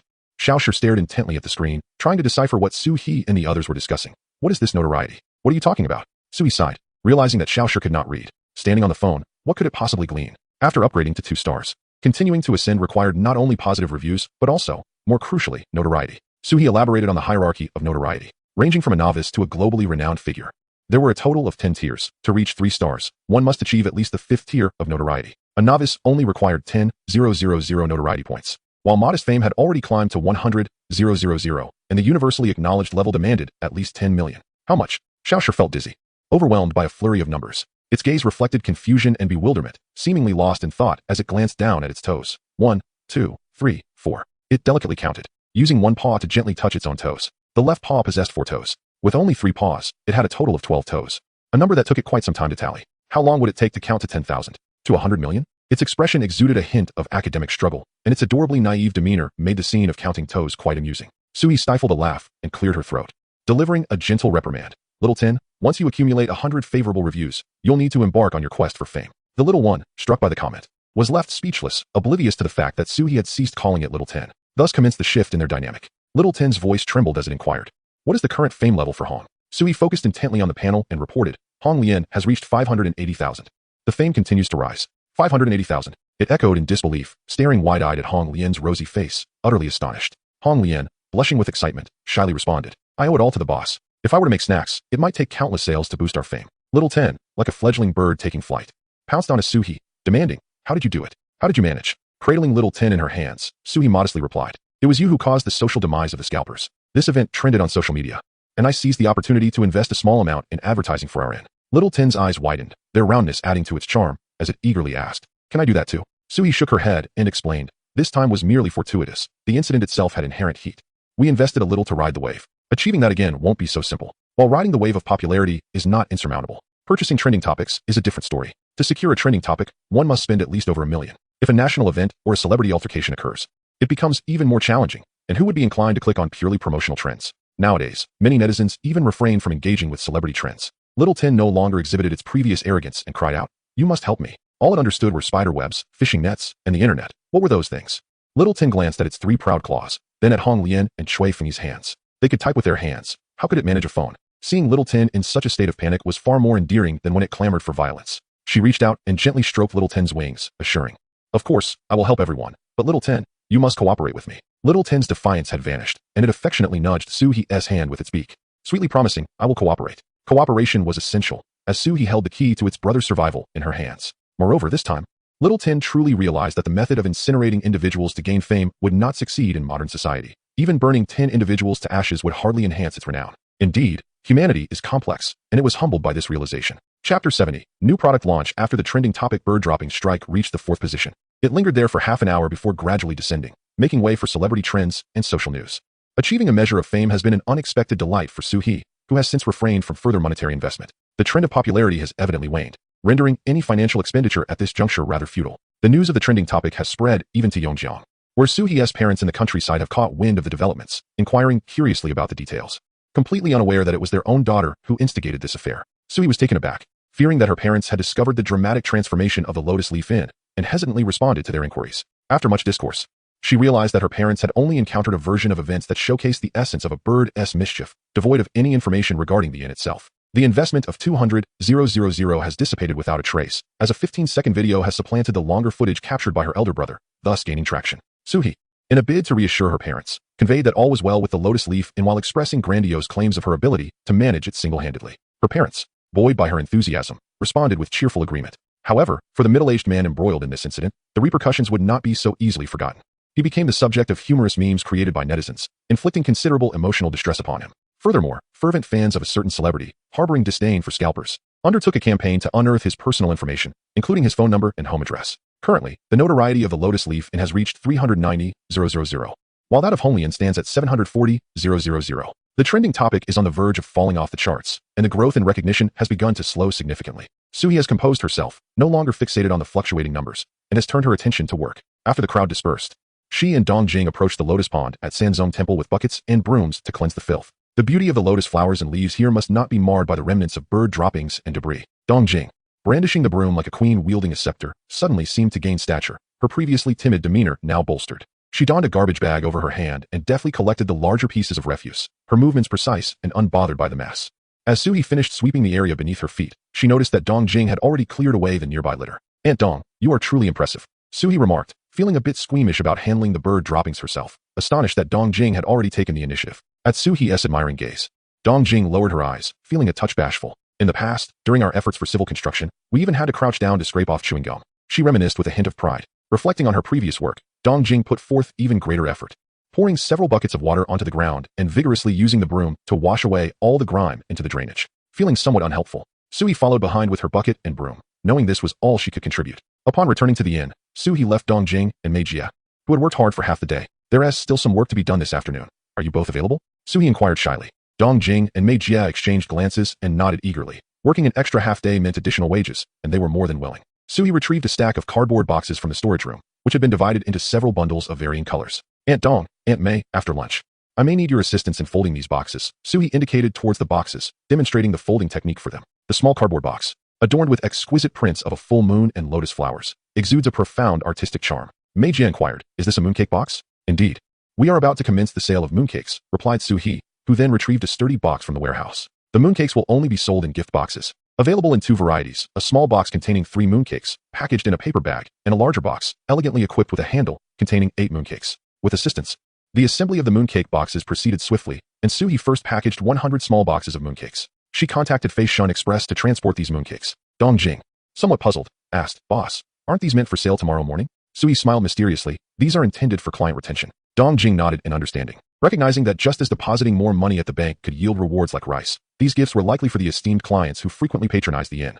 As the courier took away the mooncakes, Suie rubbed her arms. These mooncakes were actually meant for clients who had purchased the Sleeping Beauty beds. Those who could spend 60,000 yuan on a bed were indeed high-value clients, deserving of meticulous care. Having spent 200,000 yuan on popularity, Suie felt her wallet grow thin once more, realizing that she must rely on these valued clients to recommend friends, thus continuing to contribute to the Lotus Leaf Inn. The following day, influenced by the trending topic, the queue for pastries doubled in length. Chen Nan Nan, having discovered this artisanal tea pastry shop through online buzz, decided to venture out early in the morning to join the line. "I would like a creamy pine nut pastry, and perhaps something sweet as well," she murmured, standing on tiptoe to gaze at the selection in the vending machine, grappling with her indecisiveness. Upon reaching the front, she realized something was amiss.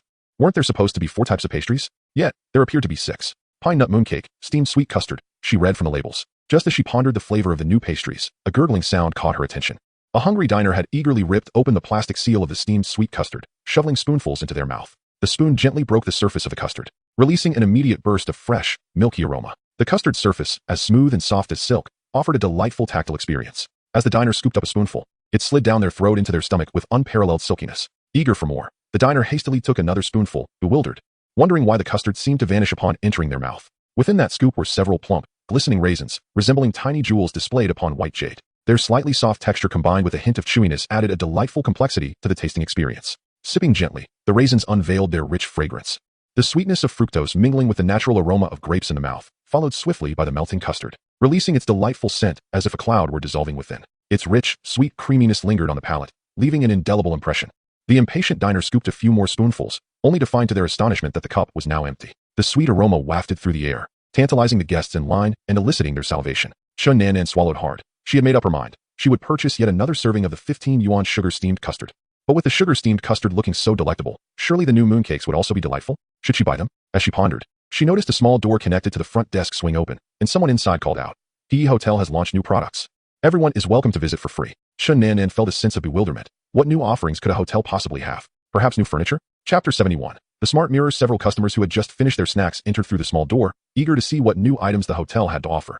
Suie Nan waited and waited but saw no one emerge. It truly puzzled her. Did He Hotel have another hidden door? Intrigued, she felt a fluttering curiosity in her heart, as if someone were teasing her with a feather, igniting her desire to uncover what was happening inside. Impatiently, she moved closer to the person ahead in line, eager to finish her purchase and witness the spectacle, completely forgetting to maintain her distance. At last, it was her turn. Driven by curiosity, Suie Nan decided against hesitating and bought all the snacks she desired before stepping through the small door into the hotel lobby. The atmosphere at the front desk was bustling, with several guests gathered together. As she surveyed the scene, she overheard someone at the back say, "We have enough people now. Everyone, please follow me to the 6th floor." What could it possibly be? The 6th floor? That required climbing stairs. Would they still go? The guests, holding their snacks, appeared somewhat bewildered, exchanging glances, their eyes wide in anticipation, hoping someone would take charge. Before they could finish their discussion, Suie, standing at the front of the line, had already begun her ascent to the 6th floor. The herd mentality took over. Everyone unconsciously followed Suie up the stairs, and once they began their ascent, the only thought remaining in the guests' minds was that they had come this far, so they might as well continue following her to the 6th floor. Suie Nan found herself among the flock, watching everyone move forward. Her legs seemed to have a will of their own, carrying her upward. As she climbed, Suie Nan noticed a few of the rooms had their doors ajar, revealing freshly cleaned interiors. Each corner of the rooms exuded a refreshing scent, indicative of meticulous tidiness. The floors were immaculate, smooth as glass, reflecting the warm sunlight streaming through the windows. The walls were as white as snow, devoid of any stains or blemishes, and the paint was applied with remarkable uniformity. The furniture within the rooms gleamed brightly, with water cups and 2 bottles of mineral water neatly arranged on the coffee table, casting a subtle glow. Most striking of all were the 2 beds positioned centrally, their covers free of any wrinkles, with plump pillows resting atop soft, inviting mattresses. As Suie Nan passed by, she seemed to catch a hint of the sun's warmth lingering in the air. The room was devoid of any chaos. Every item was meticulously arranged, radiating an atmosphere of tranquility and orderliness, imparting a sense of pleasure and comfort to all who entered. Suie Nan's fondness for the lotus leaf increased a few notches. She mused that if she were to attend a conference nearby in the future, she might consider staying at this establishment. With great effort, she hoisted her legs to ascend, vowing to blacklist the inn if the 6th floor revealed itself to be merely a gimmick. Upon reaching the 6th floor, Nan found herself slightly short of breath, attributing it to her prolonged lack of exercise. However, upon looking up, she realized it was the overwhelming number of people crowding the hallway that was the cause. Guests who had experienced the new product were descending, being guided by Suie, who was maintaining order. "Ah, boss, I wish to try again." "I wasn't paying close attention," pleaded one guest. "Indeed, I too desire another chance." Unmoved, Suie replied, "Each person is entitled to one opportunity. Please, guests, proceed this way. If you wish to continue the experience, you may book one of our twin rooms, each equipped with a new product." Reluctantly, the unwilling guests were ushered down the stairs by the relentless Suie, clearing the space at the conference room entrance on the 6th floor. Finally, Nan breathed in the fresh air and beheld the new product of the Lotus Leaf Inn. It was a full-length mirror, standing silently at the conference room door, its surface immaculate, reflecting sunlight with crystal clarity. Through the mirror, Nan could see the guest standing at the forefront, every strand of his hair visible. Oh, this guest was bald, devoid of hair, yet every expression was distinctly observable. The mirror's reflective quality was impeccable, revealing no hint of blurriness or distortion, perfectly showcasing the true visage of individuals. Its design was simple yet elegant, with smooth and graceful lines that exuded a sense of fashion and modernity. Nan frowned, suspecting she had been deceived. After all, was this not just an ordinary mirror? No matter how beautiful it appeared, it was still merely a mirror. At home, she possessed a full-length mirror adorned with Swarovski crystals, which she primarily used for decoration and to assess her daily outfits. She pursed her lips, ready to depart, when she suddenly sensed something amiss. She stepped back a few paces, yet the reflection in the mirror showed no change. It continued to reflect the bald guest standing at the forefront. Assuming it was a matter of angle, she shifted side to side and even attempted to cut in line, managing to position herself second, yet still. The mirror failed to reveal her image, persistently displaying only the actions of the first guest. The mirror accurately reflected the room's surroundings, yet curiously, others appeared to vanish into transparency within its depths. A chill ran down Nan's spine. Unable to see herself in the mirror, she felt the sunlight turn cold, and as her feet instinctively began to retreat, she heard Suie say, "This is our newly launched smart mirror, capable of providing outfit analysis, body shape detection, and health assessments, among other features." Nan paused, turning to observe everyone else eagerly fixated on the mirror, while she felt overly reactive. Her toes gripped the ground tightly, a wave of embarrassment washing over her. Clearly, she had indulged too much in infinite flow novels, and her thoughts had strayed. The bald guest unhesitatingly exclaimed, "Health assessment." A magnetic male voice emanated from the mirror. "Your Highness, it is a pleasure to serve you. Scanning in progress. Scan complete. Please reveal your tongue."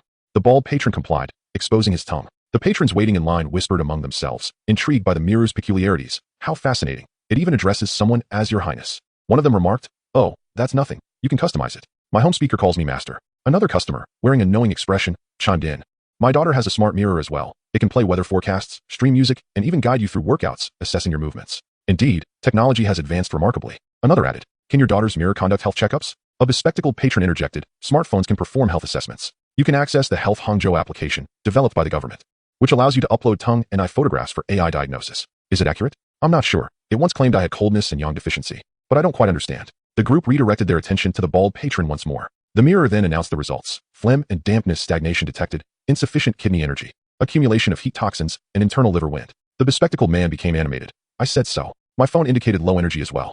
Traditional Chinese medicine often reiterates the same principles. Which office worker has ample energy? After delivering a lengthy list of physical conditions, the mirror continued. Post-operative changes detected in the cranial region, with localized abnormal signals. Bilateral frontal lobes exhibit high flare signals. Suspected intracranial glioma. Clinical diagnosis is advised. The patrons gasped in astonishment. Chapter 72. Health examination. The bald patron stood under the sunlight, his perfectly smooth head reflecting a unique radiance. He wore a sincere and honest smile, his bright and resolute eyes revealing a profound inner strength. Ah, so this can truly discern such details, he remarked. Observing the concern and curiosity in the eyes of the other patrons, he gently rubbed his bald head with his broad palm. I underwent surgery a year ago. The doctor advised that my brain tumor requires ongoing monitoring to prevent recurrence. Recently, I visited the hospital, and the doctor mentioned I am in a phase of pseudopregnancy. The patrons, their eyes gleaming with interest, eagerly pressed for information. So, this mirror can genuinely assess such conditions? No wonder that previous crowd refused to leave. Did the mirror also provide health recommendations? It seemed to suggest some recipes, but I didn't catch the details. The bespectacled man remained skeptical. This must be a coincidence. Look, he has a scar on his head. The mirror is likely just making random guesses. Plus, it did mention that its assessments should be corroborated with a physician's diagnosis, indicating its own limitations. But the mirror isn't human. It can't be that clever. It must have truly detected something, someone countered. Indeed, even if it were merely a guess. That is impressive. I couldn't deduce anything myself. Exactly, and all you have to do is stand in front of the mirror and stick out your tongue. It's remarkably convenient. This assessment could serve as a valuable warning system. The bespectacled patron stepped forward, positioning himself directly in front of Chun Nan, defiantly asserting, I want a health examination as well. He sought to personally validate the reliability of the intelligent mirror. Chun Nan bore no resentment when the bespectacled guest bypassed her to approach the mirror directly. She herself had been captivated by her reflection and had momentarily cut in line. The intelligent mirror's voice resonated with a deep timbre and commanding presence, imbued with a distinctive rhythm and cadence. Each syllable emerged with clarity and force, drawing one in irresistibly. Your tongue exhibits a pale yellow hue with a light white edge, indicating insufficient vitality. You appear to be overexerting yourself in daily life, suffering from chronic late nights, which has depleted your energy. Your digestive system seems fragile, diagnosed with a gastric ulcer. It is advisable to adopt healthier lifestyle habits and seek further examination at a hospital. You see, I told you, this mirror relies on big data analysis. It's inaccurate. Isn't that result identical to what my phone indicated? The bespectacled guest raised an eyebrow with confidence. Didn't it also mention your gastric ulcer? He scoffed. Go have an endoscopy, and you'll see. Even if nothing is wrong, the report will still suggest superficial gastritis or gastric erosion. This mirror operates similarly to the Health Hangzhou mobile app. AI is certainly playing a role, perhaps in collaboration with multiple hospitals, gathering data. When you take the measurement, the mirror instantly conducts a big data analysis, comparing your tongue and bodily metrics, providing innocuous suggestions. Overweight individuals are labeled with hypertension and hyperglycemia, while slimmer ones are deemed to have a deficiency of qi. It's all just for amusement, the bespectacled man expounded passionately. He continued with an example. A few years ago, there was that automatic pulse-detecting device, supposedly invented by a certain top-tier Chinese medicine hospital. Some individuals were told they had cancer and rushed to the hospital for tests, only to find nothing wrong. Later, in a lawsuit against the hospital, they claimed that the device's suggestions were merely for reference. The bespectacled man was resolute in his assertion that this intelligent mirror was merely a whimsical innovation of the big data era. I shall give it a try, exclaimed a somewhat portly middle-aged woman stepping forward, eager to validate the mirror's capabilities. The intelligent mirror quickly delivered its verdict. Upon hearing the result, the bespectacled man chuckled. I knew it. You belong to the 3 high-risk group. The woman, patting her belly, felt her enthusiasm dwindle significantly. Really? Her physique, somewhat corpulent, combined with the visible signs of age, made it rather easy to surmise her health status. After her assessment, the woman stood aside, listening alongside a bald patron as the bespectacled man elucidated the role of big data. Chun Nan, observing that no one else had attempted to cut in, stepped forward. She was curious to know what diagnosis the mirror might reveal for her. Surely it wouldn't suggest she had a cold womb? Cold hands and feet are attributed to a cold womb, as is easy fatigue and poor sleep. The notion of a cold womb has become a catch-all explanation akin to the consequences of staying up late or excessive phone use. If the mirror did indeed indicate a cold womb, then this intelligent device would truly be a source of mere amusement. It was likely an accident that it suggested the bald patron might have a brain tumor. Chun Nan scrutinized the mirror and stated, health examination. The voice of the intelligent mirror resonated with a gentle magnetism, akin to a warm blanket enveloping one in a tender embrace. Chun Nan's thoughts fluttered, pondering the identity of the voice actor behind such soothing tones. Even if the intelligent mirror possessed only rudimentary skills, acquiring one merely to revel in its speech seemed quite delightful. "Oh, dear prince," it cooed affectionately, its melodious voice akin to a celestial serenade. Chun Nan felt a blush creep upon her cheeks, taken aback by the mirror's intimate address, leaving her somewhat embarrassed. "Your tongue bears a white, thickened coating. Our kingdom shall soon welcome a new heir. You are with child." Chun Nan's eyes widened in disbelief, her mouth parting slightly, unable to fathom the proclamation. An indescribable expression crossed her face, a blend of shock, skepticism, and apprehension, yet devoid of joy. She felt a tightening sensation at her scalp, her instinctive retort escaping her lips. "That cannot be true." The plump woman, astonished, raised her head in disbelief, her wrinkles deepening, as this was no trivial ailment. Suddenly invigorated, she inquired, "Young lady, how accurate do you think this test result is?" Chun Nan bit her lip, her gums exposed, feeling somewhat parched from the prolonged tension. After a prolonged silence, she uttered in a barely audible whisper, "I believe it may not be accurate." Chapter 73. The Queen's Enchanted Mirror. Chun Nan appeared somewhat dazed, her eyes vacant, her steps unsteady, with long strands of hair cascading over her face, as if to conceal her profound disquiet and despondency. The footsteps on the staircase echoed in her ears, urging her to advance, yet she felt utterly powerless. The sunlight seemed to abandon her, casting her into a shadowy gloom. A bespectacled patron was about to voice his doubts regarding the mirror's accuracy when the plump woman abruptly elbowed him sharply in the abdomen. Struck by the blow, the bespectacled man's complexion drained of color. He clutched his stomach tightly, beads of sweat forming on his brow, his expression contorted in agony. He trembled, lips pressed tightly together, unable to articulate a single word. Even as Chun Nan descended the stairs, disappearing from their view, the pain-ridden visage of the bespectacled man lingered, distorted by discomfort. "Why did you hit my stomach?" he managed to murmur, his gaze gradually losing focus, his demeanor becoming vacant as if he had entered another realm. The plump woman shot him a disdainful look. What business is it of a man to be so curious? She had entirely forgotten her own earlier intrigue. The man could only grit his teeth, yearning for the excruciating pain to dissipate, releasing a groan. "I merely wish to verify the mirror's results for everyone." The plump woman regarded him with a hint of scorn. "Your emotional intelligence is terribly lacking. Did you not see the young lady's pallor?"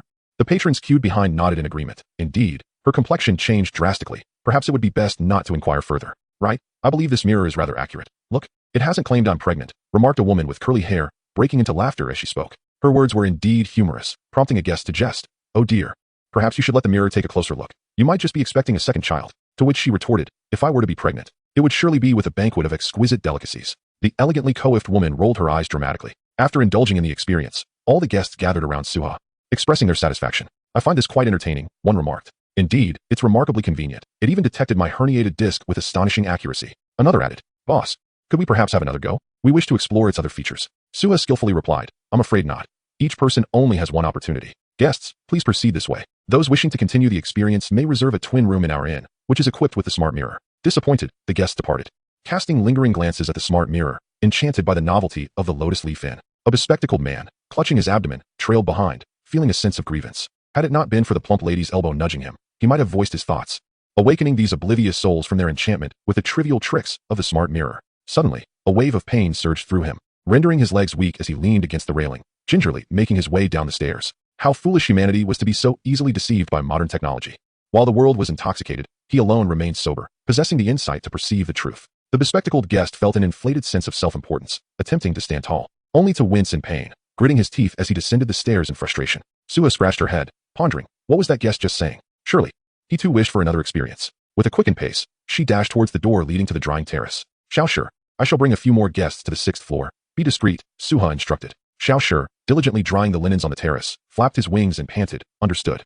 He inspected the freshly dried fabrics, ensuring each sheet was impeccably clean. Should he find any stains that the washing machine had overlooked, he would promptly discard the offending sheet into the laundry basket. Xiao Shi truly relished his work. It was a commendable trait, breathing in the sun-kissed air. Suie felt a wave of contentment as she returned to her tasks. By 10 o'clock, the refreshments at the Lotus Leaf Inn had already sold out, and Suie concluded her work, bending down to lift the mirror stationed at the entrance of the 6th floor conference room, heading towards the twin room.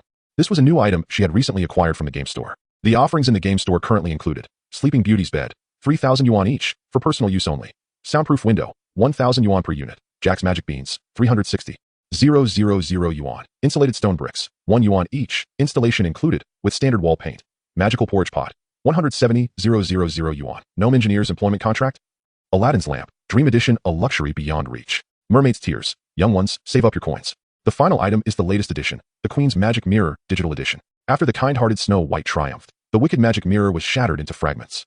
The game store has embedded intelligent chips into the shards of the mirror, restoring it to its former glory. Function, the great mirror knows all, except when there is no network connection. Price, 50,000 coins. Suie emptied her wallet to purchase 2 mirrors. One she carried with her to attract guests and promote the Lotus Leaf Inn. Today's promotional efforts were quite successful, as guests could glimpse the offerings of the inn while ascending to the 6th floor. ensuring they would not be misled by negative reviews from scalpers after viewing the rooms.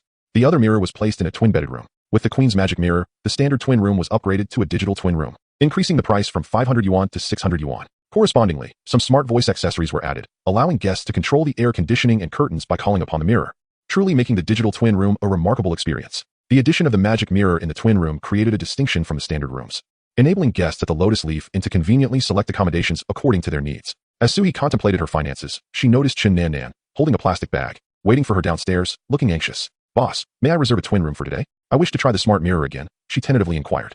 "All our rooms are fully booked for the next couple of days. The earliest availability will be after the Mid-Autumn Festival." Riding the wave of trending popularity, all room types at the Lotus Leaf had sold out. Chen Nan bit her lip. "Boss, could you please assist me in coordinating? I am willing to pay double the room rate." Suie checked the reservation list at the front desk. "There are 2 guests checking in at 6 p.m. If you're in need of a shorter stay, I can offer you a by-the-hour room." Chen Nan's face lit up with joy. "That's wonderful. Thank you, boss." Chapter 74. Bestowing energy. Chen Nan lay back against the soft, fluffy comforter, the room exuding tranquility. However, she found no joy in basking in the warmth of the sun or the leisure of the afternoon, as her mind was a tumultuous whirlwind. Nestled in the tissue box on her bedside table lay 2 pregnancy test sticks, the results of her health examination leaving little to be said. If that bespectacled guest were to know, he would surely be taken aback. Indeed, she was pregnant, coming from a well-off family. Chen Nan had excelled academically from a young age. After high school, she applied to prestigious international universities and earned a master's degree. Upon graduation, she returned to her homeland to work at a financial firm. With her impressive education and strong work ethic, she had always been compliant, never resorting to cunning in the workplace, diligently completing her assigned tasks. Fortuitously, she caught the attention of her superiors and rose to the position of assistant to the general manager. One day, she met Zhao Junlan, her current husband, through a friend's introduction. Zhao Junlan came from a more privileged family background, inheriting the family business immediately after graduation. Both he and Chen Nan had studied abroad, sharing many common interests, and under their family's blessings, they naturally entered into matrimony. However, after marriage, Chen Nan began to feel that the dynamic between them had subtly shifted. Zhao Junlan remained deeply engrossed in his company affairs, seldom returning home early, while she, urged by her in-laws, gradually reduced her overtime hours and shifted her focus toward family life. Whenever she voiced her work-related frustrations to Zhao Junlan, he would casually remark, "If you're unhappy, just resign.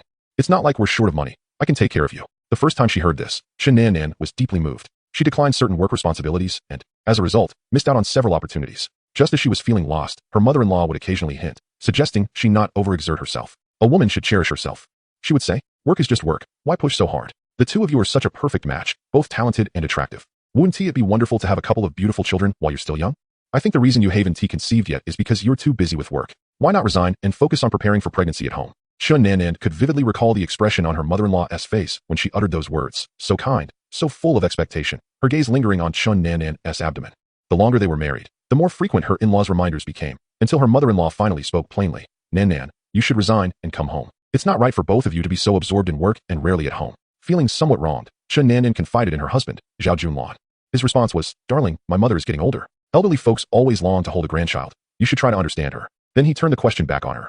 "Don't you want children, too?" Chen Nan was left speechless. She did want children, but she did not want to give up her career for them. After several unsuccessful attempts to communicate with her husband, she chose silence and even kept secret the news of a potential promotion. Her supervisor had offered her an opportunity, a 1-year assignment at the branch office in the Bay Area, after which she would be promoted to vice president upon her return. Feeling stifled and restless at home, as if the very air had grown oppressive, she mindlessly scrolled through her phone and came across trending topics online. That was when she decided to visit Lotus Leaf for a change of scenery and some peace of mind. Little did she expect to receive such surprising news. Her in-laws had long harbored resentment over her failure to conceive, blaming her career as the main obstacle. If they learned of her pregnancy now, they would certainly oppose her 1-year assignment in the Bay Area. Chen Nan understood that she was facing a pivotal decision about her life. She urgently needed her own space, a sanctuary where she could think clearly. After purchasing a pregnancy test at the pharmacy, Chen Nan recalled the soft mattress and cloud-like duvet she had seen earlier. She longed to return to Lotus Leaf and make use of the smart mirror once more. So she made her way back to the hotel. Standing before the mirror, the woman reflected back at her wore an expression of profound weariness. Her eyes were swollen and red, with traces of dried tears lingering at their corners. Had she been crying? The indescribable hardship made her appear particularly haggard. The woman in the mirror slowly spoke. "Health checkup." The voice of the magic mirror was deep, like a glass of aged fine wine, exuding a rich aroma and captivating charm. "Dear Your Highness, all your indicators are normal. You are currently in the early stages of pregnancy. Please take good care of yourself." Seeing that Chen Nan did not respond, the magic mirror continued. "Your Highness, what's wrong? You seem troubled. Is it you speaking?" Chen Nan looked up in astonishment. Has artificial intelligence advanced this far? Facing the mirror, Chen Nan couldn't help but pour out the troubles in her heart. She needed an outlet for her emotions. "I'm about to get a promotion. It's a very rare opportunity. That's a good thing, isn't it? Humans always have a strong desire for money and wealth," the magic mirror said lazily. "Perhaps, but my family won't agree. Nanan's face showed bitterness. Oh, Your Highness, the magic mirror drawled. My digital intelligence chip has found the following methods for you. First, mutual compromise. Find a solution that satisfies both sides. Nanan instinctively frowned. If both sides could see eye to eye, she wouldn't be so troubled. Second, consider the bigger picture and take your family's feelings into account. Nanan's mind grew even more chaotic. Even artificial intelligence was urging her to compromise. I have third, fourth, and fifth methods here. But, Your Highness, the one standing before me now, what do you think? The magic mirror's voice was deep and powerful, echoing distantly in Nanan's ears. Nanan fell silent. Yes, it was her standing in front of the mirror. How should she choose? She struggled even with decisions like what pastries to buy. Could she really make life choices?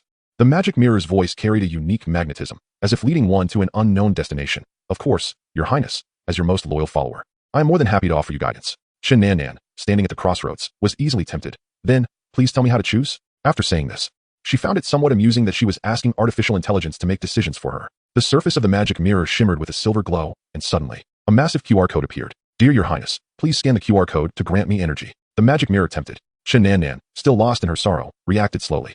Only after scanning the code with her phone did she realize it was a payment code. Chapter 75. Paid services scan to pay. Nanan was a bit confused. The magic mirror's voice grew even more enchanting as it smoothly introduced its products. Yes, Your Highness. Your loyal follower provides answers and guidance. And a little extra energy isn't too much to ask, is it? But I've already paid for the room. The magic mirror did not argue and continued along Nanan's line of thought. Your Highness, I have provided you with a health checkup and companionship services.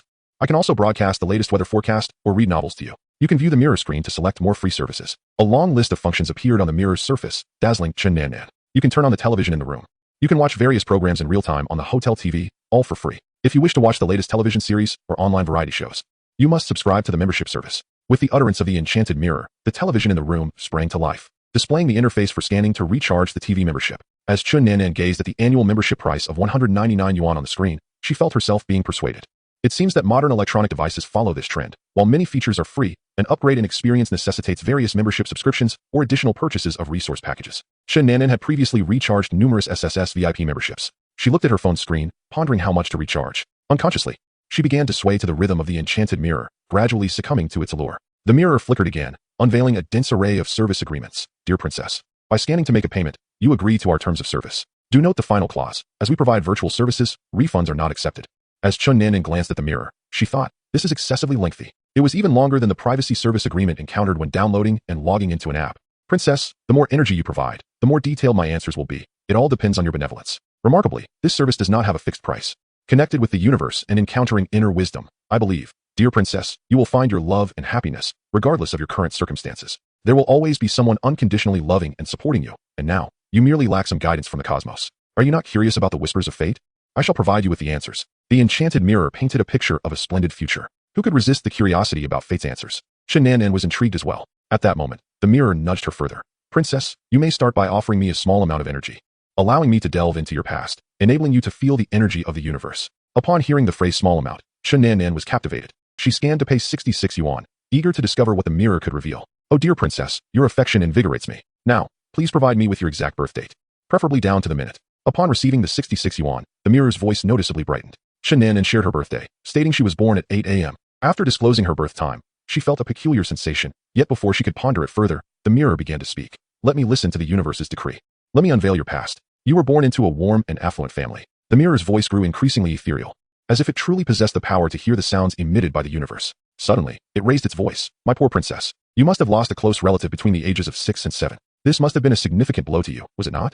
Nanan's eyes widened involuntarily. How did the mirror know? She had never disclosed this before. Yes, my grandfather passed away. My parents were quite busy during my childhood, and my grandfather raised me. Nanan felt a surge of trust towards the enchanted mirror. In your youth, Your Highness, your parents experienced extraordinary financial fortune, leading to a rapid accumulation of wealth and an ever-growing family estate. Does the magic mirror possess knowledge of fortune as well? It continued, narrating events until Nanan entered university. Captivated by the mirror's tales, she yearned for more, only to be met with an abrupt silence. Is that all?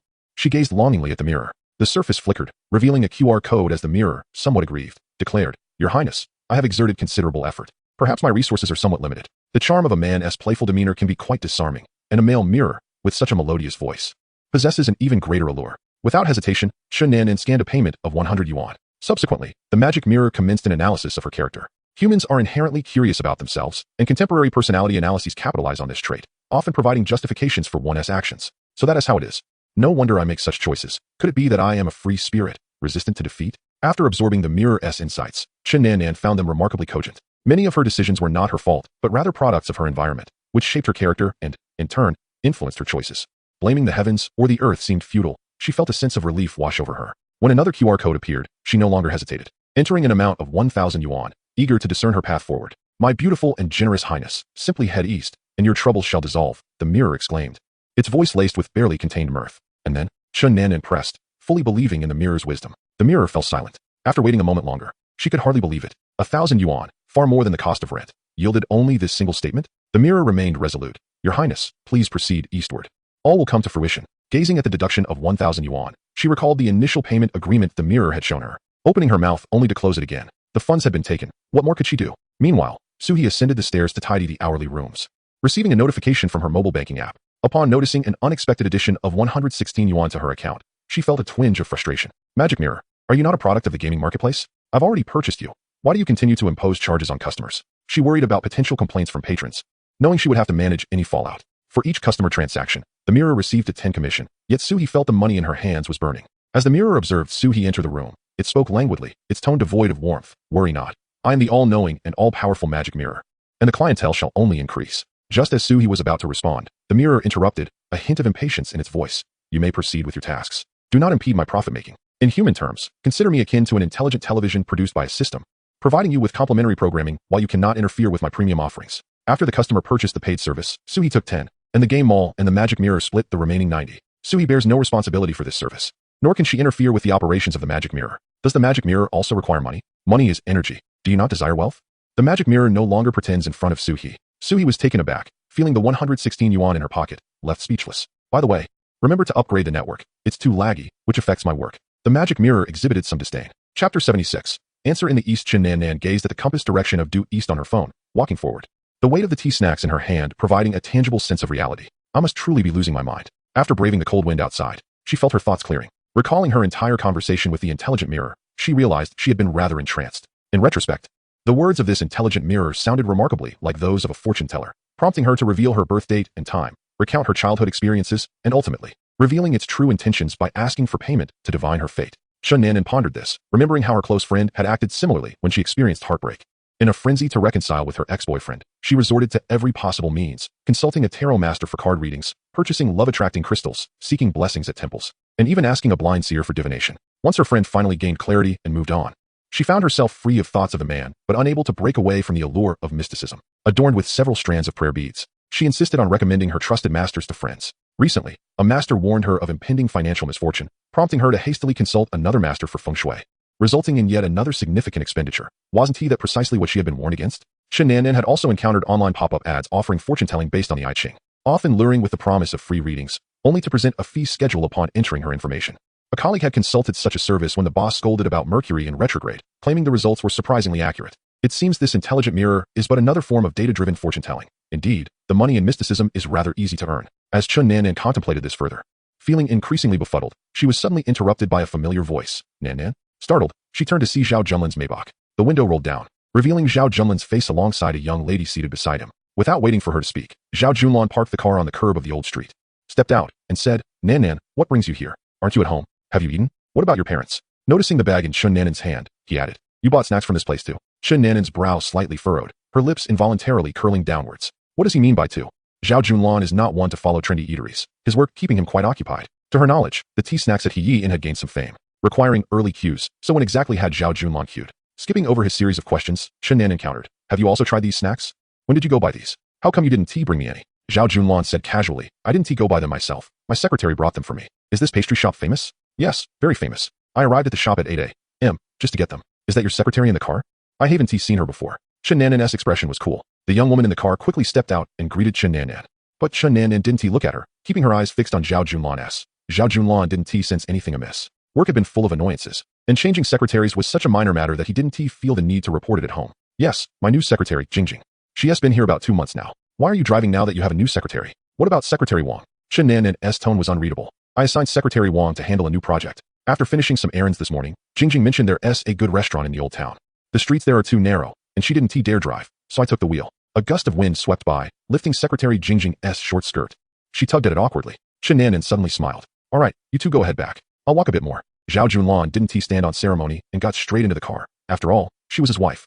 And his route back to the office wasn't on the way to Chun Nanan's home. Zhao Junlan called out, "I'm heading off then. I'll come home early tonight." Chun Nanan watched the car drive away, then glanced down at the compass on her phone. Her hands were trembling slightly, making the needle quiver, yet it remained steadfastly pointing east. East. Wasn't that exactly what the smart mirror had suggested to her? Chun Nanan suddenly felt a strange sense of emptiness. She didn't suspect Zhao Junlan and his new secretary, Jingjing, of anything.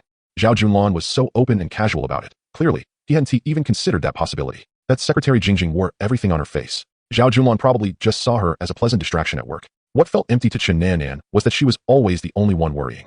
She had to consider her in-laws' feelings, facing their pressure about having children all alone. She had to think about how a transfer to another city would affect their marriage. She had to balance work and family. But why was she always the one considering everything? Why did Zhao Junlan get to be so carefree? He could steal a moment of leisure to dine with his secretary in the old town and taste delicious pastries before she even had the chance. Chun Nanan found a step by the roadside and sat down, opening the box of pastries. How exquisite they were. Why had it taken her so long to try them? After finishing half the box alone, Chun Nanan made up her mind. She took out her phone and made a call. "Director Zhang, it's Nanan. Last time we spoke, you asked me to think about the transfer to the Bay Area, right? Well, here's the thing. I'm pregnant." The voice on the other end buzzed with static. "So, are you turning it down?" No, I'm not refusing. I don't want to miss this opportunity. It's just, if I'm pregnant, can I still be sent on assignment?" "Well, Nanan, you're really ambitious now. That's rare. I thought from your recent state you were prioritizing family. But if you're pregnant, the assignment would need to be extended by at least a year, since your energy will be limited." "No problem, Director Zhang. Sure. We can discuss this in detail when we return to work. Additionally, Mr. Zhang, with the Mid-Autumn Festival approaching, I would like to recommend a particular mooncake as a festive gift." Chapter 77. A significant order as Suie observed Chun Nanan approaching and retreating. Her heart skipped a beat. Could it be that she was here to request a refund? The magic mirror had charged Chun Nanan over 1,000 yuan, and now that she had come to the store, it seemed she had reconsidered and might seek retribution. Suie hurriedly stepped forward to greet her, but refrained from mentioning the magic mirror, fearing it would further incite Chun Nanan's anger. She resolved to maintain a smile. No matter what Chun Nanan might say, Chun Nanan leaned closer to observe the graceful movements of Hong Lian as she crafted mooncakes in the transparent kitchen. Hong Lian's technique was fluid and mesmerizing, resembling an artistic performance. Her hands danced among the dough, light as a butterfly. She began by rolling the dough into a sphere, gently flattening it, then creating a well in the center to fill with sweet filling before sealing the dough and pressing it into intricate molds. Hong Lian's motions were swift and precise. Each mooncake emerged identical in size, shape, and pattern. The exquisite mooncakes took form rapidly, arranged neatly on the counter, exuding an enticing aroma that made one's mouth water. Turning to Suie, Chun Nanan inquired, "Boss, how much do your mooncake gift boxes cost?" Surprisingly, it seemed she was not there for a refund. Suie cleared her throat and replied, "Our mooncake gift boxes are currently available only in the mornings." "Miss Chun, I believe you purchased a box, correct?" She recalled that Chun Nanan had bought several types of pastries. Chun Nanan held up the plastic bag in her hand and said, "Yes, boss, I tried your mooncakes, and they were simply delightful." With that, the rich flavor of the mooncake lingered in her mouth, truly unforgettable. "Boss, I would like to inquire if you accept bulk orders for your mooncakes?" After swallowing, Chun Nanan got to the point. Bulk orders? Suie had not considered that. Chun Nanan pulled out her phone and opened her album, showing Suie her electronic business card. "Boss, I am here to discuss a collaboration. I wish to procure a batch of mooncakes from Heyi Hotel as gifts for the Mid-Autumn Festival. I know that the pastries from Heyi Hotel are quite popular. Selling them will not be an issue. Our company is a leading financial firm in China, and this procurement of mooncakes is intended as a festive gift for our major clients. Your mooncakes are exceptionally delicious, and I believe this could be an excellent opportunity for Heyi Hotel's pastries to reach beyond Yongjiang. Please consider it." Chun Nanan understood clearly that Suie's intention was not merely to make a large profit, which is why she did not immediately discuss financial matters. If profit were the sole motive, the boss could simply expand the business and hire more skilled chefs or apprentices to produce pastries. The reputation of Heyi Hotel's pastries had already been established. Even a slight decrease in quality would not deter customers, who would still be willing to pay. Many trendy shops often embark on rampant expansion after gaining popularity. If Suie were aware that Chun Nanan perceived her as a person devoid of ambition and desire for fame, she would undoubtedly leap to refute such a notion. For she is anything but indifferent. Her yearning for profit is palpable. The delay in expanding production at the shop is attributable to the unique nature of Hong Lian. Although Hong Lian has become significantly more cheerful and enthusiastic compared to the past, her distinct identity and the era in which she grew up still render her quite different from the average person. This is not a transformation that can be achieved in just a few months. If the marks of one's identity could be easily erased, why do overseas Chinese students still exhibit such conspicuous differences from those of Chinese descent who were born and raised in the West? Currently, in the shop, Sister Zhang, Li Shi, and others each have their own responsibilities and do not engage deeply with Hong Lian. Thus they fail to notice her peculiarities. However, once apprentices or masters are assigned to work alongside Hong Lian in pastry making, a more profound interaction is inevitable, making it difficult for them to overlook her anomalies. Moreover, Hong Lian possesses a unique skill that enables her to elevate the flavors of food by fivefold. This implies that even with identical pastry recipes, those crafted by Hong Lian will invariably surpass those made by others in taste. Should the chefs employed at the shop learn the recipe under her guidance, yet find that their creations differ from Hong Lian's, their suspicions will only deepen over time. Consequently, At present, the pastries at He Yin rely solely on Hong Lian's efforts, which is also a reason for the slow growth of her reputation. The limited quantity of pastries she produces each day is a constraint. Chen Nanan's proposal is indeed enticing. The high-value clients of the financial firm are not to be underestimated. And should Hong Lian's pastries capture their attention, it would present a splendid opportunity. Noticing a shift in Suie's expression, Chen Nanan continued. Our company's high-profile clients have extensive networks, and several of them are connoisseurs with an ardent passion for gourmet delicacies. I recall an occasion when our company gifted hairy crabs as a seasonal treat. Those crabs were exceptionally delicious.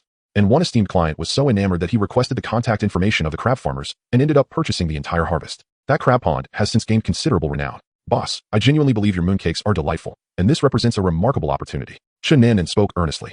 She was indeed speaking the truth. Their company had yet to finalize their mid-autumn festival gifts this year because numerous parties were eager to connect with their network, particularly those struggling food companies that were keenly focused on their offerings. If their products were embraced by esteemed clients, there might be a chance for investment from them. As an assistant, Chen Nanan had received samples from several companies recently, and many individuals had taken to waiting outside their office, hoping to treat her to meals in exchange for a favorable mention during the selection of seasonal gifts. How many mooncakes would be required? Suie inquired, eager not to miss the chance to enhance Hong Lian's market presence and recognition. At least 1,000 boxes, and they must be packaged as large gift sets. If possible, I would like to request that, in addition to the mooncakes, your esteemed establishment includes some of your signature pastries in the box, and that the gift set be custom designed. Chen Nanan approached her work with utmost seriousness. Although she was well aware of the delicious pastries offered by the Lotus Leaf Inn, she maintained a stringent standard.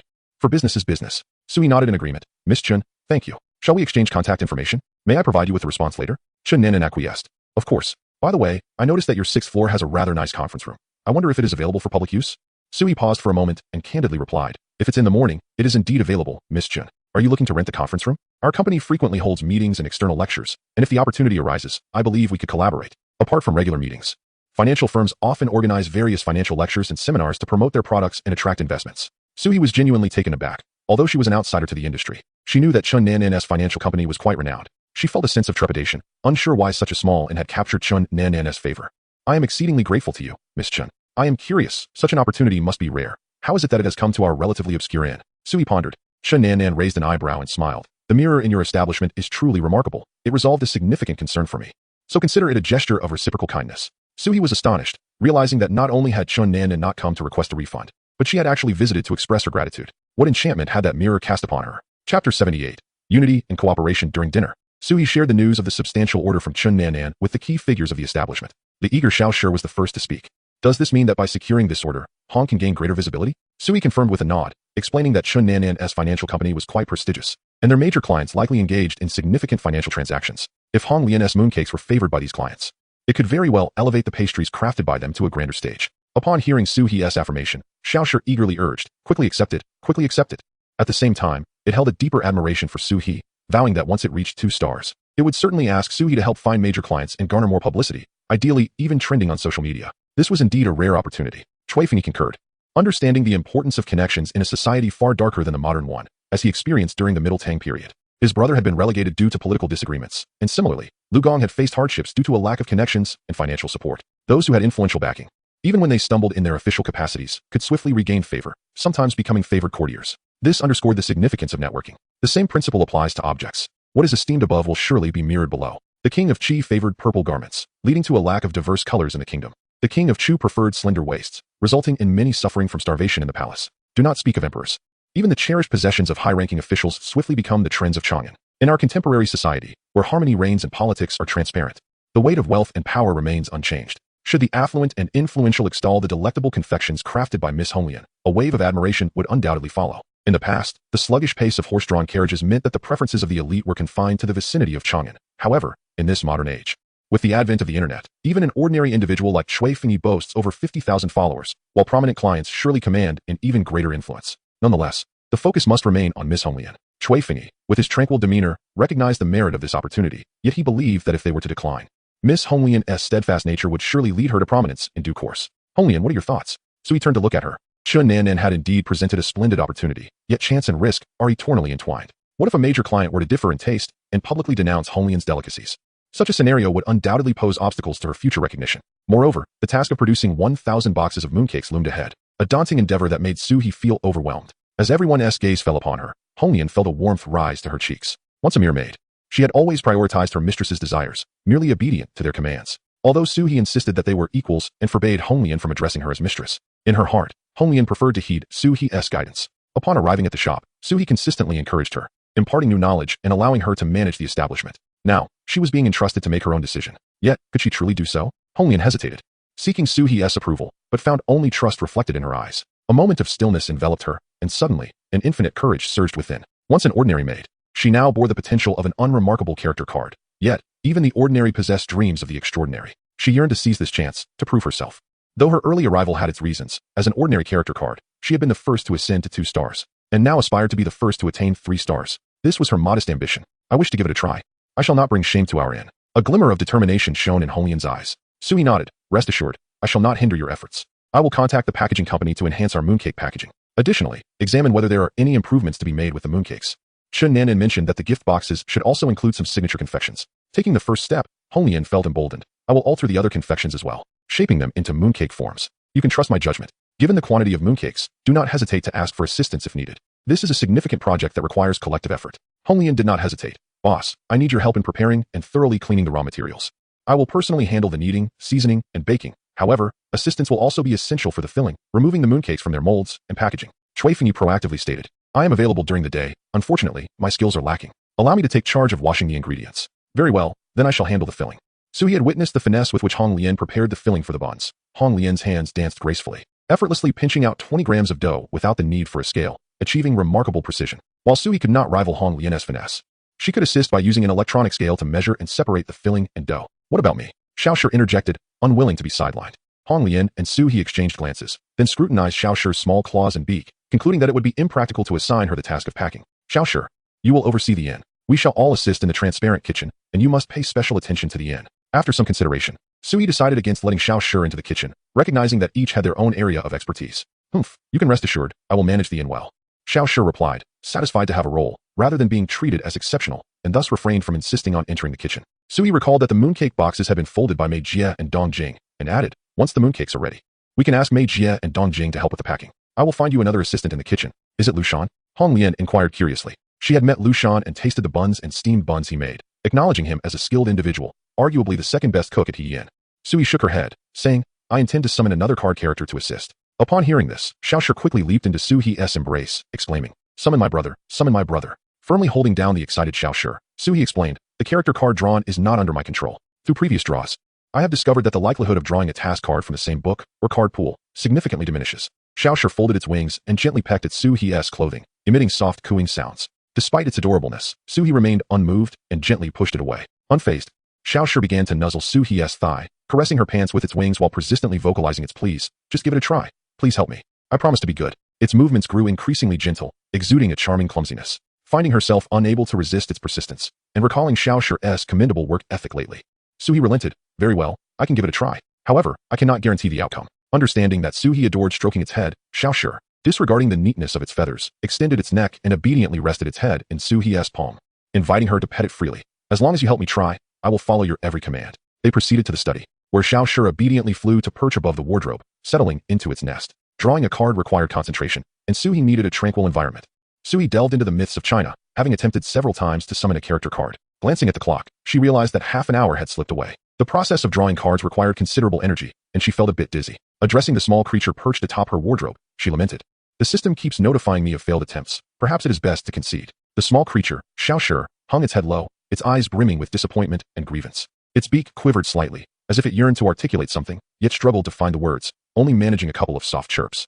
Its wings drooped limply by its sides, a stark contrast to its usual proud and exuberant demeanor. The once vibrant Xiaoshi now appeared weary, its 3 claws feeling heavy, each step akin to dragging an immense burden. At last, it staggered to a corner of the wardrobe, burying its head deeply within its feathers, retreating into solitude. Observing the dejected Xiaoshi, Suie refrained from offering comfort. She had previously warned it that the possibility of summoning another 3-legged golden crow was exceedingly slim. Reassuring it now would serve little purpose. It needed to come to terms with the situation on its own. Setting aside the Chinese mythological tales, she reached for the next volume, Shanhai Jing. This collection contains stories integral to the Chinese mythos, and with a sense of futility, she once again attempted to draw a card. Within the Eastern classic of the Great Wilderness, it was recorded that in the Tang Valley, there was a divine tree that bore fruit once a day, carried by crows, a creature both solar and avian. She wondered if this referred to Xiaoshi's brethren. Once more, she tried her luck, and predictably, it ended in failure. As the attempts accumulated, she grew somewhat numb to the process. Her hand relaxed, causing the Shanhai Jing to flutter in the breeze, its pages flipping erratically, landing on an unknown chapter. Oblivious to the commotion on the table, Suie continued to click on the system panel to draw another card. System notification, card drawn successfully. Suie's pupils dilated in disbelief. Could it be? Had she truly drawn a character card from Shanhai Jing? Would Heron now host another deity? Having learned from the chaotic day, she summoned Xiaoshi. She approached this situation with utmost caution and first checked her inventory. Indeed, a new card had appeared. Character card, heir of the Shinnong clan, character description. Originating from Shanhai Jing, Shinnong tasted the 5 grains, the mountain resembling a ram's head, where the heir resides. Rarity level, common current level, notable skill, slash and burn. The Shinnong clan excels in agriculture. Suie examined the card twice. A blend of amusement and exasperation washing over her. So this was why she had drawn a card from Shanhai Jing. It was merely a common card, lacking even a detailed description of the character. All she gleaned was that this character hailed from the Shinnong clan. The phrase descendants of Yin and Huang is well known, and Suie was aware of the significance of the Yin emperor, Shinnong. Shinnong sampled all grains and led his people in the cultivation of crops, marking the genesis of agricultural development in Huagua. Upon reaching a certain age, the people awakened the genetic inclination to farm, a legacy that traces back to Shinnong. The prominent skills of the card character are indeed related to agriculture. Suie finds herself in a predicament. The level of urbanization has surged to an unprecedented degree. Upon summoning this character card, it is required that the card character resides in modern society, and as the card holder, she bears the responsibility for the character's well-being. But where can she possibly acquire farmland to cultivate crops for the card character? The character's salient skill is reminiscent of ancient slash and burn techniques, which involve clearing untamed land by cutting down trees, followed by burning the timber and underbrush, using the resulting ash as fertilizer, and then sowing seeds in the ash. Not to mention the meager yield such archaic farming methods might produce. The mere act of setting fires and felling trees could land Suie in serious trouble. In Huagua, the unlawful felling of trees beyond a certain quota constitutes a criminal offense. The legal framework encompasses crimes such as illegal logging and excessive logging, punishable by up to 7 years of imprisonment. Even if the trees are on her own contracted land, she must possess a forestry cutting permit to proceed with any felling. The repercussions of arson can lead to lengthy sentences as well, if the fire has not yet resulted in severe consequences. A prison term of 3 to 10 years may be imposed. Gazing at the flashing buttons force summon and synthesize on the card interface. Suie's attention fixates on the synthesize option. This character is evidently ill-suited for the development of her in. Upon receiving Suie's thoughts, the system's inventory page flickers, revealing a notification. The card, character card, Heim of the Shinnong clan, can be synthesized with the 3 character cards she currently possesses. Character card, Heim of the Shinnong clan, is merely a standard card. Synthesizing it with Hong Lian would elevate her notoriety by 1 level. If synthesized with Chui Fengyi, it would allow him to complete a star upgrade task, whereas synthesizing it with Xiaoshi would only yield an increase of 50 reputation points. Hong Lian is a common card, Chui Fengyi a high-level card, and Xiaoshi a rare card, due to the varying rarity of the cards. The energy gained from synthesis would differ accordingly. Chui Fengyi could swiftly ascend to 2 stars on his own, and the same applies to Xiaoshi, making it unwise to expend energy on easily earned reputation points. After some calculation, Suie resolved to summon the card instead. Addressing the withdrawn Xiaoshi, who remained in the wardrobe, she declared, "I've drawn a new card, a standard one. I have chosen to summon it." With that, she clicked the summon button on the system interface. The summoning of standard cards occurs swiftly, without the delay experienced when summoning Xiaoshi, where the progress bar moved agonizingly slow. "Come along, Xiaoshi, let us go greet the newly summoned character, Heim of the Shinnong clan," Suie called out. Chapter 80. The Shinnong clan. At the entrance of the inn stood a robust woman, her physique well-defined with prominent muscles. She donned a simple garment made of hemp, barely covering her most private areas, while her short top and shorts revealed her sculpted form. Her skin bore a yellowish-brown hue, blending seamlessly into the nocturnal shadows, while the illuminated portions glistened with an earthy luster, nourished by the land itself. Her musculature did not exhibit the defined, sculpted appearance typically associated with those who diligently consume protein powders and train in the gym. Instead, it was evenly distributed, revealing a remarkable level of activity throughout her entire physique. Each muscle in her body radiated strength and vitality, showcasing her resilience and robustness. Her hands were rough, yet powerful. Her back stood tall and strong, and her broad chest emanated an ineffable aura of strength and stability. Her body was not only robust, but also possessed a tangible sense of fleshiness, complemented by her wide hips. With an axe in hand, she would resemble a warrior bear from a comic book. What left Suie astounded were her calves. During the summer, girls on the streets often donned short skirts and shorts, flaunting slender, straight, and fair legs. In stark contrast, Ji's calves were as muscular as her thighs. Now, her calf muscles were taut and firm, akin to forged steel, seemingly capable of unleashing tremendous power with a mere flick of movement, making her formidable strength impossible to overlook. Even in the depths of night, Suie could still sense the intensity radiating from her, a testament to her vibrant vitality.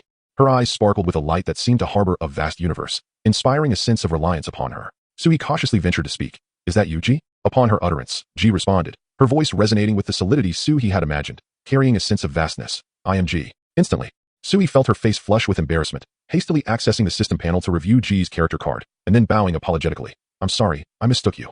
Would you like to come in?" It was truly mortifying. Ji and Ji were 2 different characters, with Ji pronounced as Ziachen. Suie led Ji into the room, retrieving her own clothes to offer to Ji, only to realize they were somewhat small. Although Suie was not particularly short, standing over 1.6 meters tall, and Ji was only slightly taller at about 1.6 65 meters. G appeared to possess 3 times Suie's volume. G remained unusually silent, struggling to fit into the clothes Suie had provided, her muscles filling the sleeves to the point of immobility before she finally ceased, remaining quiet. Feeling awkward, Suie hurried to her parents' room, retrieving a t-shirt and a pair of shorts that Su Chung had never worn to offer to G. While instructing her on how to dress, Suie rambled on about the he-in and the state of modern society. G's expression remained unchanged, appearing somewhat wooden. Had she not spoken her name, Suie might have suspected her to be mute. Today, you can stay with another character, Hong Lian, who arrived earlier and is more familiar with the situation. Tomorrow, I will need your assistance in preparing some refreshments, so it would be beneficial for you both to communicate. Once you are acclimated, perhaps you could move to the vacant room next door? Suie suggested. G nodded in agreement. Suie asked G to sit in the room for a moment while she went to find Hong Lian to discuss G's basic circumstances. After Suie left, G's muscles subtly relaxed, losing their previous tension. She carefully seated herself in the spot indicated by Suie, her weight not fully pressing down, but rather hovering above the soft bedspread, her hands gently caressing the plush sheets. Haim's hands were remarkably coarse, with fingers cracked and deep fissures etched into her skin. Nevertheless, her hands were impeccably clean, devoid of any grime in the creases of her fingerprints. As her hands grazed the soft bed linens, they emitted a faint rustling sound, pulling a slender thread from the fabric. Clumsily, she pinched the delicate thread between her sturdy fingers, bringing it closer to her eyes for scrutiny. The thread was long and resilient, prompting Haim to glance at the clothes she had shed. Her previous attire was crafted from bark and vines, which, after being pounded and softened by stones, were washed by river waters that separated the fibers into slender strands. These strands were meticulously gathered and sewn together with stone needles to form coarse ropes, which were then woven into the garments she wore. Such a brief outfit was indeed quite rare. Many within her Shinnon clan were still without proper clothing. However, at this moment, both the fine, soft thread she held and her pristine, skin-friendly garments filled Haim with exhilaration. Only the mere folk of the South Sea possessed the art of weaving. It was said that their silk, when touched by water, remained dry, soft, and translucent. Could it be that she was adorned in creations of the mere folk? Haim turned her gaze to the window, where a myriad of lights twinkled in the darkness. The Shinnon clan followed the sun's rhythm for their daily routines, resting at sunset and toiling at dawn. Yet, despite the night that had enveloped the world outside, such brilliance illuminated the surroundings. Even the palace of their leader, Shinnon, lacked such splendor. Surely this must be the dwelling of celestial beings. She was the only chosen one among the Shinnon clan, and she must strive to perform admirably, mastering the celestial arts to bring their wisdom back to her people. I am Hong Lian. Miss Haim, please accompany me. Upon entering the room, Hong Lian was taken aback by Haim's robust stature. Perhaps referring to her as Miss was a misnomer. Her face bore wrinkles indicative of a woman in her 30s or 40s. Haim understood Hong Lian's gesture and followed her outside. Having also arrived from ancient times, Hong Lian was aware that Haim would face numerous challenges in adapting to modern society, and so she patiently broke things down, explaining everything to Haim bit by bit. Hong Lian possessed a gentle disposition and ample patience. If Haim did not respond, she would repeat her explanations until Haim nodded in comprehension, at which point she would introduce a new topic. As night deepened, Haim lay on the bed, hearing that Hong Lian had succumbed to a deep slumber beside her. After a moment's hesitation, she cautiously extended her hand to touch the thin yet warm comforter. Blinking her eyes, she finally allowed them to close gently. Hong Lian, roused by her alarm clock, fumbled to rise, knowing that a plethora of mooncakes awaited her preparation. She had intentionally set the alarm half an hour early. As she reached out, a sense of unease washed over her. Where was Haim? Why was she alone in bed? Chapter 81. The little vegetable garden. Hong Lian instantly awakened, hurriedly gathering her hair as she dashed out. She searched the corridors frantically, colliding with Suie, who was yawning and just rising from sleep. Boss, have you seen Miss Haim? Hong Lian inquired anxiously, her brow furrowed with worry, fingers nervously twisting her long hair. As Suie was roused from her half-dream by a sudden start, she reassured herself. It must be in the shop. Let us search together. She and Hong Lian wandered the first floor for a considerable time, ultimately hearing a noise by the back door. There was a small gate next to the stairs of the Lotus Leaf and leading to the backyard, where Su Chung and Yi Qin had previously cultivated orchids and planted a variety of vegetables such as eggplants and greens. When Suha first took over the inn, she remembered to water the plants and vegetables in the backyard, but over time, her diligence waned. The backyard was entirely earthy. Watering it made the soil damp and sticky, soiling her pants and shoes, and gradually, she neglected the care of the plants and vegetables. Cautiously, Suha peeked out. In the soft morning light, the maiden had donned her coarse linen garment once more. The new shoes given to her yesterday were neatly placed aside, and she stood barefoot upon the soil, her feet already caked in mud. Grasping the iron shovel left by Su Dad in the corner, she swung it with vigor, her movements robust yet graceful.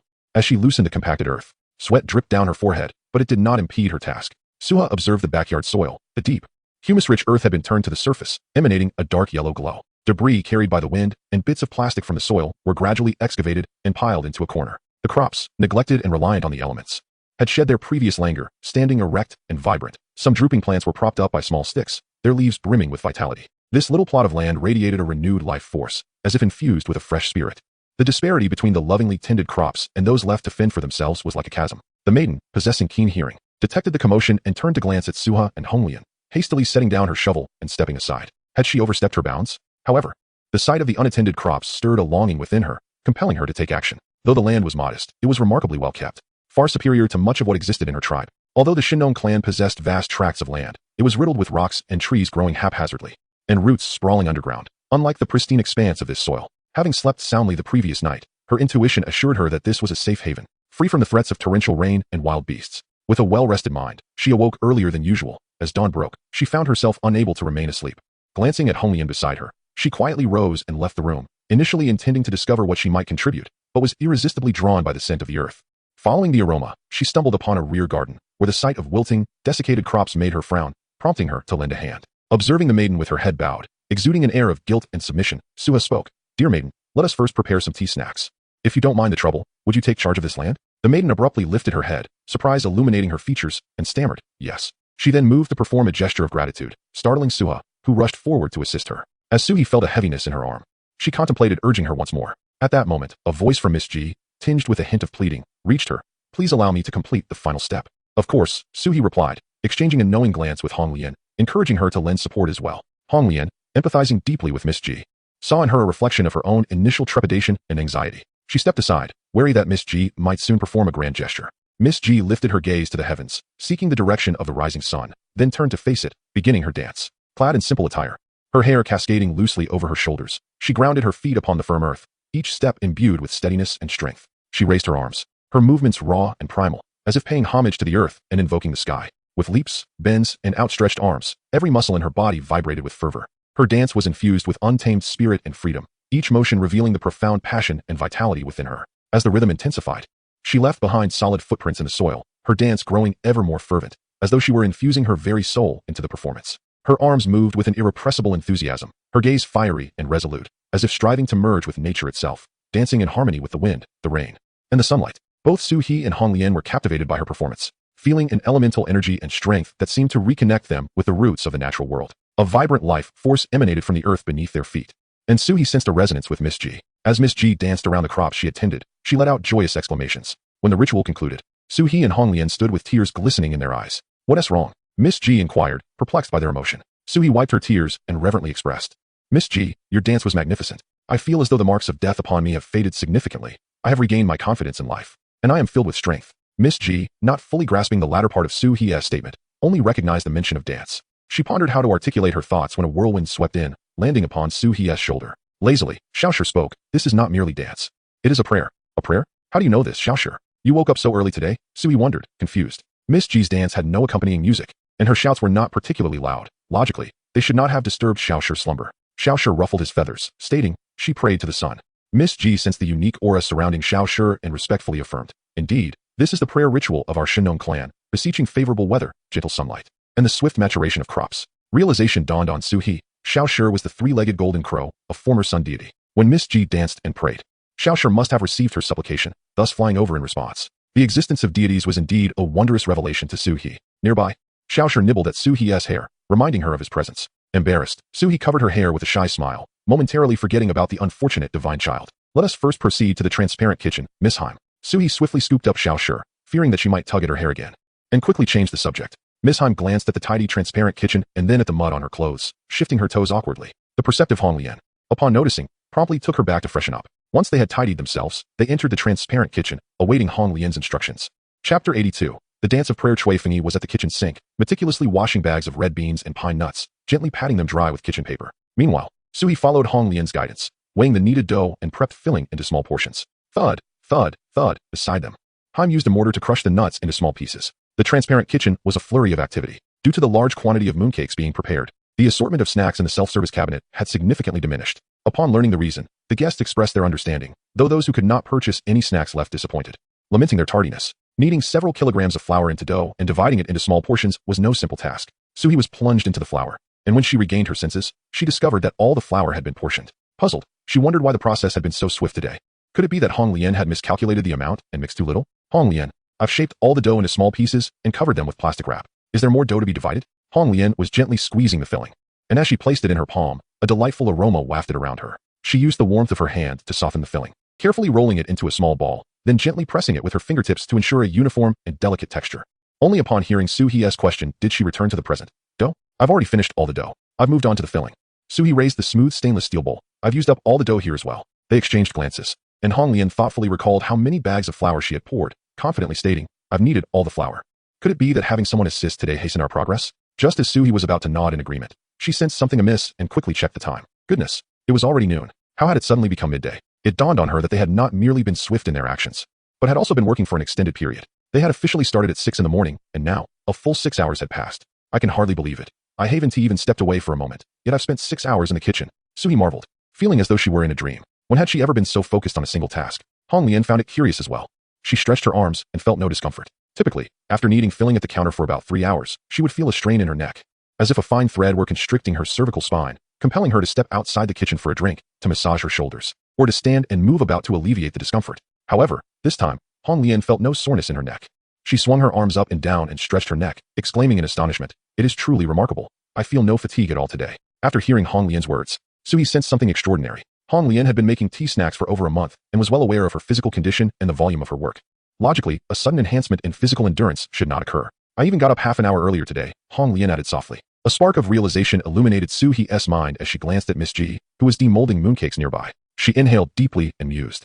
"If there is anything special about today, it is that we visited the back garden. Could it be that rising early for exercise and breathing in fresh air effectively awakens our vitality, rendering us free from weariness?" Hong Lian shook her head, stating she had never heard of early exercise having such an effect. Yet, she did indeed feel invigorated. As Hong Lian reflected, her brow furrowed slightly, and her lips moved as she meticulously pieced together the tiny details of her thoughts. Her expression was serious yet gentle, immersed in contemplation, striving to awaken some of the hazy fragments of her memory. What had transpired this morning? Her thoughts raced back to the early hours when she sought out Miss Ji, captivated by the sight of her performing a prayer dance. The sight of Miss Ji in prayer was exhilarating, inspiring a surge of vitality that coursed through her from the earth itself. "Ah!" Hong Lian's lips parted in surprise at her own realization. "Today, we watched Miss Ji dance, and while she was dancing, I felt a warmth enveloping me." Suie's eyes widened in disbelief. Yet, rather than dismissing the notion immediately, she said, "The time is getting late. Let us take a break and resume in the afternoon. First, let us all have a meal." Hong Lian nodded, feeling that although she was not physically fatigued, the prolonged engagement in a single task had left her spirit somewhat numb. Miss Ji also set aside her work and followed the two out of the kitchen. Once outside, Suie led Hong Lian directly to the small vegetable garden, with Miss Ji trailing behind them, somewhat puzzled. Upon arriving at the garden, Suie immediately noticed something unusual. The crops seemed to have grown taller. Doubting her own eyes, she crouched down to examine the cabbages and eggplants closely. She recalled that earlier in the morning, one eggplant seedling had been prostrate on the ground due to a lack of water and exposure to the elements. It was Miss Ji who had propped it up with a stick. The stem of that eggplant seedling had indeed broken, yet its roots remained firmly anchored in the soil. Miss Ji had found a stick to support the seedling's stem, allowing it to stand upright once more. Then, she had used some fine twine to secure the branch to the seedling, ensuring it would not topple again. Suie remembered how the propped branch had snugly rested atop the eggplant seedling. Searching diligently for that eggplant seedling, Suie finally spotted it. She had not misremembered. The seedling, which had once been as tall as the stick, had indeed grown, and now its leaves stood proudly above the stick. The tender green leaves of the eggplant seedlings stretched towards the sun, each leaf gently swaying in the breeze. At the top of the seedlings, delicate green shoots strive upwards, glistening in the sunlight, revealing tiny soft hairs, indicating the emergence of a new leaf. Suie turned to look at Lady Ji, pondering whether this was a response from the divine. Yet, was not her unique skill one of slash and burn cultivation? Chapter 83. The Power of Prayer Unable to Comprehend. Suie directly inquired. It took Lady Ji a considerable moment to grasp Suie's question, and she slowly organized her thoughts to express herself as clearly as possible. Our clan, the Shinong, engages in agriculture. At the end of each day's toil, we offer prayers, beseeching the deities to expedite the growth of our crops, thereby providing our clan with ample sustenance. In ancient times, successful harvests were heavily reliant on favorable weather conditions, leading the Shinong people to develop this ritual of prayer for good fortune. As Lady Ji described it, Suie envisioned the Shinong tribe gathered together, facing the sunset, encircling their cultivated fields. Clad in animal hides and donning beast masks, they brandished wooden weapons, dancing wildly to the rhythm of drums and primitive instruments. Their movements were fierce and enigmatic, as if conversing with the forces of nature, embodying primal strength and vitality. The surrounding trees swayed in the wind, offering their blessings to this solemn supplication beneath the setting sun. When the chieftain is away, we conduct grander ceremonies under his leadership, praying for rain during droughts and for sunshine during floods. Lady Ji spoke of the chieftain, Shinong, with deep reverence. Suie was curious about the efficacy of these prayers and voiced her doubts. Do they truly work? Lady Ji nodded emphatically. Yes, they are effective, though not every prayer is met with divine favor. The chieftain, as the leader of our people, is bestowed with heavenly grace. Thus prayers are more potent in his presence. Through Lady Ji's explanation, Suie understood that the Shinong clan's prayers served as a conduit to the divine. In temples, countless souls beseech the deities, vying for the opportunity to light incense and convey their wishes, akin to sending a multitude of letters. Those who light the incense and contribute to the offerings might just receive the privilege of sending registered letters. Conversely, the Shinong clan has established a VIP channel for communication with the divine. Each prayer is akin to sending a multimedia message directly to the gods. Although deities might occasionally dismiss the Shinong's requests as spam, they at least receive the communication. The Shinong chieftain, Huang Di, is a prominent figure across the realms, possessing considerable influence, thus making the clan's prayers significantly effective. Suie contemplated this, realizing that when Hong Lian stood beside the crops earlier, she may have inadvertently benefited from Lady Ji's prayers. Gaining some strength, Hong Lian, in a half-understanding manner, asked, "Shall we also attempt this tomorrow?" Suie nodded. "Indeed, for now, all is mere speculation. We must proceed with gradual exploration. After all, the card of Heim does not specify any special skills. Perhaps it will undergo alterations once she reaches 2 stars. Moreover, Heim's agricultural methods await an opportune moment for experimentation." Suie led the two away from the small garden towards the kitchen. Given the considerable pressure of preparing mooncakes during this period, she had previously requested Lu Shan to prepare some simple dishes and steam a bit of rice, allowing the hotel staff to manage with these provisions. As the trio walked, Hong Lian continually reminded Heim, who remained quiet and reserved. Hong Lian, seeing her own reflection in Heim, resolved to take extra care of her. Suddenly, a figure dashed down the stairs with great urgency, skipping 2 steps at a time, seemingly oblivious to the surrounding environment. In an instant, he was about to collide with Suie and the others. Heim reacted swiftly, stepping forward to shield the seemingly frail Suie and Hong Lian. Upon colliding with Heim, the rushing figure emitted a muffled sound. Ouch! Heim's muscles tensed as she stood firm, while the hurried figure staggered backward, teetering on the brink of falling. Just as he was about to lose his balance, Heim extended her long arm and steadied him. Li Shi at the front desk was drawn to the commotion, noticing the man grimacing in pain and promptly rushed to assist him, concerned that the guest might feel inadequate upon seeing Heim's impressive stature. This was Wang Haitao, a guest from the upstairs twin room, who had only checked in that morning. Li Shi whispered to Suie. Understanding that the unfamiliar face descending from above must be a hotel guest, Suie observed Wang Haitao rubbing his head, fearing he had knocked himself out, and quickly instructed Heim to stand behind Hong Lian. Wang Haitao, upon glancing up and seeing the slender Hong Lian, found any complaints he might have had evaporating. It was evident that his own haste had caused the mishap. Moreover, the girl was so petite that he could only blame his own weakness for his lack of stability. "Are you all right, Mr. Wang?" Li Shi inquired. Wang Haitao, regaining his composure, responded, "Oh, I'm fine. By the way, I need to check out. He then rushed out, phone in hand. Just as Li Shi was about to inquire further, another man thundered down the stairs, dragging a suitcase behind him. Tao Gu, why are you running?" We're checking out. Wang Haitao exclaimed. "Oh, I'm exhausted." Li Shi hurried to assist with the luggage. And as soon as she had it in hand, she watched the man chase after Wang Haitao. Confused, she turned to Suie. Suie retrieved her phone from her pocket and, as expected, saw 2 payment notifications, one indicating an income of 269 yuan and another showing 118 yuan.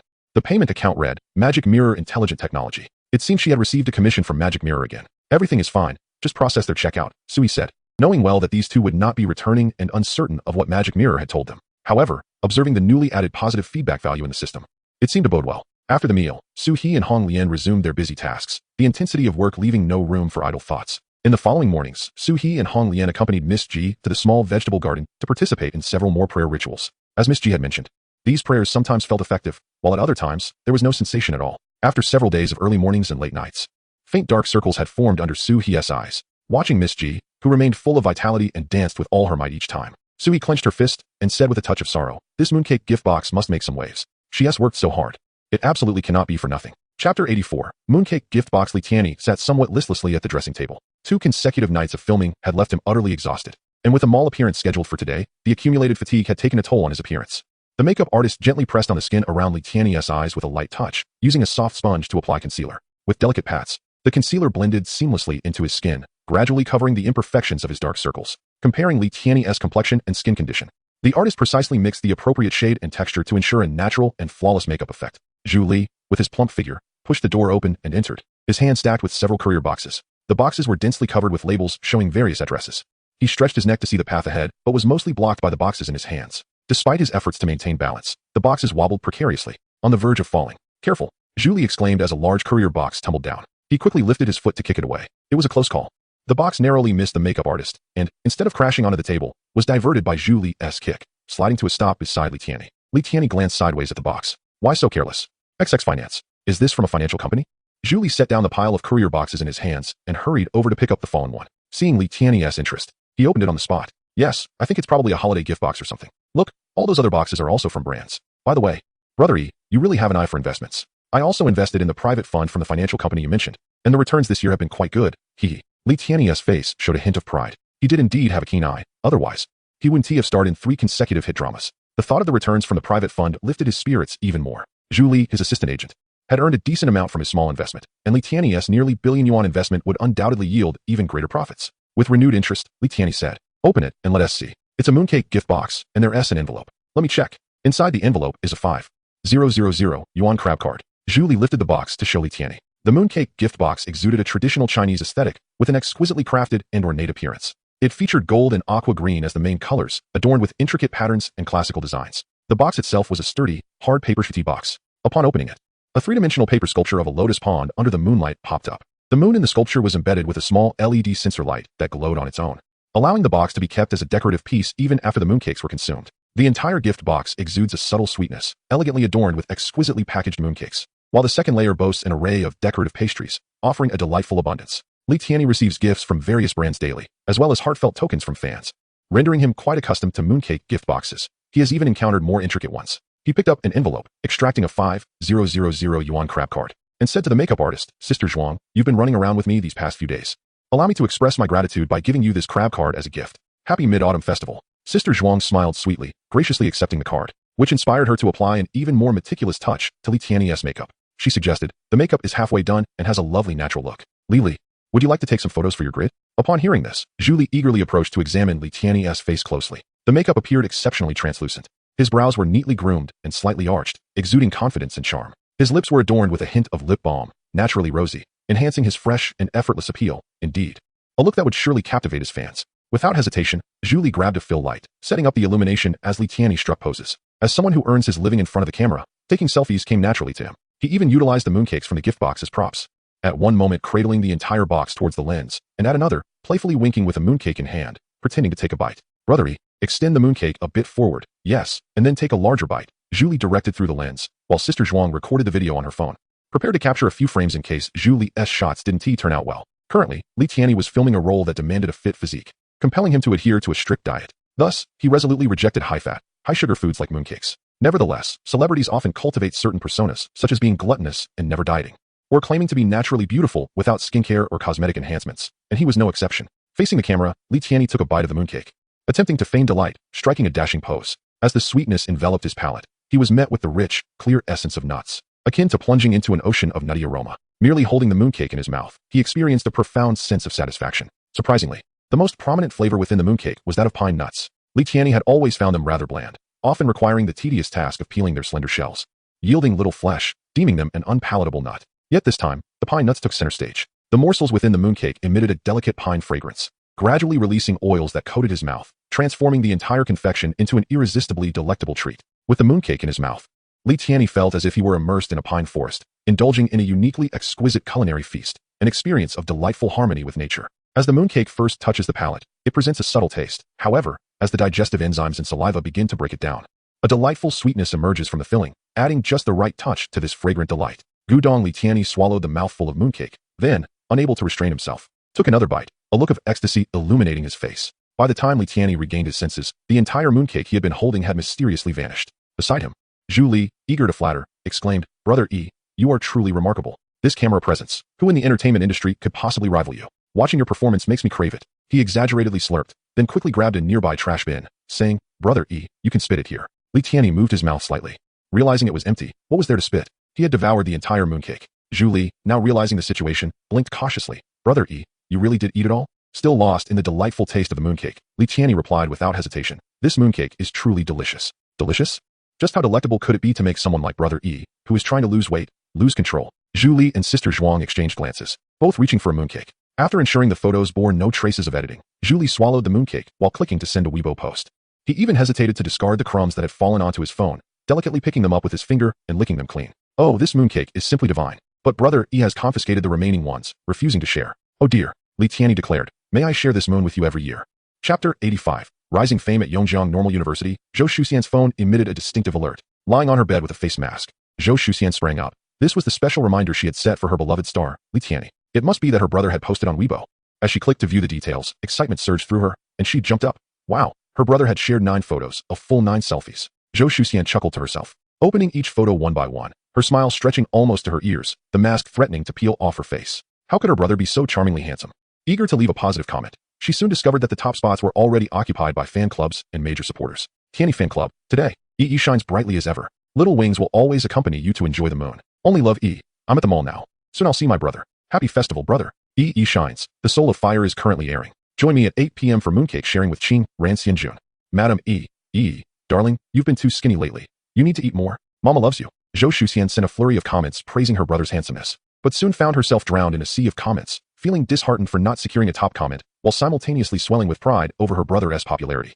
Her brother is truly beloved. Following Li Tiany's Weibo post, there were naturally fans vying for attention, as well as detractors who arrived uninvited. Visu, how disheartening. Yet another fabricated persona in the entertainment industry has been exposed. With high-definition photographs, they feign a foodie image, which is quite nauseating. Just look at that emaciated figure, appearing to indulge in mooncakes. The war god wall, neither masculine nor feminine. I could easily best two of you with a single punch. Lulu is in a frenzy. What an unattractive individual. There's no need for oil on the mooncakes when you can simply scrape some off your own body. Li Tiany currently stars in a fantasy drama that is receiving positive reviews and considerable attention, naturally inciting the ire of rival fans, who have taken to disseminating disparaging information about him. The comment section has devolved into a fierce battleground, while Li Tiany interacts with the host on stage, oblivious to the chaos unfolding in the comments. Below, Julie keenly monitors the online sentiment, noticing the tumultuous state of Li Tiany's comment section, prompting a frown. Indeed, Li Tiany has lost significant weight for his role, and many detractors have seized upon this, accusing him of being a skeleton and claiming his dieting poses a detrimental influence on youth. Julie approaches Sister Zhuang, who is holding a makeup bag near the stage. Sister Zhuang, did you happen to record a video while I was taking photos? Could you send me a copy? Sister Zhuang promptly retrieves the video she recorded during the photo shoot. Julie had activated a fill light and had also applied makeup on Li Tiany. Furthermore, the dynamic nature of the video, despite lacking any retouching, does not diminish Li Tiany's charm. Julie accesses Li Tiany's account and hastily uploads the video during his break after performing. Julie makes slight edits to the video, intentionally leaving in the shaky moments caused by Sister Zhuang's unsteady hands. This small detail renders the video more authentic and casual, diminishing the sense of contrived staging. In the footage captured by Sister Zhuang, Li Tiany does not gaze into the camera but instead relishes the mooncake, taking one bite, then another, and upon the third bite, he realizes the mooncake is finished. His bewildered expression lends him a touch of adorableness, overshadowing his usual handsomeness. Julie captions the video. Li Tiany, the mooncakes are truly delicious. With their idol responding in kind, the fans' enthusiasm surged. Only love oh my heavens. My heart is shattering. My brother works so hard on stage and surely wishes to see our comments upon descending, yet is provoked by detractors into posting a video for clarification. Those detractors deserve the harshest of fates. Ye's lady. Detractors, open your eyes and take a good look. Our brother looks far more appealing in the video than in the photos. Is it insincerity to eat a mooncake in 3 bites? Must it be a single bite each time? Shining. Haha. I wonder which obscure individual is attempting to ride on our coattails, no matter how hard they try. They shall never achieve fame. The fans of Li Tiany have effectively dominated the comments, leaving no room for detractors to flourish. After driving away the naysayers, the fans gather to share their own mooncake photos as a show of support for their brother. Zhou Shuxian also shares a poster of Li Tiany alongside a mooncake in the comments, before hurrying off to wash her face, as her mask is nearing dryness. Upon returning after her facial routine, she discovers her phone incessantly buzzing. Only love wow, sister, your mooncake seems to be the same style as my brother's. Where did you purchase it? I've searched numerous online stores and haven't found this lotus leaf-shaped mooncake anywhere. Lady, sisters, could you please share a link? I wish to acquire the same mooncakes as my brother. Are they delicious? Zhou Shuxian was taken aback and hurried to inspect her mooncakes. She had not noticed it before. Although the packaging differed slightly, the style was identical, and the mooncakes were exactly the same. Brimming with excitement from receiving a reply from a prominent fan, Zhou Shuxian quickly responded, "Oh no, sisters, these mooncakes are from a well-known shop here, but I doubt they are available online." Address of Heyin. The mooncakes were casually purchased by Zhou Shuxian, whose roommate was in love. With the new semester just starting and classes not yet in full swing, the 4 of them decided to visit Sanzong Temple together, where those in relationships would pray for mutual affection, and those without would wish for wealth. Zhou Shuxian's roommate, in the throes of romance, insisted on seeking a prayer bracelet, so the 4 of them set off early to Sanzong Temple. While browsing for guides on acquiring prayer bracelets, Zhou Shuxian stumbled upon a post about the tea snacks from Heyin and decided to buy some along the way. She had heard that the mooncakes were newly released, so they all bought some, and Zhou Shuxian had even saved hers for later, never expecting to have purchased the same kind as her brother. With that thought, Zhou Shuxian promptly opened the packaging and took a bite of the mooncake. It was utterly delectable, with a golden, crispy exterior exuding a subtle aroma of oil. Upon biting into it, the filling was soft and delicate, sweet yet not cloying, melting in her mouth and captivating her senses. While savoring the taste of the mooncake, she replied to the prominent fan, "It is truly delicious. Just like my brother, sweet yet not overwhelming. Lady you are simply the sales champion. Sisters, I need a purchasing agent. Wei ai oh my.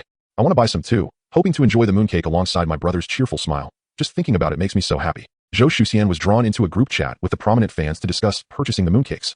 While local fans in Yongjiang had already resolved to line up at Heyi in early the next morning to buy mooncakes, Suie sneezed several times in succession. What is happening? Who is talking about me? Before she could gather her thoughts, she heard the system's notification indicating that Hong Lian's popularity had surged to the next level, now at 1.23 million.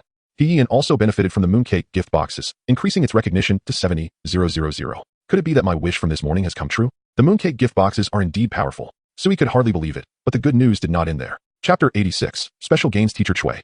You have leveled up. Suie was taken aback by the continuous stream of good news and was still processing the system's notifications. Because Li Tiany's Weibo had not trended, she had been searching for the reason behind He Yin's rising popularity. Eventually, she discovered Li Tianyi's video and photos trending on Weibo, realizing that he was also a major customer of Chun Nanin's financial company. Indeed, celebrities are wealthy. Based on the photos posted by Li Tianyi, his fans traced their way to the tea snacks from Heian, bringing an unexpected surge of attention. After days of hard work, Suie was about to share this joy with everyone when she learned that Chui Fengyi had leveled up to 2 stars, receiving the excellent news. Due to the holiday season, teacher Chui's students were unable to secure accommodations, resulting in a stagnant situation for Chui Fengyi's commendations. Interestingly, today, a guest experienced a flight delay until the early hours, necessitating an extended stay at the Heiyi Inn until checkout time, yet with ample time remaining before their flight. This guest was understandably anxious, with all rooms fully booked.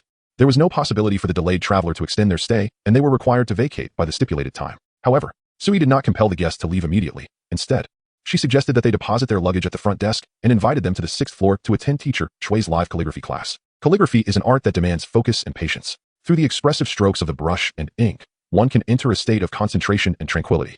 As individuals practice calligraphy, their attention gradually sharpens, their breathing becomes steady, and their emotions stabilize. During the act of writing, one can perceive the subtle dialogue between the brush tip and the paper, experiencing the transmission of energy between ink and brush. This process aids individuals in shedding external distractions and chaotic thoughts, allowing for a purification and soothing of the spirit. Thus, calligraphy is often regarded as a form of meditation. The delayed guest, with the intent of passing time, ascended to the 6th floor. Initially, they sat with a slouched posture, but as they listened, they became captivated, eventually picking up paper and brush to unleash their own creativity. Their inner turmoil and anxiety faded away as they entered a meditative state, oblivious to the passage of time. After the live session concluded, the guest remained, engrossed in practice until their alarm signaled the time to depart. Reluctantly, they left the inn, clutching their inked creations as they hurried to the airport. Upon stepping out of the inn's doorway, even amidst the profound darkness of night, the guest felt a sense of joy, having just experienced a delightful interlude filled with cherished memories and profound experiences. Despite the unexpected events, they had enjoyed a unique opportunity to learn calligraphy within the inn. This journey allowed them to appreciate the allure of calligraphy, a remarkable experience that inspired the guest to bestow a favorable review upon Chui Fengyi. As if unshackling the bonds of his being, Chui Fengyi's demeanor transformed, his features radiating vitality. He took a deep breath, savoring the sensation of air flowing through his lungs, becoming attuned to every subtle feeling within his body, fully immersing himself in this state of natural relaxation. Following his ascension to a 2-star rating, the once indistinct faces of his family became vividly clear, and fragmented memories coalesced into a cohesive whole. He reminisced about the simple yet warm childhood spent with his elder brother, recalling winter nights when the wind howled outside, and the bedding was chillingly cold.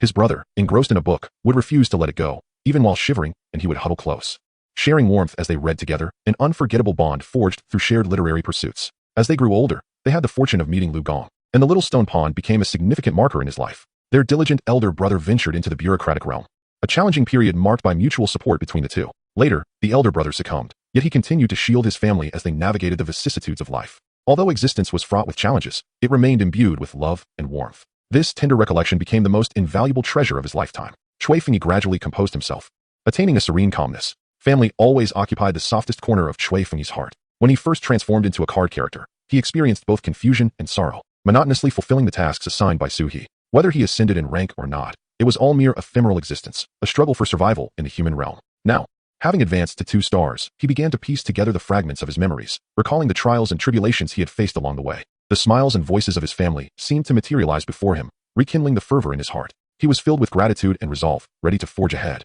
for his family and for himself, to create a brighter future. He believed that upon reaching 3 stars, new surprises awaited him. So he could not fully grasp Chui Fengyi's thoughts, yet she sensed a notable uplift in his spirit. "Teacher Chui, how does it feel to advance to 2 stars? She inquired with genuine concern. Chui Fengyi offered a modest smile. "It feels like a rebirth. I have also received a special enhancement." Eagerly, Suie opened the system panel to examine the character card. Character card, Chui Fengyi, character introduction, from the tale of the little stone pond. Chui's 2 principles, self-rectification and dedication. Rarity level, advanced current level, reputation points, 1001, 000 notability, relatively well known, 560, 000, 100, 000 outstanding skill. The 6 arts of a gentleman. Renowned masters are well versed in poetry and literature, excelling in music, chess, calligraphy, and painting. Special enhancement, like a breath of spring 10, a poet transformed into a lecturer. Gold shines wherever it is found. A virtuous and knowledgeable individual's lectures always inspire a desire to listen further. With the card's level ascending to 2 stars, Chui Fengyi's notability also surged to the 2nd tier of relative fame. The 560, 000 figure represented the number of followers in Chui Fengyi's livestream, where he sold no products but instead conducted classes, fostering a strong bond with his audience. Thus, upon his promotion to 2 stars, his notability instantly increased. Now that he had officially become a 2-star character, as long as he continued to livestream, not only could his followers enhance his notability, but anyone who clicked into the livestream could contribute to it as well. Suie also noted that teacher Chui's outstanding skill had changed from poetry creation to the 6 arts of a gentleman. Considering the special enhancement, it was evident that during his tenure at the inn, he had predominantly exercised his calligraphy skills rather than his poetry composition skills, leading to this evolution upon upgrading. Chapter 87. Store explosion. After successfully fulfilling the orders, Suie reverted to her previous wake-up time, lazily rising at 7 o'clock. Meanwhile, Miss G maintained her habit of early rising, diligently tending to the small vegetable garden at dawn. After considerable effort, Suie managed to teach her how to use a mobile phone. Lacking the ability to type, Miss G resorted to voice input. However, even after coming into contact with the vast and colorful information available on the internet, she remained unenthralled by her phone, using it merely as a primitive search tool. Through her mobile device, she learned about fertilizers and discovered many new crops, devoting substantial energy to her farming endeavors with unflagging enthusiasm. Suie, who often felt sleep-deprived, found herself thoroughly impressed by G's boundless vigor. Following her gardening tasks, G busied herself with various chores, eagerly mopping the floor and dashing off to tidy up rooms. This industriousness alarmed Dong Jing and Mei Jie, who feared for their jobs, as G worked with remarkable efficiency and strength, seemingly tireless. Eventually, it was Hong Lian who suggested that G assist in the transparent kitchen, helping to wash ingredients and cut dough. With tasks at hand, G felt a sense of reassurance and approached her work with diligence, never once shirking her responsibilities. Upon learning that Shui Fengyi had advanced to a 2-star rank the previous night, Suie spent the night studying the system panel. Now, 2 card characters in the shop had achieved 2-star status, and the approval rating for Xiao Shi was gradually increasing, yet G's approval rating remained at 0. After pondering G's situation for an entire night, Suie finally devised a rudimentary plan and procured some props online, eager to find an opportune moment to experiment. As the number of card characters in the shop grew, so did the weight of Suie's responsibilities. She needed to meticulously plan for each character, assigning suitable tasks based on their individual traits and delineating their respective paths. Placing several card characters in the same role could easily lead to conflicts over approval ratings and notoriety, a scenario Suie wished to avoid. Early in the morning, Ji and Hong Lian entered the transparent kitchen to prepare snacks. Naturally reserved, Ji became even more absorbed in her tasks once assigned, significantly boosting Hong Lian's efficiency in making treats. By the time Suie rose, the two had already prepared over 100 boxes of snacks. Ji was busy labeling the sweet steamed custard, while Hong Lian prepared 2 flavors, yogurt and fresh milk. Unable to resist, Suie discreetly took a yogurt-flavored custard to taste. This variation featured dried fruits and nut pieces replaced with peach chunks and orange segments, yielding a lighter overall flavor with reduced sweetness. Logically, it seemed more suitable for those looking to lose weight. Yet, Suie found the tart sweetness of the yogurt to be unexpectedly appetizing. Having placed the 200 boxes of snacks they crafted together into the self-service vending machine, Suie beamed with satisfaction at the sight of the fully stocked unit. Wondering if it would suffice for sales, holding a yogurt-flavored custard in one hand and a spoon in her mouth, she opened the shop's roll-up door. As the door lifted, she was taken aback by the throng of customers gathered outside. "Why are there so many people?" she exclaimed. The first customer in line, upon seeing Suie, erupted with excitement. "It's open! It's open! Wow, the boss is sneaking a taste?" "What? The boss is sneaking a taste? It seems that one box is indeed missing. This simply cannot be tolerated. How could the proprietor indulge in such mischief? The owner appears to be quite enjoying themselves, secretly savoring delicacies each day before opening." A throng of eager patrons gazed intently at Suie, causing her cheeks to flush with embarrassment as she hastily set down her spoon and stepped aside to allow customers to enter the shop. In all honesty, she had not partaken in any theft. How could the owner's quality inspection of the products be equated to pilfering? "Cough, cough, everyone. Please come in and form 3 orderly lines along the red tape. No need to jostle." Su Gu quickly diverted the conversation, guiding the customers to queue properly. Famished and with eyes gleaming with anticipation, the patrons rushed to the self-service cabinet, relieved to see an ample supply of goods. Today, they should finally be able to procure a sufficient amount of snacks. The previous days had seen the portions of treats woefully inadequate, while the number of customers showed no signs of dwindling, compelling them to arrive earlier each day. Today SQ was populated by many young women, who clustered together, chattering animatedly as they seemingly calculated the quantity of snacks available in the self-service cabinet. "Hey, are you buying mooncakes? If not, could you perhaps help me purchase 2 boxes?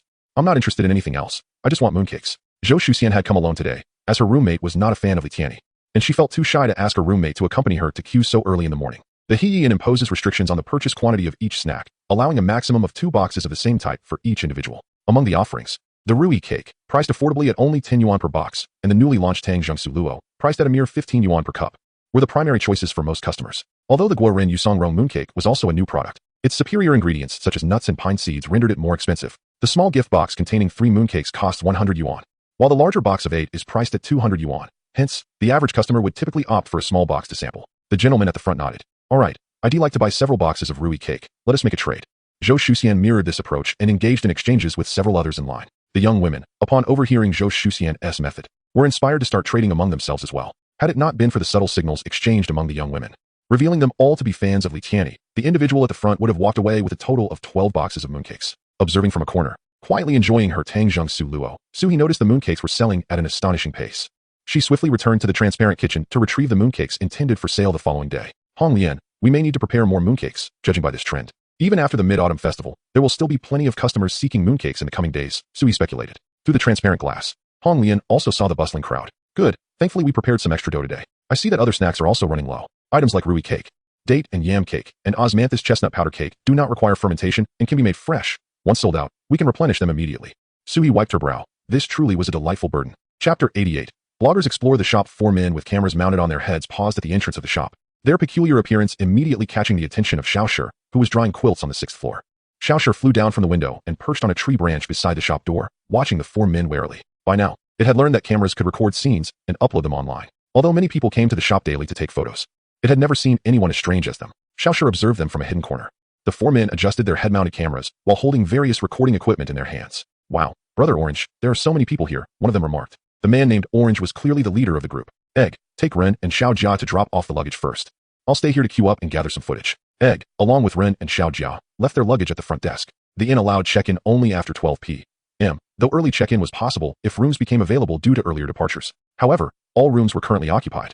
So the 3 of them made their way back through the crowd to find Orange. Brother Orange, what is going on? Why are there so many people? Egg, tall and sturdy, raised his camera to capture the bustling crowd inside the shop. Orange, who had been waiting in line for a while and was still at the back, pulled Egg to stand with him. Everyone's queuing for tea snacks. I've already gathered some footage. There's a friendly lady ahead who mentioned this and has been open for over 10 years. Look, you can even watch the tea snacks being made here.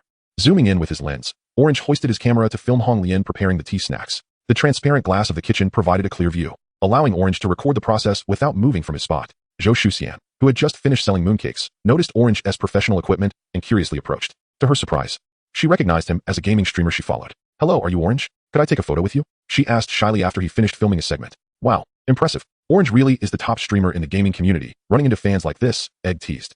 Orange stepped on Egg's foot to signal him to behave and not talk nonsense, especially in front of a female fan. Of course, absolutely, Orange replied generously, posing for a photo with Zhou Shuxian. Noticing the numerous bags in her hands, he asked in surprise, did you buy all these tea snacks? Are they that delicious? Oh, they're all mooncakes? Zhou Shuxian smoothed her hair and smiled softly. These are for someone else. Even though she wasn't a fan of Li Tianyi, she still found the tea snacks at Lotus Leaf exceptionally delicious and highly recommended them. Enthusiastically, she described their flavors and packaging to Orange before covering her mouth with a shy laugh. Did I talk too much? By the way, why have you started exploring shops? Orange. As Orange moved forward with the crowd, he replied, not at all. I'll include this in my video. Do you mind being on camera? As for why I'm filming exploration videos, you'll have to watch my video to find out. Zhou Shuxian immediately assured him, don't worry. I'll definitely like your video. I don't mind being on camera at all. Having concluded his remarks, he refrained from further interrupting Orange's filming and departed with a large bag of mooncakes. Orange is a game streamer on C-Station, who previously made a name for himself as a professional esports player. After retiring, he transitioned into streaming to earn a living. Recently, with the dwindling traffic in both the gaming and streaming sections of C-Station, he decided, upon the advice of his MCN agency, to venture into the lifestyle category and produce more lighthearted videos. The reason for his first visit to the Lotus Leaf can be traced back to his good friend, Wang Haitao, an esports player who has yet to retire. Wang Haitao's streams, aside from game tutorials, often include amusing anecdotes and entertaining chats with his audience. During last night's broadcast, he shared a particularly funny story, which garnered a positive reaction. Brothers, I almost compromised my integrity, he sighed dramatically after finishing a game, downing 2 cans of cola. After burping, he recounted, after our match in Hangzhou, Saoga insisted that I accompany him to a pastry shop he had discovered in Yongcheng. Being the loyal friend I am, I obliged. Wang Haitao shuddered at the barrage of comments referencing the seaweed couple in the chat. Please, spare me the seaweed. You're scaring me to death. It's your fault I've been led astray. He took another sip of cola and continued his tale. The hotel Saoga booked was rather intriguing, albeit lacking an elevator. The moment I walked in, I should have turned back, but loyalty compelled me to carry my suitcase upstairs. It wasn't that Saoga was being stingy. The inn had a so-called smart double room in the old district, costing over 600 yuan, a rather steep price. However, the room was well decorated, and he excitedly shared photos, highlighting a mirror within the room. See this mirror? It's the selling point of this room. It can control the lighting, adjust the curtains, and even conduct health checks to measure body fat. The chat exploded with comments of disbelief. Is that it? Wang Haitao wore an expression that suggested they were too naive. I thought the same initially, but this mirror has a premium feature. With a hint of mystery, he continued after receiving a couple of generous donations. This mirror claims to answer all questions. The more you pay, the more detailed the answers. He and Saoga began to inquire about various topics, with Saoga mischievously suggesting he asked where his girlfriend was at that moment. The story reached its climax as the fans eagerly flooded the chat. Isn't that a recharge of 648? Wang Haitao smacked his thigh. Exactly, if you spend less.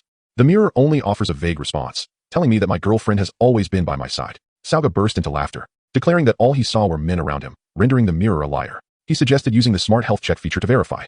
Wang Haitao recoiled at the memory of the scene. When the mirror sought Saoga, it quipped that he should take good care of his flower. The chat erupted in a flurry of question marks and exclamations. At that moment, preoccupied with thoughts of his own relationship, the unexpected remark startled him so much that he promptly fled the scene. I truly fled. while brother Chow pursued me with a suitcase in hand, incessantly inquiring about my distress. Wang Haitao let out a long sigh, and the viewers in the live stream were thoroughly entertained.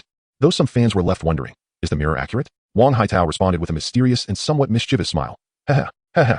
This amusing segment featuring Wang Haitao was edited into a short video by fans, showcasing his rather cheeky grin, which piqued everyone's curiosity about his romantic interest. The video gained a bit of traction within the gaming community. Juzi also came across this video, as he was preparing to venture into the lifestyle sector to film food exploration videos. He mentioned to Wang Haitao his desire to ride the coattails of the buzz and obtain the address of the hotel. To his surprise, every room at the Heiress Hotel was fully booked, prompting him to seek assistance from the well-connected lifestyle blogger, Dan Dan. After reaching out to his fan group, Dan Dan successfully located fans Lu Ren and Xiao Jia, who had reserved a twin room. Consequently, Juzi and Dan Dan joined Lu Ren and Xiao Jia in their room at the Heiress Hotel to film their exploration video. Chapter 89. Birthday surprise. The refreshments at the Heiress Hotel were exceptionally delectable. Immersed in the culinary delights, Juzi completely forgot the script he had prepared in advance, revealing his genuine expressions before the camera. The authenticity of his emotions far surpassed any insincere pleasantries, resulting in an impressive filming outcome. Juzi was pleasantly surprised by the footage he captured. Could he possess potential as a food vlogger? The group also ventured to Sanzong Temple for outdoor filming, with Lu Ren and Xiao Jia proving to be quite humorous, allowing the four of them to enjoy each other's company thoroughly.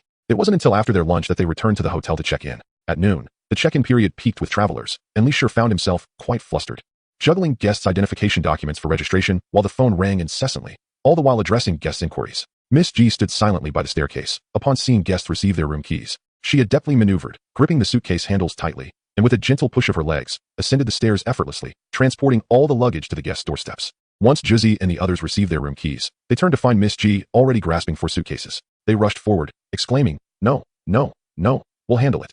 How could they let a lady carry the luggage? Dan Dan, tall and robust, was about to step forward to showcase his fitness achievements when he observed that Miss G had already calmly carried the 4 suitcases up to the 5th floor.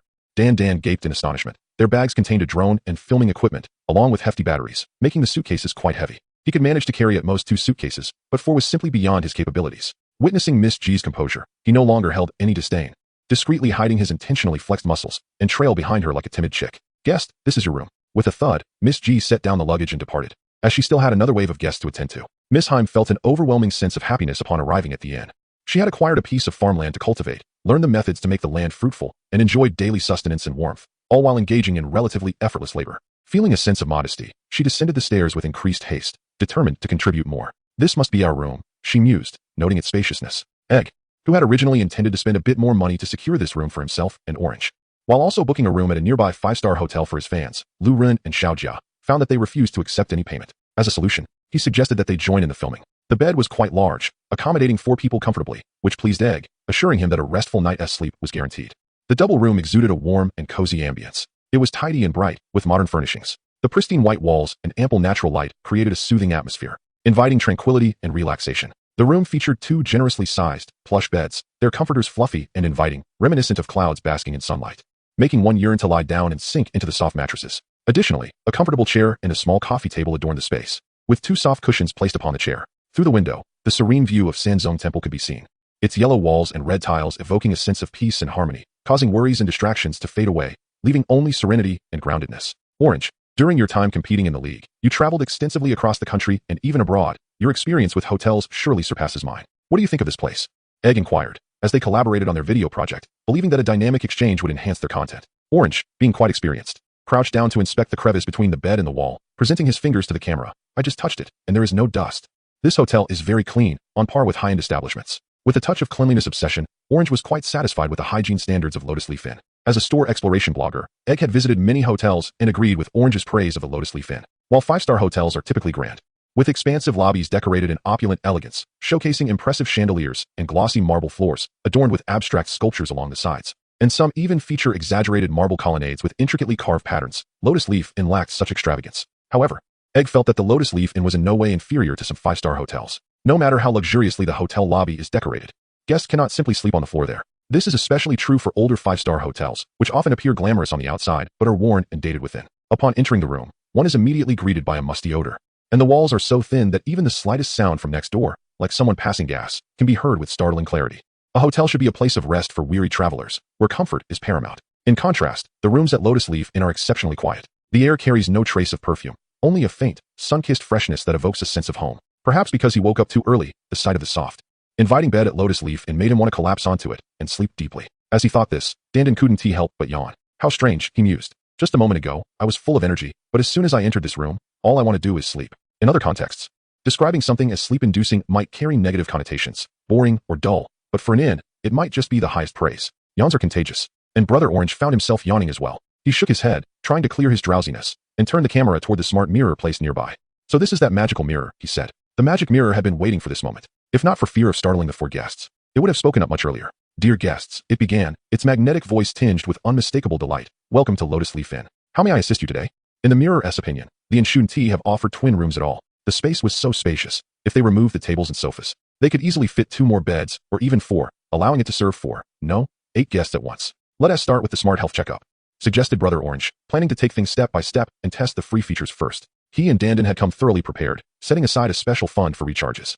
After verifying the mirror's reliability through the health checkup, they began topping up their balance one transaction at a time, asking question after question. The 4 of them spent the entire afternoon in the room, engrossed in conversation with the magic mirror. By the end of the day, Brother Orange and Dandin were thrilled. They had gotten the answers they sought and captured plenty of exciting footage. The magic mirror was equally pleased, having earned a substantial profit. If not for the message from Suie, the mirror would have gladly continued draining their wallets. But remembering its dependence on Suie for recharging, it reluctantly announced, Dear guests, today is your birthday. Aaron has prepared a birthday surprise for you. Please come to the front desk on the first floor to collect it. Chapter 90. Cake and Gifts Birthday? Whose birthday? Dandin and Brother Orange exchanged puzzled glances, curiosity mirrored in each other's eyes. Before turning to look at Lurin and Xiaojia, Lurin raised his hand sheepishly. Well, according to my ID card, today is actually my birthday. Wow. Why didn't you say so earlier? Exclaimed Dandin, his mind racing as he mentally scanned his luggage for something that could serve as a birthday gift for Lurin. He couldn't believe he had overlooked this. The Orange nodded appreciatively, feeling rather embarrassed for having utilized the room booked by Lu Run and Xiaojia without prior notice. He was utterly unaware that today marked Lu Ren's birthday. Indeed, how about we buy you a cake later to celebrate? Orange suggested. Lu Ren waved his hand dismissively. Oh, not at all. Today isn't actually my birthday. My mother mistakenly registered my birth date, confusing the lunar calendar with the Gregorian calendar. I've been living with this error for years. There's no need to go through the trouble. After a moment of contemplation, Orange proposed, let us head downstairs for a while. He exchanged a knowing glance with Egg, and they reached a silent agreement to secretly order a cake for Lu Ren. Since they would likely not be present on his actual birthday, this would serve as a preemptive celebration. The 4 of them made their way downstairs, playfully shoving each other. Suie, having identified the target through the ID registered at the front desk, approached with a smile. Hello, are you Mr. Lu? Happy birthday.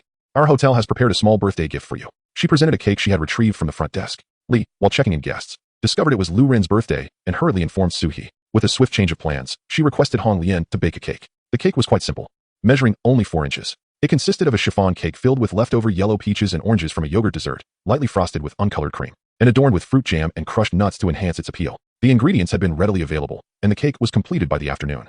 Suie chose to wait until evening to reveal this delightful news to the guests, allowing them ample time to rest, while also preparing a more special surprise. An event? Lu Ren pondered, glancing at Orange and Egg for their input. Egg was equally surprised that he and would arrange a celebration for guests celebrating birthdays. Such service was truly exceptional. Previously, in an effort to benefit from the perks of 5-star hotels, he often claimed that his check-in date was his birthday or honeymoon, receiving desserts and handwritten cards from attentive managers in better establishments, while the stingier ones merely offered a fruit platter. However, he had never witnessed a hotel orchestrating a celebratory event for a birthday guest. Was it akin to a grand ceremony? What sort of event is it? Orange inquired, intrigued. Suie smiled mysteriously. We celebrate our guests' birthdays, as it is said that wishes made on one's birthday hold more power. This ceremony is our way of enhancing the energy of their wishes, a small blessing from us. Lu Ren's wish was rather humble as he muttered. I desire to become exceedingly wealthy. Ah, who wouldn't he? Orange chimed in. Although he was now a well-known streamer in the gaming community, he had yet to earn enough to take a break and live comfortably. Thus he still had to toil away making videos. Egg then had a brilliant idea and leaned in to whisper to Orange. We already have a cake, so purchasing another would be inappropriate.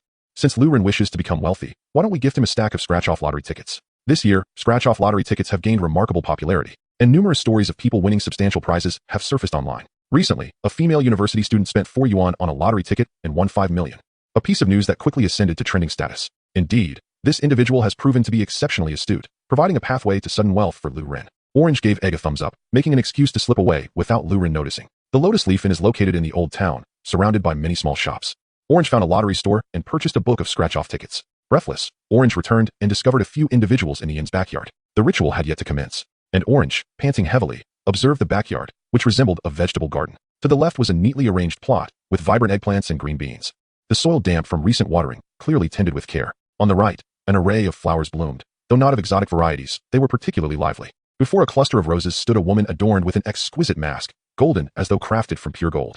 She wore a long black and red robe that exuded an air of solemnity and mystery. The eye holes of her mask were embedded with deep green gemstones, shrouded in an enigmatic allure. In her hand, She held an ancient scepter intricately carved with mysterious symbols, standing in silence, as if anticipating something. Upon noticing Orange, she forcefully struck the scepter against the ground, and a flash of fire erupted from its tip. She swung the burning scepter, creating a whistling sound. Yet the flames remained steady, as if an extraordinary power protected them from harm. Lu stared in awe at this astonishing spectacle. With the scepter, she ignited the wooden frame, which crackled and blazed into a bonfire. The woman raised the burning scepter and danced around the fire with Lu, her silhouette illuminated by the flames, rendering her presence even more profound and mysterious. Chapter 91. Lottery results. When the bonfire ceremony concluded, Lu remained in a state of wonder, captivated by the lingering echoes of the dance. An enthusiast of short videos, he had encountered performances of ethnic dances online, but experiencing this bonfire dance in person was far more striking. The dance was imbued with strength and passion. The bonfire crackled fiercely. The full moon hung high in the night sky, and the tranquil vegetable garden enveloped them in a natural enchantment that was utterly intoxicating. Lu felt that this moment would be etched in his memory for a lifetime. "Dear guest, remember to make a wish," Suie said, reluctant to disrupt the current atmosphere. However, if Lu did not express a wish soon, Miss G's ritual might lose its efficacy. Lu, still in a daze, took a moment to gather his thoughts before whispering his wish to the bonfire. "I hope to become wealthy." Not wishing to intrude on the guest's private moment, Suie extinguished the bonfire and departed with G, who was clad in her robe. Lu's gaze followed Miss G until she and Suie left the small vegetable garden, at which point his soul finally returned to his body. Could she really be a witch or a high priestess? Had a deity descended to Earth? Dan, who had filmed over 100 exploration videos and seen many peculiar things, held his chin in awe. "This is truly breathtaking. I never expected such a small inn to host such an extraordinary performance." Juicy touched his racing heart. "I almost couldn't resist joining in and dancing along, especially during the odd chance. It was completely irresistible. If there had been music, I would have rushed right up there." Dan disagreed. "Adding music would cheapen it. It's this unadorned, raw beauty that makes it so captivating." Lu didn't engage in Juicy and Dan's debate. Instead, he shook Xiaojia excitedly. "Xiaojia, did you see that?" The bonfire lit up in an instant, and the flames on the staff kept burning. "It must be magic, real magic." The moonlight and darkness of the night added a unique ambience to the surroundings, obscuring people's vision. Otherwise, Lu would have realized that the so-called staff was actually the best-selling windproof torch from a popular online marketplace. The bonfire contained solid alcohol. Miss G's robe was a modified Han-style Warring States gown, and the mask was modeled after the Sing artifacts. All of this was carefully prepared by Suie as props, and the so-called birthday ritual was a stage she designed for Miss G. Miss G's card skill was cultivation, but the Lotus Leaf Inn only had the backyard as available land, suitable for growing vegetables, but little else. While Miss G's daily ritual dances did promote crop growth, the crops still required time to mature. Suie originally planned for Miss G to turn the harvested vegetables into dried snacks to gift to customers and boost positive reviews. But the time and financial costs of this plan were too high, forcing her to postpone it. After much thought, Suie turned her attention to Miss G's ritual performances. The idea was still fresh and exciting. Some of the props Suie ordered were still on the way, and for the sake of effect, she had even splurged on headpieces and accessories, though they hadn't arrived yet. Otherwise, today's performance would have been even more spectacular.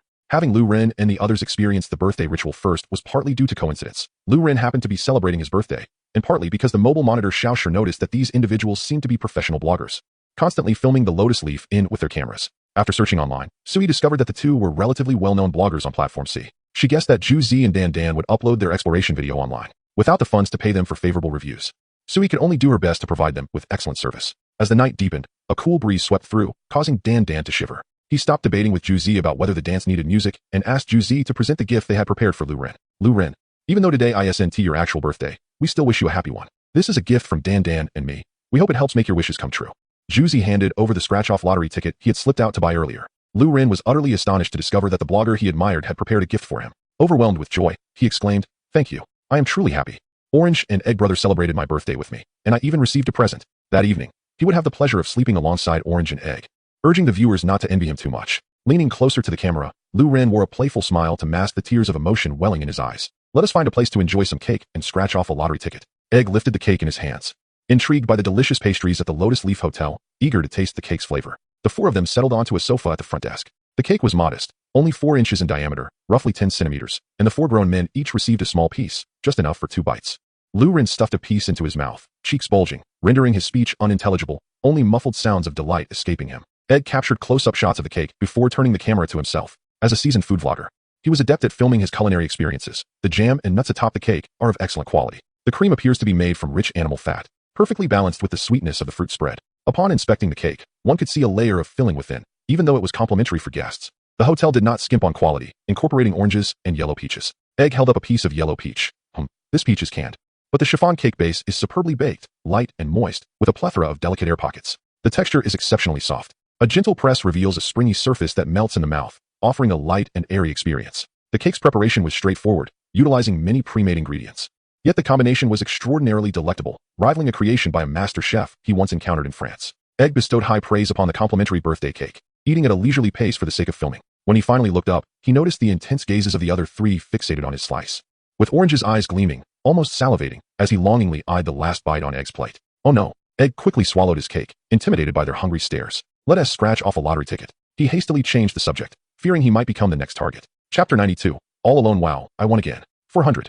Lu Ren blew away the silver dust, delighting in his winning scratch card. This was the 10th ticket he had scratched, and out of 10, 5 had yielded prizes. Although the winnings were modest, 30, 50, and 100, Lu Ren had never experienced such fortune before, and with the 10th ticket, he struck a remarkable 400 yuan. Orange was visibly excited, exclaiming, "Those 5 winning tickets already total 200, and now you've won 400. You've broken even, and every ticket from here on is profit." A booklet of scratch cards contained 20 tickets, valued at 600 yuan, and Orange shared in Lu Ren's joy. Lu Ren carefully set aside the winning card and picked up a new one, yet luck seemed to wane as he scratched 9 consecutive tickets without a win. His enthusiasm gradually diminishing. Egg comforted him, saying perhaps the luck would be found in the last ticket. Didn't the boss mention that the birthday ceremony would enhance your energy? Surely, fortune awaits you. Lu Ren was well aware that Egg was merely comforting him. With a smile, he scratched off the final lottery ticket. I recall that my energy is fully charged. Previously, my scratch cards resulted in losses, but this time, we already won. Even if we don't win, huh? Lu Ren exclaimed. Orange, confused, asked what's wrong. Did you really not win? It's alright. Lu Ren's face turned crimson. I won. Orange, not taking it seriously, assumed Lu Ren was simply overwhelmed with joy. Leaning closer to the scratch card, he said, You won? That is wonderful. Doesn't that mean you're lucky? I can't believe it, I really won. Orange stared in disbelief. What is happening?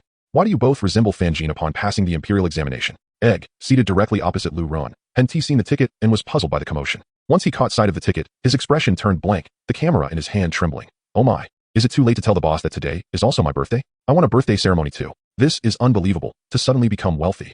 Lu Ren had won the second prize in the lottery, 100,000 yuan. Lu Ren felt as if he were in a daze. 100,000. The highest prize for scratch cards is 1 million yuan, and the 100,000 yuan he had won was merely the second prize. In the world of lottery, 100,000 might seem insignificant, as the news often reports million yuan prizes, with tens of millions and even hundreds of millions occasionally appearing. Yet, this is not just another online news story. He had genuinely won 100,000 yuan. After taxes, he would receive 80,000 yuan, which could fulfill many of his desires. He could embark on an impromptu journey to his dream country, purchase a gaming console and camera that had been in his shopping cart for a year, or treat his family to a lavish meal. The 80,000 yuan could make numerous small wishes come true. At this moment, Lu Ren could no longer hold back his tears, his eyes shimmering with joy. Oh my, I won 100,000. Oh my, I won 100,000. He was utterly ecstatic, repeating those two phrases over and over. Orange and Egg quickly regained their composure after this unexpected windfall. Egg cautioned, Lu Ren, perhaps speak a little quieter. It wouldn't be good if others overheard. They were in an unfamiliar place, and a lottery ticket worth 100,000 yuan was not as secure as a hefty bundle of cash. If someone with ill intentions were to snatch the ticket, it could lead to a tragic turn of events. Orange agreed, glancing around. Yes, we should keep this to ourselves. His words trailed off. Where is everyone? In such a large hotel, there is not a soul in sight. When they checked in at noon, the front desk was bustling with people, and all the rooms were booked. How is it that now there are only the 4 of them at the front desk, with even the boss absent? Egg also noticed the strange silence. There was no need for Lu Ren to whisper now, as no one was around. Could it be that everyone has gone out to explore? Or perhaps they returned to their rooms to rest? Jeezy found the situation rather peculiar. Despite having spent a considerable amount of time indulging in scratch cards, he had yet to see anyone else enter. Where was everyone? In this vast hall, only the reception desk stood solitary, and Jeezy's voice reverberated through the space, creating a harmonious echo. A shiver ran down his spine as he softly called out, Boss? No response came. Growing bolder, he raised his voice, Boss. The only reply was the sound of echoes. Thud, thud, thud. With his pitch soaring by an octave, he cried out, Boss. At last, footsteps could be heard approaching. Honglian emerged from her room, a bit flustered as she gathered her disheveled hair. Guest, is there something I can assist you with? Seeing someone had finally appeared, Jeezy felt a sense of relief. The inn was no longer just occupied by the 4 of them, and he was reassured that he had not traversed into another dimension. Noticing the guest's pallor, Honglian assumed her late appearance was the cause. Hello, guest. The boss is on the 6th floor. Would you like me to summon him for you? Jeezy had no need for the boss's assistance, but instinctively responded, 6th floor? Indeed, the 6th floor hosts teacher Chui's calligraphy class. The boss went upstairs to attend. Honglian proceeded to introduce Chui Fingy and his calligraphy course. Our calligraphy class is open to all guests, and many have already gone upstairs to listen. If you're interested, you may also find a seat on the 6th floor. It dawned on Jeezy that the absence of others in the inn was due to their attendance in the class. Shall we go take a look? He queried Dandan. Lu Ren was so elated he seemed to have short-circuited, prompting Xiao Jia to take him back to their room to cool down. Dandan had no objections. After all, it was a quiet night, and it would be a perfect opportunity to explore the 6th floor. With considerable experience, Dandan spoke to the camera while climbing the stairs. The calligraphy class must be akin to the cultural salons in hotels. Many five-star establishments offer complimentary activity days that guests can take advantage of. I previously visited Hotel A, where they had an afternoon tea ceremony, and at Hotel B, I recall there was a free yoga class in the morning. I never anticipated this quaint and would also provide complimentary courses. Upon reaching the 6th floor, Dandan tread lightly. To facilitate guest access, the conference room door was ajar. And through the crack, Dandan heard a clear and powerful voice slowly explaining how to write characters with left-right structure and calligraphy. Following the sound, Dandan and Jeezy entered the conference room, only to find it nearly filled to capacity, with Dandan keenly noting the boss seated in the front row. Upon seeing the presentation screen, memories of their school days stirred within Dandan and Jeezy, prompting them to obediently find available seats. Dandan mused that he was merely there to partake in the atmosphere and see what the teacher was discussing, intending to leave shortly thereafter as he still had video editing to do. Chapter 93. Engrossed in learning, we shall conclude this lesson here. Now, we will begin the QA session. If you have any questions, please feel free to post them in the comment section. After concluding the lesson, Fengyi lifted his teacup and took a sip. The classroom was more crowded today, necessitating him to raise his voice, which left him parched by the end of the class. Dandan gazed at the several sheets of rice paper on his desk, still in disbelief. Had he truly written these? Hadn't he merely come to observe? How had he managed to attend an entire class? He turned to look at Jeezy, who was diligently copying character samples written by Teacher Suie, meticulously inscribing each word. Dandan recalled entering the conference room to find Teacher Suie seated at the podium, brush in hand, gracefully wielding ink. The strokes flowed like a gentle stream, each character a testament to beauty and fluidity, imbued with a vibrant life force. He had initially been capturing the scene with his camera, when had he set it down to grasp the brush. The moment remained elusive, just as he couldn't recall when he had become so engrossed. What lingered in his memory was Teacher Suie's voice, magnetic yet soothing, with delicate expressions and vivid metaphors. He guided the students into the realm of calligraphy, patiently elucidating the structural framework of the characters. The once dry knowledge of calligraphy transformed into something lively and engaging. Under Teacher Suie's tutelage, the art seemed remarkably accessible, igniting Dandan's passion and desire for exploration. After practice, the characters on the rice paper transitioned from haphazard scrawls to something resembling art, instilling in Dandan a profound sense of achievement. Perhaps he possessed a natural talent for calligraphy. He mused, delighting in his own creations. A fleeting glance revealed Jeezy, intensely focused, tiny beads of sweat visible on his brow. Yet he persevered, absorbed in recording Teacher Suie's insights. How had this turned into such dedication? Dandan quickly spread open his notes, becoming equally absorbed in the QA session with Teacher Suie. Once the calligraphy course concluded, Dandan and Jeezy carried their rice paper as they walked back, continuing their discussion about the nuances of brush strokes. Jeezy exclaimed, "Goodness, it has been ages since I felt this committed to studying." Previously, he had struggled academically, feeling as if a thorn had lodged in him, unable to remain seated during classes, restless and agitated. Following his introduction to gaming, he naturally channeled more energy into that pursuit, ultimately leaving school to join a professional esports team. Listening to Teacher Suie's lecture felt effortless for Jeezy. He didn't have to force his attention or strain to keep his eyes on the board. Attending the calligraphy class was as simple as eating or drinking, with knowledge flowing into his mind effortlessly, akin to water. Trailing behind Jeezy was a family of 3, a little girl eagerly holding her calligraphy and asking, "Daddy, can I learn calligraphy from Teacher Suie? I don't want to learn painting anymore." Her father hesitated, replying, "But we are here on vacation. Our home isn't in Yongjiang. Sweetheart, you are already learning to paint. Don't you remember how much you liked Teacher Fu's painting classes?" The little girl lamented. "Teacher Fu is wonderful, yet attending his classes leaves me utterly exhausted. Each time I draw, my progress feels minuscule." She pinched the nail of her little pinky, illustrating her slow advancement. Although Teacher Fu was exceedingly gentle, she still perceived time as crawling during his lessons, unlike in Teacher Suie's class, where time seemed to fly. She raised her calligraphy work, exclaiming, "Look, Dad, how do you find my writing? I believe I am better suited for calligraphy. I wish to learn from Teacher Suie." Her father examined the girl's writing and then compared it to his own, secretly feeling that his handwriting was superior. However, he knew he could never voice such thoughts, for he did not wish to undermine his daughter's confidence. He tucked away his rice paper and praised her, saying, "Sweetheart, your writing is exquisite. We've already paid for the art class this semester, so let us finish it. I'll find you a great teacher at home for calligraphy, all right?" The little girl pouted and stubbornly shook her head, stomping her foot. "I want Teacher Suie to teach me. No other teacher is as good as him." Her father grew anxious, his tone becoming slightly harsher, as he thought his daughter was being unreasonable. If they were in Yongjiang, he wouldn't hesitate to pay for Teacher Suie's class, but their hometown was in the far northeast. The little girl's lips quivered, and tears began to well in her eyes. She simply adored Teacher Suie. "Daddy, you are so mean." Quickly, her mother intervened, pinching the little girl's nose to halt her tears. "Sweetheart, is it that you want to attend Teacher Suie's class? Very well, we shall continue. Teacher Suie has live classes, and when you're not drawing, your father can join you each evening, all right?" The little girl nodded, her eyes no longer glistening with tears, prompting her mother to release her grip. The father scratched his head, conceding, "Fine, I will accompany you to class. It's a good opportunity for me to join Teacher Suie as well." Hearing the family's exchange, Orange turned and inquired, "Excuse me, may I ask for the account details of Teacher Suie's live stream? Dandan and I arrived late and missed it." The little girl eagerly replied, "It's Fengyi, silly uncle." Her mother playfully swatted her bottom, to which the girl stuck out her tongue and apologized, "Smart brother, smart brother." Orange, unperturbed, thanked the charming family and returned to his room. This day had undoubtedly been enriching, filled with delightful treats, celebrating Lu Ren's birthday, and attending a calligraphy class in the evening. Orange savored the memories, drifting into a contented sleep. Without dreams, Orange and Dandan were awakened by the sun. Oh, this is simply delightful. Dandan stretched lazily, remarking on how well he had slept despite sharing a bed with Orange. Now I understand why our room was full when we arrived yesterday. This bed is so comfortable. I could stay here forever. Orange stretched his arms, claiming the entire bed for himself. As Dandan stretched under the sun for a while, he turned to Suie with a smile and remarked, I recall that your bed is the same model as that of a celebrity, costing over 20,000, isn't it? How does it feel? Comfortable? Suie rolled over and replied, it is indeed comfortable, but it cannot compare to this one. Meanwhile, on another bed, Lurin descended from his bed, shuffling in his slippers, and inquired, what kind of mattress costs 20,000? My bed was only 500. However, the beds in hotels are truly comfortable. I should check the brand. Lurin, having struck a fortunate windfall, felt unperturbed by his newfound wealth and contemplated purchasing a similar bed if it were reasonably priced. Oh, there's a tag here stating that the same model is available for purchase via a QR code. Lurin discovered a label at the side of the bed. Xiaojia took out his phone to scan the code and exclaimed, wow. Suie raised an eyebrow. What is the matter? Did you win something again? Xiaojia grimaced. Not exactly, but even Lurin, who has won a prize, cannot afford this bed. It costs 60,000. Upon hearing the price, Suie leaped from the bed in shock. What?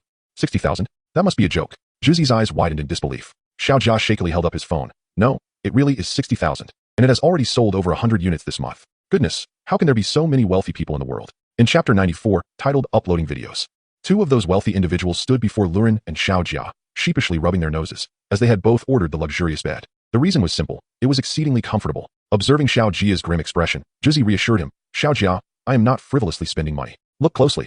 Hasn't my dark circle diminished significantly? I've been burning the midnight oil for years, damaging my health. I genuinely need this bed to improve my sleep, primarily for the sake of my well-being. Dandan raised his hand to affirm his stance, stating, Xiaojia, I too am not squandering money. You see, the wristband I wear has a sleep monitoring function. I snore every night, and the wristband consistently rates my sleep quality poorly. However, look, today, it awarded me a perfect score. I'm not snoring. Spending 60,000 pains me, yet it seems unavoidable. Xiaojia softened his stance, muttering, humph, still wealthy. Yet, he thought to himself that if he were affluent, he too would desire such a comfortable bed for his home, envisioning the invigoration he would feel from sleeping upon it. Meanwhile, Lurin, possessing a modest amount of wealth, fearing the flames of envy might reach him, hastily shifted the conversation. Let us head downstairs.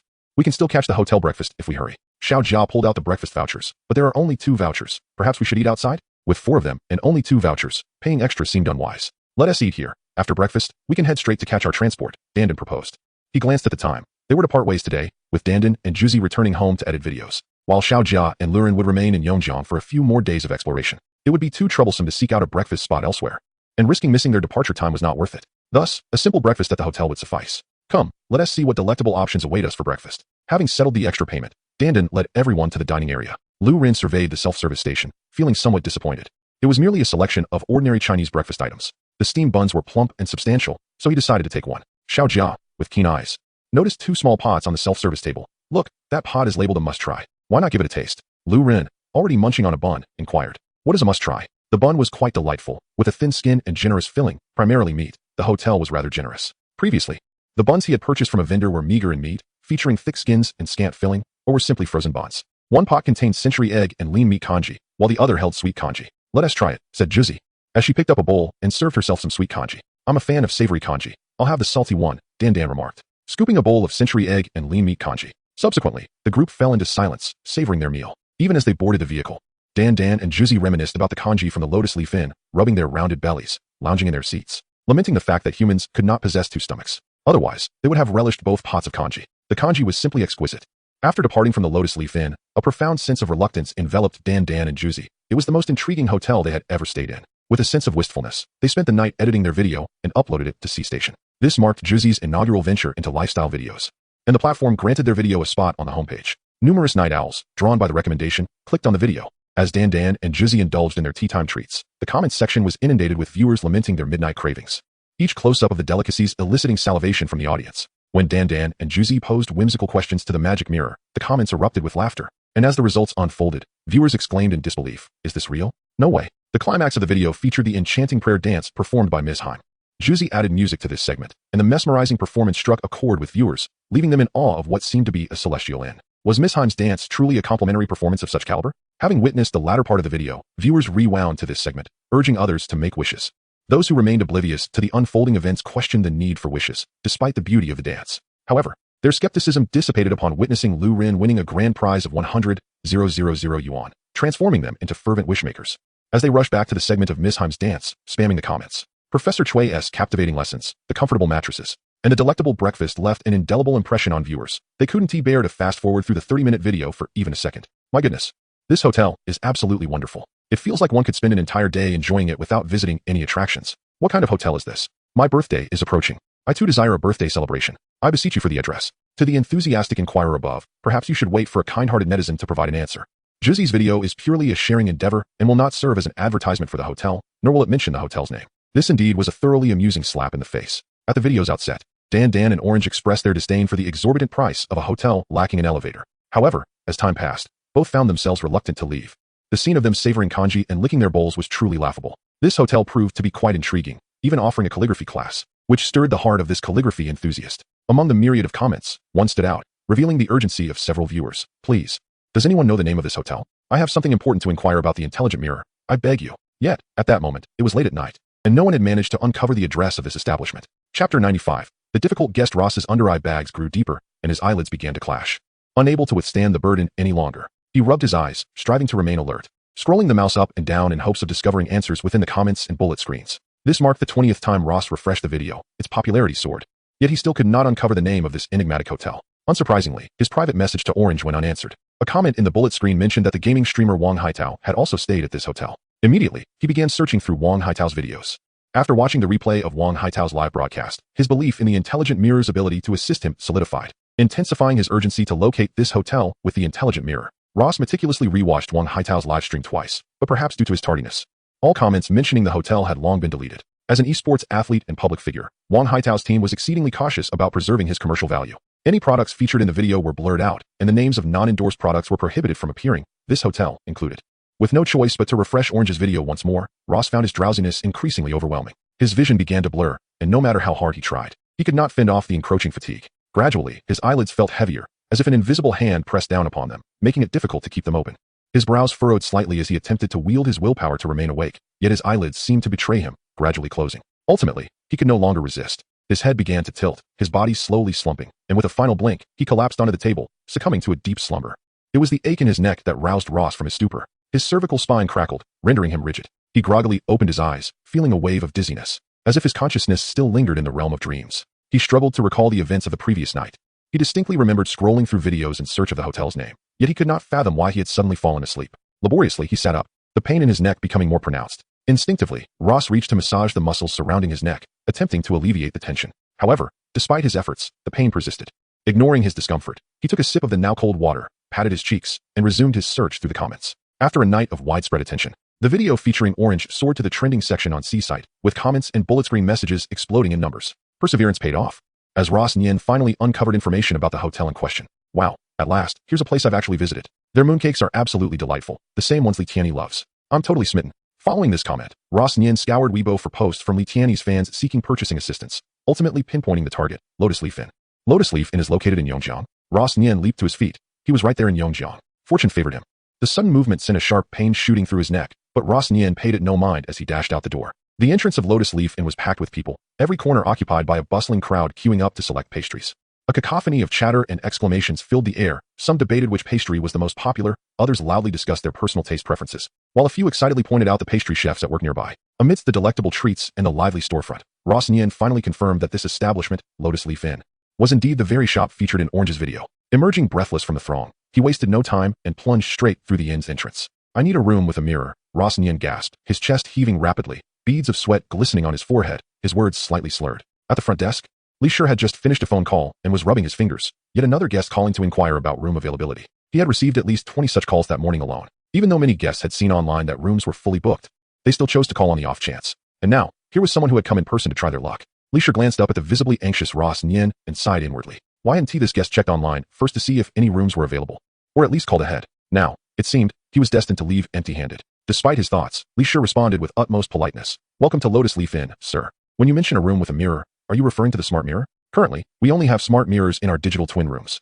Before Li Shi could finish, Ross Nien hastily interrupted. Yes, that's the one. I need that mirror. Please book a room for me right now. I'm sorry, sir, but all rooms are fully booked for today. The digital twin rooms won't be available until October 13th, Li Shi explained after checking the reservation system. What? 13 days?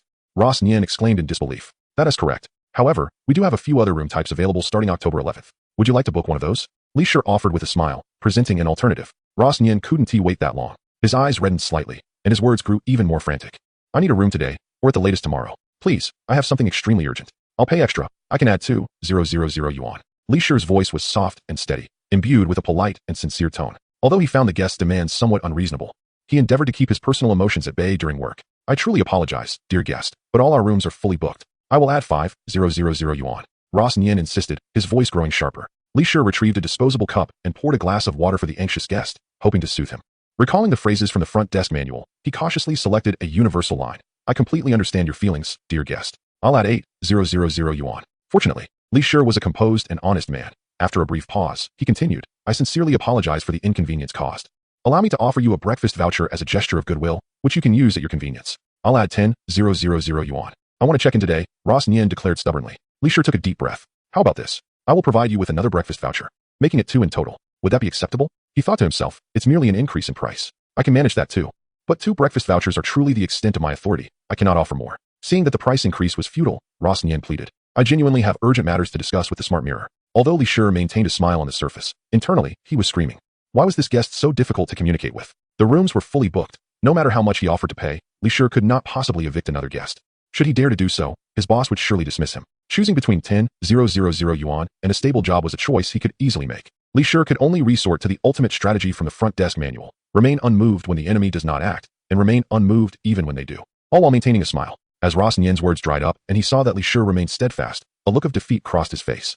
And he turned to leave. Li Shi felt a surge of excitement. Perhaps the front desk manual given to him by his boss truly was effective. Was this troublesome guest finally leaving? Chapter 96. Robbing the rich to aid the poor. Li Shi's face lit up with anticipation as he craned his neck to watch Ross Nien walk away, only to see him plop down on the sofa in front of the front desk, gulping down the water he had poured. The tension in Li Shi's heart finally dissipated. Why wasn't he this guest leaving? What was he doing sitting on the sofa? The smile on Li Shi's face shattered. Out of sight, out of mind. He could only comfort himself with that thought. Fortunately, as noon approached, guests began to arrive for check-in, and Li Shi became busy once again, completely casting Ross Nien from his thoughts. Dear guest, here is your room card. You have booked a smart twin room on the 5th floor. If you follow this way, we will assist you with your luggage. Li Shi helped a pair of sisters check in. As Miss G went to help the first guest with their luggage, Li Shi guided the sisters upstairs. The beautiful elder sister set down her suitcase and said, thank you. Just as she was about to take her friend upstairs, a figure darted out. Excuse me, miss, are you staying in the smart twin room? Ross Nien inquired, fixating on the room card in the young lady's hand. The young lady and Li Shi were taken aback, as the former regarded Ross Nien with a watchful gaze, while Li Shi swiftly interposed himself between Ross Nien and the front desk. Attempting to circumvent Li Shi, Ross Nien felt a frigid gaze piercing through him, causing him to shudder. He turned to seek the source, but found nothing, only a vague silhouette. Raising his voice, he declared, beautiful lady, I will offer an additional 10,000 yuan for your room. Li Shi was nearly driven to silence Ross Nien, while the young ladies rolled their eyes in disdain, ascending the stairs. What an absurdity! To insult someone with money. Li Shi, somewhat irate, had not anticipated that Ross Nien would take such liberties with a guest. Sir, if you persist in this manner, I shall have to summon security. As soon as Li Shi finished speaking, Ross Nien sensed that menacing gaze drawing nearer. Gritting his teeth, he was about to speak again when he was interrupted by the hurried arrival of Suie. Good day, sir. I am the proprietor of this establishment. Shall we converse? Suie discreetly halted the agitated Xiao Shi, thereby rescuing Ross Nien. Ross Nien expressed his intentions to Suie.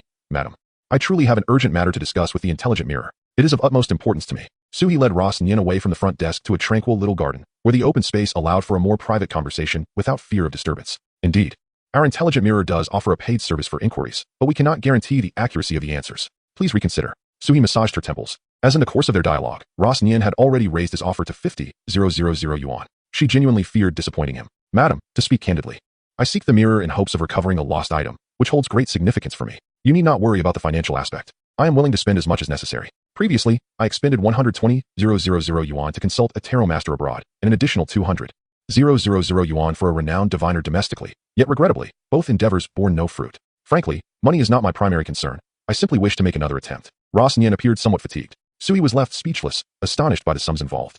Mr. Ross, I truly wish to assist you, but our rooms are fully booked. Moreover, due to the holiday season, we have an influx of guests. After the 11 o'clock checkout, we must clean the rooms within an hour to prepare for the 12 o'clock arrivals. Regrettably, we cannot accommodate any changes. Suie felt genuinely powerless.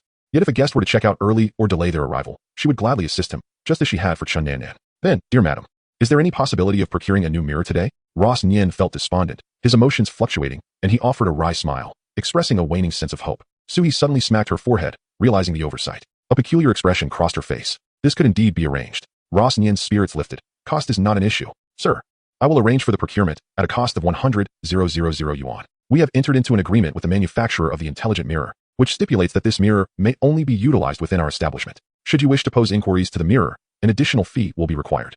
I wonder if that is acceptable to you? Suie, with her characteristic cold demeanor, harbored a strong aversion to Ross Nyen's interference with the guests and resolved to impose a higher price as a warning. That is acceptable, Ross Nyen replied, perceiving the cost as reasonable. After all, a single trendy ornament in his home had already cost him 110,000. He could certainly acquiesce to a fee of 100,000. Suie felt a pang in her heart. If he agreed so readily, could it be that he would accept a quote of 200,000 as well? Please hold on for a moment. I will contact the manufacturer, she said, offering a stool for Ross Nyen to sit upon. Upon receiving positive confirmation, Ross Nyen gazed at the vibrant green vegetables before him, and a sense of tranquility washed over him. His worries and anxieties seemed to be absorbed by the verdant produce, and his mood lightened as he observed them. As he exited the small garden, Xiaoshi flew indignantly to perch on Suie's shoulder. Why did you agree to him? He is disturbing our hotel guests. He is paying, Suie replied calmly. Xiaoshi, somewhat irate, protested. How can you yield for the sake of money? He is not a guest of the hotel, so there is no need to be so courteous. Suie gently patted its ruffled feathers. Indeed, that is why I chose to earn a sum from him in this manner. While it may be satisfying to expel him, consider this, the 100,000 I receive could procure 2 new magical mirrors, allowing us to upgrade 2 twin rooms to smart twin rooms at no extra cost. Is that not even more delightful? Due to limited funds, not every twin room was equipped with a magical mirror. Now, Suie wielded her scythe, skillfully reaping the benefits from Ross Nyen, enabling guests at the hotel to enjoy superior service, which could be deemed a form of wealth redistribution. Xiaoshi reluctantly accepted this rationale, muttering, you must ensure he pays even more. Chapter 97. The search for lost items upon reaching the twin rooms on the 5th floor. Suie first delivered a fruit basket as an apology to the sister who had been disturbed. The fruit, freshly selected by Suie from the market, was exquisite. The young lady was remarkably understanding, expressing forgiveness for the unforeseen incident at the hotel. The minor inconvenience quickly faded away upon seeing Suie's generous offering of crisp green grapes and enormous blueberries. After purchasing a new magical mirror from the system's marketplace and placing it in the storage room, Suie deliberately delayed before descending to find Ross Nyen. Mr. Ross, as our rooms are fully booked, we can only place the mirror in the storage room. However, you may securely lock it, she informed him as she guided him to the storage area on the 6th floor. The storage room was neatly organized with various tools and cleaning supplies. Mops, brooms, and buckets were all arranged meticulously, and a faint scent of cleaning agents filled the air, imbuing the space with a sense of vitality. Amidst the busyness and clutter, a mirror stood prominently in the center of the room. Ross Nyen's gaze was firmly captivated by the mirror, and he nodded absently, no longer attentive to Suie's instructions. Suie tactfully closed the door for him and quietly left the storage room, even thoughtfully hanging a do not disturb sign on the doorknob. Ross Nyen wiped his sweaty palms on his pants before stepping closer to the mirror, pressing himself against it. Can you help me find the lost photos? He asked, his eyes fixed nervously on the magic mirror, hoping for a satisfactory answer. Having already received Suie's message, the magic mirror knew the man before it was a lucrative opportunity. It quickly displayed a QR code on its surface. Of course, my lord. I would be delighted to assist you. The man in the mirror appeared troubled, his expression grave, fists clenched tightly, betraying inner unease and anxiety. Upon hearing the mirror's response, his expression softened slightly, and without hesitation, he took out his phone to scan the code and make the payment. Just as Suie reached the 2nd floor, she received a notification. Her bank account had been credited with 5,000 yuan.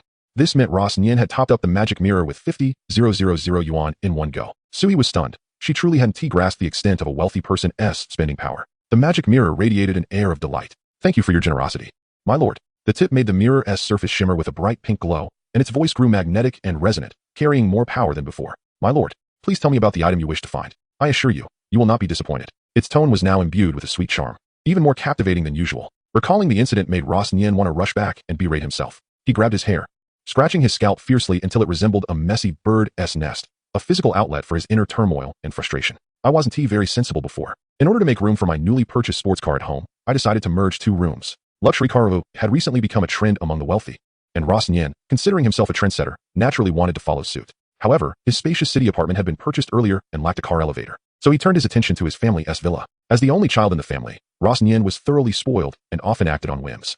Extravagant spending was nothing new to him. Previously, he had dug a massive outdoor swimming pool in front of another villa just to host a pool party. That event made him a sensation among the wealthy Gertie circle, and he quickly grew fond of attracting public attention. He even started a social media account, eager to showcase his lavish lifestyle online. Several of the family's villas had fallen victim to his whims. He had already transformed quite a few, turning one into a grand runway, and installing a floor-to-ceiling slide in another. This time, to accommodate his new luxury car at home, he set his sights on the countryside villa. The countryside villa, located outside the city, was originally intended for his grandmother's retirement. Ross Nyen particularly loved the vast wheat field in front of it. When the wheat was unripe, the seedlings stretched out in an endless sea of green. He planned to place the luxury car on the 2nd floor so that, when photographed from the window, it would appear as though the car was speeding across the wheat field, a scene he imagined would be absolutely spectacular. In recent years, Ross Nyen's grandmother has not been in good health, residing in a nursing home for an extended period. This has emboldened Ross Nyen. who has lavishly invested in the installation of a car lift and made extensive renovations to the villa's layout. The construction crew has demolished a significant portion of the second floor, transforming the once pristine villa into a disarray of rubble. By the time Ross Nyen's parents discovered the situation, the crew was already clearing away the debris. However, this time, his parents did not respond with the usual leniency. Their eyes reflected disappointment and heartbreak. This villa was a sanctuary for Ross Nyen's grandmother, every blade of grass and piece of decor meticulously arranged by her own hands. Filled with cherished memories, most importantly housing the photo album of his late grandfather. After hearing his parents' stern reprimands, Ross Nyen hung his head, a heavy expression marking his face. Finally realizing the gravity of his actions, he had desecrated the belongings of his deceased grandfather. Amidst his parents' scolding, Ross Nyen began to painstakingly sift through the debris, uncovering the books his grandfather once cherished and the pipe his grandfather enjoyed. Yet, the treasured photograph of his grandparents remained elusive. This mid-autumn festival, his grandmother had hoped to revisit her hometown. But without that vital photograph, how could Ross Nyen's parents allow her to return? What would she return to? Merely a heap of shattered bricks and scattered tiles. The doctor's prognosis for Ross Nyen's grandmother was not optimistic. Yet she felt that her time was fleeting and longed to go home. It was then that Ross Nyen comprehended the enormity of his blunder. He could only hope to find the photograph and kneel before his grandmother in apology. Intelligent mirror, can you assist me in locating the photograph? Ross Nyen had already employed a team to excavate the rubble for 3 days with no sign of the photo. I can unravel any mystery for you. The magic mirror boasted with a melodious tone. I believe I have glimpsed the photograph. It may be slightly yellowed, but it appears to have been well preserved. The mirror intoned softly. Ross Nyen nodded fervently. Yes, that is absolutely correct. You were spot on. The photograph was in black and white, depicting a couple nestled closely together. What a beautiful woman, the mirror remarked wistfully. Desperate and at his wit's end, Ross Nyen wholeheartedly believed the mirror's words. Yes, indeed, my grandmother was exceptionally beautiful. It was love at first sight for my grandfather. With a deep sigh, the mirror lamented, what a pity. Ross Nyen's heart raced. What is it? What is the pity? What has happened to the photograph? The mirror expressed its regret. Alas, the energy is insufficient. I was so close to revealing the photograph. Ross Nyen quickly pulled out his phone. This was a critical moment. How could there be insufficient energy? Chapter 98. An invitation from classmates. As Ross Nyen hurriedly departed from the Lotus Hotel, Suie found herself with an unexpected influx of money. Ross Nyen had recharged the magic mirror with a total of 100,000 yuan, which left Suie feeling envious. She sought out the mirror once more. Are you certain this is reliable? Don't take on porcelain work without the diamond drill. The mirror hissed dismissively. Away with you. Don't hinder my ability to earn. His doppelganger was attending to the guests in the room. Observing Suie lingering there, the magic mirror lazily remarked, rest assured, I have already located him. Suie, filled with skepticism, inquired, how did you manage to find him? Is it truly magic? The mirror, disinterested in engaging with Suie's probing questions, responded dismissively. I assisted the queen in finding Snow White. I shall do the same for him. By the way, you arrived at the perfect moment. Please move my 2 doppelgangers into the room. The mirror, unwilling to relinquish the opportunity to earn, tasked Suie with the errand. Suie firmly rejected. That won't do. The guests have paid for a standard twin room. If the mirrors are included, those who booked the intelligent twin room would be at a disadvantage. The mirror, exasperated, retorted, I can simply offer a portion of my features for free. I will enable the basic remote control and temperature functions. Rest assured, there will be a clear distinction from the intelligent twin room. Do you wish to forfeit your chance to earn? Hurry up, the mirror urged. Reluctantly, Suie trudged away, carrying the 2 mirrors to knock on the guest doors. Her desire to earn was fervent. The hotel desperately needed an elevator. With an increasing number of guests, relying solely on manpower for luggage transport had become woefully inefficient. Especially during checkout, many guests, disheartened by the thought of calling the front desk for assistance, opted to carry their suitcases downstairs themselves. This situation severely marred the guest experience.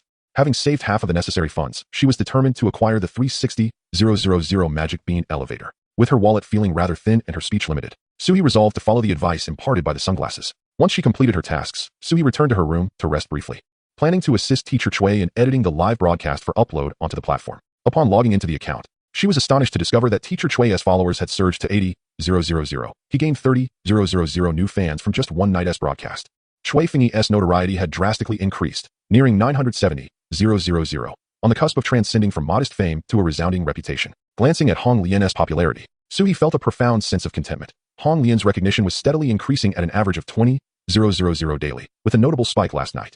Currently standing at 1,860,000. It seemed that someone had noticed the video uploaded by Juzi. Suie speculated that she had also followed Juzi and Dan. Although neither influencer had explicitly mentioned Heyi Hotel, the astute viewers would inevitably uncover the establishment's name. Suie was confident that, after a few days of brewing, the true impact of the video would manifest. Teacher Chui's lectures were remarkably logical and his thoughts agile, with each point articulated clearly for easy comprehension. His voice resonated clearly, allowing Suie to avoid the cumbersome task of manually typing subtitles. The AI subtitle generator could effortlessly recognize Teacher Chui's statements with an accuracy exceeding 95%. She merely needed to make slight adjustments to a few uncommon words. Editing Teacher Chui's videos was a breeze, as his live content was both profound and engaging, with each segment remarkably captivating, requiring minimal editing to achieve a flawless presentation. Suie dragged the video progress bar, quite pleased with herself as she admired the edited footage. Her phone buzzed incessantly, and when she glanced over, she realized she had missed a flood of messages. It was her high school desk mate, Suie, calling. Without checking the messages first, Suie answered the phone. Suie's personality had changed a bit. As soon as Suie picked up, Suie launched into a rapid-fire series of questions. What is going on? Why haven't you been in touch lately? How is the job search going? Did you see the messages in the class group chat? Suie sheepishly rubbed her nose. Back when she was preparing for the postgraduate entrance exam, she had kept in touch with Suie for a while. Knowing that Suie was also studying for the exam, they had agreed to be study partners. Suie had always been an excellent student in high school, and after the college entrance exam, she had been admitted to a medical university to study traditional Chinese medicine with her high scores. During the postgraduate exam period, she had worked incredibly hard and was accepted into her dream school. Suie, who hadn't made the cut, later felt too embarrassed to reach out to Suie. I didn't end up looking for a job. I took over my family and instead. Sorry, I haven't replied to your messages, Suie explained awkwardly. Suie had asked her several times about her job search, but Suie, feeling disheartened, had never responded. Suie brushed off the details. That is no big deal. So you're in Yongzheng now? We should stay in touch more often. I go home frequently, and it's been ages since we last saw each other. We should plan a meal together sometime. Oh, and check the group chat. Yin Xiaojie is getting married. Suie was puzzled. Yin Xiaojie was one of the few boys in their class. He had been very active in high school and got along well with the teachers. Suie, who sat in the front row and wasn't particularly outstanding academically, hadn't interacted much with him. After graduation, they had completely lost touch. Is it really that strange to get married right after graduation? Did he send a wedding invitation in the group chat? Did he invite you? Suie didn't understand why Suie was so excited. Suie gossiped eagerly. Hey, we were desk mates. My relationship with him is about the same as yours, pretty much non-existent. Yin Xiaojie suddenly posted in the group chat, hoping everyone could get together during National Day. Then Jin Xian congratulated him on his marriage in the comments, and that is how I found out he is getting married over the holiday. Suie still didn't get it. Wait, help me understand this. Yin Xiaojie didn't send a wedding invitation in the group chat, but instead suggested a class reunion. What is he trying to do? Collect gift money in person? Chapter 99. Jinshan Restaurant Chiu, you didn't know either. No idea. Maybe. Now that everyone knows he is getting married, aren't you going to give a gift? Suie had grown thick-skinned by now. After all, Pride didn't pay the bills. He didn't invite me to the wedding, so of course I'm not giving any money. Gift money is so expensive these days. For a classmate's wedding, you have to give at least 1,000 yuan. Suie was stunned, stumbling over her words. Huh? Gift money is 1,000 yuan. Isn't it's supposed to be 200? Suie was still a student and had no idea about the current customs of social exchanges in Yongzheng. Suie sighed. What can you even get for 200 yuan? A basic wedding banquet costs 2,000 yuan per table, and that doesn't even include drinks. For a wedding at a high-end hotel, 10,000 yuan per table is completely normal. Suie's previously tangled heart suddenly became untangled. Alright, I won't give it either. Even if Yin Xiaojie invites me to his wedding, I absolutely won't go. Suie agreed. For classmates who hadn't seen each other in years, there was really no need to expend effort maintaining the relationship. Not only did she not want to attend Yin Xiaojie's wedding, but she also wasn't keen on going to the class reunion. Is that class reunion really necessary? What are they saying in the group chat? Can I say I'm out of town? For those who had done well in life, class reunions served as a stage to showcase themselves. They enjoyed shining brightly at these gatherings, where they could receive affirmation and recognition, sharing stories and successes with old classmates. After all, what use is wealth and honor if one doesn't return home to show it off? Suie also felt somewhat defeated. I saw in the group chat that everyone says they're going. They said it's the first gathering since graduation, and Yin Xiaojie even invited the teachers. Thinking of the teachers, Suie decided to attend the reunion after all. In high school, her academic performance had been average, with math being particularly weak. However, her math teacher was exceptionally kind, always finding ways to help Suie improve her grades, often tutoring her one-on-one. There were times when Suie felt like giving up, but seeing the warmth and care hidden beneath the teacher's stern expression, she persevered. Alright, I'll come find you then. I'll also take a look at your family SN. Suie didn't want to go alone. So if Suie was attending, she naturally would too. The two chatted for a while longer, and the awkwardness from their long period of no contact quickly dissipated. After their conversation, Suie opened her phone to check the group chat messages. This long dormant group was unusually lively, with messages piling up to 99. Reading through them, Suie found herself feeling a flicker of anticipation for the upcoming class reunion, wondering how her former classmates had changed over the years. The day of the reunion was bright and sunny. Suie had already prepared herself to play a supporting role, so she didn't spend much time fussing over her appearance. As usual, she woke up early to help out at the inn. During the National Day holiday, both Dong Jing and Mei Jia were on duty full-time, each bustling non-stop with work. Suie did her best to assist as well. Over the past 2 days, she and Miss G had organized 2 birthday ceremonies, and Miss G had now settled into her role. Following the address Suie provided, Suie found the Lotus Leaf Inn. At 10:30 in the morning, the tea snack sales at the inn were nearing their end. The entrance was bustling and noisy, with Suie at the back of the line urging people not to queue up anymore. Yet, some customers still insisted on trying their luck. Suie stood to the side, worried she might have come to the wrong place. Hadn't Suie told her she had taken over a small family inn? Were small inns this popular nowadays? We're sold out for today, really. We want to be restocking, so no need to queue up. Suie shouted at the top of her lungs. Only after the customers saw with their own eyes that the self-service snack racks were completely empty did they reluctantly drag their feet away. Boss, you really should make more tea snacks. Yeah, can't you set a purchase limit? Maybe 1 box per person? Suie remained unmoved, her heart as hard as stone. There was simply no way to increase the tea snack supply. Hong Lian was already kneading them by hand until her arms were about to smoke. Suie mercilessly shooed the customers away. Sorry, we're sold out for today. Oh, Suie, what are you doing standing here? Suie nearly mistook Suie for a guest and attempted to persuade her to leave. Suie playfully punched Suie. Well, I must admit, you had me fooled. You mentioned a quaint little inn, but who would have thought you were a hidden scion of wealth? With this influx of patrons, it's hardly an exaggeration to say you're raking in profits. Suie shook her head repeatedly. I truly did not deceive you. Just look at the inn's exterior. My family has operated this modest establishment for many years without much business. It is only through some fortunate encounters and finding capable staff that we have begun to attract some clientele. Suie, in jest, replied. Then congratulations. Wishing you prosperous business. By the way, how shall we get there? Suie checked her phone. The gathering is at Jinshan restaurant, which seems a bit far. Shall we take a taxi? I've also prepared some snacks for you and the teacher. Suie did not decline. Having seen the situation in Suie's shop, she recognized that the snacks were made there and thus felt no need for formalities. Let me help you carry them. By the way, is this what you're wearing? Suie remarked, glancing at Suie's athletic outfit. Since she had to work, Suie was dressed in her loosest old clothes. For a class reunion, one should at least appear tidy. Suie smacked her forehead. I almost forgot. I'll go change into a dress. Please sit for a moment. While Suie changed, Suie took the opportunity to examine He Inn. As Suie had described, it was indeed an inn with history. She observed the weathered steps and the well-used tables and chairs in the dining area. However, the walls of the inn were freshly painted and impeccably clean, exuding a sense of vitality. After Suie changed her outfit, the two hailed a taxi to Jinshan restaurant. Jinshan restaurant is a true classic, high-end establishment. The grand architectural design and the shimmering sign imbue it with an air of elegance. Upon entering, one is greeted by a profound sense of luxury. The lobby is spacious and bright, adorned with opulent decorations, antique wooden carvings, and exquisite porcelain displays that showcase the restaurant's unique charm. Graceful and beautiful waitstaff clad in traditional kipeos warmly guide guests to their seats. Jinshan restaurant specializes in traditional local cuisine, but it has also introduced some renowned creative dishes. Dining here not only allows one to savor delectable dishes, but also to experience an elegant dining atmosphere and attentive service. Suie, filled with admiration, remarked, I wonder when our inn will reach such levels of luxury. Suie, confident in Suie's abilities, responded, You surely can. When that time comes, don't forget to treat me. Just as they were imagining this, the sound of footsteps approached. A burst of laughter erupted behind them. Chapter 100. Deliberate targeting. Suie and Suie awkwardly turned to find the source of laughter was Yin Xiaojia. He and Jinxian had arrived early, having gone out to fetch classmates, and happened upon Suie and Suie engaged in conversation. Yin Xiaojia showed no signs of embarrassment, instead bursting into hearty laughter. Old classmates, it's been ages. You two haven't changed a bit, still the same as before. Jinxian chimed in. Indeed, it's quite rare to maintain such a delightful attitude. Suie blinked, feeling that the words of the two were somewhat odd. Just as she hesitated whether to jump straight into a confrontation, she noticed that accompanying Yin Xiaojia and the other two were Mu Zi, Xiaolin, and Sun San, who stepped in to mediate. Xiaojia, which table are we at? Let us find our seats first. Jinxian and Yin Xiaojia paid no mind. Continuing to circle back to the earlier topic, a hotel? Suie, Suie, did you open a hotel? It's not one of those homestays, is it? Suie felt a bit irritated, thinking Jinxian and Yin Xiaojia were like those annoying relatives at holiday dinners. Even before sitting down, they were already prying into everything. However, at a class reunion, topics like work and family were unavoidable. Not wanting to cause a scene, Suie chose to answer, I'm still pursuing my master's degree, and Suie has taken over her family's hotel. Jinxian glanced at Suie again. Oh, another graduate student. That makes 8 in our class now. Where are you studying? What is your major? Let me tell you, among those in our class who got into grad school, Yin Xiaojia didn't press Suie further, but instead grew curious about Suie. Running a hotel? Is it a proper hotel? You should VE said so earlier. Suie, maybe we could VE held our wedding at your place. Our hotel is quite small and doesn't have a restaurant open to the public. But if you ever come to stay, I can give you a discount. Suie didn't want to engage with Yin Xiaojia and instead turned to Mu Zi, Xiaolin, and Sin Sun with sincerity. Sin Sun nodded. Sure. My boyfriend might come visit my family during the new year, and if he does, I'll definitely need to book a hotel for him. Suie, I'll contact you then. With that, Sin Sun took Suie's hand and led her into the private room.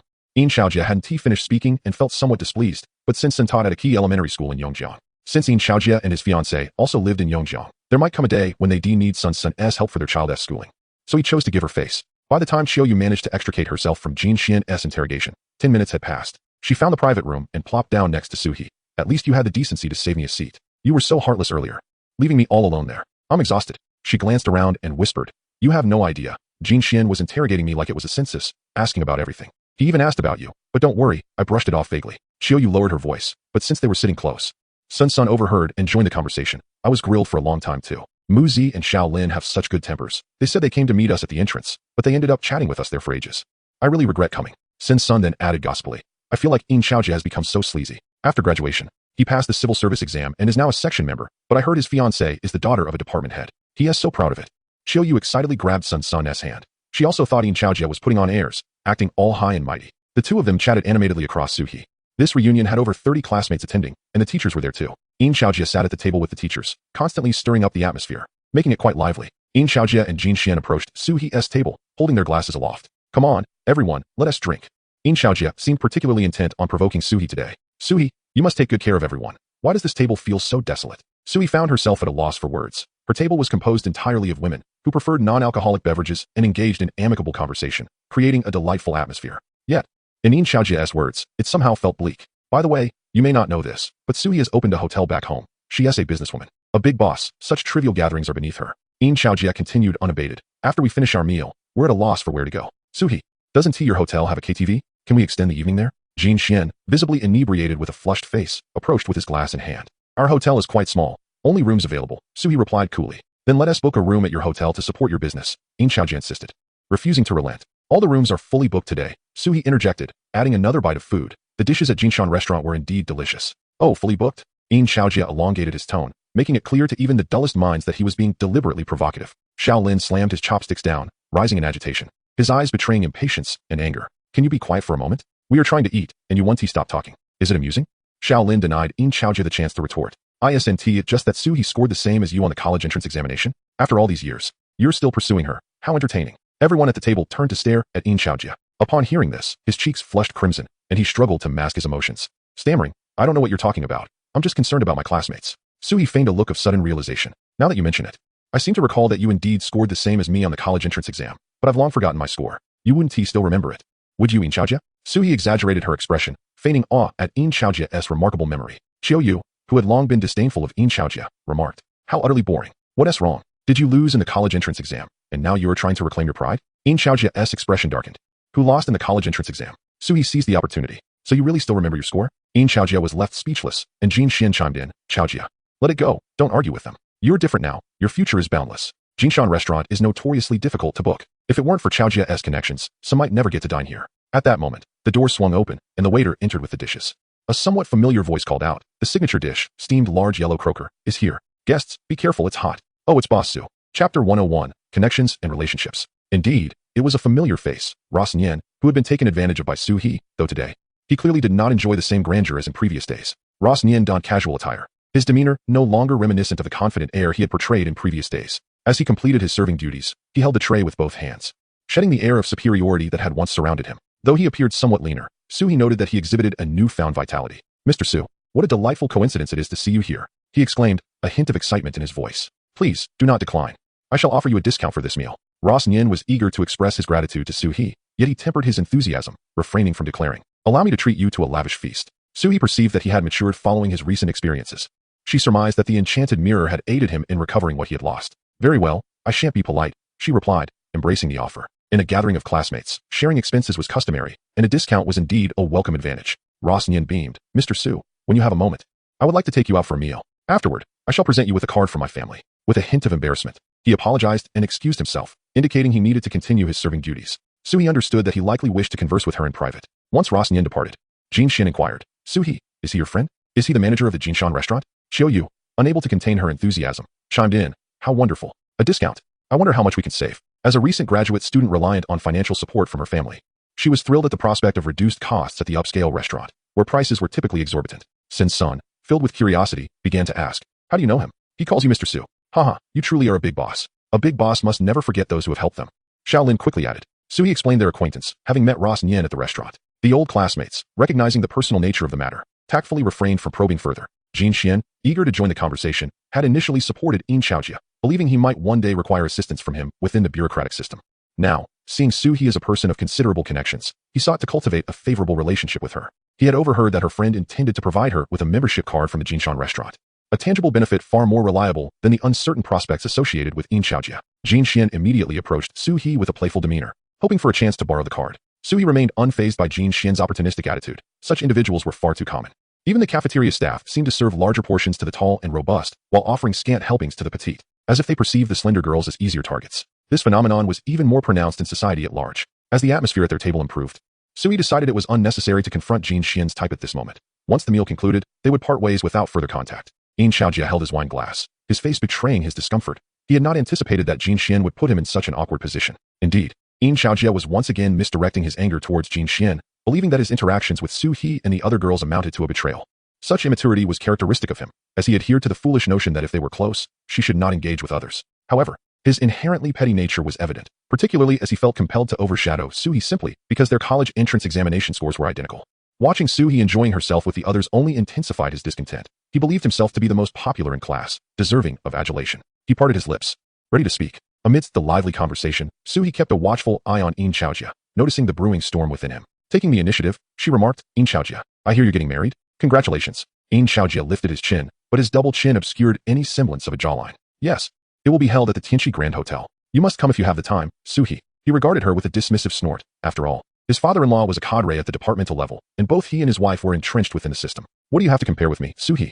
You lack a formal position, he scoffed. Businessmen may appear prosperous, but many find themselves lamenting once they reach the age of 35. Suie smiled brightly and inquired, Is that so? This hotel is rather pricey and seems quite luxurious. However, I believe I've heard that there are regulations for weddings within the system. The banquet cannot exceed 30 tables. Both families can only host one reception, and gifts or red envelopes from relatives and friends are prohibited. Furthermore, the wedding procession must not exceed 8 vehicles. Is that true, In Xiaojia? In Xiaojia's nostrils flared in frustration. What was Suie implying? A report? He felt utterly impotent. While such regulations existed, there were indeed ways to circumvent them privately, as long as one remained under the radar and modest in extravagance. However, should Suie choose to make a fuss, he would be left with no choice but to concede. If, on the day of the wedding, she captured a video and posted it online with a sensational title like Civil Servant's Wedding, such lavishness, or flagrant violation of regulations, he would undoubtedly find himself summoned by the disciplinary committee for a discussion. In Xiaojia retracted his chin and poured himself another glass of wine, mumbling, I apologize. I've had too much to drink today, so please disregard my words. Suie continued to smile at him, neither engaging further nor partaking in any alcohol. Feeling embarrassed, In Xiaojia glared at Jin Xian, who was still bantering with Suie, and slinked away in defeat. After the gathering concluded, Jin Xian eagerly collected the bill, bounding over with the expense list in hand. Suie, your friend is quite impressive. Besides the drinks, we received a 50% discount. Our meal only cost a little over 3,000. Xiao Yu chimed in joyfully, quickly calculating. That means each person only pays 103.6 yuan. What a bargain. Suie, if you get a membership card, remember to lend it to me next time. Hee, go find your friend now. With that, Xiao Yu dragged Jin Xian away. Eager for more excitement, Sun Sun, Xiaolin, and Muzi expressed their gratitude to Suie, promising to meet again in the future and to support her business endeavors. Perhaps In Xiaojia was intimidated by Suie, for he had recently inquired about her family, discovering that none held positions within the system. Unfortunately, Suie's entire family consisted of genuine business people or farmers, truly a household without a single advantage. This time, In Xiaojia didn't dare say much. After presenting the tea snacks she brought to the teacher, Suie went to find Luo Sinian. Chapter 102. Old customers bringing new ones. Luo Sinian was quite delighted to see Suie. Boss, I really must thank you. If you hadn't helped me acquire that smart mirror the other day, I might never have found what I lost, Luo Sinian expressed sincerely. That day, the magic mirror had given him very clear instructions. Following its guidance, he found the photo album and photographs at a nearby recycling station, along with some other metal ornaments. It turned out that a scrap collector passing by the construction waste had mistaken the album for old cardboard and taken it away. The metal ornaments had already been crushed into scrap. Had he been any later, the album would certainly have been compressed with other waste cardboard, making it nearly impossible to find, like searching for a needle in a haystack. As for how the magic mirror located the album, it was because the recycling station had surveillance cameras. The owner, having once taken others' discarded items himself, worried that someone might steal from him in return, so he installed cameras in every corner of the station. This proved convenient for the magic mirror, a digital rogue. After installing the chip from the game store, the modern online world became an open field for it. With energy converted from money, the magic mirror searched through the sea of data. For a device equipped with an advanced chip like itself, this was no difficult task. It quickly matched similar items and, by combining geographic and temporal information, narrowed down the possibilities until it found Luo Sinian's lost album. Luo Sinian apologized to his grandmother with the recovered album, and she didn't blame him. However, seeing her aged face, he felt deeply troubled and increasingly saw himself as a scoundrel. What had he done? He must have been out of his mind to dig up the villa where his grandmother lived. Luo Sinian's parents scolded and punished him, but as their only son, they couldn't abandon him entirely and decided to discipline him properly. They arranged for him to work as a waiter at the Golden Mountain restaurant, suspended his credit cards, and made him live in the staff dormitory. Golden Mountain restaurant was part of the Luo family's business. Although Luo Sinian had been driven from home, he still had the authority to offer Suie a discount. He took a membership card from his pocket and handed it to her. Boss Sue, this is my family's black gold membership card. It offers discounts and allows advance reservations for private rooms. Consider it a small token of my gratitude. After starting as a waiter at the restaurant, Luo Sinian truly endured many hardships. On his first day, he spilled soup on a guest. With his cards already suspended, he not only received no wages, but also ended up owing the restaurant money. On the second day, his slick, entitled attitude toward customers earned him severe complaints. Having been harshly schooled by society, Luo Sinian finally began to grow. Knowing that Luo Sinian had found his lost belongings, Suie didn't pry into the details. After all, it was his private matter. Thank you for the card. By the way, if it's convenient, please recommend our more often. Suie gazed at Ross Nien with a benevolent expression, as if observing a plump, fluffy sheep. Like attracts like, surely, Ross Nien must have numerous friends. Ross Nien nodded, affirming, no problem, boss, I will certainly recommend you. Content. Suie returned to the hotel from the Golden Mountain restaurant. The afternoon was typically a quiet time at the inn, yet upon entering, Suie noticed a couple seated on the sofa by the front desk. What was this about? Were they prospective guests? She approached Li Shi and whispered her inquiry. Li Shi's face illuminated with surprise. Suie's arrival seemed to relieve them of a burden, as if someone had finally come to resolve their predicament. Boss, this couple has a reservation. They've been waiting at the front desk for quite a while. Eager to meet you. They mentioned something about wanting a solar magnet. Li Shi expressed his confusion. Boss, what is a solar magnet? I don't recall anything about that. Suie was equally perplexed, pausing for a moment before remembering that it was a fabrication of her own making. When Jilin had approached her about purchasing a clothes dryer similar to the one in the store, she had taken a feather from Xiao Shi and deceived her by claiming that the solar magnet contains solar energy capable of drying clothes. Suie quickly backtracked. I remember now. It's nothing. Please attend to your duties. I will handle this matter. The husband, seated on the sofa, saw Suie conversing with Li Shi and attempted to rise to engage with her, but his wife restrained him. Both eagerly awaiting eye contact with Suie before they approached. Hello, esteemed guest. I am the owner of He Inn. My surname is Suie. Suie greeted them warmly. Unable to contain his urgency, the husband blurted out.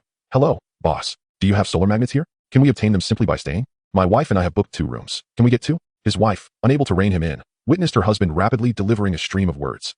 Originally intending to clarify the situation, she now succinctly supplemented. Well, I'm not sure if you remember Jilin, but I'm her distant relative, Ji Fei. And this is my husband, Yu Yunfei. We came here based on Jilin's recommendation. Suie was taken aback that this couple had reserved 2 rooms for the sake of a solar magnet. They were evidently well prepared during the National Day holiday. Many struggled to secure accommodations, yet they had managed to book 2 rooms. Although Suie could provide the solar magnet, she harbored concerns that the couple might regard it as some miraculous remedy. I wonder if Ms. Ji mentioned that our NS solar magnet primarily serves to dry bedding and clothing, infusing them with a touch of sunlight. It does not possess any medicinal properties.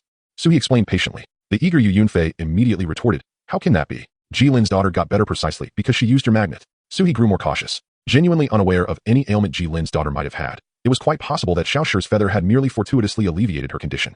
Ji Fei perceived Suie's wariness and clarified, my relative's daughter suffers from severe allergies, particularly to dust mites. However, during our last stay at He Inn, not only did she not experience any allergic reactions, but she also found the environment quite comfortable. After returning home, they diligently washed the bedding and then used the solar magnet, which significantly improved the little girl's life. Thus, we too wish to try it. Are you also looking to dry your bedding? Suie understood why Jilin insisted on purchasing the same dryer as the hotel. No, I intend to carry it with me, Yu Yunfei stated directly. He removed his outer garment and pointed to his skin, saying, Boss, look at this. Before Suie could observe, she was startled by a shrill scream. Pervert. Chapter 103. Discrimination and humiliation. Xiao Lifang had just returned home with her son when she was confronted with a shocking sight, a bare torso, prompting her to let out a gasp. Upon closer inspection, she realized it was a man without a shirt, and she quickly recognized that she may have overreacted. The autumn heat still reigned, with some women in short skirts and tank tops while men displayed their bellies, as if baring their upper bodies was no great offense. Moreover, this shirtless man did not resemble those portly gentlemen with greasy bellies. His ribs were sharply defined against his emaciated chest, his skin dark yet devoid of vitality, and his thin arms and legs resembled twigs. However, as Xiao Lifang looked again, she was met with a scene that sent shivers down her spine. Yu Yunfei's dark skin was marred by numerous red patches and spots, some of which were swollen and protruding. A larger expanse of his skin was scaly, covered by a fine layer of gray flakes. Noticing Xiao Lifang's intense reaction, Yu Yunfei awkwardly donned his shirt, but in doing so, he inadvertently dislodged some of the skin flakes that fell to the ground. Xiao Lifang felt goosebumps rise on her skin, while the little boy she held let out a sharp cry. Psoriasis. Mommy, I know, that is psoriasis. Psoriasis and vitiligo. Off to the Skin Recovery Hospital. Early detection, early treatment. The Skin Recovery Hospital welcomes you. The boy giggled, proud of his knowledge gleaned from television. His words prompted Xiao Lifang to remember that the skin flakes he shed were indeed indicative of psoriasis, which she found utterly revolting. The realization that she was in a hotel made her shiver. Isn't this a contagious disease? My goodness, how disgusting. Staying in a hotel like this is simply appalling. Her shrill voice mirrored that of her son. Yu Yunfei felt acutely embarrassed. Despite his dark complexion, the flush on his face was evident. His honest conversation with Suie revealed his sincerity, and upon hearing Xiao Lifang's remarks, he merely blushed and waved his hands. It's not contagious, not contagious. It's similar to an allergy. I have psoriasis. Seeing Yu Yunfei's reaction, Xiao Lifang exaggeratedly pulled her son back a considerable distance. Don't come near. The flakes from your skin might fly over. Yu Yunfei stood frozen, as if paralyzed by the cold words directed at him. The sting of her remarks pierced his ears, causing him pain. These hurtful words enveloped him in a profound sense of helplessness and anguish, yet he no longer felt anger, as he had endured such comments countless times before. His eyes revealed a sense of helplessness and confusion, unsure of how to confront such injustice and hurt. His body trembled slightly, yet he felt powerless, unable to react in any way. He could only straighten his posture and mechanically repeat, it's not contagious, it's not contagious. It really isn't contagious, I'm very clean. Seeing her husband being discriminated against, Ji Fei immediately recognized his distress and pain. Without hesitation, she stepped forward, standing by his side, and spoke in a firm yet warm voice. I'm sorry, but I must clarify something. She attempted to explain and communicate in the gentlest way possible, hoping to change others' prejudices and misunderstandings. Ma'am, this is psoriasis. It truly isn't contagious. The flakes on my husband's skin are just normal shedding of the epidermis, similar to dandruff.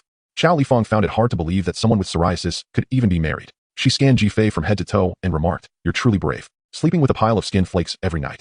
Psoriasis, isn't that right? Those tiny, scattered silver flakes must be sticking all over you. Goodness. If you two were to do any work, his skin would probably fall off, wouldn't it? TSK. Ji Fei felt a surge of anger and humiliation. Chow Lifang's words were too vulgar, and she felt deeply offended. Ma'am, perhaps your understanding is limited. If you're not familiar with it, you could read more about it. Psoriasis is not what you call oxhide sores. Chow Lifang's son stood nearby, grinning mischievously. He spoke without restraint, using hurtful words to insult others, showing no regard for their feelings or dignity. His voice was sharp and piercing, each sentence like a sharp blade stabbing straight into the heart. La la la oxhide sores.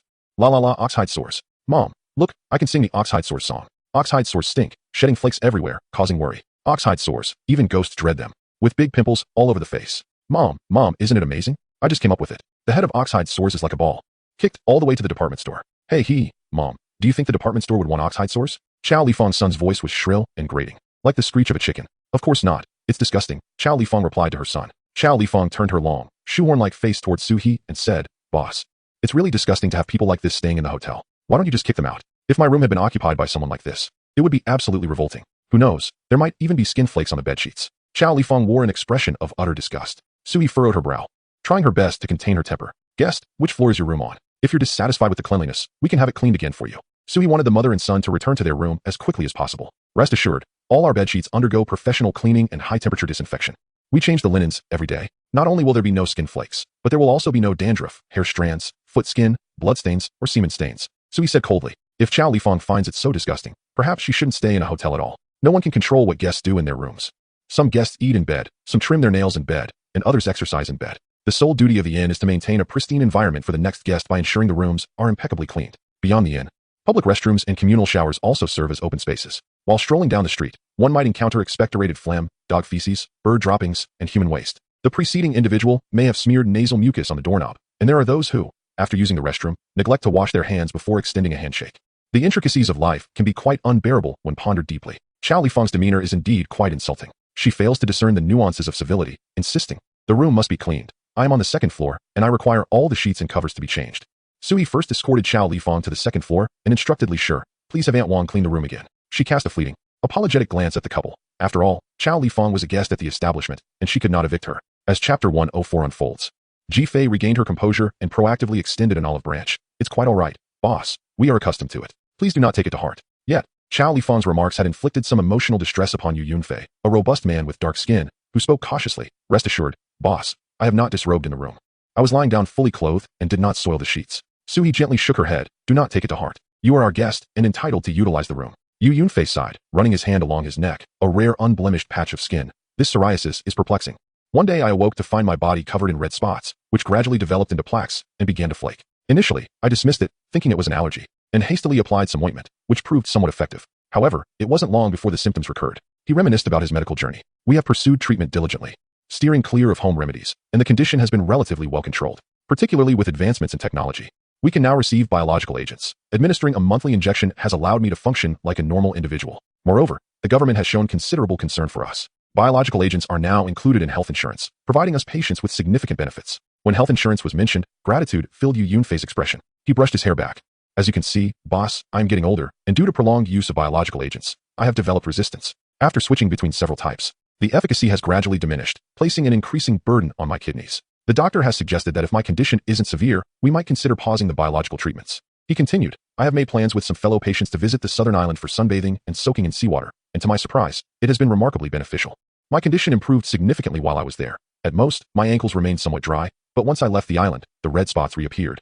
Ji Fei and I are already contemplating relocating to the southern island. Yu Yunfei's expression turned wistful. The southern island is a beautiful place, adorned with beaches, coconut groves, and crystal clear waters, yet leaving one's homeland is always a weighty emotional burden. With sincerity, Yu Yunfei remarked, as for this solar magnet, I am merely taking a chance. Seeking a bit of peace and good fortune, I do not regard it as a last resort. Ji Fei added, boss, we just took a brief respite in the room upstairs and found it truly comfortable. No wonder Ji Lin has been recommending this place so fervently. If they had managed to book a room, they would have come here for a holiday. However, my companions and I have all purchased beds identical to those in the hotel. Boss, we are indeed eager to try the solar magnet. Ji Fei gazed hopefully at Suie. She had accompanied Yu Yunfei through numerous trials, yet remained resolutely committed to walking alongside her husband. For mutual support is the essence of a true partnership. Aside from the folk remedies requiring internal and external applications, which they dared not use indiscriminately, they were willing to explore legitimate treatments such as consulting qualified traditional Chinese medicine practitioners, sunbathing, soaking in hot springs, exercising, and avoiding seafood and red meats. Thus, upon hearing that the solar magnet might yield some benefits, they made their way to the Lotus Leaf Inn. Suie, after inquiring further, discerned that they were not superstitious individuals and nodded in agreement to provide them with Xiaoshur's feathers. You may rest in the room for a while. I will go fetch the solar magnet for you. After receiving Suie's assurance, Yu Yunfei wished to extend his hand for a handshake, but, recalling his skin condition, awkwardly wiped his hands on his clothing while repeatedly expressing his gratitude. We shall wait for you here. It is still early, and we can catch the high-speed train. Ji Fei's voice resonated with warmth and appreciation. Suie smiled and nodded, needing to return to her room to retrieve the feathers from Xiaoshur. As she contemplated what to do if Xiaoshur had no feathers to spare, she stepped through the doorway and was greeted by a system notification. Xiaoshur had leveled up to 2 stars. Xiaoshur eagerly flapped its wings, darting towards Suie as she entered. It chirped joyfully, its fluffy body dancing in midair, unable to remain still. After a brief flutter, it finally alighted on Suie's shoulder, expressing its excitement and delight with rapid chirps. Suie felt the exuberance and warmth radiating from Xiaoshur and smiled as she gently stroked its soft plumage, discreetly plucking a couple of feathers. The exhilarated Xiaoshur was completely oblivious to this minor disturbance, lost in its own joy. It had leveled up to 2 stars. Since the Mid-Autumn Festival, Xiaoshur's approval ratings had soared significantly. The Lotus Leaf Inn boasted 30 deluxe rooms, 15 standard rooms, and 10 twin rooms, totaling 55 accommodations, all fully booked during the holiday period. Guests adored the soft, fluffy quilts that were dry and imbued with the essence of sunlight, resulting in Xiaoshur swiftly amassing positive reviews, garnering around 30 accolades daily. With a high volume of guests, Xiaoshur was truly operating at full capacity.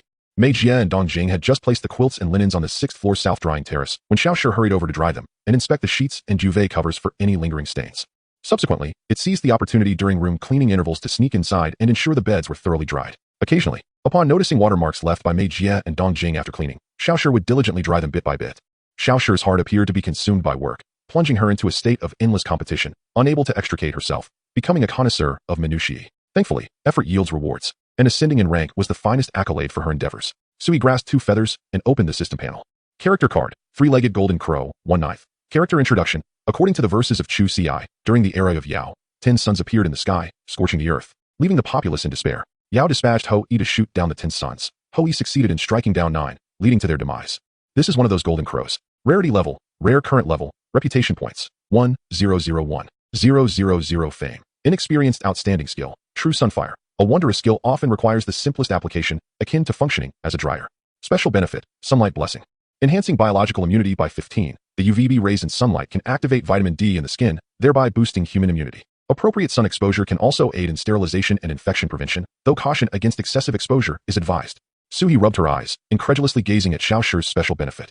Is this truly a rare card? Chapter 105. The golden bandit Xiaoshur was immersed in joy, unable to break free. Suie paid her no mind and retrieved some beads from the drawer, crafting 2 solar magnets. After Xiaoshur leveled up to 2 stars, the feathers acquired special benefits as well. What a delightful surprise. She resolved to create a solar magnet for herself shortly. Suie researched online, discovering that psoriasis is not an immune system disorder. Thus, the effectiveness of the feathers on Yunfei remained uncertain. When she handed the solar magnets to Yu Yunfei, she reiterated her concerns, urging them to seek medical attention promptly should any issues arise. After bidding them farewell, Suie reconciled the accounts with Li Shi at the front desk. The bustling National Day holiday was drawing to a close, and the guest flow at Heyi Inn was soon to stabilize. The booking rate on weekdays stood at 65, while weekends reached 87. Following the upgrade of their room types, Heyi Inn had increased its prices. The most economical Comfort King room now cost 360 yuan per night, which was not inexpensive. During the off-peak season, nearby 5-star hotels offered even lower rates, with amenities such as indoor heated pools. Thus Heyi Inn lacked a pricing advantage. Naturally, Suie believed that Heyi Inn could hold its own against 5-star establishments, yet the slightly higher prices deterred some travelers. Especially after experiencing the hotel being fully booked during the holiday, Suie found herself dissatisfied with a 65 booking rate. Transitioning from frugality to luxury is a simple task, but the reverse is challenging. Please send me the dates when the rooms are relatively empty. I will see if I can attract some guests to stay. Suie requested Li Shi to further organize the orders. Li Shi brimmed with enthusiasm, for his employer had generously promised each employee an additional bonus of 1,000 yuan and a festive allowance of 2,000 yuan during the National Day holiday. This month, his earnings would surpass 8,000 yuan, nearly triple what he had made during his previous job as a network administrator. This newfound financial incentive invigorated Li Shi's work ethic. Boss, can you secure new clients? He inquired, hopeful that the rooms would be fully booked, as he aspired to earn even more. The previous guest, the rowdy Ross Nian, had crossed paths with him today at Jinshan Restaurant. He had pledged to refer some patrons to their inn. That's splendid. By the way, I fear I may not have treated him well last time. Should I encounter him again, I must apologize, Li Shi reflected, concerned that he had left a negative impression on Ross Nian. Suie reassured him, worry not. You acted appropriately in curbing the unruly behavior of guests. Lowering her voice, she added, remember to keep an eye on that mother and son duo who were causing a ruckus in the lobby. Just as Li Shi was about to respond, a cacophony interrupted them, a sound like shattering glass. Taken aback, Li Shi felt a surge of alarm. Suie, having heard the commotion, urged calm. Let us investigate. Wait, boss. Perhaps we should call for Miss G, Li Shi suggested, concerned that something untoward might be happening outside, given that their slender boss could be at risk. The shattering noise persisted, accompanied by a rising clamor. Suie nodded. All right, you fetch her. I will go take a look. Upon exiting the inn, Suie was met with a throng of onlookers, drawn from nearby establishments. What is going on, Uncle Li? She called out to Uncle Li from the neighboring clay pot restaurant, who was holding a ladle and standing at the forefront, while his patrons eagerly clutched bowls of clay pot noodles on the steps.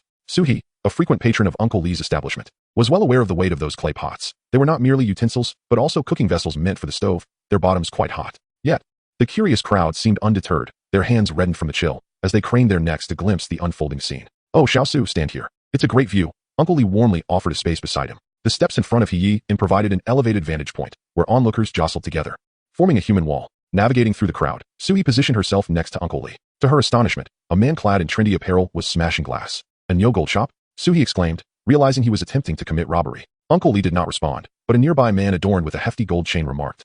Indeed, who would have thought? Broad daylight, and here we are, witnessing a robbery. It's simply astonishing. Unable to restrain her curiosity, Suie gazed at the man with the golden adornment, taking note of its impressive size. What, do you fancy it? The man, having noticed her attention, inquired. As Suie was caught in the act of peeping, a blush of embarrassment crept over her cheeks. She explained, that gold chain is quite extravagant. The man adorned with the large gold chain beamed with delight at her words. Indeed, if you'd like to purchase one, I can offer you a discount. Huh. Suie was taken aback, struggling to grasp the concept of a discount. Her astonishment was evident, prompting the chain-clad man to clarify. Yes. I am the owner of a Nyo gold shop. You can call me Brother Nyo. Brother Nyo, how can you remain so composed? Suie marveled at his calm demeanor. Meanwhile, the brazen robber, clad in trendy attire, shattered a pane of glass in the shop's exterior wall, hastily stuffing gold chains and a massive golden crown into his backpack. Brother Nyo waved his hand dismissively. Oh, he hasn't touched the real merchandise yet. The gold displayed in those exterior glass cases is merely a facade. The genuine items are secured inside. Concerned for Brother Nyo, Suie asked, have you called the police? I suspect he will soon invade the store to loot the merchandise. What on earth is happening? How did a robber appear? Though Brother Nyo had recounted the incident to onlookers several times, he was more than willing to share the tale once again with Suie, as such occurrences were indeed rare. The arrival of new spectators piqued his enthusiasm further. Today, I happened to be in the shop. I was just conducting an inventory with my staff, as we recently received a fresh batch of goods. We plan to hold a promotion soon. By the way, gold prices are currently favorable. Anyone in need should come find me for discounts. While narrating the story, Brother Nyo seamlessly promoted his gold shop, a testament to his entrepreneurial spirit, which garnered Suie's deep respect. Our assistant mentioned seeing a fashionable young man loitering outside, and we thought he was merely shy about entering. Just as we were about to greet him, he suddenly brandished a large hammer. Brother Nyo extended his arm to illustrate the size of the hammer. Stealing a glance at the robber still smashing windows, Suie noted that Brother Nyo's exaggeration was evident. He depicted the hammer as twice the size of what the robber wielded. Upon realizing something was amiss, I quickly secured the new merchandise in the safe and rushed my staff outside. That young man was fixated on the display case and smashed it directly. Oh, it seems he has finished with that and is now heading inside, Brother Nyo announced with a hint of amusement. Chapter 106. Swallowing rings. Brother Nyo fixated on the robber, his expression devoid of any tension. He exuded confidence in the safety of Huagua, convinced that this robber would not stir up much trouble. Armed with a hammer, the robber, having shattered the glass display case, remained unsatisfied. He arrogantly brandished the hammer, forcefully striking the gold shop's glass door, producing a jarring sound of shattering glass. The glass shattered into countless fragments, scattering like confetti, glimmering in the sunlight with an eerie radiance. Suie was left speechless, utterly perplexed by the robber's actions. The entire scene unfolded languidly, devoid of urgency. The thief seemed almost foolishly unconcerned. However, this demeanor suggested that Brother Nyo need not worry. This clumsy robber would likely find himself apprehended soon. Dressed in trendy attire, the robber entered the store and, upon noticing a mirror, lifted the brim of his fashionable cap to admire himself. He then leisurely brandished a hammer. 80 people counted the robber's strikes, each blow resonating with the sound of destruction. The glimmering jewelry in the shop was authentic, and estimating its weight hinted at Brother Nyo's wealth. Indeed, he possessed considerable assets, which is why the display cases were crafted from custom security glass. This glass, composed of multiple layers of glass and PVB interlayers, boasted significant strength, and despite the robber's attempts, he had yet to shatter the counter. At that moment, his true nature was laid bare. He became frantic, his eyes gleaming with malice.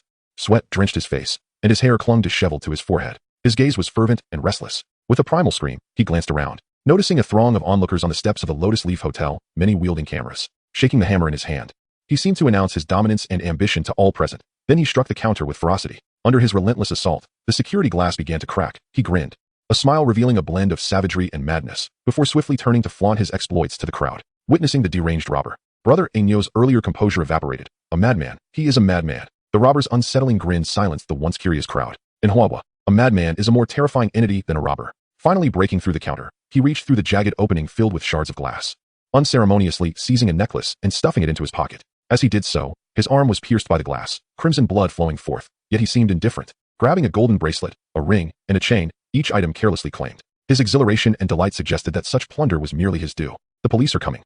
The police are coming, someone whispered. The sirens wailed as a police car screeched to a halt, and 4 officers leaped out, taken aback by the bloody chaos. The officers initially feared a homicide had occurred. 2 hesitated, contemplating a call for backup, but the robber merely cast a nonchalant glance their way, continuing to extract the gold jewelry with his bloodied hands. This defiance incensed the police. "Don't move," shouted a uniformed officer, sprinting towards the robber, baton in hand. His gaze fixed and unyielding. With calm authority, he commanded, "Drop the weapon." His eyes exuded a sense of composure and dominance, imposing an irresistible pressure upon the robber. Stunned, the robber froze, clutching the gold ring in hand. At that moment, the officers flanking him surged into the store, each seizing an arm and shouting, "Get down! Drop the hammer!" The onlookers, now fully engaged, raised their phones high, eager not to miss a single detail. Finally, the robber regained his wits. Writhing as he attempted to flee, struggling towards the entrance of the shop, the police acted swiftly and in an orderly manner, firmly restraining the robber. One officer had already disarmed him of the hammer he wielded, while 3 others held him down. As the robber writhed towards the entrance of the Yingyo jewelry store, his movements became futile, pinned firmly to the ground. Boss Sue, where are you?" Li Shi called out, summoning Miss Ji, who accompanied the boss's pet bird that had also ventured out. In the midst of this critical moment, Suie did not turn back, her gaze fixed intently on the robbery scene as she shouted, "There's a robbery. The police have arrived. Everything is all right now." Upon hearing this, Li Shi could not resist pushing forward, exclaiming, "Good heavens, this is truly a rare sight. I must see it." He momentarily forgot about Xiao Shi and Miss Ji. Rising on tiptoe to peer ahead, the robber's hands, stained with blood from the glass display case, became slick and slippery. In an unfortunate twist, he managed to break free from the officer's grasp, though 2 still held him down, preventing his escape. Surprisingly, the robber showed no inclination to flee. Instead, he brandished a gold ring he had just retrieved, attempting to shove it into his mouth. "Oh, goodness, be careful." The onlookers gasped in unison. The robber's mouth gaped wide, his expression somewhat grotesque. In that moment, Xiao Shi elegantly glided through the air, landing gracefully. The 5 or 6 golden rings on the man's hand gleamed alluringly, emanating a temptation that was hard to resist. With astonishing speed, Xiao Shi darted to the man's side, lunging for the gold ring in his grasp like a flash of lightning. Its claws extended, resembling a dark shadow, deftly snatching the rings away. The bird's wings traced an arc in the air, its velocity dizzying to behold. Xiao Shi's movements were akin to a bolt of lightning, swift and cunning, eluding the eye. The black feathers shimmered under the sunlight, radiating an enigmatic allure reminiscent of black gold. Suie was taken aback, never expecting to witness such a spectacle firsthand, and urgently called out, "Xiao Shi, Xiao Shi. My goodness, Xiao Shi has 3 claws. If anyone sees this, it would be hard to explain." Chapter 107. A discount at the jewelry store. Upon hearing Suie's call, Xiao Shi turned midair and flew into her embrace. Noticing the curious gazes of those around, she tightly hugged Xiao Shi, concealing it within her sleeve. Uncle Li raised his spoon and inquired, "Oh, Xiao Su, is this your pet bird?" Suie chuckled awkwardly, responding, "Yes, indeed. Wow, this bird is impressive. How did you train it, Boss Su? It's remarkable." Someone even raised their phone to capture a close-up of Xiao Shi nestled in Suie's arms. She shifted slightly to avoid the camera, using one hand to shield Xiao Shi while the other attempted to retrieve the ring caught on its claw. Feeling a tug in her hand, Suie realized Xiao Shi was reluctant to relinquish the ring, viewing it as a treasured prize from its hunt. Her movements became more pronounced, causing the onlookers to widen their eyes in curiosity. "Is the bird moving? Don't cover it. Let us see." Hearing someone speak on its behalf, Xiao Shi pecked Suie gently. Suie gently held its beak and whispered, "Someone is recording a video." Only then did Xiao Shi reluctantly release its claws. Suie handed the gold ring in his hand to Brother Nyo beside him. "Brother Nyo, keep this safe." Brother Nyo cheerfully accepted the ring. "Boss Su, thank you. If the robber had really swallowed it, my loss would have been huge." The gold rings were heavy, each weighing at least 5 grams, and the handful in Brother Nyo's hand was worth around 10,000 yuan. If he had swallowed it, even if it could be retrieved, I wouldn't want it back. Brother Nyo remarked with relief. A nearby customer holding a clay pot of noodles was stunned, his meal suddenly losing its appeal. How could something swallowed be retrieved? Xiao Shi squeezed out from Suie's palm, revealing a fluffy little head. Its delicate feathers rustled softly in the breeze, and its eyes fixated on the gleaming ring. Onlookers immediately took out their cameras to capture Xiao Shi's adorable appearance. "Oh my, how cute. Boss Su, your bird is truly amazing." As the crowd grew larger, Suie pushed his way out in the opposite direction. "Boss, why are you leaving? Let me see your bird again." "Boss Su, if you leave, you could leave your bird behind." Suie remained unmoved. "Stop looking, my bird might get stressed." "Move aside. Move aside," he called out as he walked away from the crowd. Brother Nyo scratched his head. "Can birds get stressed? I've only heard of cats getting stressed." Brother Nyo, who kept several cats at home, knew that stress could be terrifying for animals, so he stopped the crowd. Uncle Lee wasn't sure either, maybe. "I remember sparrows are too temperamental to keep. None of the sparrows I caught as a child survived." "That's true. ISNT there is saying, anger kills birds? We should keep our distance and not stress Boss Su's little bird to death." The onlookers were all neighbors, and everyone got along well, so no one insisted on being a nuisance by following. "Xiao Shi, my goodness, why did you suddenly slip out?" Suie returned to the room, feeling somewhat frantic. Xiao Shi sounded guilty. "I just wanted to help." "Don't lie. You clearly wanted that ring. Don't think I don't know. You've collected a pile of shiny things on top of the wardrobe, and you were clinging tightly to that gold ring earlier." Suie exposed Xiao Shi's true intentions. Xiaoshi grumbled and simply nestled into Suie's hand, refusing to move. Seeing its heartbroken expression, Suie couldn't help but find it amusing. All right. Didn't I say I'd give you extra bonus this month? How about I take you to Brother Nyo's shop to exchange the money for gold? Xiaoshi had no interest in paper money, but now that it knew it could be exchanged for shiny things, it was overjoyed. I want 5. Sure, you can have 10 if you want. Suie pondered, wondering if Brother Nyo's gold shop had small gold beans weighing around 0.1 grams. If so, even if Xiaoshi wanted 20, it wouldn't be a problem.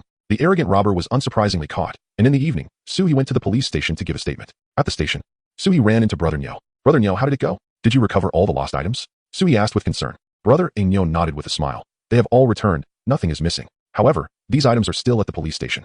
I came here today to verify the quantities. That's good, otherwise the loss would be substantial, Suie replied. Brother Nyo, you must have been startled today. Tomorrow is a perfect opportunity for you to take a break and tidy up the shop. To her surprise, Brother Nyo was unusually excited. Rest? No. We are hosting an event at the shop tomorrow. Su boss, you must remember to come. I will give you a discount. Oh, Suie exclaimed in astonishment. The next day, Suie, with a crossbody bag, made her way to Nyo's gold shop. With such an enthusiastic invitation from Brother Nyo, she felt compelled to show her support. Brother Nyo mentioned that the shop would be having an event. Could it be that the store was completely renovated overnight? As Suie approached the entrance, she found herself unable to move. The Nyo gold shop was surrounded by a throng of people, an absolute sea of customers gathered at the door, while Brother Nyo donned an even more extravagant gold chain, maintaining order outside. Upon closer inspection, Suie realized that the gold shop had not undergone any renovations at all. Brother Nyo had merely swept the scattered shards of glass together. The shattered exterior walls and glass doors remained in their damaged state. Due to the overwhelming crowd, some customers, unwilling to enter through the front door, opted to climb through the broken glass walls. A few customers gathered at the entrance, posing for photos in front of the shattered exterior. Concerned for the safety of his patrons, Brother Nyo meticulously cleaned the hole in the anti-theft glass cabinet, sanding it down and wrapping it with tape. The atmosphere inside the shop grew even more vibrant, with a long line of people waiting at the counter to check in. Brother Nyo animatedly exclaimed, Yes. Just reach through this hole. That's exactly how the robber snatched the gold. Great angle. Make that expression a bit more arrogant.